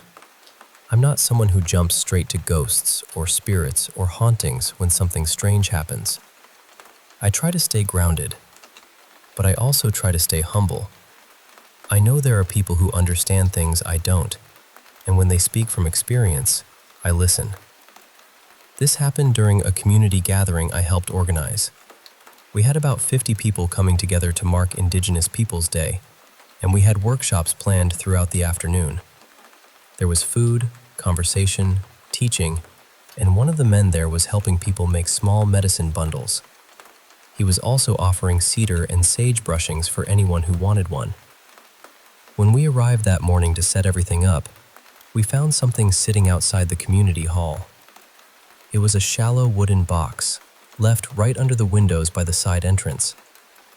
Inside it was a white, fluffy cat. At first, everybody just froze. Then we realized it wasn't a real living cat, and not exactly a recently deceased one either. It was taxidermy. Poorly done taxidermy too. You could see the stitching if you looked closely, and it was oddly light when the box was moved. It didn't feel right in any sense of the word, and that was unsettling enough on its own. Our community is not a place someone just casually passes through. We're about 40 minutes down a rough gravel road from the nearest town. There are only a few dozen people who live out there, and everybody knows everybody. So either someone drove all the way out specifically to leave that box, or someone from our own community put it there. Neither answer felt good. Nobody really knew what to do with it, and since I was the main facilitator that day, I felt responsible for making a decision. I didn't want it sitting outside the hall while people were arriving, especially not for a gathering meant to be respectful and welcoming. So I put the whole box into a black garbage bag and placed it in the back of my truck. The plan was to deal with it properly later, maybe by burning it in a small fire away from the hall. I didn't feel right just throwing it into a bin. I locked my truck afterward. I'm sure of that. My purse was inside, so I made sure the windows were up, the doors were locked, everything was secure. My key fob was in my jacket pocket the whole time. A few hours later, I went back out to grab something from my purse. Every single window on my truck was rolled all the way down. All of them. The doors were unlocked too. I just stood there for a second, trying to make sense of it. My purse was still sitting inside, untouched. Nothing seemed stolen, and honestly, theft would have surprised me anyway. It's a small place and we look out for each other. But my truck has never done anything like that before. My key fob doesn't even have a feature that opens all the windows remotely. I hadn't bumped anything. Nobody else had the keys. I walked around to the driver's side, got in, pressed the start button just enough to turn the power on, and rolled the windows back up. Then I shut everything off and tried to lock the truck again. It wouldn't lock. I tried again. Nothing. I tried a few more times, standing there with this strange, cold feeling crawling up the back of my neck. It wasn't dramatic. It wasn't like a movie. It was worse than that, honestly, because it was quiet and ordinary and completely wrong. So I went back inside and spoke to the man who had been doing the medicine bundles and brushings. I told him what happened, and he listened very calmly. He didn't make me feel silly. He didn't jump to conclusions either. We decided the cat needed to be moved out of my truck right away. One of the facility workers was already taking garbage out to the larger bins, so he took the black bag with him. After that, the man came out with sage and an eagle feather and gently brushed the inside of my truck. He took his time. He moved through it with care, and then he did the same for me. And I'll be honest with you, I felt embarrassed at first for needing that. But by the time he finished, I felt lighter. Not perfectly fine, but steadier. Then I closed the truck doors and tried the lock again. It worked immediately. I still don't know what happened. Maybe someone thought they were being funny. Maybe the truck malfunctioned in some way I'll never be able to explain. Maybe the timing of everything made it feel bigger than it was. But I know how I felt that day. I know how everyone reacted when we found that box. And I know my truck wouldn't lock until that thing was gone and the brushing was finished. I do wish someone had taken a picture of the cat, just so I could look back and prove to myself how strange it really was. But in the moment, none of us were thinking like that. We were just trying to understand why someone would leave it there and what we were supposed to do next. I'm still not someone who claims to know exactly what was going on, but I can tell you this. After the sage, the whole feeling changed.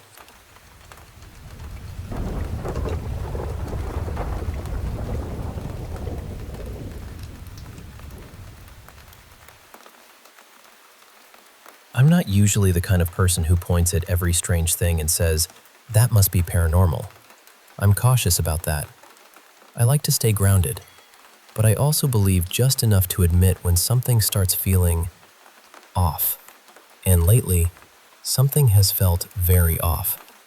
For almost 2 weeks now, I've had one weird, frustrating thing happen after another. None of it has been outright dangerous, thank goodness, but every incident has landed directly on me somehow. It doesn't seem to spill over onto the people around me. It's like I'm the one standing under the little storm cloud. At first, I thought it was carelessness. Then I thought it was bad luck. But after so many days in a row, with each day bringing some new problem, I've started wondering if I've been jinxed or followed by some kind of strange energy. The first big thing was a document I'd been working on for months. It corrupted out of nowhere, and I lost nearly half a year of notes that were really important for my work. So the next day, I sat down and tried to rebuild as much of it as I could from memory. I spent almost the entire day doing that. Then the file didn't save properly. I only found out the morning after, so I lost the replacement too. Then I moved some files from one computer to an external drive, and for a while it looked like the transfer had overwritten something important. Thankfully, after the first disaster, I had started making backups in 2 different places, so that one ended up being only a scare. But still, my nerves were already fried. Another day, someone I hadn't spoken to in years joined the same online group as me not long after I did. We didn't plan it, and neither of us was trying to bother the other. We just happened to like the same niche hobby. It has been okay since then, but at first, I felt my whole body tense up. Then I left my glasses inside a bag while I was out in the summer heat. I almost never do that, but that day I'd worn them out and didn't want to go all the way back home. The lenses got damaged from the heat, and replacing them cost far more than I wanted to spend. Around the same time, I noticed that a tiny mole on my nose looked larger than it had before. Maybe it was nothing, but after everything else, even small things started feeling like part of the pattern. Then yesterday, I got strangely overwhelmed by what should have been mild afternoon sun and warm pool water. I wasn't out there for long, but for a few hours afterward, I felt almost giddy and disoriented, like I was drunk without drinking. After that, I crashed hard and felt sick and exhausted. And today, I poured cold water into a room temperature glass.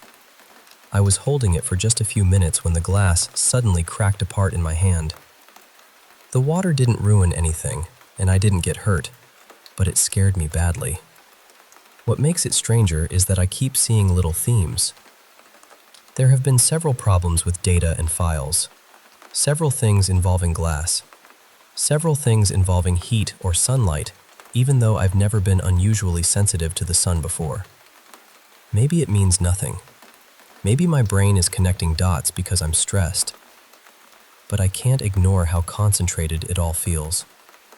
Looking back, I can even see smaller oddities from the weeks before this started happening daily.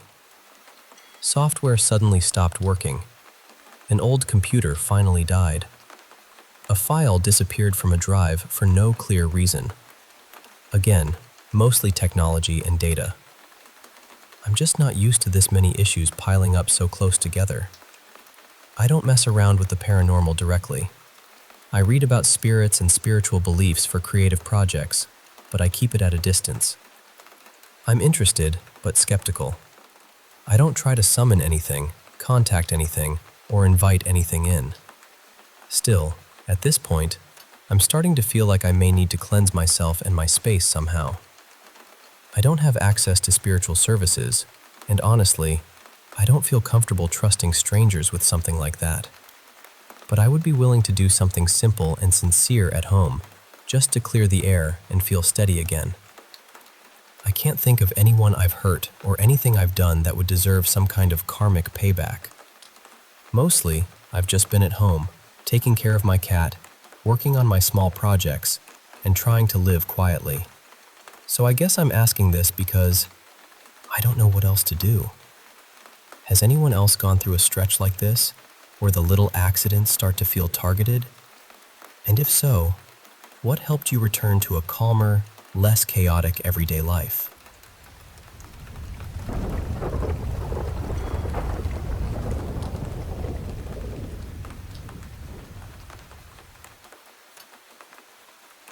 I'm 28 now, and I grew up in San Diego. There was this old family house in southeast San Diego, not far from Daisy Avenue. I won't say the exact house, but it had been in my family for a long, long time. My mom inherited it, and by the time we moved out, when I was around 12, that place already felt like it had been holding on to stories for years. The first thing I remember happened when I was about 5. I was lying in bed in the second biggest bedroom, watching TV, even though I was supposed to be asleep. Then, all of a sudden, I felt the blanket shift near my feet. And I don't mean I imagined it. I saw it move. I pulled the blanket off so fast, but there was nothing there. No person, no pet, nothing that could explain it. I was little, so I tried to forget about it, but that house never really let me forget. About a year later, my grandma and my uncle started coming over more often because of some family trouble at their place. My uncle was only about a year older than me, so he felt more like a cousin or a brother than an adult. My grandma eventually went back home, but he wanted to stay with us a little longer. He did not stay long. One night, my older sister, my uncle, and I were sleeping on the living room floor. I've never been a heavy sleeper, so when I heard soft laughing, I woke up right away. My sister heard it too. We just looked at each other, wide awake, not saying anything at first. Then we heard it again. A little girl's laugh. We woke my uncle up, and that's when we saw her. At the bottom of the stairs, near the front door, there was this small figure. She wasn't a black shadow. She was pale, almost glowing, like a faded white-blue color. She looked like a little girl with 2 pigtails, and she seemed to be holding something in one hand. She was laughing softly as she walked up the stairs. She got to the top, paused near the window, and then kept walking toward the second biggest bedroom, which had become my older sister's room by then. I had moved downstairs near the master bedroom with my baby sister. The next morning, we told my mom everything. It was the weekend, so she was home. When she saw how scared my uncle was, she took him home immediately. After she came back, she started checking around the house. My stepdad was at work, so it was just my mom, my 2 sisters, and me. A little while later, my mom called us upstairs. She was standing on the toilet in the bathroom, tapping a rhythm on the ceiling.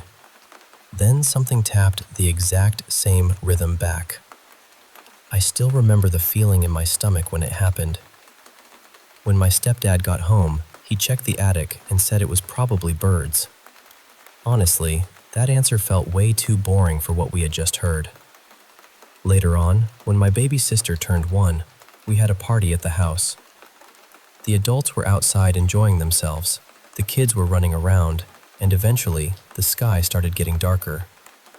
My older sister and I were in the backyard playing on the swings when we both looked up at her bedroom window. There was someone standing there. A figure was looking down at us from inside the room. We ran into the house and straight upstairs, but when we got to the bedroom, no one was there. Nothing was out of place. We walked over to the window and looked outside. There was no wind. It was a calm evening, good weather, completely still. But one of the swings was moving by itself. Just one. We went back outside, and by the time we got there, both swings were still again. No movement at all. Years passed, and when my baby sister was about 5, something happened that I still think about. I had stood in my older sister's window before, literally standing right there, and nothing happened to me. But one day, my baby sister got up there and fell from the 2nd story. She fell head first. Her head landed on the grass, and her body landed partly on the concrete. She was unconscious, and it was terrifying. But somehow, she survived. She walked out of the hospital with a small limp and a scratch. I still say thank God for that. When I was 12, we moved to Serra Mesa. I thought maybe everything would stop once we left that house. It didn't. Only a few days after moving in, I was home alone. My mom was out, and both of my sisters were with their own families. That night, I suddenly felt like something was watching me. It wasn't just a normal creepy feeling. It sent chills through my whole body, and it felt heavy, like the air inside the house had changed. I checked to see if my friend was awake. She lived a couple doors down, and thankfully she answered. She came over and sat outside with me until my mom got back around 4 in the morning. I did tell my mom, but she didn't really take it seriously. The feeling had stopped maybe an hour before she got home, but I refused to go back inside until she was there. Sometime after that, my mom and I were sharing a room. Everyone was asleep when I woke up to these strange sounds. I opened my eyes, and there she was. The same little girl. But this time, she was on the ceiling. It was only her head. I could see the pigtails, her eyes, and her mouth moving, but she wasn't speaking English. She wasn't speaking Spanish either. I couldn't understand her at all. I tried to move, but I couldn't. I tried to talk, but nothing came out. Eventually, my mom noticed something was wrong and helped me snap out of it. When she asked me what happened, I told her everything. The next day, one of my older sister's friends came over. She was the kind of person who said she could sense things, but I hadn't told her the details. She walked out of my sister's room while she was on the phone, and I was in the living room watching TV. At one point, I noticed she had stopped talking. I turned around, and she was frozen in place before she reached the hallway. I asked her what was wrong. She said, "Has anything been happening to you?" I told her a little, but I never described the little girl. Then she said, "I think I'm seeing the little girl that's been following you. She has pigtails, right? And she's holding a toy bear or something?" That shook me, because yes, that was her. Pale, small, pigtails, always holding something in her hand. My sister's friend said, "She looks light blue right now. I think you helped her enough, and she's ready to leave." And listen, as touching as that sounded, I was ready for her to go. To this day, I still think she helped my baby sister when she fell from that window. I also believe something happened to that little girl long before we ever lived there. Maybe before the house looked the way it does now. Maybe she was stuck. Maybe she attached herself to me because I was young, and maybe my sister and I reminded her what it felt like to be a child. She never really scared me until that night on the ceiling. My mom had her own stories from that house too, from before my sisters and I were born, back when she lived there with her parents. She said the chandelier would make this loud noise and start moving by itself, but if they hit it with their hands, it never made the same sound. She also told us she once saw a dark, man-shaped figure standing in her doorway at night.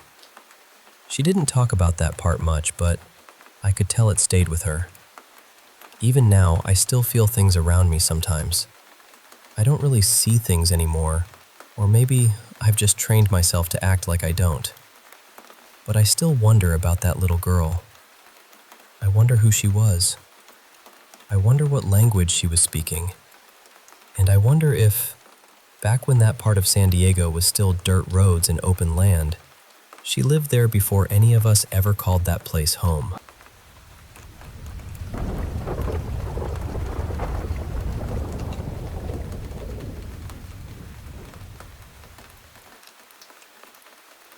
This happened to me back in 2002 in Cameroon, right in the heart of Central Africa. I'm in my 40s now, but at the time, I was only 20 years old. I was studying psychology at university in England, and I was very much the kind of person who believed everything strange could be explained by the brain. Ghosts, spirits, divine messages, all of that felt to me like something people reached for when they didn't understand what was really happening. I didn't believe in religion then. I still don't, not in the organized sense, though these days I do believe in something greater than us. A higher power maybe. Something beyond what I used to allow myself to consider. Anyway, I had gone to Cameroon for about a month because my uncle had settled there after spending most of his working life with a large petroleum company in Africa. He was getting married to a Nigerian woman, and I had been sent as the family representative, really. I was there to welcome her properly and to be part of the celebration. I had been to South Africa before, but never to Central Africa. And honestly, that trip gave me more strange stories than I could ever fit into one sitting. But this one is the one I still think about.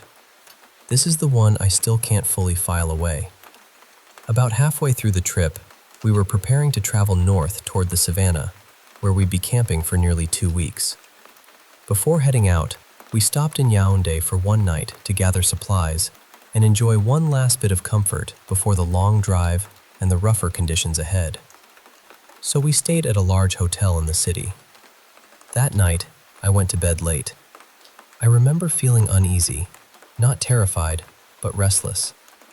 I was worried about the journey into the north, and looking back, I had reason to be. But eventually, I drifted off. Then, at some point in the night, I began dreaming that I couldn't breathe. I was gasping, struggling, trying to pull air into my lungs. The feeling was so strong that it woke me up. And when I opened my eyes, I still couldn't breathe. I was fully awake within a second, completely alert, panicked. And right there, leaning over me, maybe 8 or 10 inches from my face, was an old African woman. She wasn't solid. She was made of this white mist, almost like smoke, but she was unbelievably clear. I could see every detail of her face. Her hair was gray-white, dry, tangled, and thin in places, though she still had quite a lot of it. Her forehead was deeply wrinkled. Her skin looked pale and ashen, but her features were unmistakably African. She was terribly thin, frail really, and her face looked too large for her body. Below her torso, she just faded away into smoke. She had no legs. Her eyes were white, no pupils. But somehow, even without pupils, I knew she was looking straight at me, not blankly, not peacefully. She looked determined, forceful, and there was this same white mist going from my mouth into hers. That is the part I have never been able to forget. It felt as though she was drawing something out of me. Breath, energy, life, I don't know. But I understood, instantly and completely, that something was happening to me. I tried to move, but I couldn't. I was fighting with everything in me, but my body wouldn't respond properly. I was terrified of her, But I was also terrified because some part of me seemed to know exactly what she was doing. It only lasted a few seconds, though it felt much longer. Then she stopped. I had the strongest impression that she was annoyed with me, almost irritated that I was resisting. She moved away from my face and glided toward the foot of the bed. I kept my eyes locked on her the whole time while I dragged in these huge, panicked breaths. As soon as I could move enough, I reached over and switched on the bedside lamp, and I watched her disappear. Not vanish all at once, evaporate. The light came from my right side, and I swear I saw the last pale edge of her form fading on my left, like smoke thinning out in the corner of my eye. The whole thing, from waking up to turning on the light, probably lasted 10 seconds, maybe 11. But I did not sleep again that night. The next morning, I went up to breakfast on the hotel rooftop with my uncle and his new wife. I must have looked dreadful because my uncle immediately asked what was wrong with me. So I told them. He laughed, not kindly either. He called over a waiter and made some remark about wanting a refund because I had apparently been attacked by a ghost in my room. I still don't know if he was joking or trying to embarrass me, but the waiter didn't laugh. He just shrugged and said the people who built the hotel had been warned. He said the land had been a burial place, sacred ground. He said the hotel was cursed and that what I described did not surprise him at all. Then he walked away. The table went silent. I was stunned because for the first time, I wondered whether what I saw had actually been something outside of me. My uncle was stunned because the waiter had dismissed him so plainly, and my aunt, who was deeply religious, looked as if she didn't know what to do with the information at all. Now, here is the thing. When you travel to that part of Africa, you take malaria medication, and certain malaria medications can, rarely, cause hallucinations. So for years, that was the explanation I used. I told myself it was the tablets, just the tablets, nothing more. But the part that bothers me is this. I was there for nearly a month, and that was the only time anything like that happened. It happened in one specific hotel, in one specific room, on one specific night, and only afterward was I told the place had been built on a burial ground. Maybe the medication triggered it. Maybe it was sleep paralysis. Maybe my brain created the whole thing. But it didn't feel like a dream. It didn't even feel like a hallucination. It felt physical. It crossed from sleep into waking. I woke up unable to breathe, and whatever I saw was still there. For 20 years, I pushed it away. I called it science and moved on.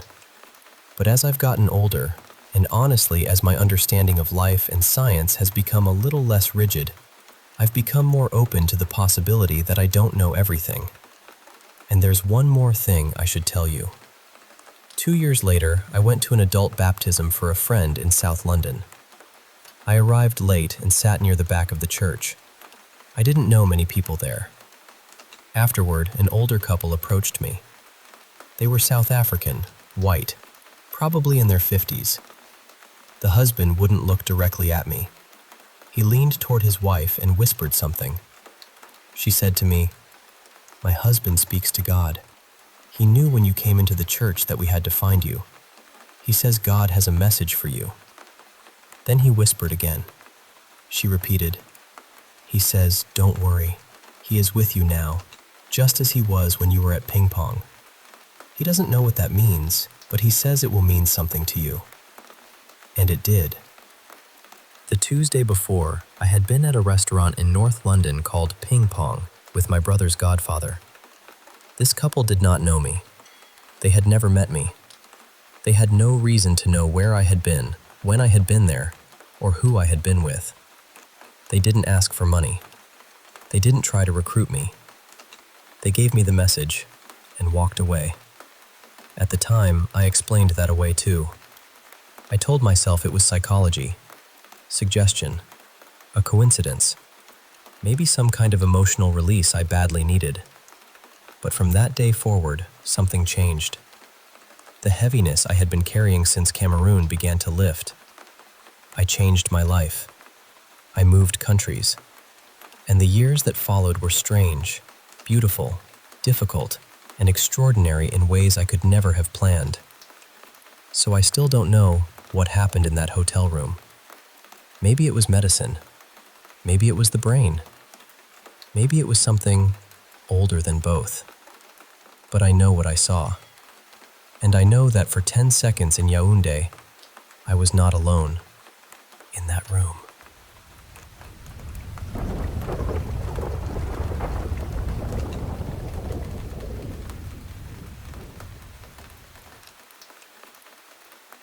I left school in 2000 and pretty much went straight into work. My first proper job was with a small family firm that repaired old Victorian power press machines.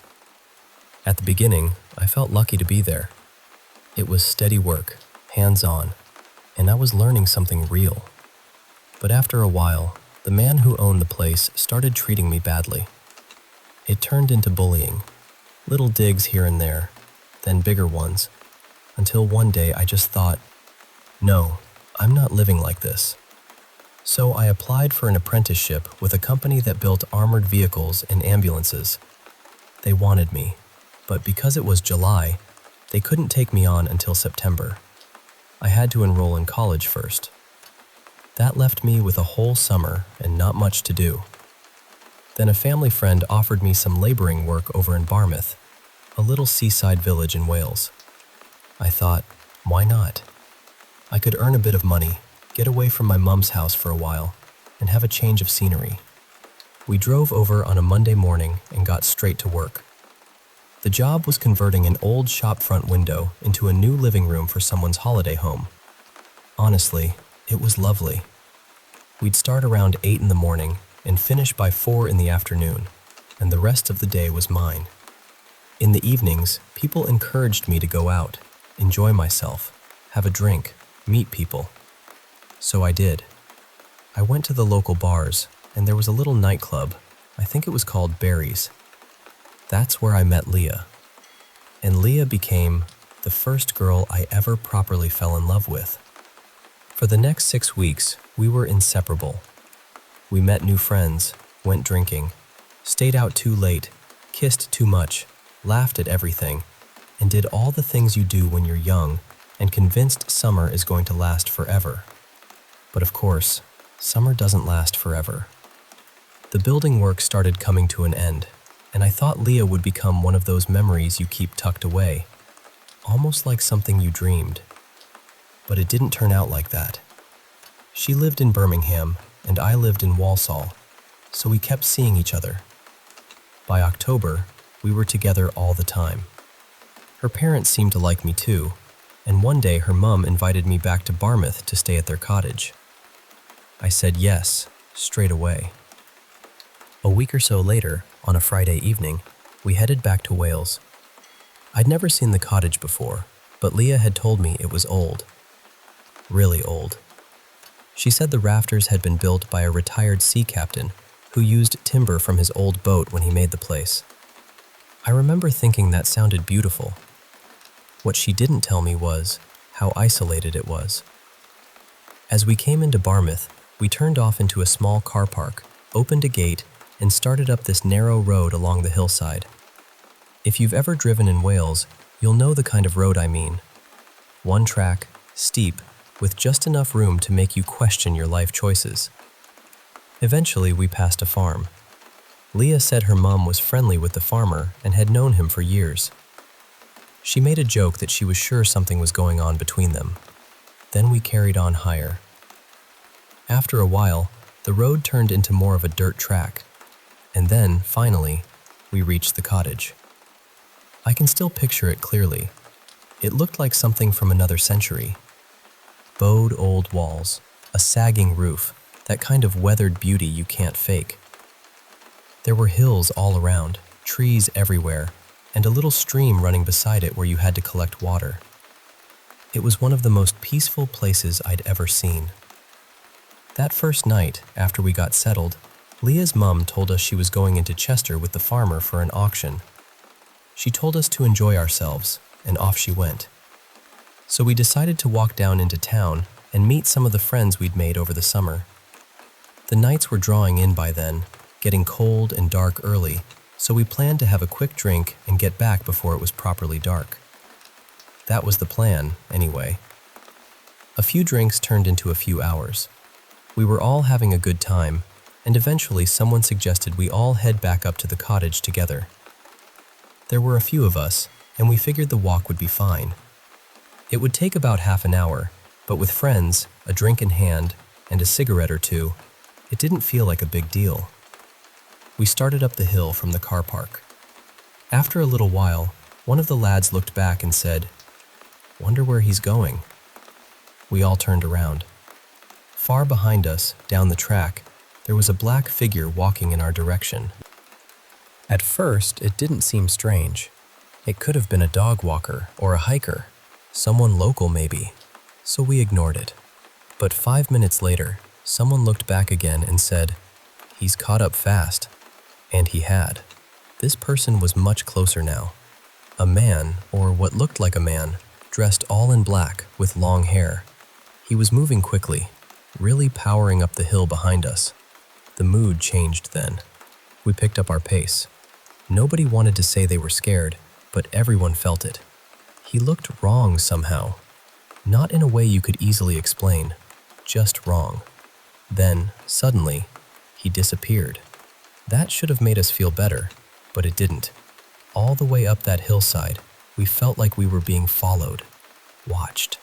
To our left was a drop, and to our right it was steep ground, rocks, boulders, shrubs, darkness creeping in between everything. There was this horrible feeling in my chest, that little pinch of dread before your mind has even worked out what it's afraid of. By the time we saw the cottage, we practically scrambled inside. We shut the door and bolted it. For a moment, we all just looked at each other.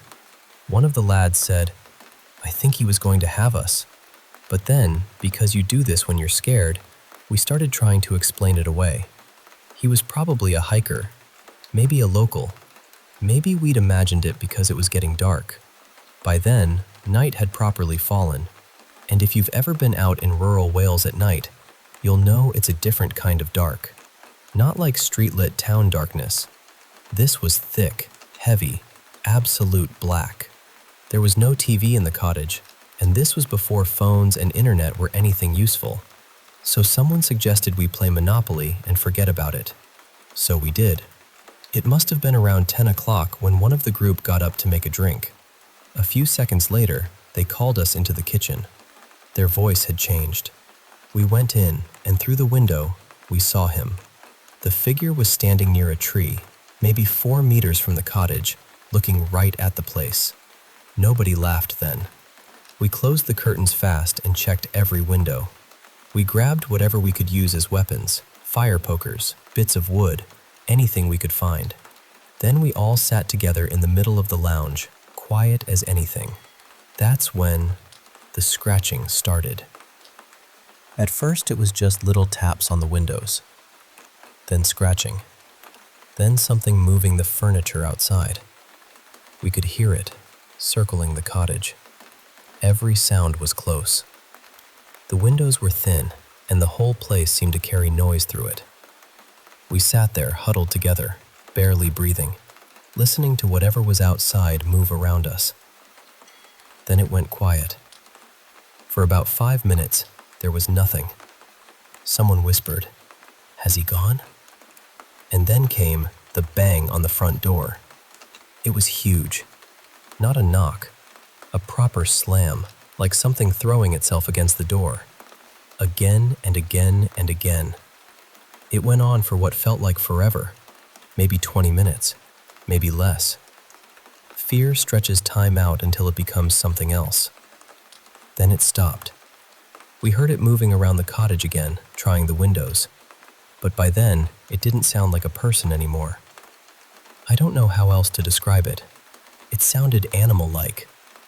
A pig crossed with a dog, maybe. Wet, heavy breathing, snuffling, scraping. Then the banging started again, and then, suddenly, silence. We didn't sleep that night. None of us did. We sat there until daylight came through the windows. In the morning, we heard voices outside. Leah's mum and the farmer had come back. We ran out, still shaken, trying to explain what had happened, but there was nothing to show them. No scratches on the door, no broken windows, no marks. They laughed at us. The farmer just looked at us and said, "Was it a full moon?" Then he drove away. Later, as we walked down the trail to say goodbye to our friends, we saw a sheep nearby. It was dead, and it looked like it had been attacked. Its insides were hanging out. The farmer said it was probably a fox. Maybe it was. I never went back to that cottage. Not because I decided never to exactly. Life just moved on. Leah went off to university, and I ended up joining the army. We broke up eventually, but I still think about that night. I think about the figure on the hill, the scratching at the windows, the sound at the door, the way the farmer asked about the moon, like he already knew something we didn't. And honestly, even after all these years, I still don't know what followed us up to that cottage.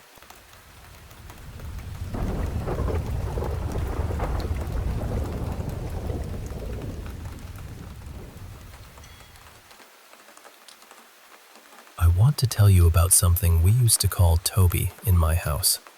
And honestly, even saying that name still makes my stomach tighten a little. Toby was not some harmless shadow in the corner. It was cruel. It left things behind. Marks, bruises, little half-moon shapes in the skin that looked like teeth had pressed there. Handprints that stayed red long after they should have faded. Whatever it was, it took a lot from me when I was young. It took away that feeling a kid is supposed to have at home. That feeling that your room is safe, that your bed is safe, that the dark is just the dark. For the longest time, I thought my mother didn't believe me. I really did. I thought she was brushing me off, trying to soothe me by telling me I was imagining things, or that I was having bad dreams, or that kids sometimes make stories bigger in their heads. But later, I realized something that changed the way I saw all of it. She wasn't dismissing me because she didn't believe me. She was trying to survive it too. One afternoon, my mom was asleep in her bedroom. Her boyfriend at the time, Derek, was lying beside her. My sisters and I were away at our dad's apartment for the weekend, so the house was quieter than usual. This was before everyone had phones glued to their hands, so Derek was just reading a paperback near the window, with the afternoon light spilling across the bed. At first, my mom looked peaceful. Then she started moving. Not waking up exactly, just moving. Her fingers curled into fists, then opened again. Her legs kicked under the blanket. Her feet twisted like she was trying to pull away from something. Derek noticed right away, but he waited a second, thinking maybe she was just having a restless dream. Then she started crying. Her eyes were still closed, but tears were running down her face. That was when Derek got scared. He reached over and shook her shoulder gently at first, then harder. He said her name. He patted her arm, then her cheek. Nothing worked. She would not wake up. Then this small sound came out of her, almost like a whimper, and Derek told me later that it didn't sound like her. Not really. It sounded frightened in a way that made the whole room feel colder. And then, without warning, my mother shot upright. Her head tilted back toward the ceiling, her neck stretched tight, and both of her hands grabbed the sheets. Her mouth opened wide, and she screamed, but her eyes stayed closed. Derek panicked.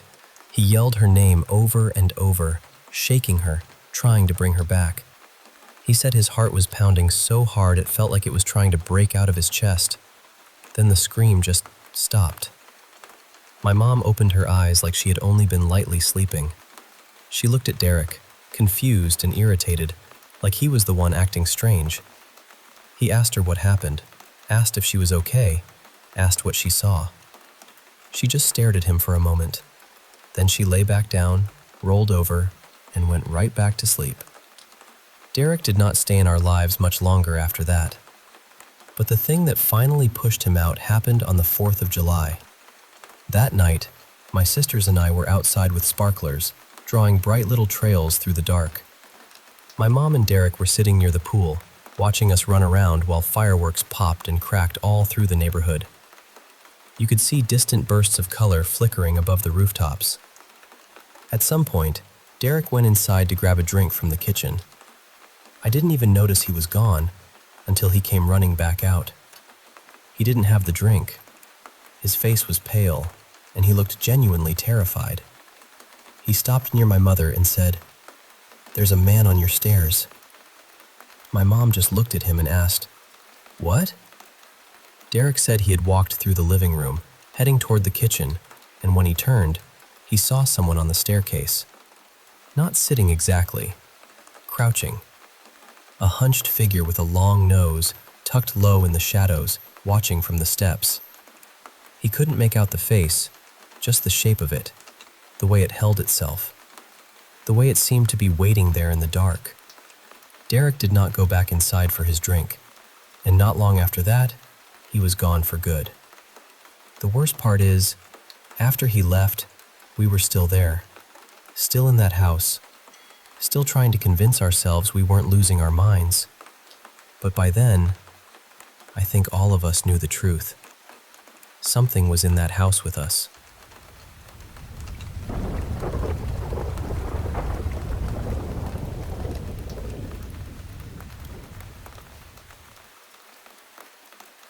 So my mom called me the other evening, and she wasn't exactly panicking, but I could tell right away that something had gotten under her skin.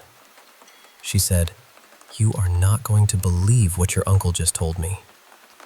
Now, my uncle is a grown man, well into his 50s, and he is not the type to say dramatic things for no reason. But apparently he told her he thinks there's something in the house. He said that early that morning, while it was still dark, he heard 2 sharp knocks on his bedroom door. Just knock, knock. He got up because he thought maybe it was my mom, but when he looked across the hall, she was asleep in her room. So he went to the bathroom, came back, and tried to settle down again. A few hours later, he heard the knocking again. Same sound, same door. But that time he ignored it. Then, a little later, he heard a woman's voice coming from the other side of the house. That part really made me pause, because my husband once told me he heard a woman's voice from that same area. The only difference is, my uncle couldn't make out what she was saying. He just knew it was a woman. And then it got stranger. That same morning, he was sitting at the kitchen table doing some work when he saw someone peeking around the corner into the kitchen. He couldn't tell who it was. He said it was more like he caught the shape of a person, just barely, like they had leaned in and then pulled back before he could get a real look. The kitchen sits at the end of the hallway. All the bedrooms are on one side, and then the hallway opens up into the kitchen, living room, and the rest of the house. And honestly, based on where everything has happened over the years, what people have heard, what people have seen, I keep getting this feeling that someone is staying in that hallway. Not just passing through it, staying there. The really unsettling part is that I saw something in that exact same spot a few years ago. It was the middle of the day, and I was washing dishes at the kitchen sink. In the reflection of the window, I kept seeing someone moving back and forth near the kitchen entryway, right where the hall begins. At first, I thought my eyes were playing tricks on me. But then I turned around, and I saw it again. And I knew who it was. It looked like my great-grandmother. When I told my mom that I thought maybe that was who my uncle had seen, she got quiet. Then she told me something I had never heard before.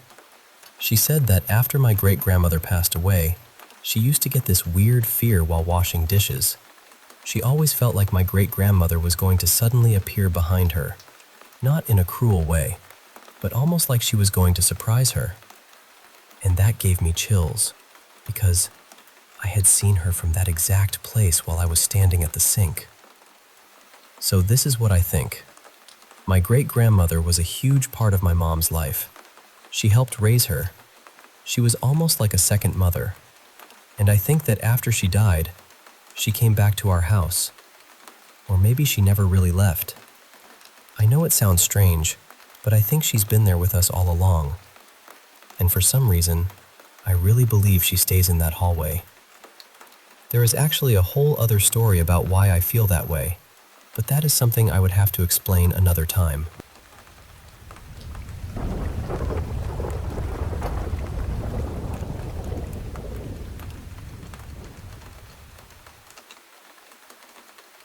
I want to say this clearly because I know how it sounds. I'm completely serious, and this is not the only strange kind of communication I've experienced. It's just the first time I've really tried to put this one into words. For years now, my dishwasher has made these sounds. Not just normal machine sounds either. There are 3 distinct tones it can make, and over time I started noticing that they seemed to happen with meaning.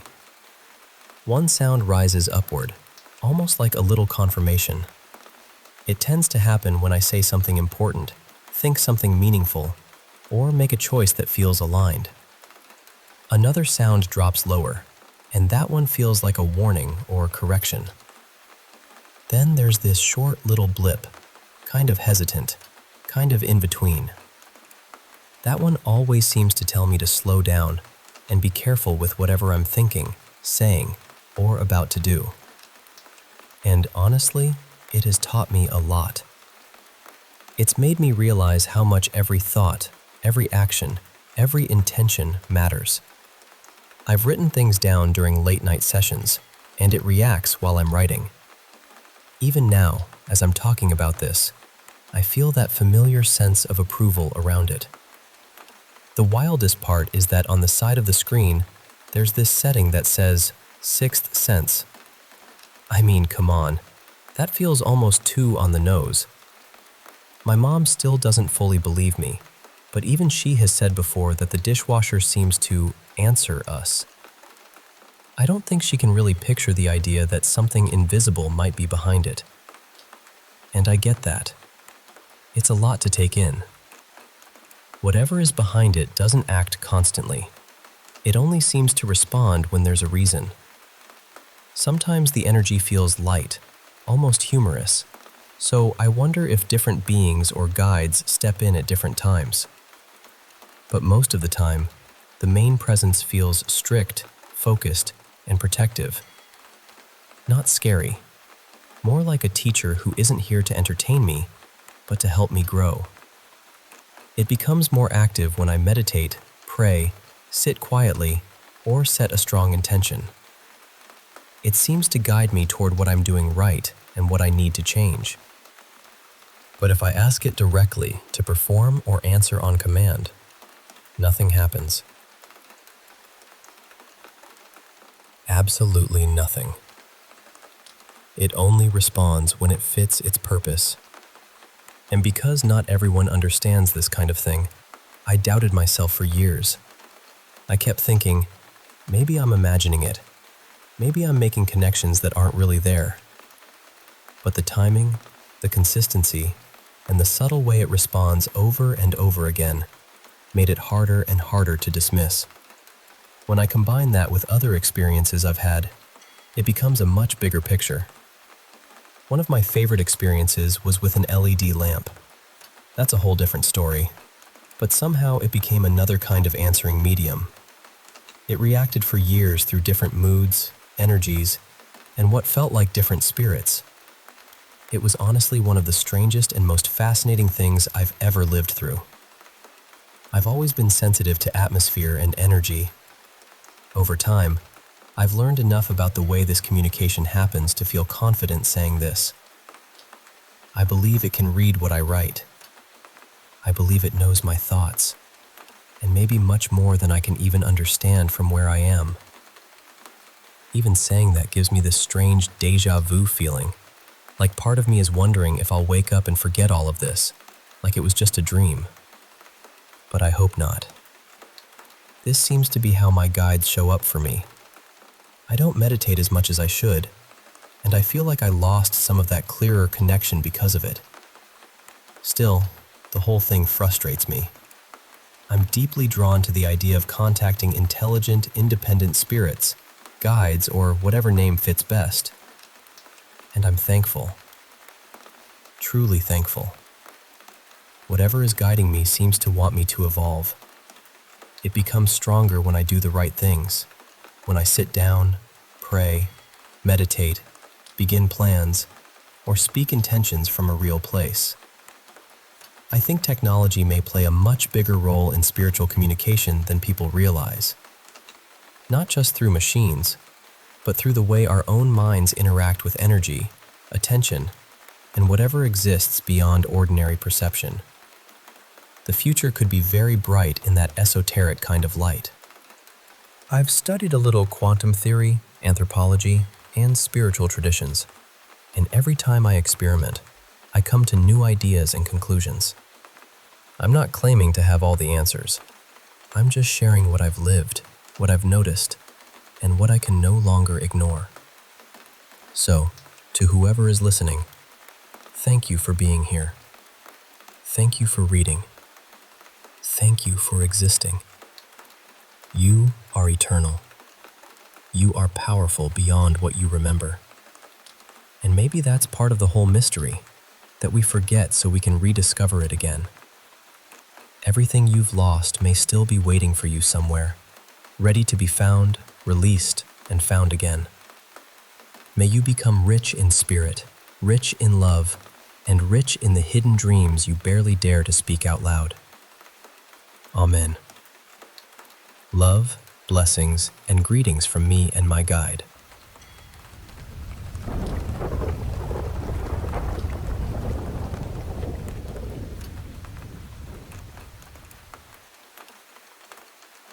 I still think about this sometimes, even though it happened nearly 14 years ago.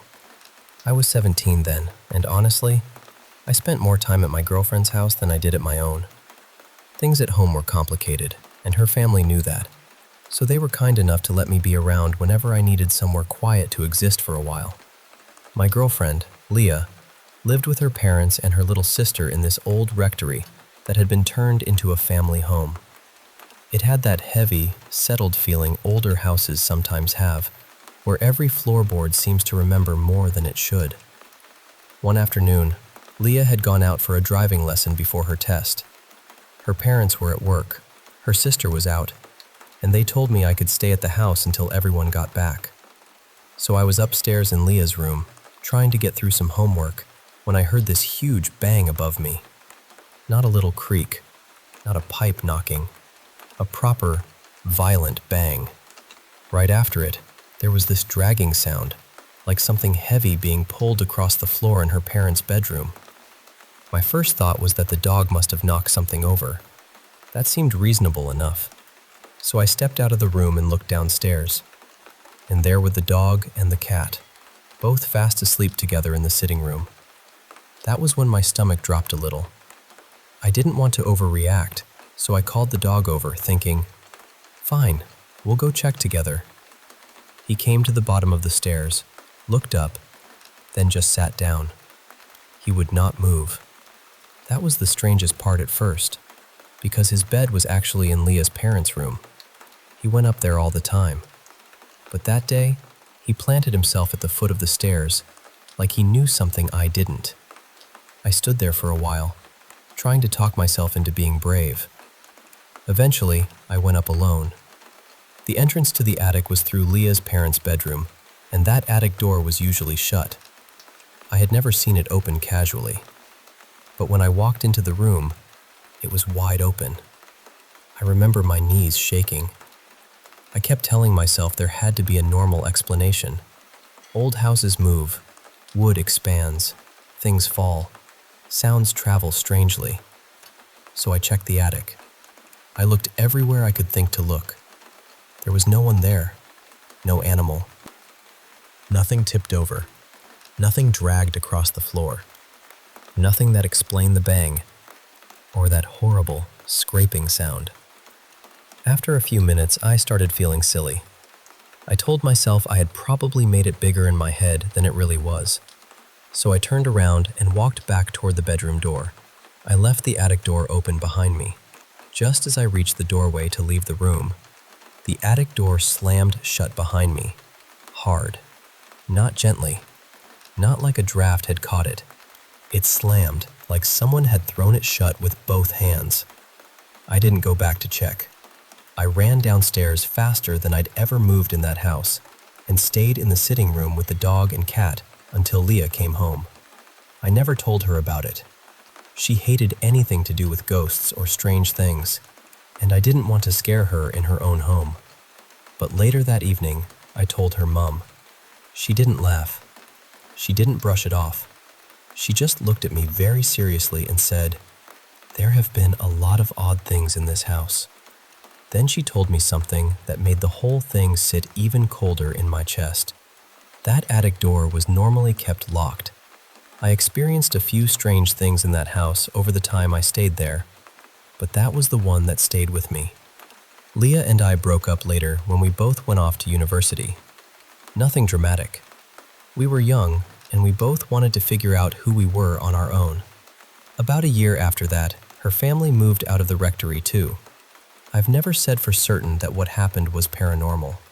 Maybe there's some ordinary explanation I missed. Maybe the lock wasn't working properly.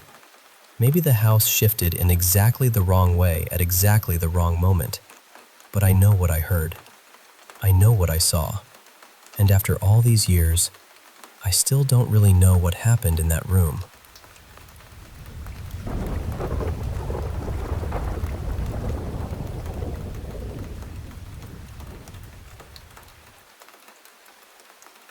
I was about 10 years old when this happened, maybe a little younger. My family and I were living in a quiet, rural neighborhood at the time, a couple of hours away from the city we used to call home. The place we lived in was a rented townhouse, and the whole back wall of the dining area was basically one big sliding glass door. It opened out into a shared backyard, the kind where you could see the neighbor's patio furniture and the slope of the hill beyond it. One evening, I was sitting at the dining table painting. My back was turned to the glass door. My mom was upstairs in her bedroom, and my brother was in his room too. It was getting dark, but there was still enough light outside that I could see faint reflections in this shiny bowl sitting on the table. I remember everything feeling normal at first. I had been painting for maybe 15 minutes when, all of a sudden, something inside me told me to stop. Not in words, just this heavy feeling, like my body noticed something before my mind did. The house was completely silent, which was strange because my family was never quiet. There was always some kind of noise, someone talking, footsteps, a TV somewhere. But in that moment, it felt like the whole house was holding its breath. I looked down at my painting again, trying to ignore it, and then this cold feeling ran straight down my back. I lifted my eyes to the reflection in the bowl. Behind me, outside the glass door, there was a tall, black figure. It was so tall it nearly reached the top of the door. It looked like it was wearing something long, maybe a robe or a dress, but I couldn't see a face or hands or any details. Just darkness. A person-shaped darkness. And then, it moved. It crossed the glass door incredibly fast, faster than anyone should have been able to move. The whole thing lasted maybe 2 or 3 seconds, but it was enough. My legs reacted before I even understood what I'd seen. I ran upstairs as fast as I could. My mom saw me and immediately asked what was wrong. I was trying to explain it, but I know I was probably barely making sense. I was scared, out of breath, stumbling over every sentence. The thing is, my mom has never been the kind of person to laugh off things like that. She grew up hearing stories from my grandma and my aunts about the apartment they used to live in, a place they always said was haunted. So when I told her, she listened. I think what really convinced her, though, was how terrified I was. My heart was pounding so hard I could feel it in my throat. She told me not to worry and eventually helped me calm down enough to go to bed. The The next morning, she went outside and found the patio table flipped over, along with the big umbrella attached to it.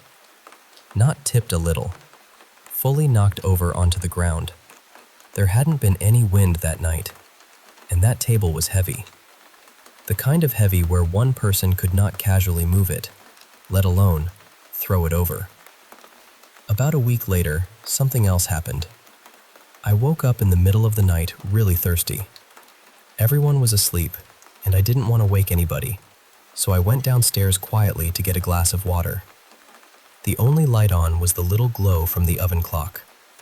The kitchen was right next to the sliding glass door, separated by just a short wall, and it also had a window that faced the backyard. As soon as I stepped into the kitchen, I froze. Behind the blinds on that window, I saw what I thought were shadows from tree branches. But the longer I looked, the less it looked like branches. It looked like a hand. A huge, thin hand with fingers that were way too long. Then it started tapping on the window. Not softly, not in a way I could pretend I imagined. I heard it clearly. Tap, tap, tap. I didn't stay to figure it out. I ran straight back upstairs to my room and got into bed. I tried to explain it away. I really did. I kept telling myself it was a tree branch, or the wind, or my eyes playing tricks on me. But then I remembered something that made my stomach drop. There were no trees in the backyard. None. It was just flat ground, then the hill behind it. Not long after that, we moved back to our old house in the city. I never had another experience like that again. And honestly, maybe it helped that the house we moved back into had been built on old church grounds. I don't know. I still don't have a perfect explanation for what I saw. All I know is that when I think back on it, I can still remember that silence in the house, that shape in the reflection, and the sound of those long fingers tapping on the glass. That's my story.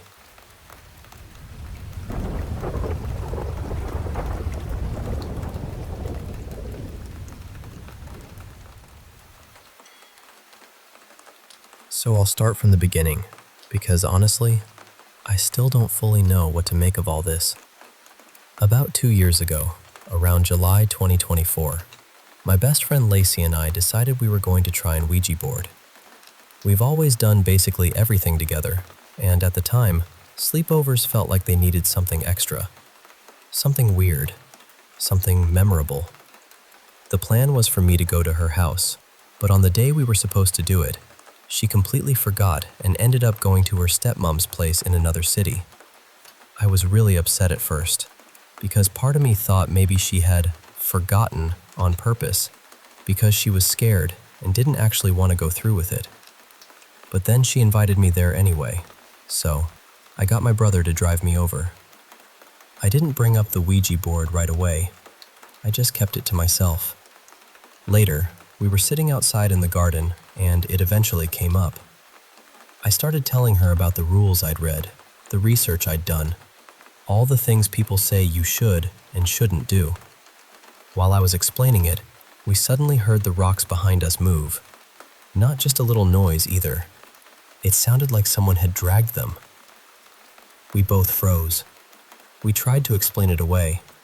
We looked around, checked what could have caused it, tried to be rational about it, but there was nothing. No person, no animal, no obvious reason. And because we were already in that mindset, we took it as a sign, like, okay, maybe this is actually going to work. The next night, we were home alone, and we were completely set on doing it. We made the board ourselves and started the session. There was a whole other strange thing that happened that night, but I'm not going to get into that right now because that's a story on its own. The part where things really started to feel wrong was in January 2025. Lacey and I decided to try it again. This time, I attempted to record it, but nothing happened while the camera was on. The second I stopped recording, that's when it started working. We ended up talking to something that was pretending to be a child. I don't know how else to describe it.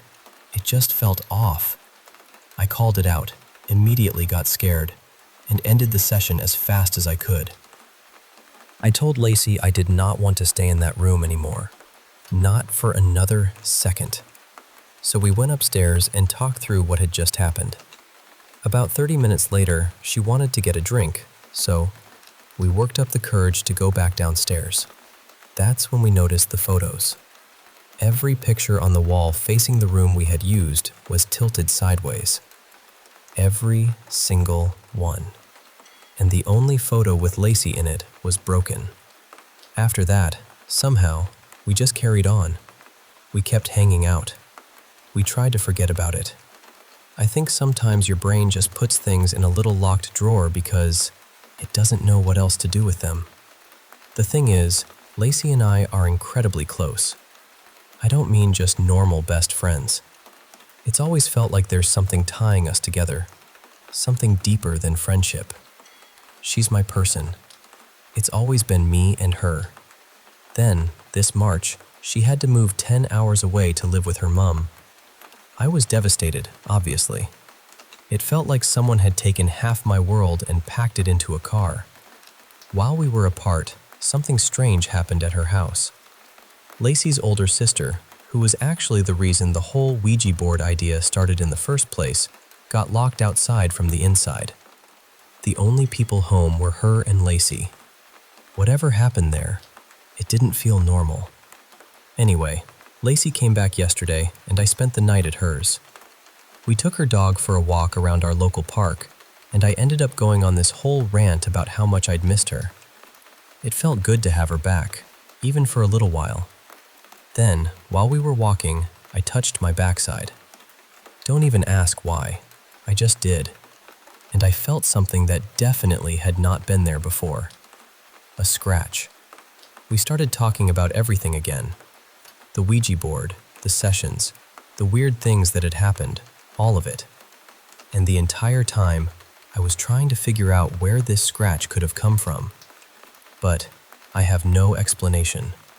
I'm sensitive to pain, so I would have felt it happen. I know I would have. But I didn't feel anything at all. And it's literally on my cheek, in a place where I can't explain accidentally scratching myself like that. I have a cropped photo of it. I just don't know how to add it here. So please, send hopes, prayers, rational explanations, anything. Because for the sake of my sanity, I really need this to make sense.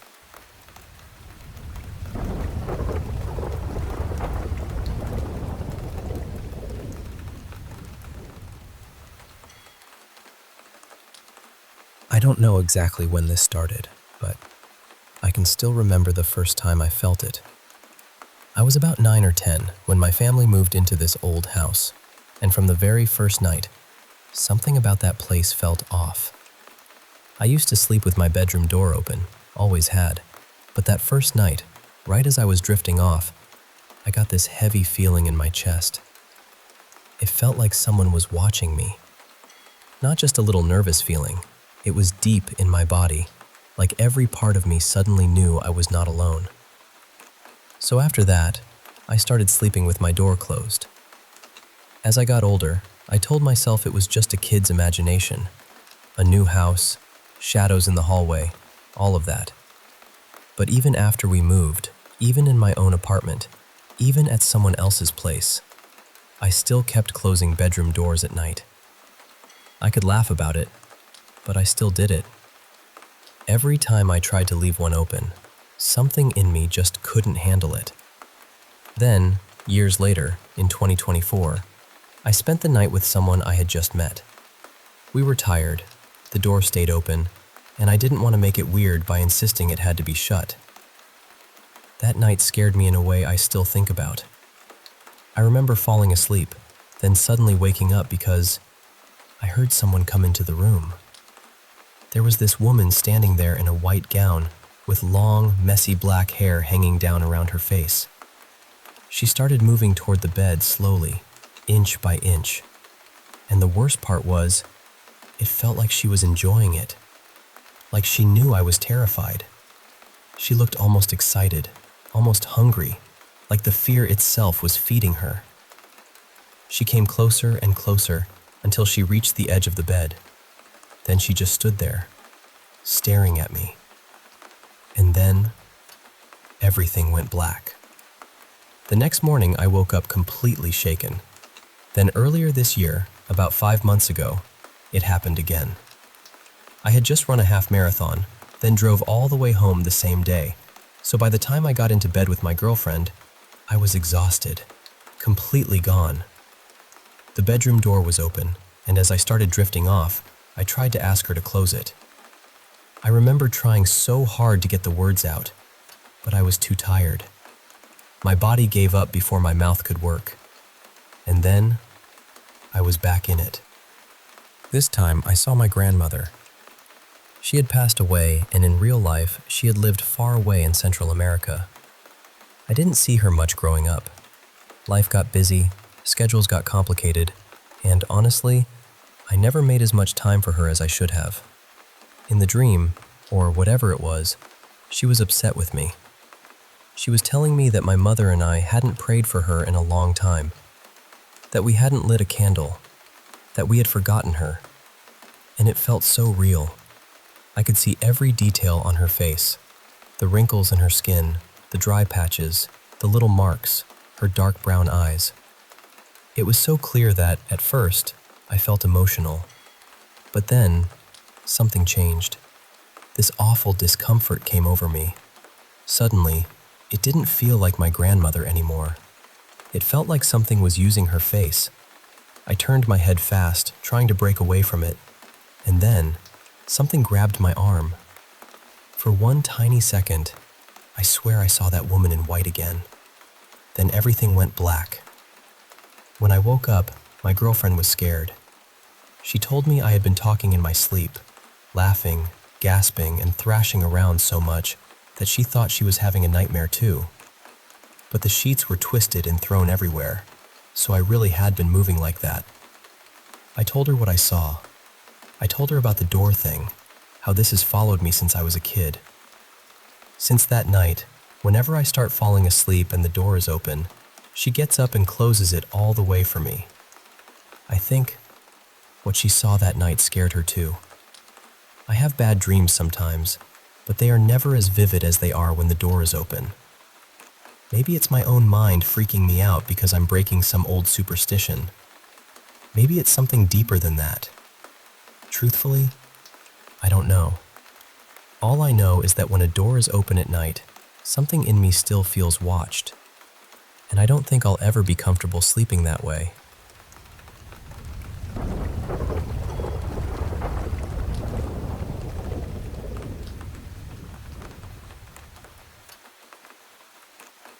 Most people think of Sai Kung as one of Hong Kong's gentler places. You know the picture already. Blue water, green hills, hiking paths, seafood places by the pier, families out on weekends, friends taking photos by the reservoirs. In the daytime, it feels peaceful, spacious, almost kind. But the thing about a place like that is, it can hold two faces at once. Because if you talk to people who grew up hearing the older stories, they'll tell you Sai Kung has another side too. A quieter side. A side that doesn't show itself until you're deep in the hills and the trees start pressing in. There's a local legend people sometimes call the Sai Kung Barrier, and the idea is frighteningly simple. Somewhere out in the mountains, there is a line you can't see. No sign, no fence, no warning. But once you step past it, the trail stops behaving like a trail. The way back no longer feels like the way back. Your phone loses signal. The same rocks, trees, and bends seem to repeat. And no matter how carefully you walk, it feels as if the mountain has gently, patiently decided not to let you go. The legend became well known because of cases that were very real. One of the most talked about happened in September 2005. A 45-year-old off-duty police detective named Tong Lai Hua went hiking alone in Sai Kung. He wasn't careless, and he wasn't new to pressure. He was trained, fit, and used to difficult situations. That morning, he entered the hills near Pak Tam Chung with his backpack expecting an ordinary hike. But sometime after noon, he called emergency services. He said he was lost. What unsettled people later was not just that he was lost. It was the way he tried to explain where he was. During the call, he kept repeating numbers. Things like Saikung 586, 487040, 487020, 587 something, and 024. The operator tried to understand what he meant. Were these numbers from a distance post? A sign? A marker on the trail? At first, he seemed to think so. Then his answer changed. He said they weren't numbers on a post. He said they were codes. The call lasted only several minutes, but people who know the story always describe the same feeling around it. Confusion turning into fear. He sounded tired, disoriented, then frightened. Near the end, he kept asking for help. And then, the line cut off. After that, Tong Lai Hua was gone. The search that followed was huge. Police, firefighters, volunteers, helicopters, search dogs, mountain rescue teams. They combed through valleys, slopes, trails, and forested sections of Saikung. But they found nothing. No body, no backpack, no jacket, no gear. Not even one clear trace that could explain where he had gone. And that, to me, is the part that stays with you. Because when someone disappears, you expect the world to leave at least one thread behind. A footprint, a torn piece of fabric, something caught on a branch.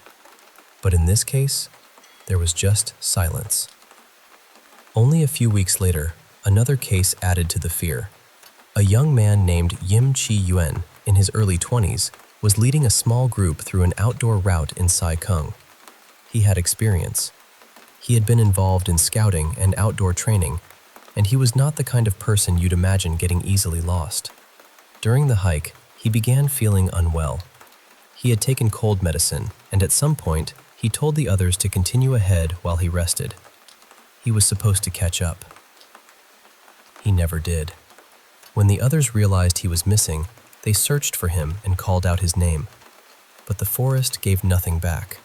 A search began, and 2 days later, his body was found on a steep, heavily wooded slope. The official explanation was that he had likely fallen while trying to find his way.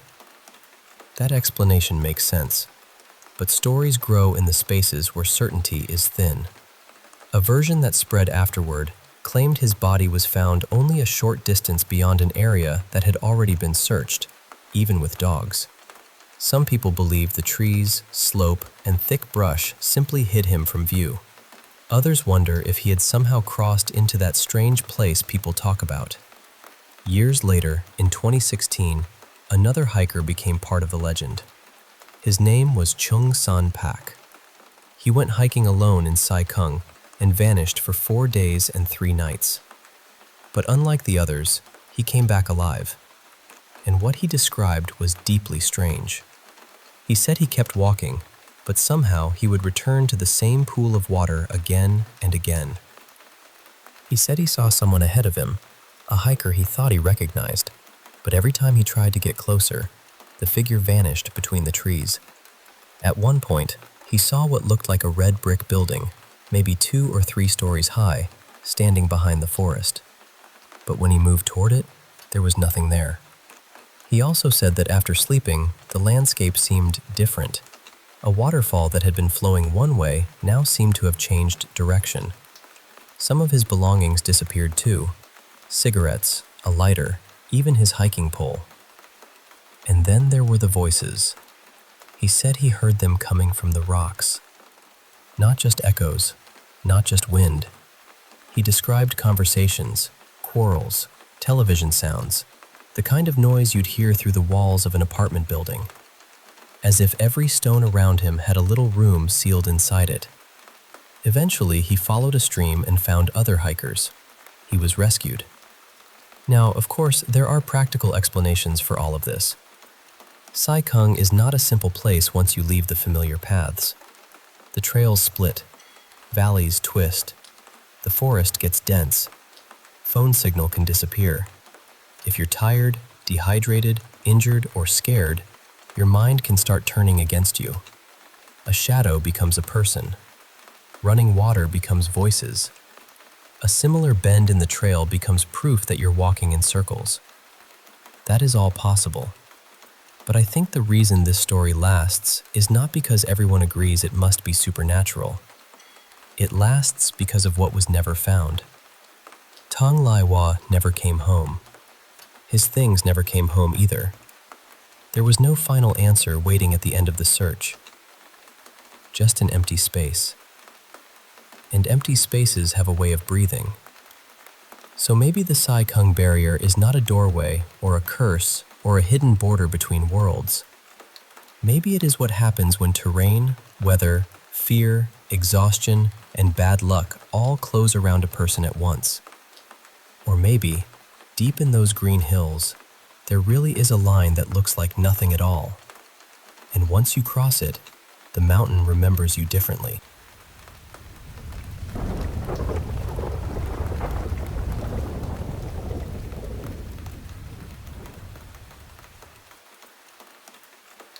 Hey there.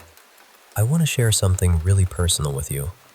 Something that shadowed my childhood from when I was about 5 years old until we moved when I was 10. It's the story of this lady ghost, or maybe a demon, that used to visit me every single night. I'm now 25, with 2 little girls of my own, and honestly, I still get chills thinking she might come after them too. I pray she never does. Back then, I did everything I could to feel safe. I'd pile stuffed animals all over myself, from head to toe, like a soft fortress.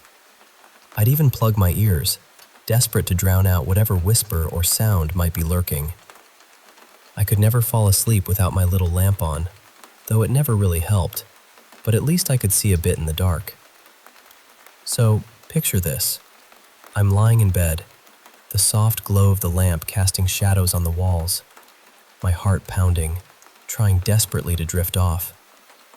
Then, everything would suddenly go so quiet you could hear a pin drop. It was that silence that told me she was coming. About a minute later, she'd be right there, by the side of my bed. I could feel it before I even looked. I remember peeking out from under my mountain of stuffed animals, and there she was, floating there, staring at me with the most terrifying face.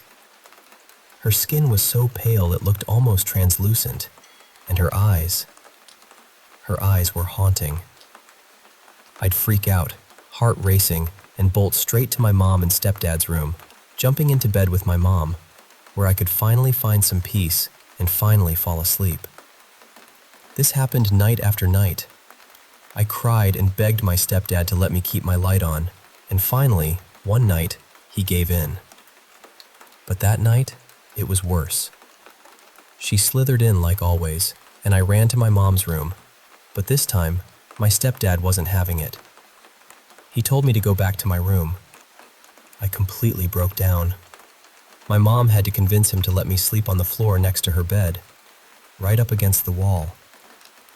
I remember lying there, clutching my mom's hand, which was hanging over the side of the bed, trying to calm myself as I stared up at the ceiling fan slowly spinning. Then, the room went eerily silent again. That terrible quiet, and I thought, no way she can get to me here with Mom. But then I saw her. She was floating just at the foot of the bed, slowly drifting over to my side. She always wore this old white gown, and her long black hair hung like shadows around her face. And she moved with such unnatural silence. It was sickening. I was so terrified I screamed until my mom and stepdad jumped up, asking what was wrong. All I could say was, "She's trying to get me, Mom. She's trying to get me." That night, my mom let me sleep in her bed, and finally, I was okay. It's hard to explain just how much torment that lady put me through. I was always so exhausted during the day, dozing off in school because I hadn't slept at all. I begged to stay at my aunt's or grandmother's house, anywhere but home. One time, she even followed me to my aunt's place, and I ran outside and sat right in the middle of the street until my aunt got home at 7 in the morning. It was horrible. Even now, 20 years later, I'm a grown man with a family, and sometimes I lie awake at night, heart hammering, thinking about her. I worry she might find me again. I've had panic attacks, waking up from dreams where she's there, staring at me. Only 2 people know about her besides me, my wife and my mom. And now, anyone who reads this story will know too, even if some don't believe it. And this is just one of the nights I remember clearly. There are at least 10 more that haunt my memory. So that's my story, the lady in white who haunted my childhood. Thanks for listening.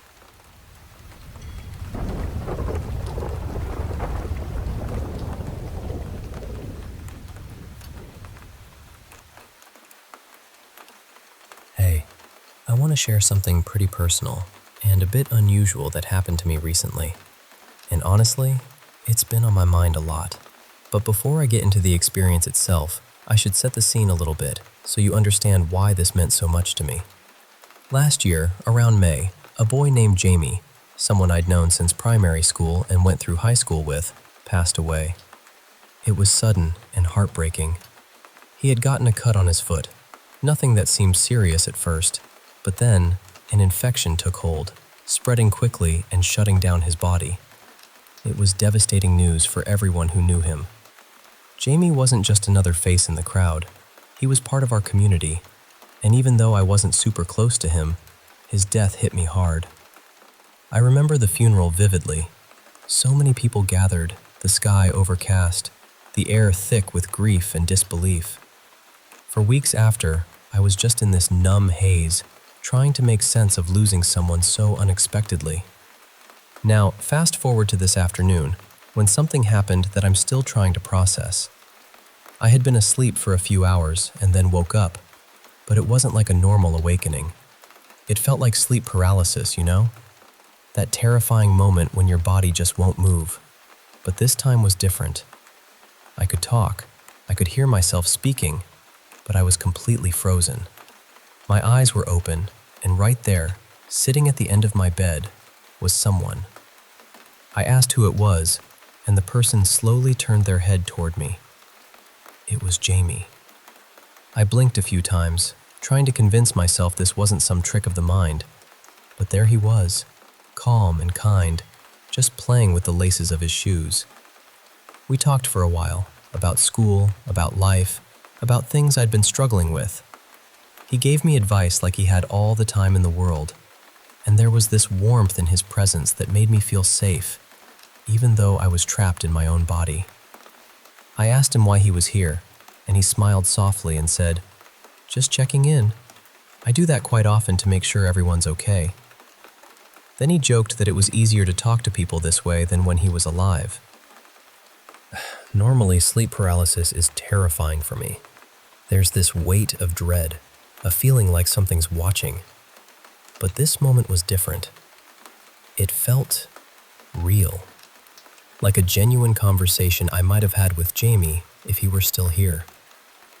After we finished talking, he reached out and gently touched my hand. His voice was soft but steady, and he said, "My time here with you is over, but I'll make sure to let you know if I come around again. I'll look out for you." It struck me because those were some of the last words he said to me before he passed. Then, just like that, he vanished right in front of my eyes. As soon as he disappeared, the paralysis lifted. I was able to move again and sat up in bed, feeling completely awake. It wasn't that groggy, disoriented awakening I usually get after sleep paralysis. It was like I'd just been gently brought back from somewhere else. I've always believed in the paranormal, in the idea that there's a physical world and a spiritual world, this invisible realm where souls go when they pass on. Sometimes I think spirits get caught in between, in this limbo where they can cross over or reach out. But I'd never heard of something quite like this. An actual visit during sleep paralysis, a moment of connection that felt so real and comforting. So I guess my question is, can spirits really manifest themselves like this? Can they just pop in for visits and chats, especially in moments when our minds and bodies are somewhere between waking and sleeping? Because that's exactly what it felt like to me.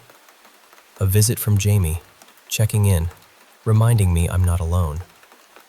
And honestly, knowing that has brought me a little peace.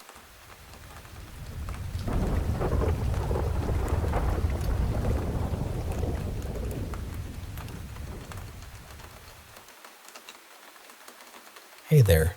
I want to share some stories that have been part of my life. Experiences that might seem unbelievable, but have shaped a lot of my perspective. Let's start with a story from when I was just a little kid, around 5 years old. I lived in Hawaii back then with my parents and my younger sister. My dad was stationed there with the military, so that's why we were there. Now, I don't remember the very beginning of this myself. It's something my mom told me much later, but it's important. We had this little closet under the stairs, kind of like something out of a Harry Potter story. My sister and I would play in there all the time. I remember the closet vividly, but what I didn't know was that I used to talk to someone in there who wasn't my sister. My mom told me I'd be in there, chatting away with a little girl. When she asked who it was, I said it was a friend, a little girl. At the time, I thought it was just an imaginary friend, but now, I'm pretty sure she wasn't imaginary. Eventually, we moved from Hawaii to where we live now, and it seems the little girl came with us. We lived in 3 different homes here, and strange things happened at each one. At our first house here, my aunt came over one day when no one was home. Later, she asked my mom why I was home from school that day, but I had gone to school as usual. My aunt said she'd seen a little girl with 2 braids staring out our window, resting her chin on her hands. She said the girl looked a lot like me, which confused us because I wasn't there. That's the only experience from that home I really remember. Then, we moved into my grandparents' old house. They had been experiencing odd things there, and Grandma even gave the name Hank to the spirit they felt was around. When we moved in, we started noticing things going missing or being moved. My mom also heard a little girl's voice calling Mommy sometimes, a voice she knew wasn't mine or my sister's. So we had 2 different spirits, the little girl and Hank. Hank liked to move our stuff around, and sometimes when something went missing, we'd scold him and ask for it back. It was almost like a game. Hank was mostly harmless, but there were 2 times when he got angry. One night, my dad was drunk and yelling at Hank to stop messing with our things. Suddenly, a light bulb exploded right above us, shattering glass all over the living room. Another time, Grandma was visiting and talking about calling someone to get rid of Hank, and without warning, a pitcher fell off a shelf right behind her, nearly hitting her. That was pretty scary. Hank stuck with us when we moved into our current house, and my mom told him to look after the little girl spirit that had been following me since Hawaii. I heard the little girl's voice clearly once, saying, "Mommy," in the hallway near the bedrooms. It wasn't scary, more like a soft presence. There were other times I felt scared in the house, especially in my own room and the attic, which I was always afraid of. The attic was reachable through a door in my closet ceiling, which just added to the creepiness. One night, my dad checked on me while I was sleeping and saw someone crouched on my bed behind my legs, a figure with knees pulled to the chest, but when he looked again, it was gone. Another time, I was alone in my parents' room, sitting in the computer chair, and suddenly, the chair jerked forward like someone pushed it. Once, while lying in bed on my right side, I felt a hand slide under my pillow from behind me. I was too scared to look back. Another time, while crying on the living room couch because of hip pain, I heard a little girl's voice comforting me, saying, It's okay. I wasn't scared at all then. One evening, while watching TV on the couch, I saw a white figure with its head bent down move down the hallway from my room toward my parents' bedroom. It was all very surreal. Even though it's confusing and scattered, those are the paranormal experiences I had growing up. Since moving out, I haven't felt that presence anymore. I think the little girl stayed with my parents, along with Hank and other spirits. Now, on a different note, I want to talk about sleep paralysis and the strange shadow people that sometimes come with it. I've had these episodes a few times a year. When I was younger, I'd freeze and try to fight back, but it felt like my fists slid off their faces, like I was hitting something slippery. The trick to breaking free is to change the way you fight, like switching from a straight punch to a back fist. It throws them off. It's like pushing against two magnets with the same pole. It takes a lot of strength to pull away. These shadow people can take on any shape, not just shadows. Sometimes they appear as dead loved ones, trying to get a reaction from you, feeding on your emotions. Before the paralysis hits, if you're awake, you might feel a warm wind brush over you. Then the figure tries to hold you down or bear hug you, which is terrifying, but they feed off your fear. One time, during one of these episodes, I got so angry that my hands started to burn with blue flames. The shadow creature screeched and fled out the door. The flames spread all over me, but I wasn't hurt. Instead of freaking out, I chased it out and bear hugged it until it stopped screaming. Now, when they attack in dreams, I try to grab their arm or throat and burn them away. These days, they come in groups, never alone, and their screams sound like a small dinosaur from old movies. There was this one dream where I was asleep on my back and felt one come straight through the bottom of my bed. It grabbed me, and we wrestled until I choked it from behind and then went for the throat burn. Suddenly, my dead mom appeared, shaking and screaming, transforming into one of those shadow creatures. I threw the first one into the other and told them both to leave, and the dream ended.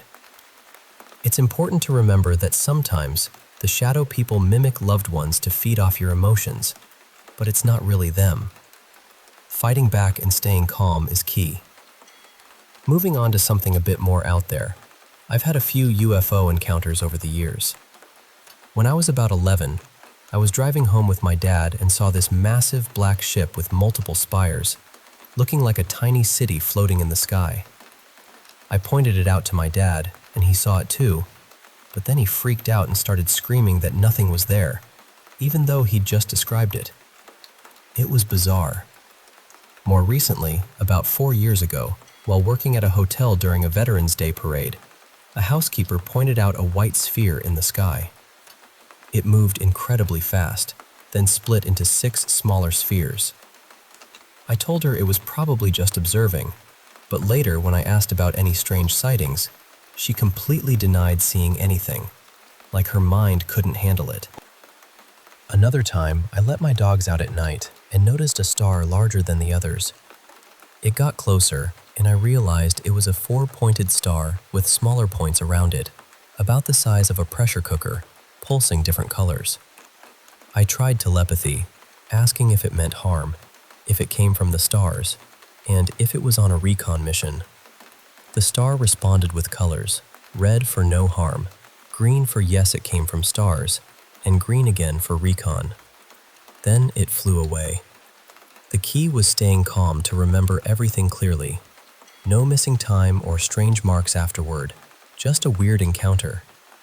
Now, I want to share some strange encounters with black-eyed kids, or BEKs.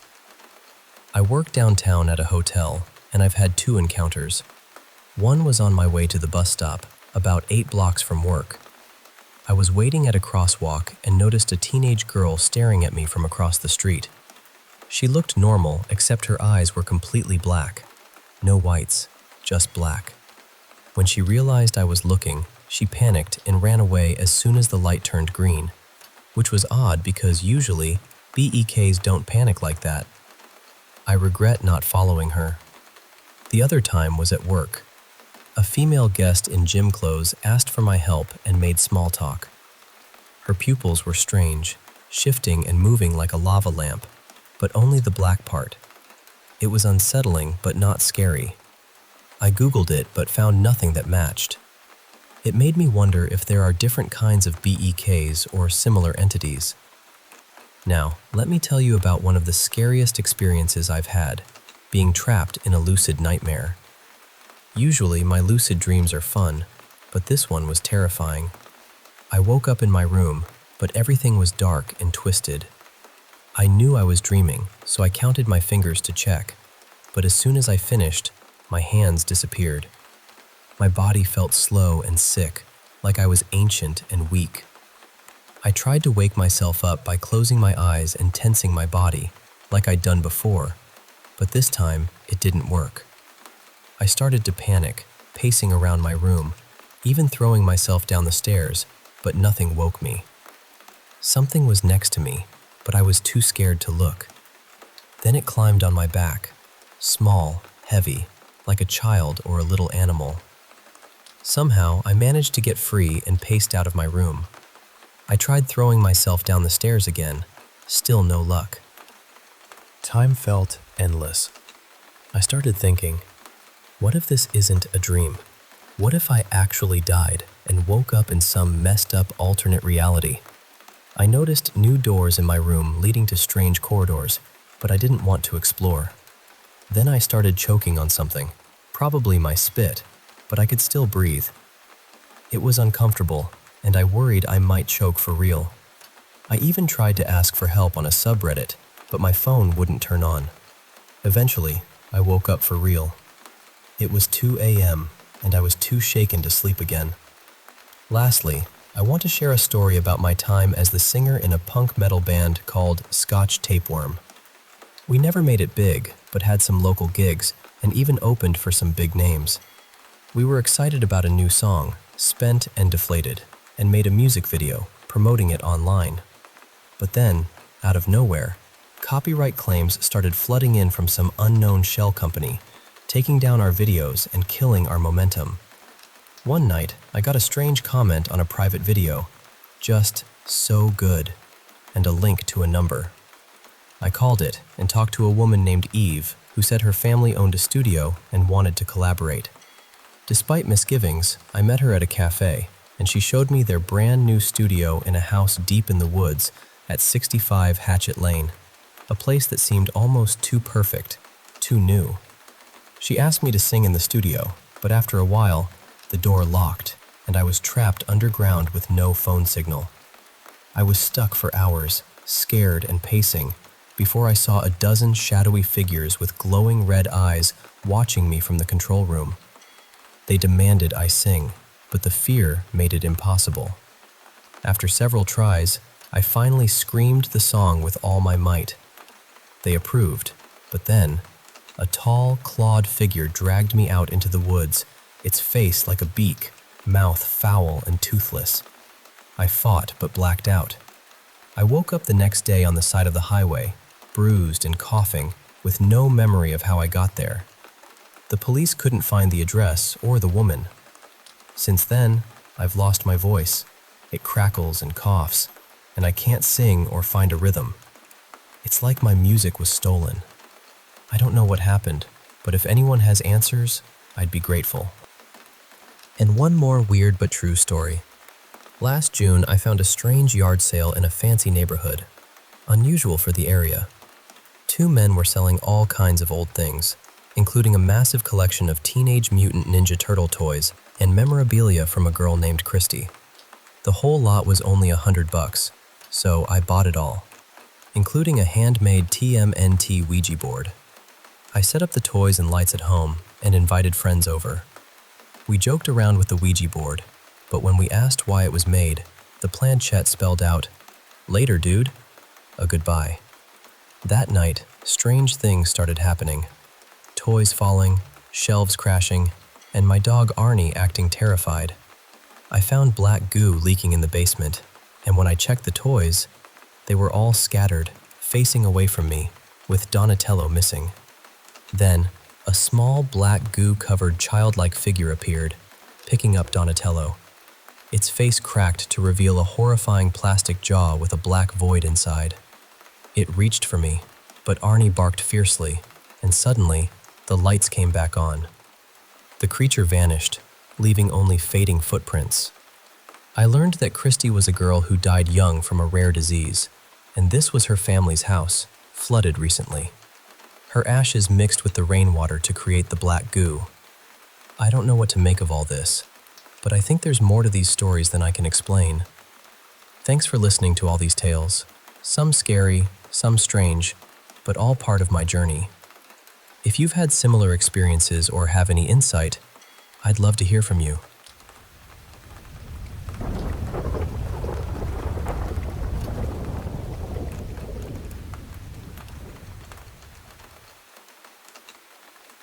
You know, my twin brother and we've had some pretty strange experiences growing up.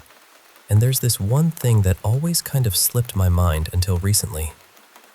Probably because we were so little when it happened, but it was almost like a daily thing for us from when we were about 4 years old until around 9. Yeah, it was that frequent. So picture this, 2 little kids, identical twins, running around and suddenly catching these shadowy figures darting just at the edge of their vision. Not just once or twice, but all the time. It wasn't like a scary ghost story, it was just there. Shadow people, if you will, flitting by in the corners of our eyes. And honestly, I never thought I'd even talk about it because, weirdly enough, it never really bothered me. I actually believe there's more to this world, maybe another dimension or something. And if you don't believe in that, well, I think you might be missing out on some truths. We were raised in a pretty Christian household, so every time my brother, let's call him Liam, and I told our mom about these shadows, she had this steady response. She'd say, "If it doesn't scare you, it's a good spirit. If it does scare you, just rebuke it in the name of Christ." I can still hear her voice, calm but firm. And the funny thing? She had to come up with all these explanations to comfort us, poor woman, because these dark figures kept appearing to us so often. It got to the point where I'd actually avoid looking at certain darker corners in the house or shadowy spots outside. I'd try to keep those creepier parts of the house out of my peripheral vision because, honestly, I hated seeing those shadows run by. And when I did catch one, I'd be frustrated, thinking, "See? I knew it was there." Liam felt the same way.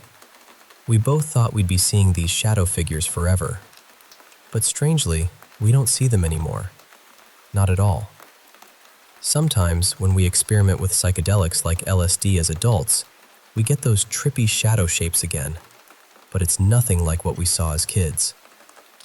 Those childhood shadows weren't some colorful, swirling illusions.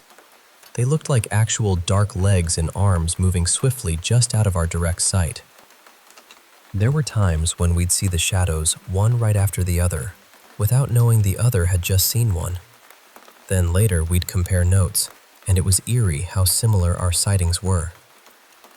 One time stands out in my mind. I ran to my mom, heart pounding, saying, "Mom, I saw one again." This one actually scared me. It was the usual kind, just at the edge of my vision, but it felt different that day. Meanwhile, Liam was sitting by the fireplace all alone, completely unaware I'd just told Mom about my sighting. He felt this uneasy chill and glanced to his left, where he saw a massive shadow sitting right next to him. At first, he thought it was just his own shadow from the firelight, so he shifted his body down, expecting the shadow to move too. But no, the shadow went the opposite direction. Then he leaned back the other way, but the shadow stayed still. He got really freaked out, jumped up, and sprinted straight to Mom. I never doubted his story because I'd experienced the same things, and because he ran to Mom moments after I did, but from a completely different spot in the house. I can only imagine how overwhelmed she must have felt dealing with us both. Years later, as an adult, I brought up those memories with our mom. She got this wide-eyed look and said, "Yeah, that stuff was really scary." Turns out, all that talk about good spirits and bad spirits was just something she told us to keep us calm.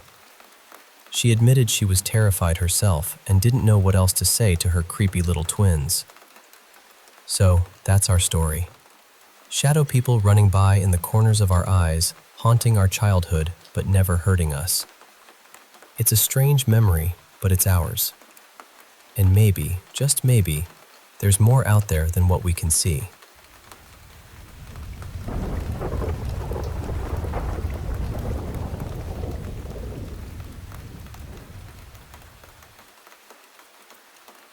You know, I want to share with you some stories from my family farm out in the rural Midwest. It's a place that's been in our family for over a century, and it holds so much history, love, and, well, some really mysterious moments too. My grandma and grandpa still live there, and my grandpa, actually, was born right on that land, just like his father before him. The farm has this deep, grounded feeling, but over the past decade or so, strange things have happened that are hard to explain, and I want to tell you about them. So, picture the homestead. It's got two houses nestled just a stone's throw apart, maybe about 25 yards or so. The newer, smaller house is where my grandparents raised their family. It was built by my grandpa when he married my grandma.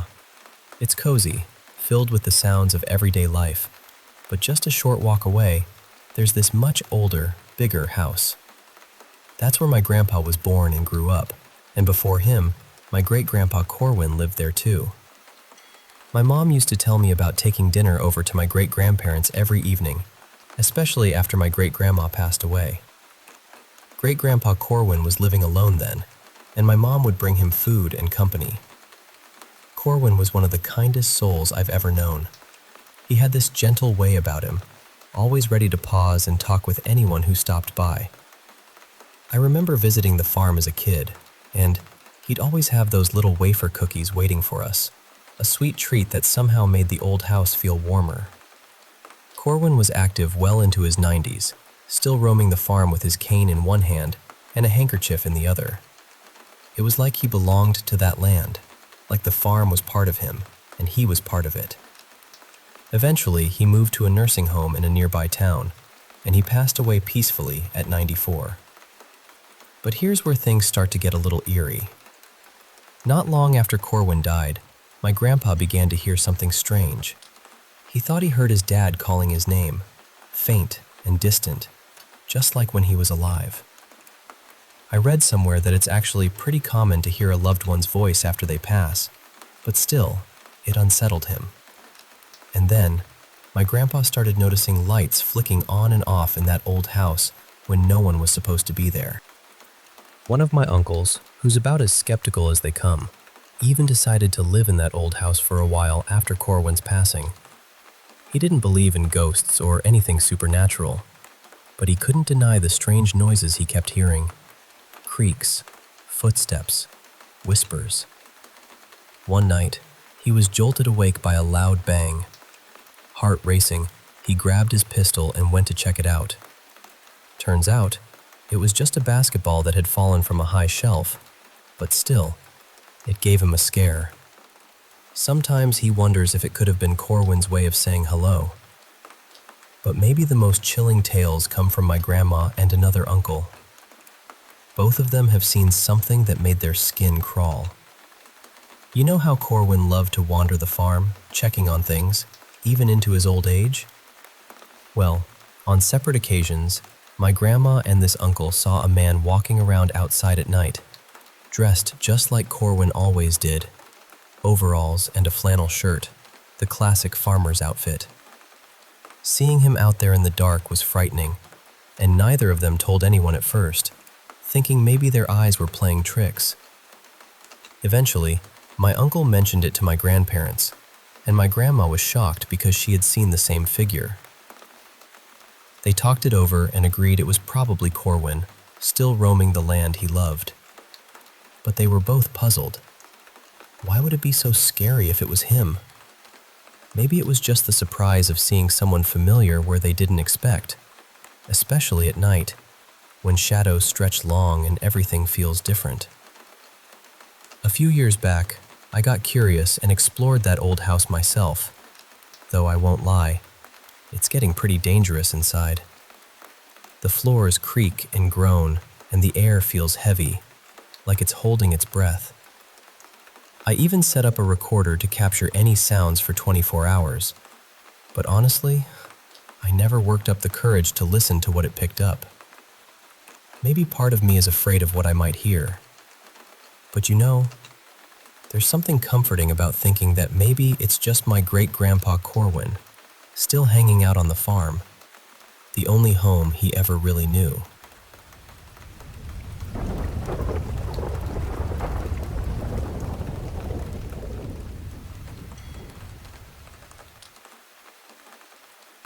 You know, I spent a lot of my childhood winters with my grandmother up in northern Sweden.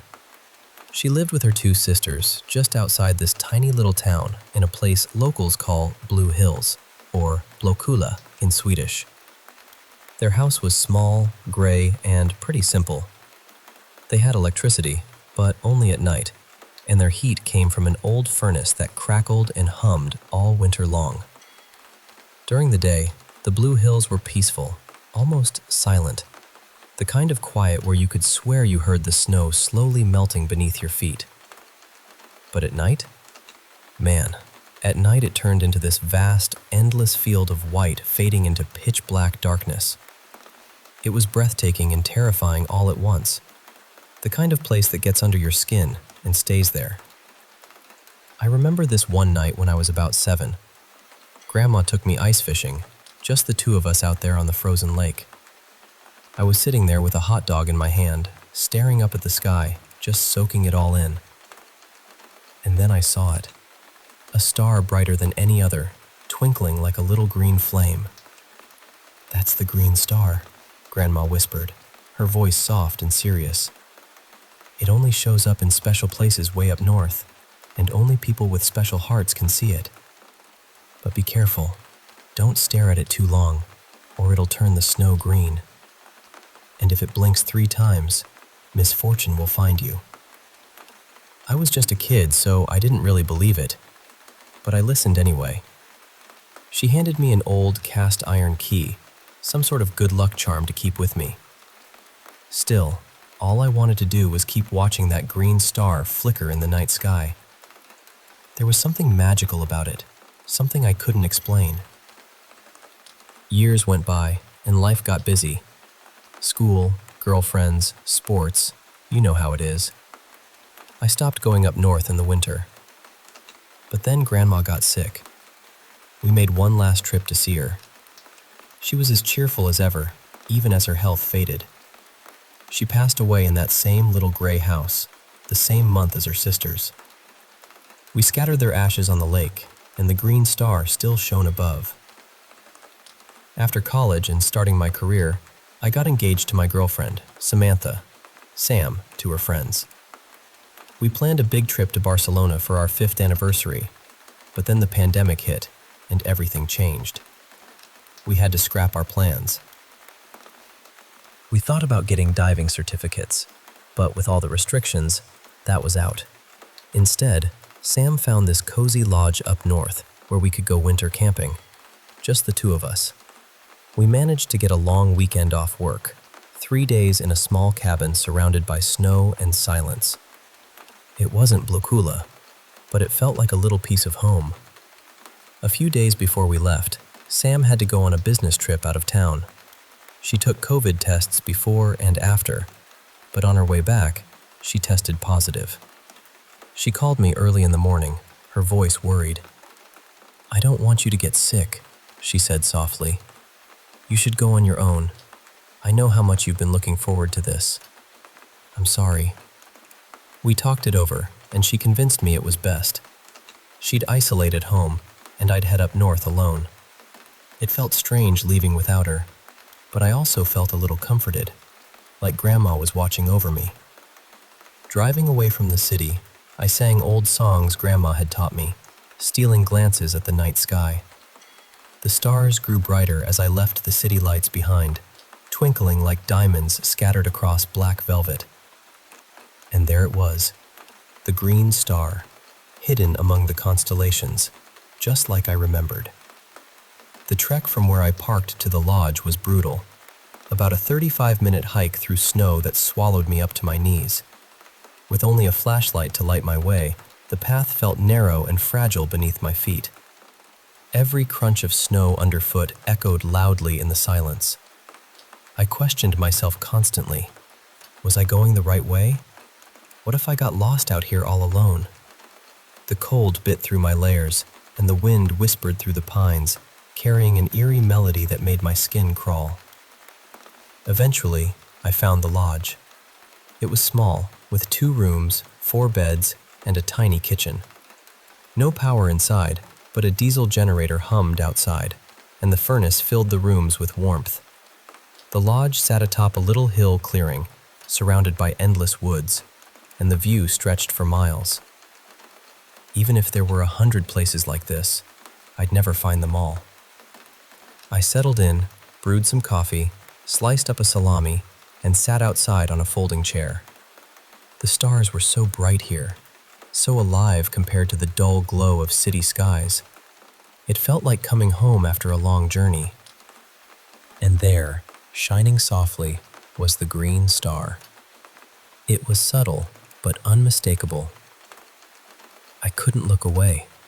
It pulled me back to that night on the ice with Grandma, to wonder and magic. I whispered, "You're still here, Grandma." Then, suddenly, the star blinked out. Panic fluttered in my chest. I scanned the sky, searching until I found it again, faint but still there. My heart raced. Was it real, or just a trick of the cold night? Either way, I sat there for hours, coffee cooling in my cup, salami slowly freezing, lost in the quiet and the stars. Sleep didn't come easy. Without the hum of city life, the distant cars, the buzz of electronics, the steady breathing of someone beside me, I became hyper-aware of every creak and rustle. The pine trees swayed, their branches tapping and groaning in the wind. I lay awake, senses sharpened, feeling like something unseen was watching me. The next day, I decided to walk to a nearby frozen lake. I packed my gear, including an ice auger and fishing rods, and called Sam a few times, but no answer. I promised myself I'd try again later. Walking on ice alone isn't the smartest choice, but I'd done it plenty before, so I figured I'd be fine. Drilling through the thick ice took hours, but eventually, I set up 2 baited rods and settled in with a thermos of coffee and an audiobook. The world shrank to the rhythm of the story and the gentle tap of the rods. No fish came, but I was at peace, even if a hollow feeling gnawed at me. Maybe it was missing Sam, or maybe something else. As dusk settled, I finally caught a fish. I cleaned it quickly and packed up, ready to head back. But then, a sharp snap sounded beneath me. My heart jumped as I froze in place. Another crack. The ice was thick, but the sound of breaking ice beneath your feet is unmistakable. I dropped flat, spreading my weight, and began crawling carefully toward shore, my breath shallow and rapid. I made it back, leaving some gear behind. As I stood catching my breath, the ice behind me gave way with a thunderous crack, swallowing my fishing rods and the fish into a perfect, unnaturally round hole. That night, on my way back to the lodge, a nearby pine tree suddenly snapped and crashed mere feet from me. If I hadn't stopped to check my phone, it might have hit me. The forest seemed alive with unsettling sounds. Twigs snapping, branches scraping, turning the once comforting wind into something sinister.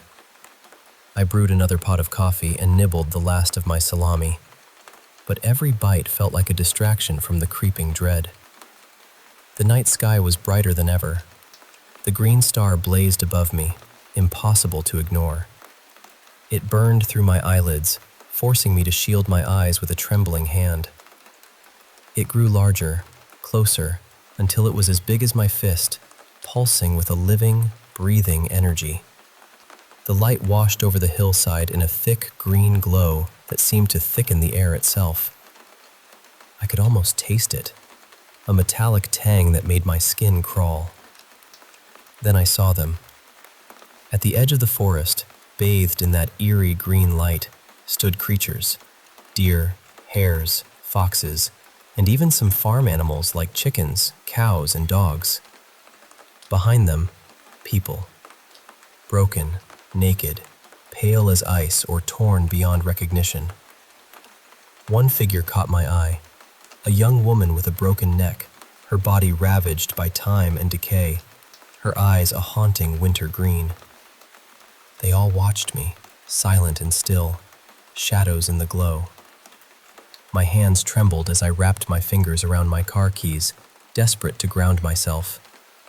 Panic and disbelief tangled inside me. I didn't know whether to run or stay. The warmth from the star was real, but so was the fear gripping my chest.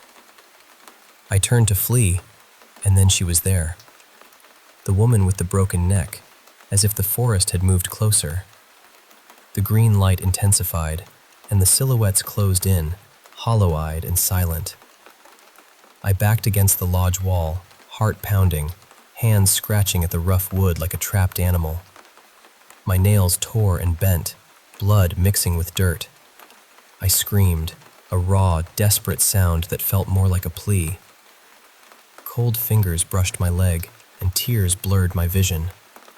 I hid behind them, hoping they'd shield me from the nightmare unfolding. Then, something small and cool landed in my hand, a cast iron key. The same one Grandma had given me all those years ago. Clutching it tight, a wave of calm washed over me. I curled into a fetal position in the snow, crying until my eyes burned raw and red. I knew I'd never see the stars the same way again. The next morning, numb and drained, I packed up and left. Not everyone can see the green star. Sam never has, and even folks from up north don't always spot it.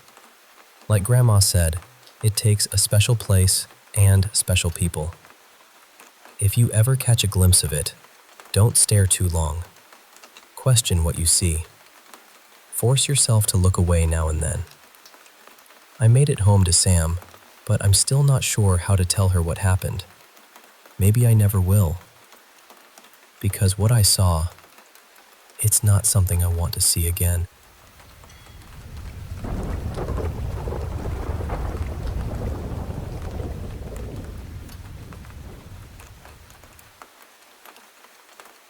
You know, it all started when I lost my job right at the beginning of the pandemic. Suddenly, I had all this time on my hands, and I found myself spending more and more hours online. I fell down some pretty wild rabbit holes. Remember those? Like, I spent an entire weekend watching videos about flat Earth theories. Yeah, I know, it sounds nuts. But honestly, I rode into almost every conspiracy forum you could imagine. I'm pretty sure I made it onto some government watch list by the end of it. When I finally got a new job, I tried to leave all that behind. But I did keep in touch with a few friends I'd made during those days. Most of them weren't the crazed types you might picture. They were just curious people, skeptics really. They weren't obsessed with wild theories just for drama's sake. They were fascinated by how things worked, always poking around for answers. Kind of like me. As I cleaned up the mess from my unemployed, anxious days, I noticed a new trend was sweeping through my circle: static chasing. At first, I didn't pay it much mind. I mean, static? On old TVs? Who cared? Months passed, and I slowly drifted away from all the groups and chats, mailing lists, subreddits, Facebook groups, Discord servers, all of it. I was trying to reclaim a normal life. Looking back, it was pretty embarrassing. When you've got nothing but anxiety and endless hours, you grasp for anything to fill the void. But as things settled down, I wanted to move on. Every now and then, I'd get a message from someone, some genuinely concerned, others just curious. But eventually, even those stopped. That all changed last October. Maggie, Mags to most of us, was one of the most down-to-earth people I met back then. She was a moderator on several boards and had this knack for sparking debates. She could toss out a question like a grenade and sit back to watch the sparks fly. She had a sharp edge but never crossed the line. There was always a twinkle in her eye. So when she messaged me out of the blue, 4 months after we'd lost contact, I knew something was wrong. Her message was simple, just 2 words. Help me. To my surprise, it came as a text to my private phone. I didn't even know she had my number. At first, I tried not to dwell on it. I felt bad, sure, but I reminded myself we'd shared many late-night talks about everything and nothing. For her, every conspiracy was just a new path for her mind to wander. Still, I tried to forget the message and move on. Then one night, a friend bailed on our movie plans, and suddenly I was alone with nothing to do. Irritated, I went back online to find something to watch. That message from Mags popped into my head again, and I found myself opening several tabs. I knew she'd been into static chasing lately, but what was that exactly? Who were these static chasers, and why did it matter? If you haven't heard of them, buckle up. These folks are something else. So, picture this. When an old TV loses signal, it shows that familiar black and white static, like a murmur of tiny dots flickering across the screen. That's background radiation in a way. Nowadays, most modern TVs just go to a blue or black screen when the signal drops, so kids today might never even see static like we did. I remember my brothers and I used to call it the ant war, arguing over whether the black or white dots outnumbered the other. But here's the thing. Static is different now. It's rare. And these static chasers pride themselves on hunting down any trace of static on analog devices. They post pictures, share stories, and genuinely love the sound. The crackling, the hiss. It's almost hypnotic. So I found some websites dedicated to this. Back down the rabbit hole I went.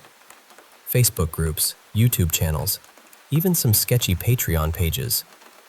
It felt like a ghost from my past was reaching back into my brain. I knew these roads well. Then I stumbled upon the Static Chaser subreddit. That's when the unease started creeping in. It was a ghost town. 46,000 members, but only 2 people browsing. The moderators were all gone. No pinned posts, locked threads, abandoned. But the last post was just a couple of weeks old. Before that, the place buzzed with activity. Dozens of posts and hundreds of comments daily. Something had happened. I searched for Mags's username but came up empty. She had multiple backups, but no trace. I started reading through the final conversations. It was eerie. One user wrote, "I tried staying in front of it like you said. It really does change. But you gotta be there for hours. Is this safe?" That was the last post. No replies. Other posts talked about a new trend. People tuning their old TVs to static-heavy frequencies and just sitting in front of them. Instagram pics showed folks with coffee and biscuits in front of flickering screens.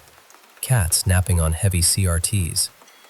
This was a community of thousands, sharing an odd but genuine passion. Then I noticed something else.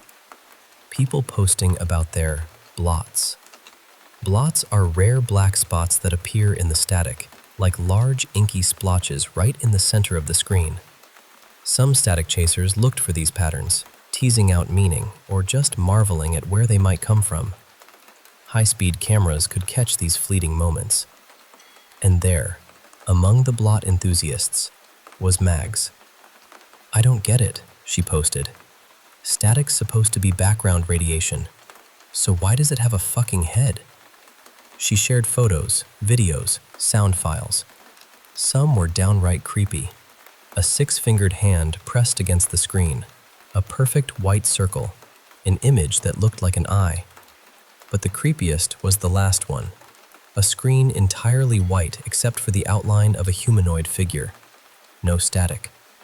She said it stayed that way for 15 seconds. I messaged her, trying to understand. Mags had gotten tangled in all sorts of odd theories before, from anti-vax nonsense to bizarre government conspiracies. But this was different.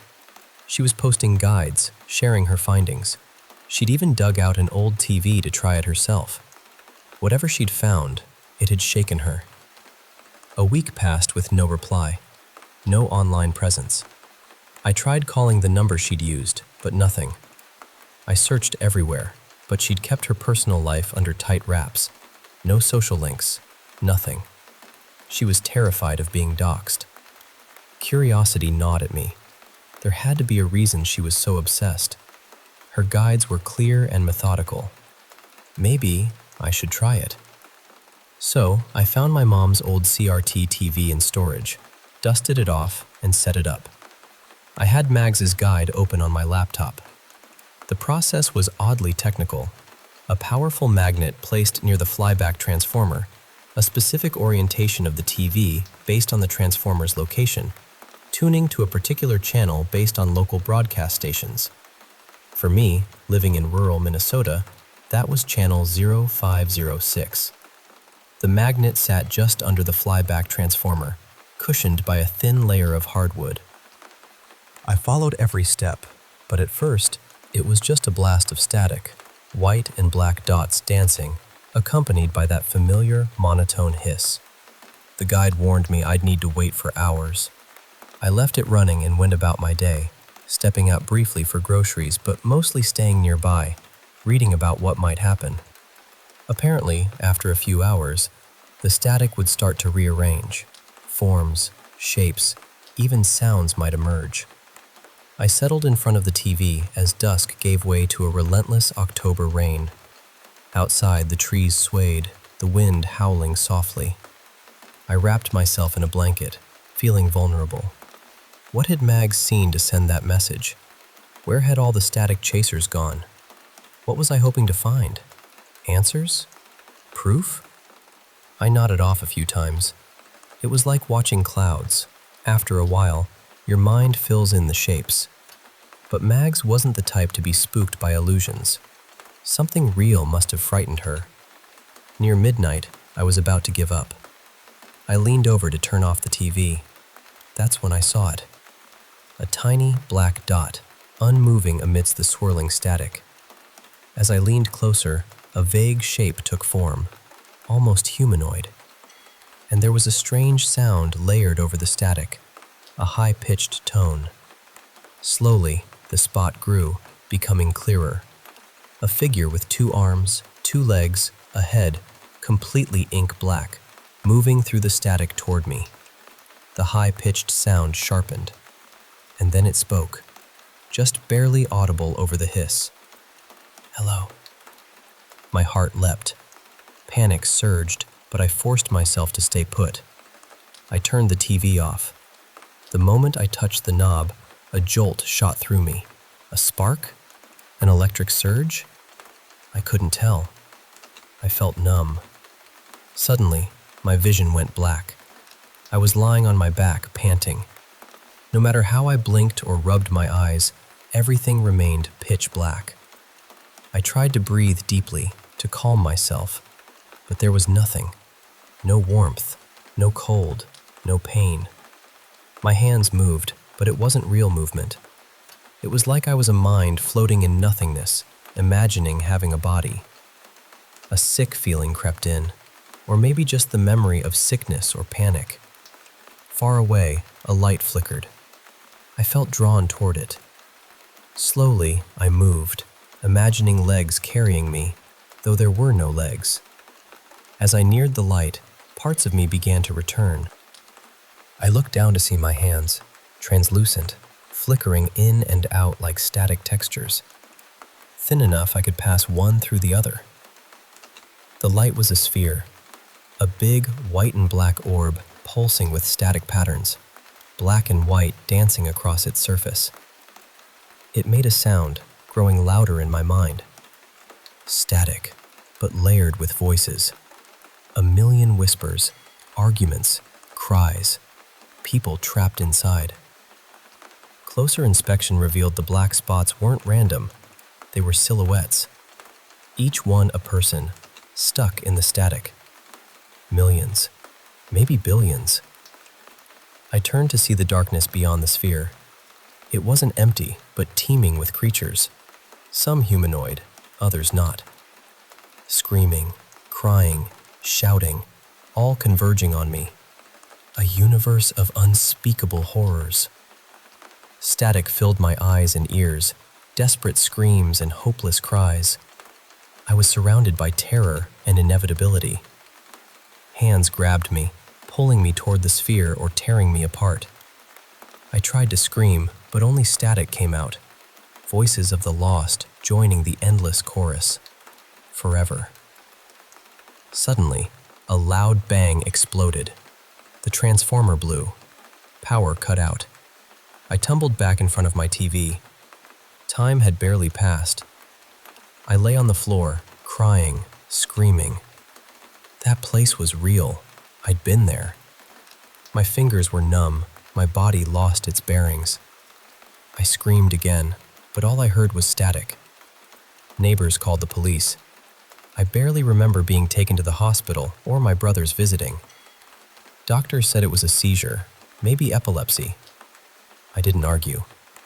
For days, I couldn't speak. I ended up at my younger brother's place, curled in a blanket on his couch. I forced myself to think, to feel alive. Was this what happened to Mags?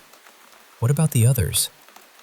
Memories of that void clawed at my mind, sending me into panic attacks. I cried myself to sleep more times than I can count. Once, the panic was so bad I lost control in a Walmart. I'm on sick leave now, seeing a therapist named Jane. She's nice, but focuses on things that don't quite help. I don't know. I found out Mags died. Electrocution. Along with about 24 others.